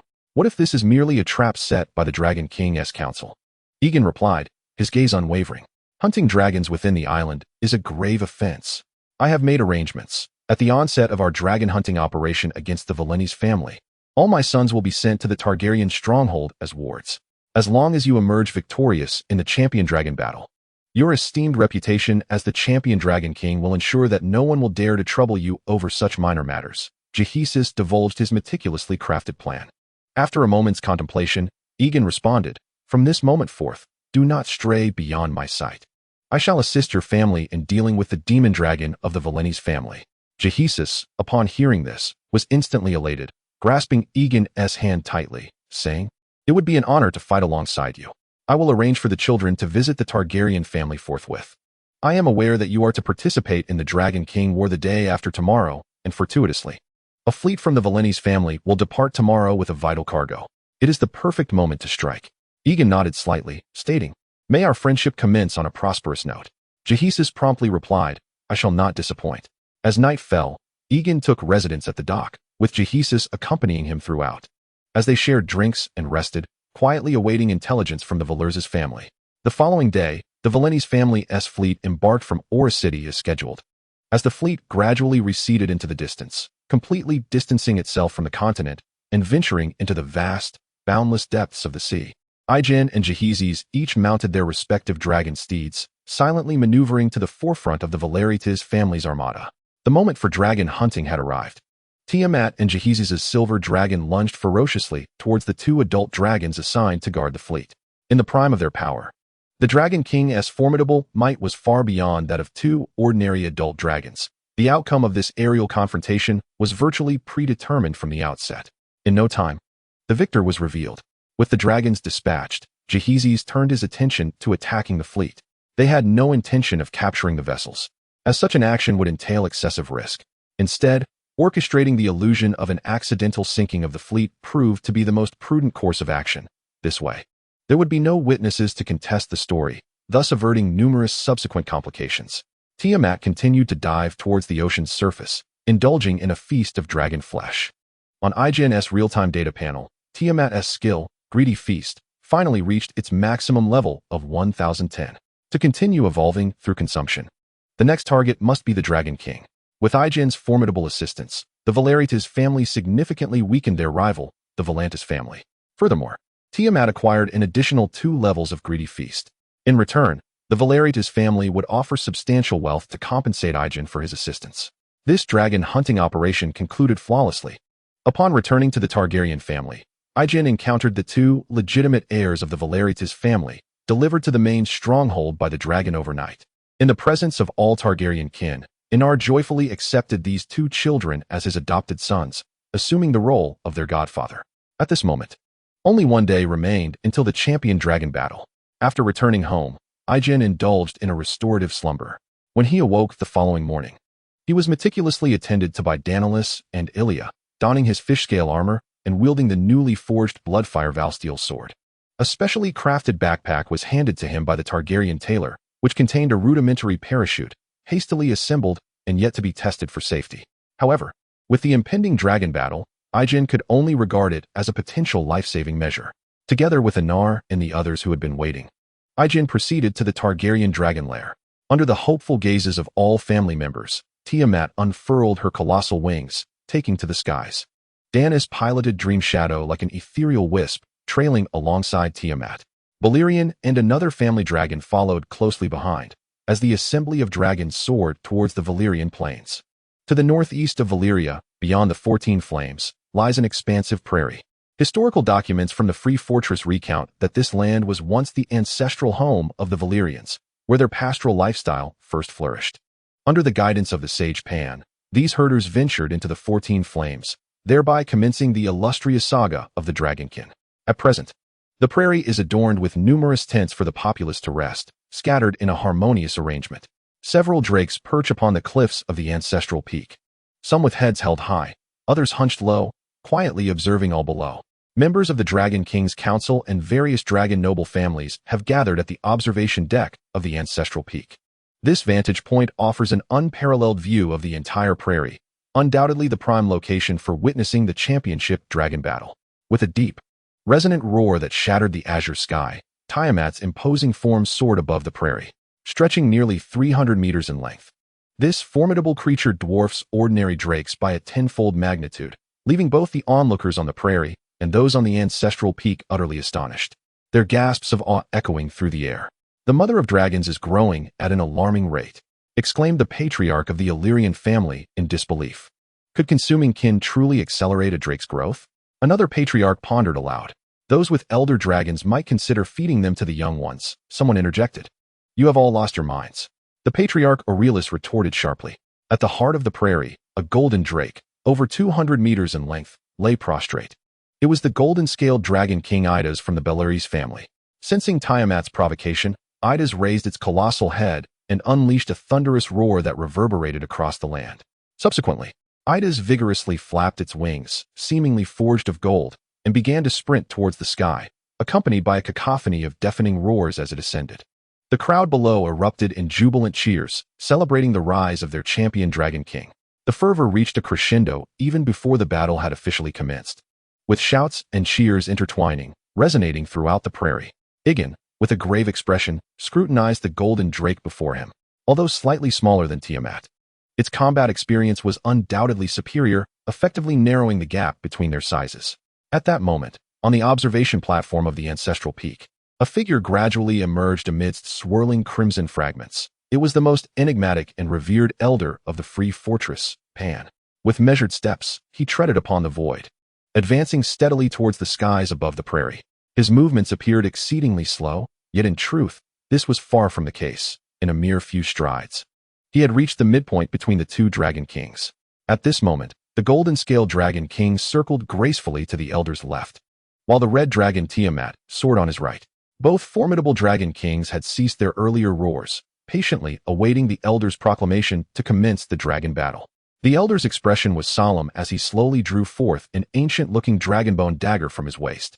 Without hesitation, he sliced open his palm, crimson blood immediately gushing from the wound.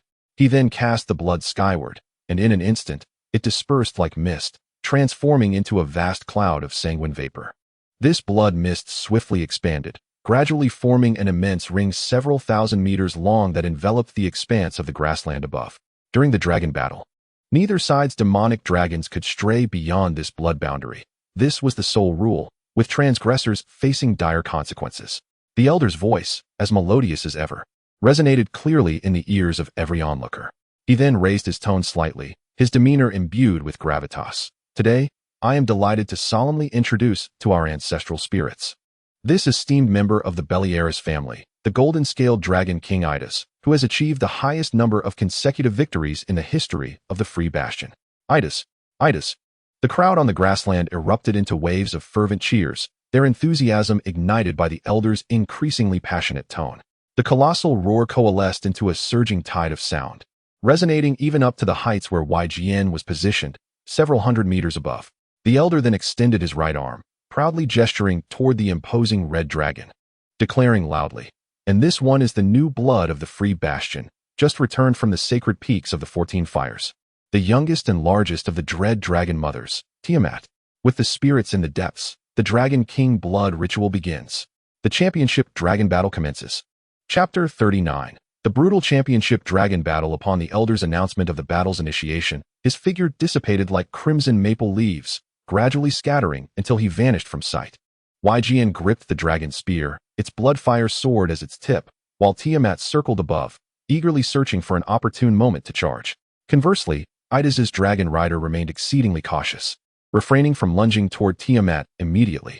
Tiamat's size dwarfed that of the golden-scaled dragon king by several meters. In a direct confrontation, this disparity did not confer an advantage. At this moment, the golden-scaled dragon king flapped its wings with all its might, flying toward Tiamat's rear. After all, the larger the dragon, the more cumbersome its turns. And such a tactical maneuver was not difficult to perceive. Ygn slightly tilted his head, casting a glance at the golden dragon behind him, his fingers instinctively stroking the backpack on his back, hoping that the parachute within would prove useful in a critical moment.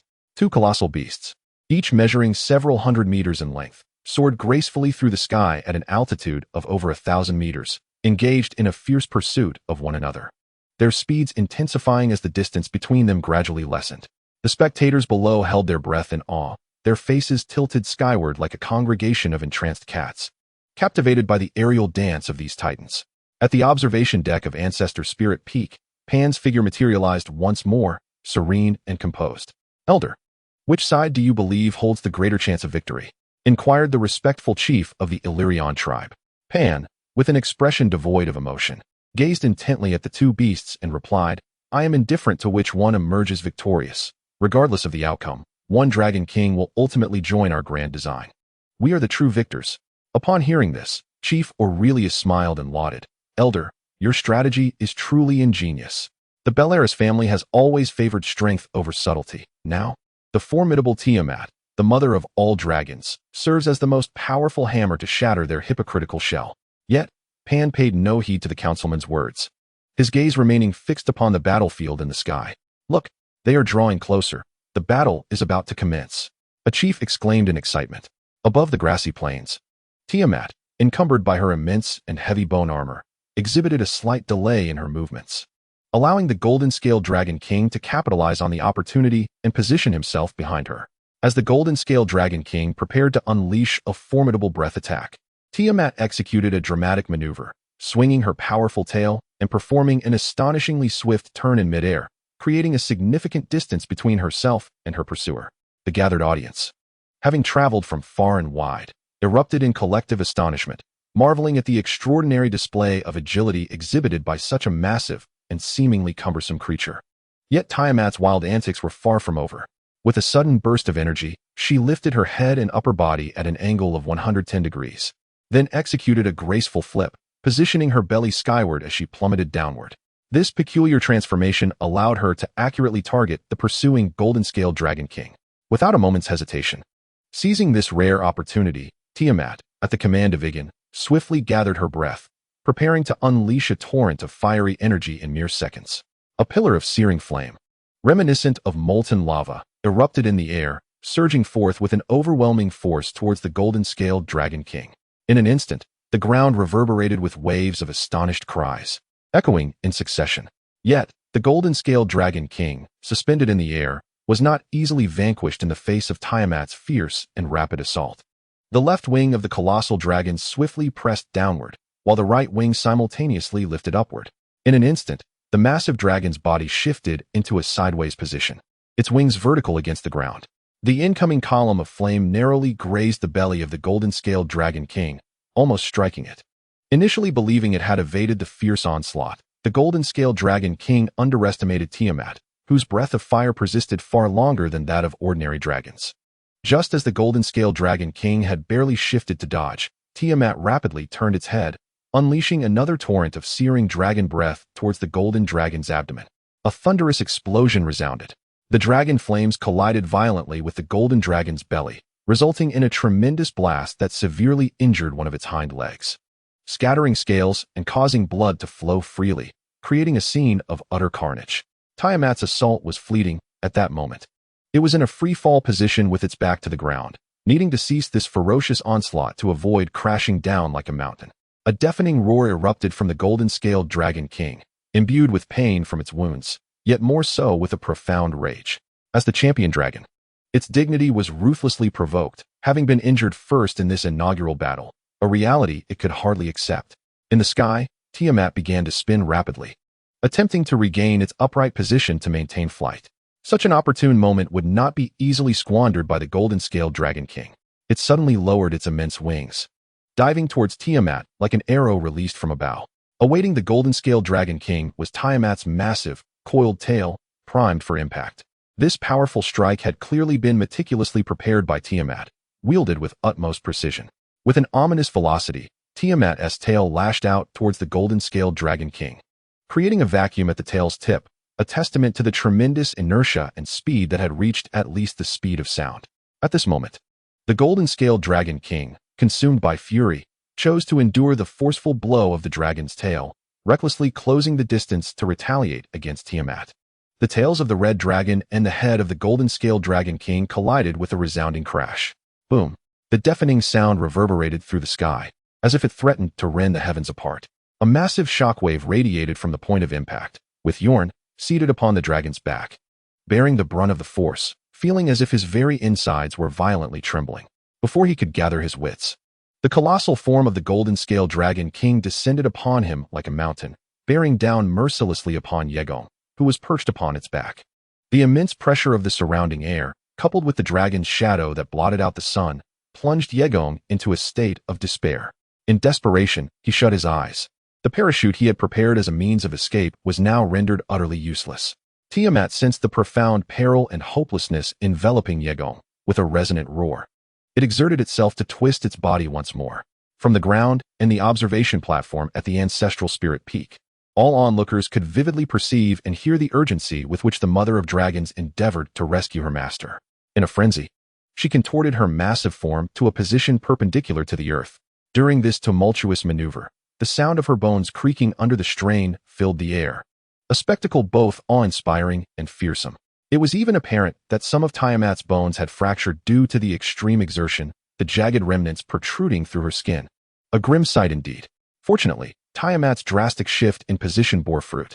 Her bulk narrowly evaded the golden-scaled Dragon King, who appeared momentarily disoriented from the earlier brutal strike of the red dragon's tail and did not launch an immediate counterattack. In this critical moment, Egon clenched his jaw and resolutely unfastened the safety rope from his saddle. Grasping the Bloodfire sword, which he had detached from the dragon's spear, he was now prepared to cast aside any thoughts of survival, fully committed to the fray. In a bid to save Egon, Tiamat had forcibly altered her previously stable trajectory, rendering herself unbalanced and on the verge of plummeting to the ground. Should Egon choose to remain passive at this juncture, it was certain that both he and Tiamat would emerge as the vanquished. With determination, Egon steadied his grip on the massive sword and swung the Bloodfire sword in a sweeping arc toward the passing red dragon. Utilizing the formidable momentum of the steel blade, he leapt fervently towards the opposing golden dragon. At that moment, Tiamat's body was hurtling rapidly toward the earth. Egon succeeded in delivering a powerful strike with the giant sword upon the golden-scaled Dragon King's form, the sharp blade embedding itself deep within the dragon's flesh. Seizing the opportunity presented by the Bloodfire sword lodged in the golden dragon, Egon stabilized his position atop the creature's immense body. The golden scale dragon king let out a pained cry. Its previously dazed mind jolted back to clarity. It frantically beat its enormous wings, striving to regain equilibrium and swiftly transform its downward plunge into level flight, before attempting to ascend back towards the heavens. Boom! Accompanied by a thunderous roar. The formidable figure of Tiamat crashed to the ground like a colossal meteor, creating a vast crater at the heart of the prairie, with dust swirling into the air. In this moment, nearly everyone assumed that the mother of evil dragons, Tiamat, had been vanquished. Such an intense impact would surely have claimed the life of even the most tenacious of dragons. Undoubtedly, the Dragon Knight, Egon, must have perished from the tremendous force. However, as the curious onlookers peered closer at Tiamat's back, they were astonished to find it utterly vacant.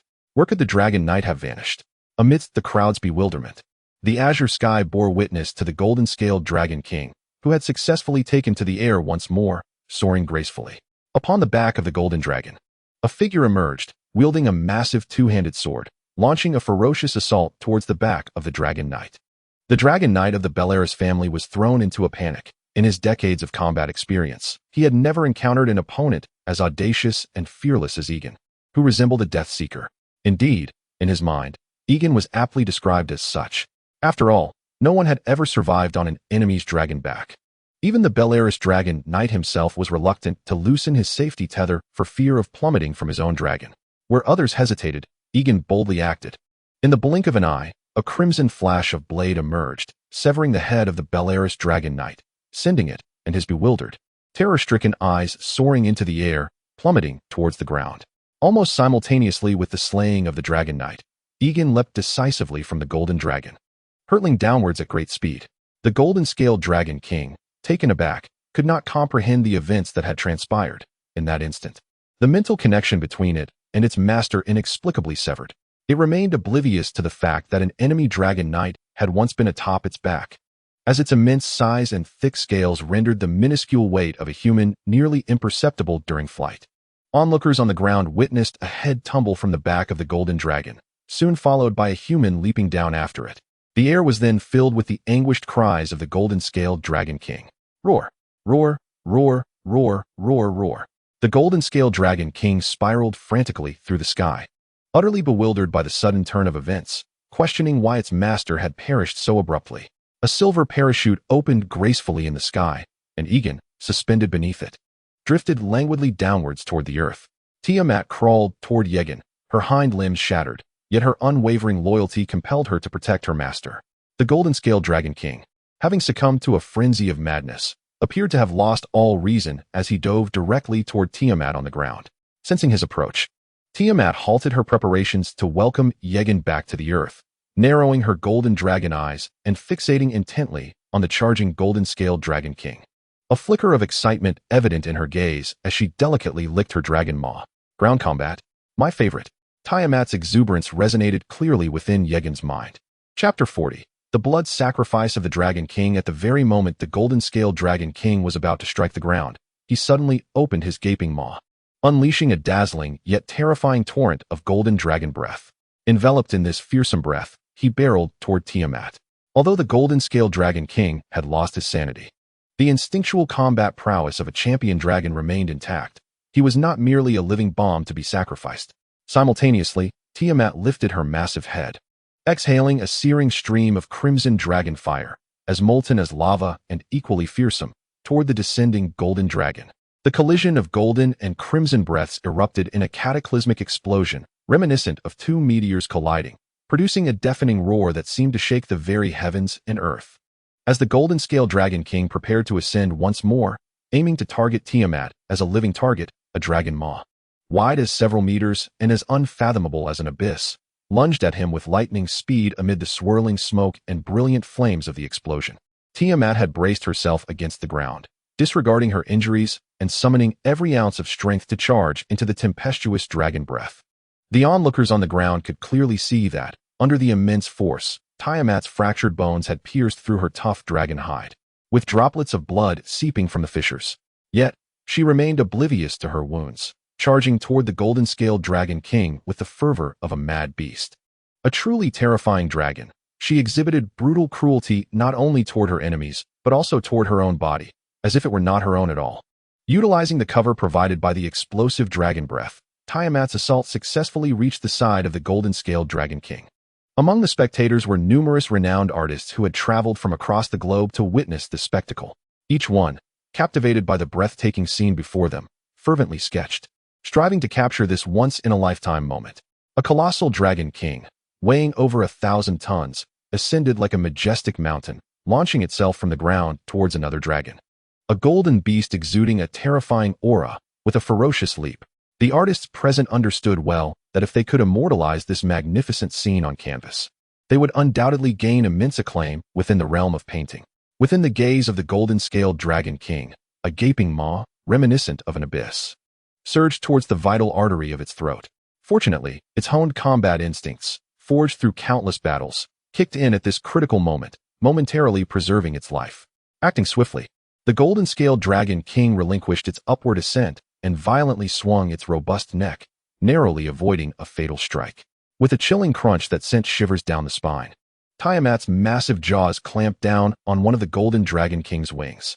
Subsequently, Tiamat forcefully tossed its head, and the immense inertia of the golden Dragon King's flight, combined with Tiamat's brutal strength, resulted in the tearing away of its wing, which spanned over 100 meters. Dragon blood erupted like a fountain, painting the surrounding sky in a blinding crimson hue. For the golden-scaled Dragon King, the loss of its limb was grave, but far more perilous was the terrifying speed at which it was plummeting towards the ground.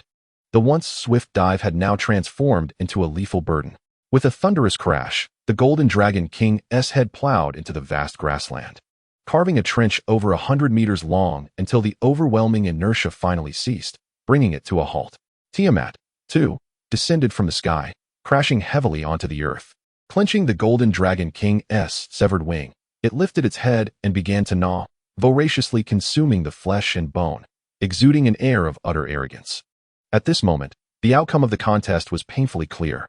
The knight riding the golden dragon had perished, and the golden-scaled Dragon King lay grievously wounded, utterly incapacitated. Amidst this turmoil, the figure of Elder Pan gradually materialized in the sky. He raised his arm, poised to announce the final verdict of the contest. Yet his mouth hung open, frozen in silence, as he gazed in astonishment at Tiamat's actions below. The crowd on the ground erupted in exclamations of shock. What did the Mother of Dragons intend to do? Tiamat, dragging its battered and nearly broken form, began to laboriously crawl towards the location of the golden Dragon King.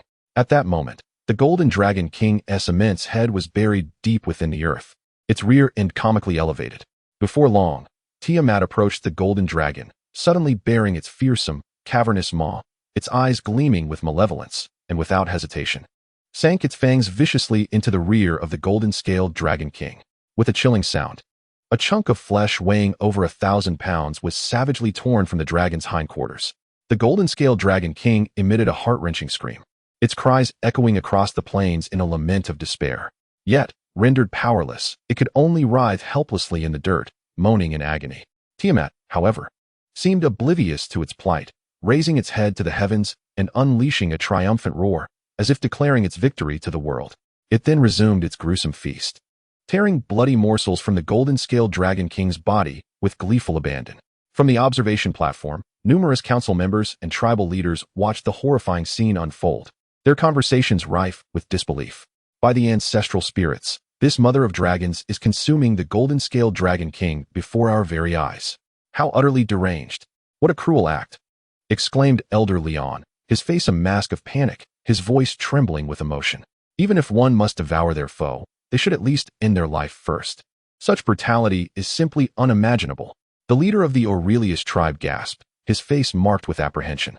Another elder lamented, the name of this vile dragon is indeed well-deserved. Such actions are beyond comprehension.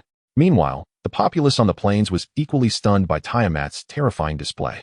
Surprisingly, rather than condemning its actions, the onlookers erupted in fervent cheers, their faces alight with adoration as they hailed Tiamat, their shouts filled with worship, the atmosphere reaching a fever pitch.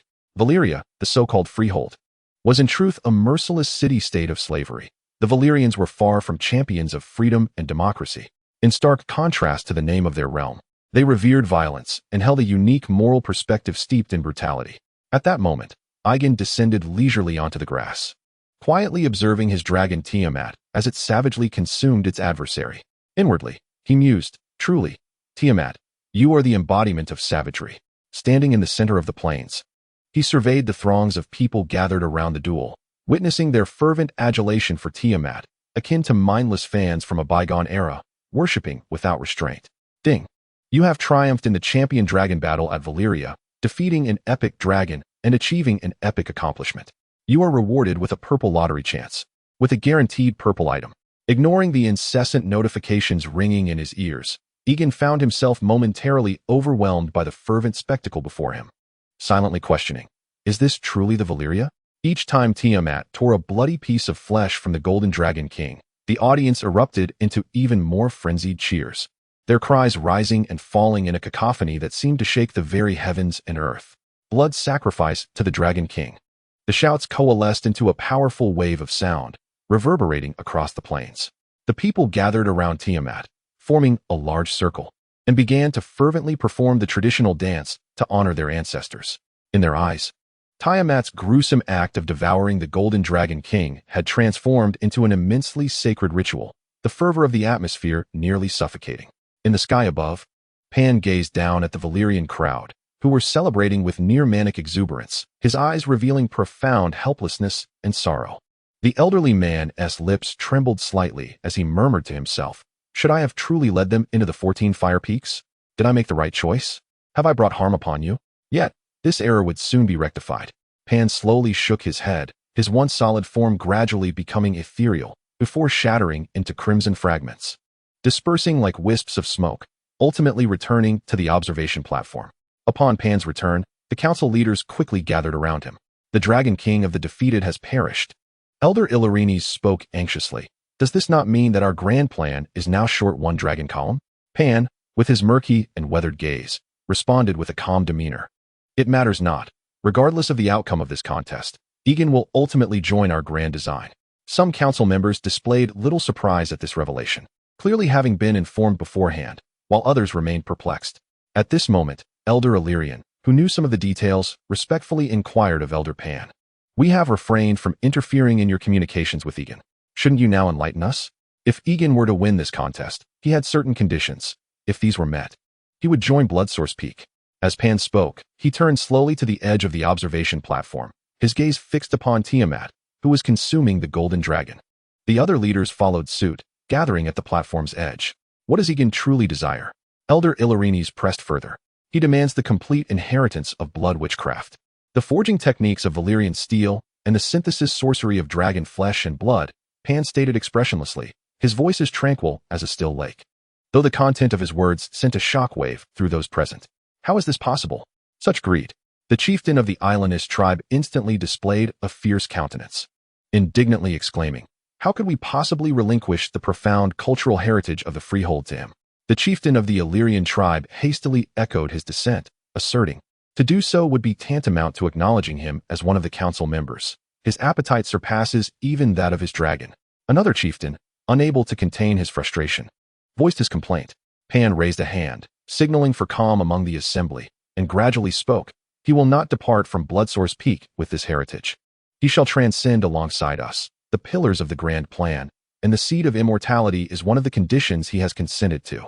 Upon hearing this, the council of chieftains fell into a profound silence, each visage etched with gravity, as though they were silently weighing the implications in their minds. In the midst of their contemplation, the chieftain of Islandis suddenly pointed at the grasslands in astonishment, his finger trembling uncontrollably, his speech faltering. "The mother of evil dragons has risen. She has astonishingly healed from her injuries in just a matter of moments." "What? How can this be possible?" The chieftains, upon hearing this revelation, turned their gazes toward the direction of Tiamat. Indeed, they beheld her standing once more. The remnants of her wounds, once piercing through her flesh, now remained embedded within her powerful healing musculature, transformed into sharp bone spines, presenting a grotesque yet awe-inspiring spectacle. With a roar that resonated like the return of a sovereign, her magnificent dragon's bellow surged forth like a tidal wave of sound towards the viewing platform of the Ancestors' Peak, reverberating in the ears of the gathered assembly. The chieftains stared in stunned silence at Tiamat, rendered speechless by the spectacle before them. This remarkable ability to recover was indeed the bane of the monstrosity dwelling at the earth's core. The Dragon King, Egon, was truly extraordinary. I finally comprehend the Elder's intent, murmured Aurelius, followed by a deep bow towards Pan, his face a mask of contrition. I extend my sincerest apologies for my earlier foolish doubts. Please forgive my audacity. Pan merely gazed at Tiamat, offering no response to Aurelius's apology. The mother of evil dragons is indeed an indispensable pillar in our grand design. For now, I shall grant her a reprieve, but she must swear an oath that the Blood Witch's legacy shall be hers alone to cultivate, never to be shared. The chieftain of Valyrians spoke solemnly to Elder Pan. Pan nodded slightly in acknowledgement, choosing not to elaborate further, his figure gradually dissipating from the viewing platform, as though he had never been present. The crowd on the grasslands erupted into fervent cheers upon witnessing Tiamat rise once more. They jubilantly believed that their recent dance and the Dragon King's blood ritual had pleased the ancestors, thus earning the mother of evil dragons their forebears' protection, allowing her to be reborn. Everyone clearly observed that Tiamat's form had distinctly enlarged, a manifestation of ancestral blessings in their eyes. Amidst the jubilant cheers of the multitude, Tiamat gradually approached her dragon knight, Egon. With utmost care, she lowered her colossal head, gently bowing to signal Egon to ascend. Egon grasped the prominent horn-like protrusions atop Tiamat's head, employing both hands and feet to scale her immense cranium. Once he found his footing amid the majestic array of dragon horns, he steadied himself by gripping a thick horn. With a resounding and fervent roar, Tiamat initiated her run, vigorously flapping her massive wings. Amidst the rush of wind, she ascended into the sky, gradually departing from the Valyria plains. Witnessing this, the gathered populace instinctively knelt, their gazes filled with reverence and reluctance, as if bidding farewell to their sovereign, their hero. As Tiamat soared into the heights, the raucous celebrations below gradually faded into the distance. Egon sat quietly atop Tiamat's head, his calm gaze surveying the entirety of Valyria, before slowly shifting northward towards the 14 fire peaks. At that moment, Pan's crimson figure materialized once more upon Tiamat's back. Egon exhibited no surprise. He had grown accustomed to Pan's elusive appearances. It seemed that as long as he was in the vicinity of Valyria, Pan could teleport at will. Indeed, Pan was the most formidable human within this sanctuary of freedom. Perhaps Pan was not human. Could a mere mortal possess such extraordinary abilities? Egon pondered silently. "You are in confusion," Pan remarked, standing behind Egon with a tone of casual observation. Egon continued to gaze ahead, offering no response to the elder. Pan paused for a moment, then stepped forward, sitting cross-legged before Tiamat's brow, his demeanor serene as he spoke. "Have you not longed to comprehend the grand design? I shall now guide you to the essence of the true grand design." Chapter 41, A Song of Ice and Fire. Where to? Egon inquired, moving beside Pan and seemingly casually settling down, while inwardly contemplating probing Pan's true nature with a chip. However, upon sitting, Egon realized he could not physically connect with Pan.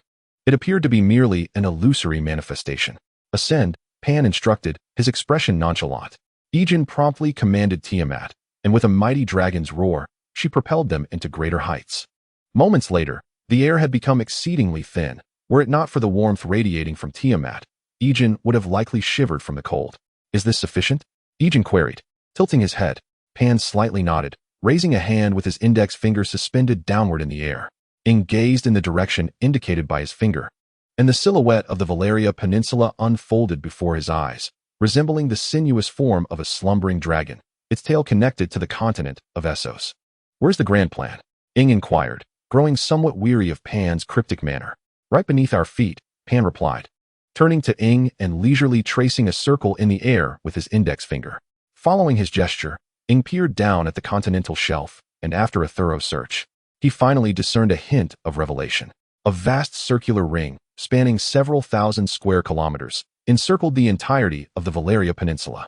This orderly ring was undoubtedly man-made, with portions submerged beneath the sea. If these segments were to be connected, they would resemble a colossal totem enveloping the peninsula. "Is this a magical formation? A spell covering a small part of the continental shelf?" Egon murmured in shock. "It is called the True Dragon Origin Refining Array, a magical formation devised by blood sorcerers over millennia, capable of extracting the dragon blood of all true dragons within the array. The cost is a considerable explosion," Pan stated impassively. "The cost also includes countless lives," Egon replied, his lips trembling. In the face of the grand plan for immortality, such necessary sacrifices are inevitable. You are fortunate, Ing, to have the opportunity to become the Dragon King and join the core of the grand plan. Standing at the altar of the 14 fire peaks without the need to refine dragon blood, Pan remarked, his expression remaining indifferent, as if the fate of all lives was inconsequential to him. A chill crept into Ying's heart. What if we fail? The Targaryens are the last ember I have released from the island. One day in the future, they will return to the Valyria Peninsula, acquire the legacy of Bloodsource Peak, and restore the glory of the Valyrians, Pan said coldly. Ing sighed deeply, striving to calm his tumultuous emotions. How long until the grand plan commences? If Tiamat, the dragon pillar, is restored, the grand plan will commence in merely 10 years. Pan gently patted Ying's shoulder. One day, you will comprehend the greatness of the blood sorcerers. This is our mission. I hope by then you can shoulder your responsibilities and not let me down. Also, expedite Tiamat's arrival at Bloodsource Peak. I sense its lifespan is dwindling, and only the demigod beneath the earth can prolong its life. Ing acknowledged, I understand, Elder. No sooner had he spoken than Pan's figure vanished into the air. Ing gazed for a long time at the immense circular chasm below, ultimately letting out a resigned sigh and signaling Tiamat to descend, heading towards the dragon lair of House Targaryen. After ensuring Tiamat was settled, Ing reunited with his family in the main hall of the stronghold. Where have you been? Dany's inquired with concern. Ing gently wrapped his arm around her waist, his expression calm as he replied, the elder just found me and explained the purpose of the grand plan. Stop, Egon. Do not utter such confidential matters lightly. Should anyone overhear, they shall find it impossible to leave the Valyrian Peninsula. Aenar hastily intervened to prevent Egon from continuing. Noticing Egon's slight nod, he still felt a lingering trepidation as he patted his chest. You cannot leave? Aenar inquired further. Indeed, I have struck certain bargains with the elders and must remain. Egon replied. And the Targaryens? Aenar pressed. The Targaryens may withdraw safely, yet the master smith of Valyrian steel must be returned, Egon stated. Hearing this, Aenar exhaled in relief. If you do not depart, then neither shall I, Dany said, her eyes glistening. Egon smiled gently. We have a decade. There is no rush. If you are not eager to leave, you may accompany me for a while longer. Dany suddenly embraced Egon. Egon, I shall not leave either, Daenerys joined in, wrapping her arms around him as well. You have not yet claimed me. Thus I shall remain, Ilya chimed in. Egon tenderly stroked Ilya's ashen hair, reflecting on her occasional stubbornness. Aenar exchanged a knowing glance with his wife, silently retreating from the hall to grant Egon and his wives some privacy. Looking at his beloved wife in his arms, Egon remarked, Since you wish to stay with me a while longer, I shall remain with you until you give birth. After all, the grand plans of Bloodsource Peak are not urgent for this half year. Humph. Dany's gazed at him with affection. Egon's hands began to caress his wives, and soon the hall was filled with intimate sounds.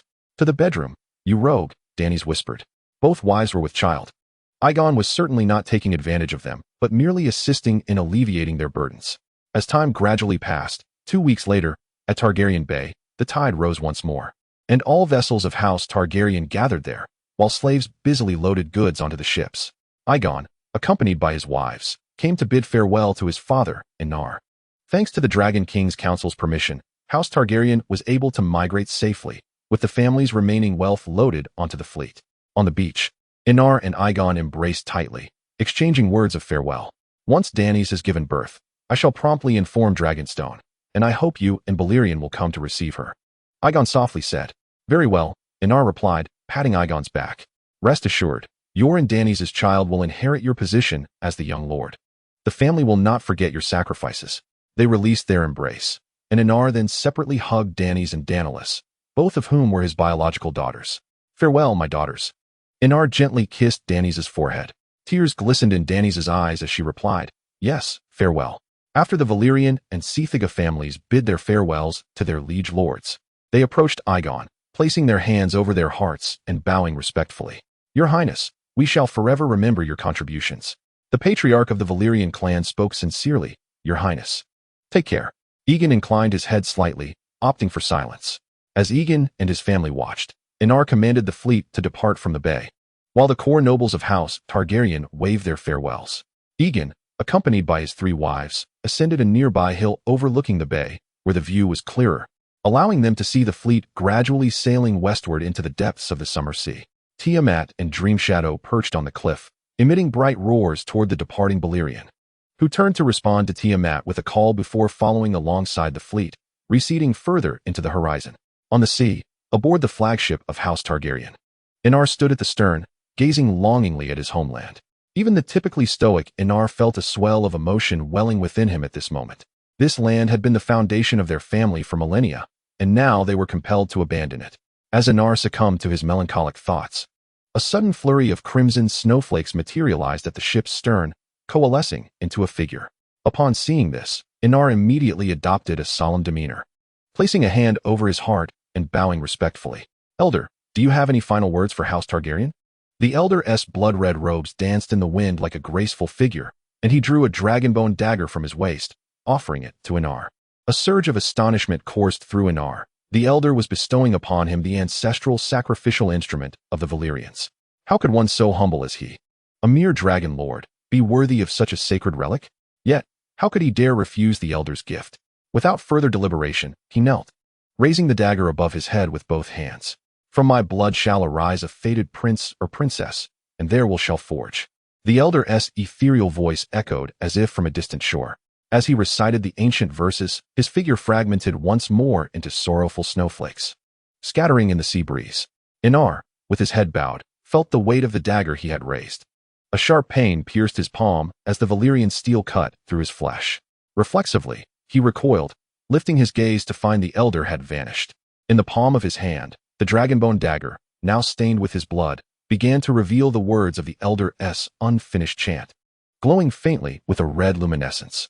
Aenar stared in astonishment at the sanguine inscriptions on the dagger and involuntarily uttered the 5 words the elder had left unspoken.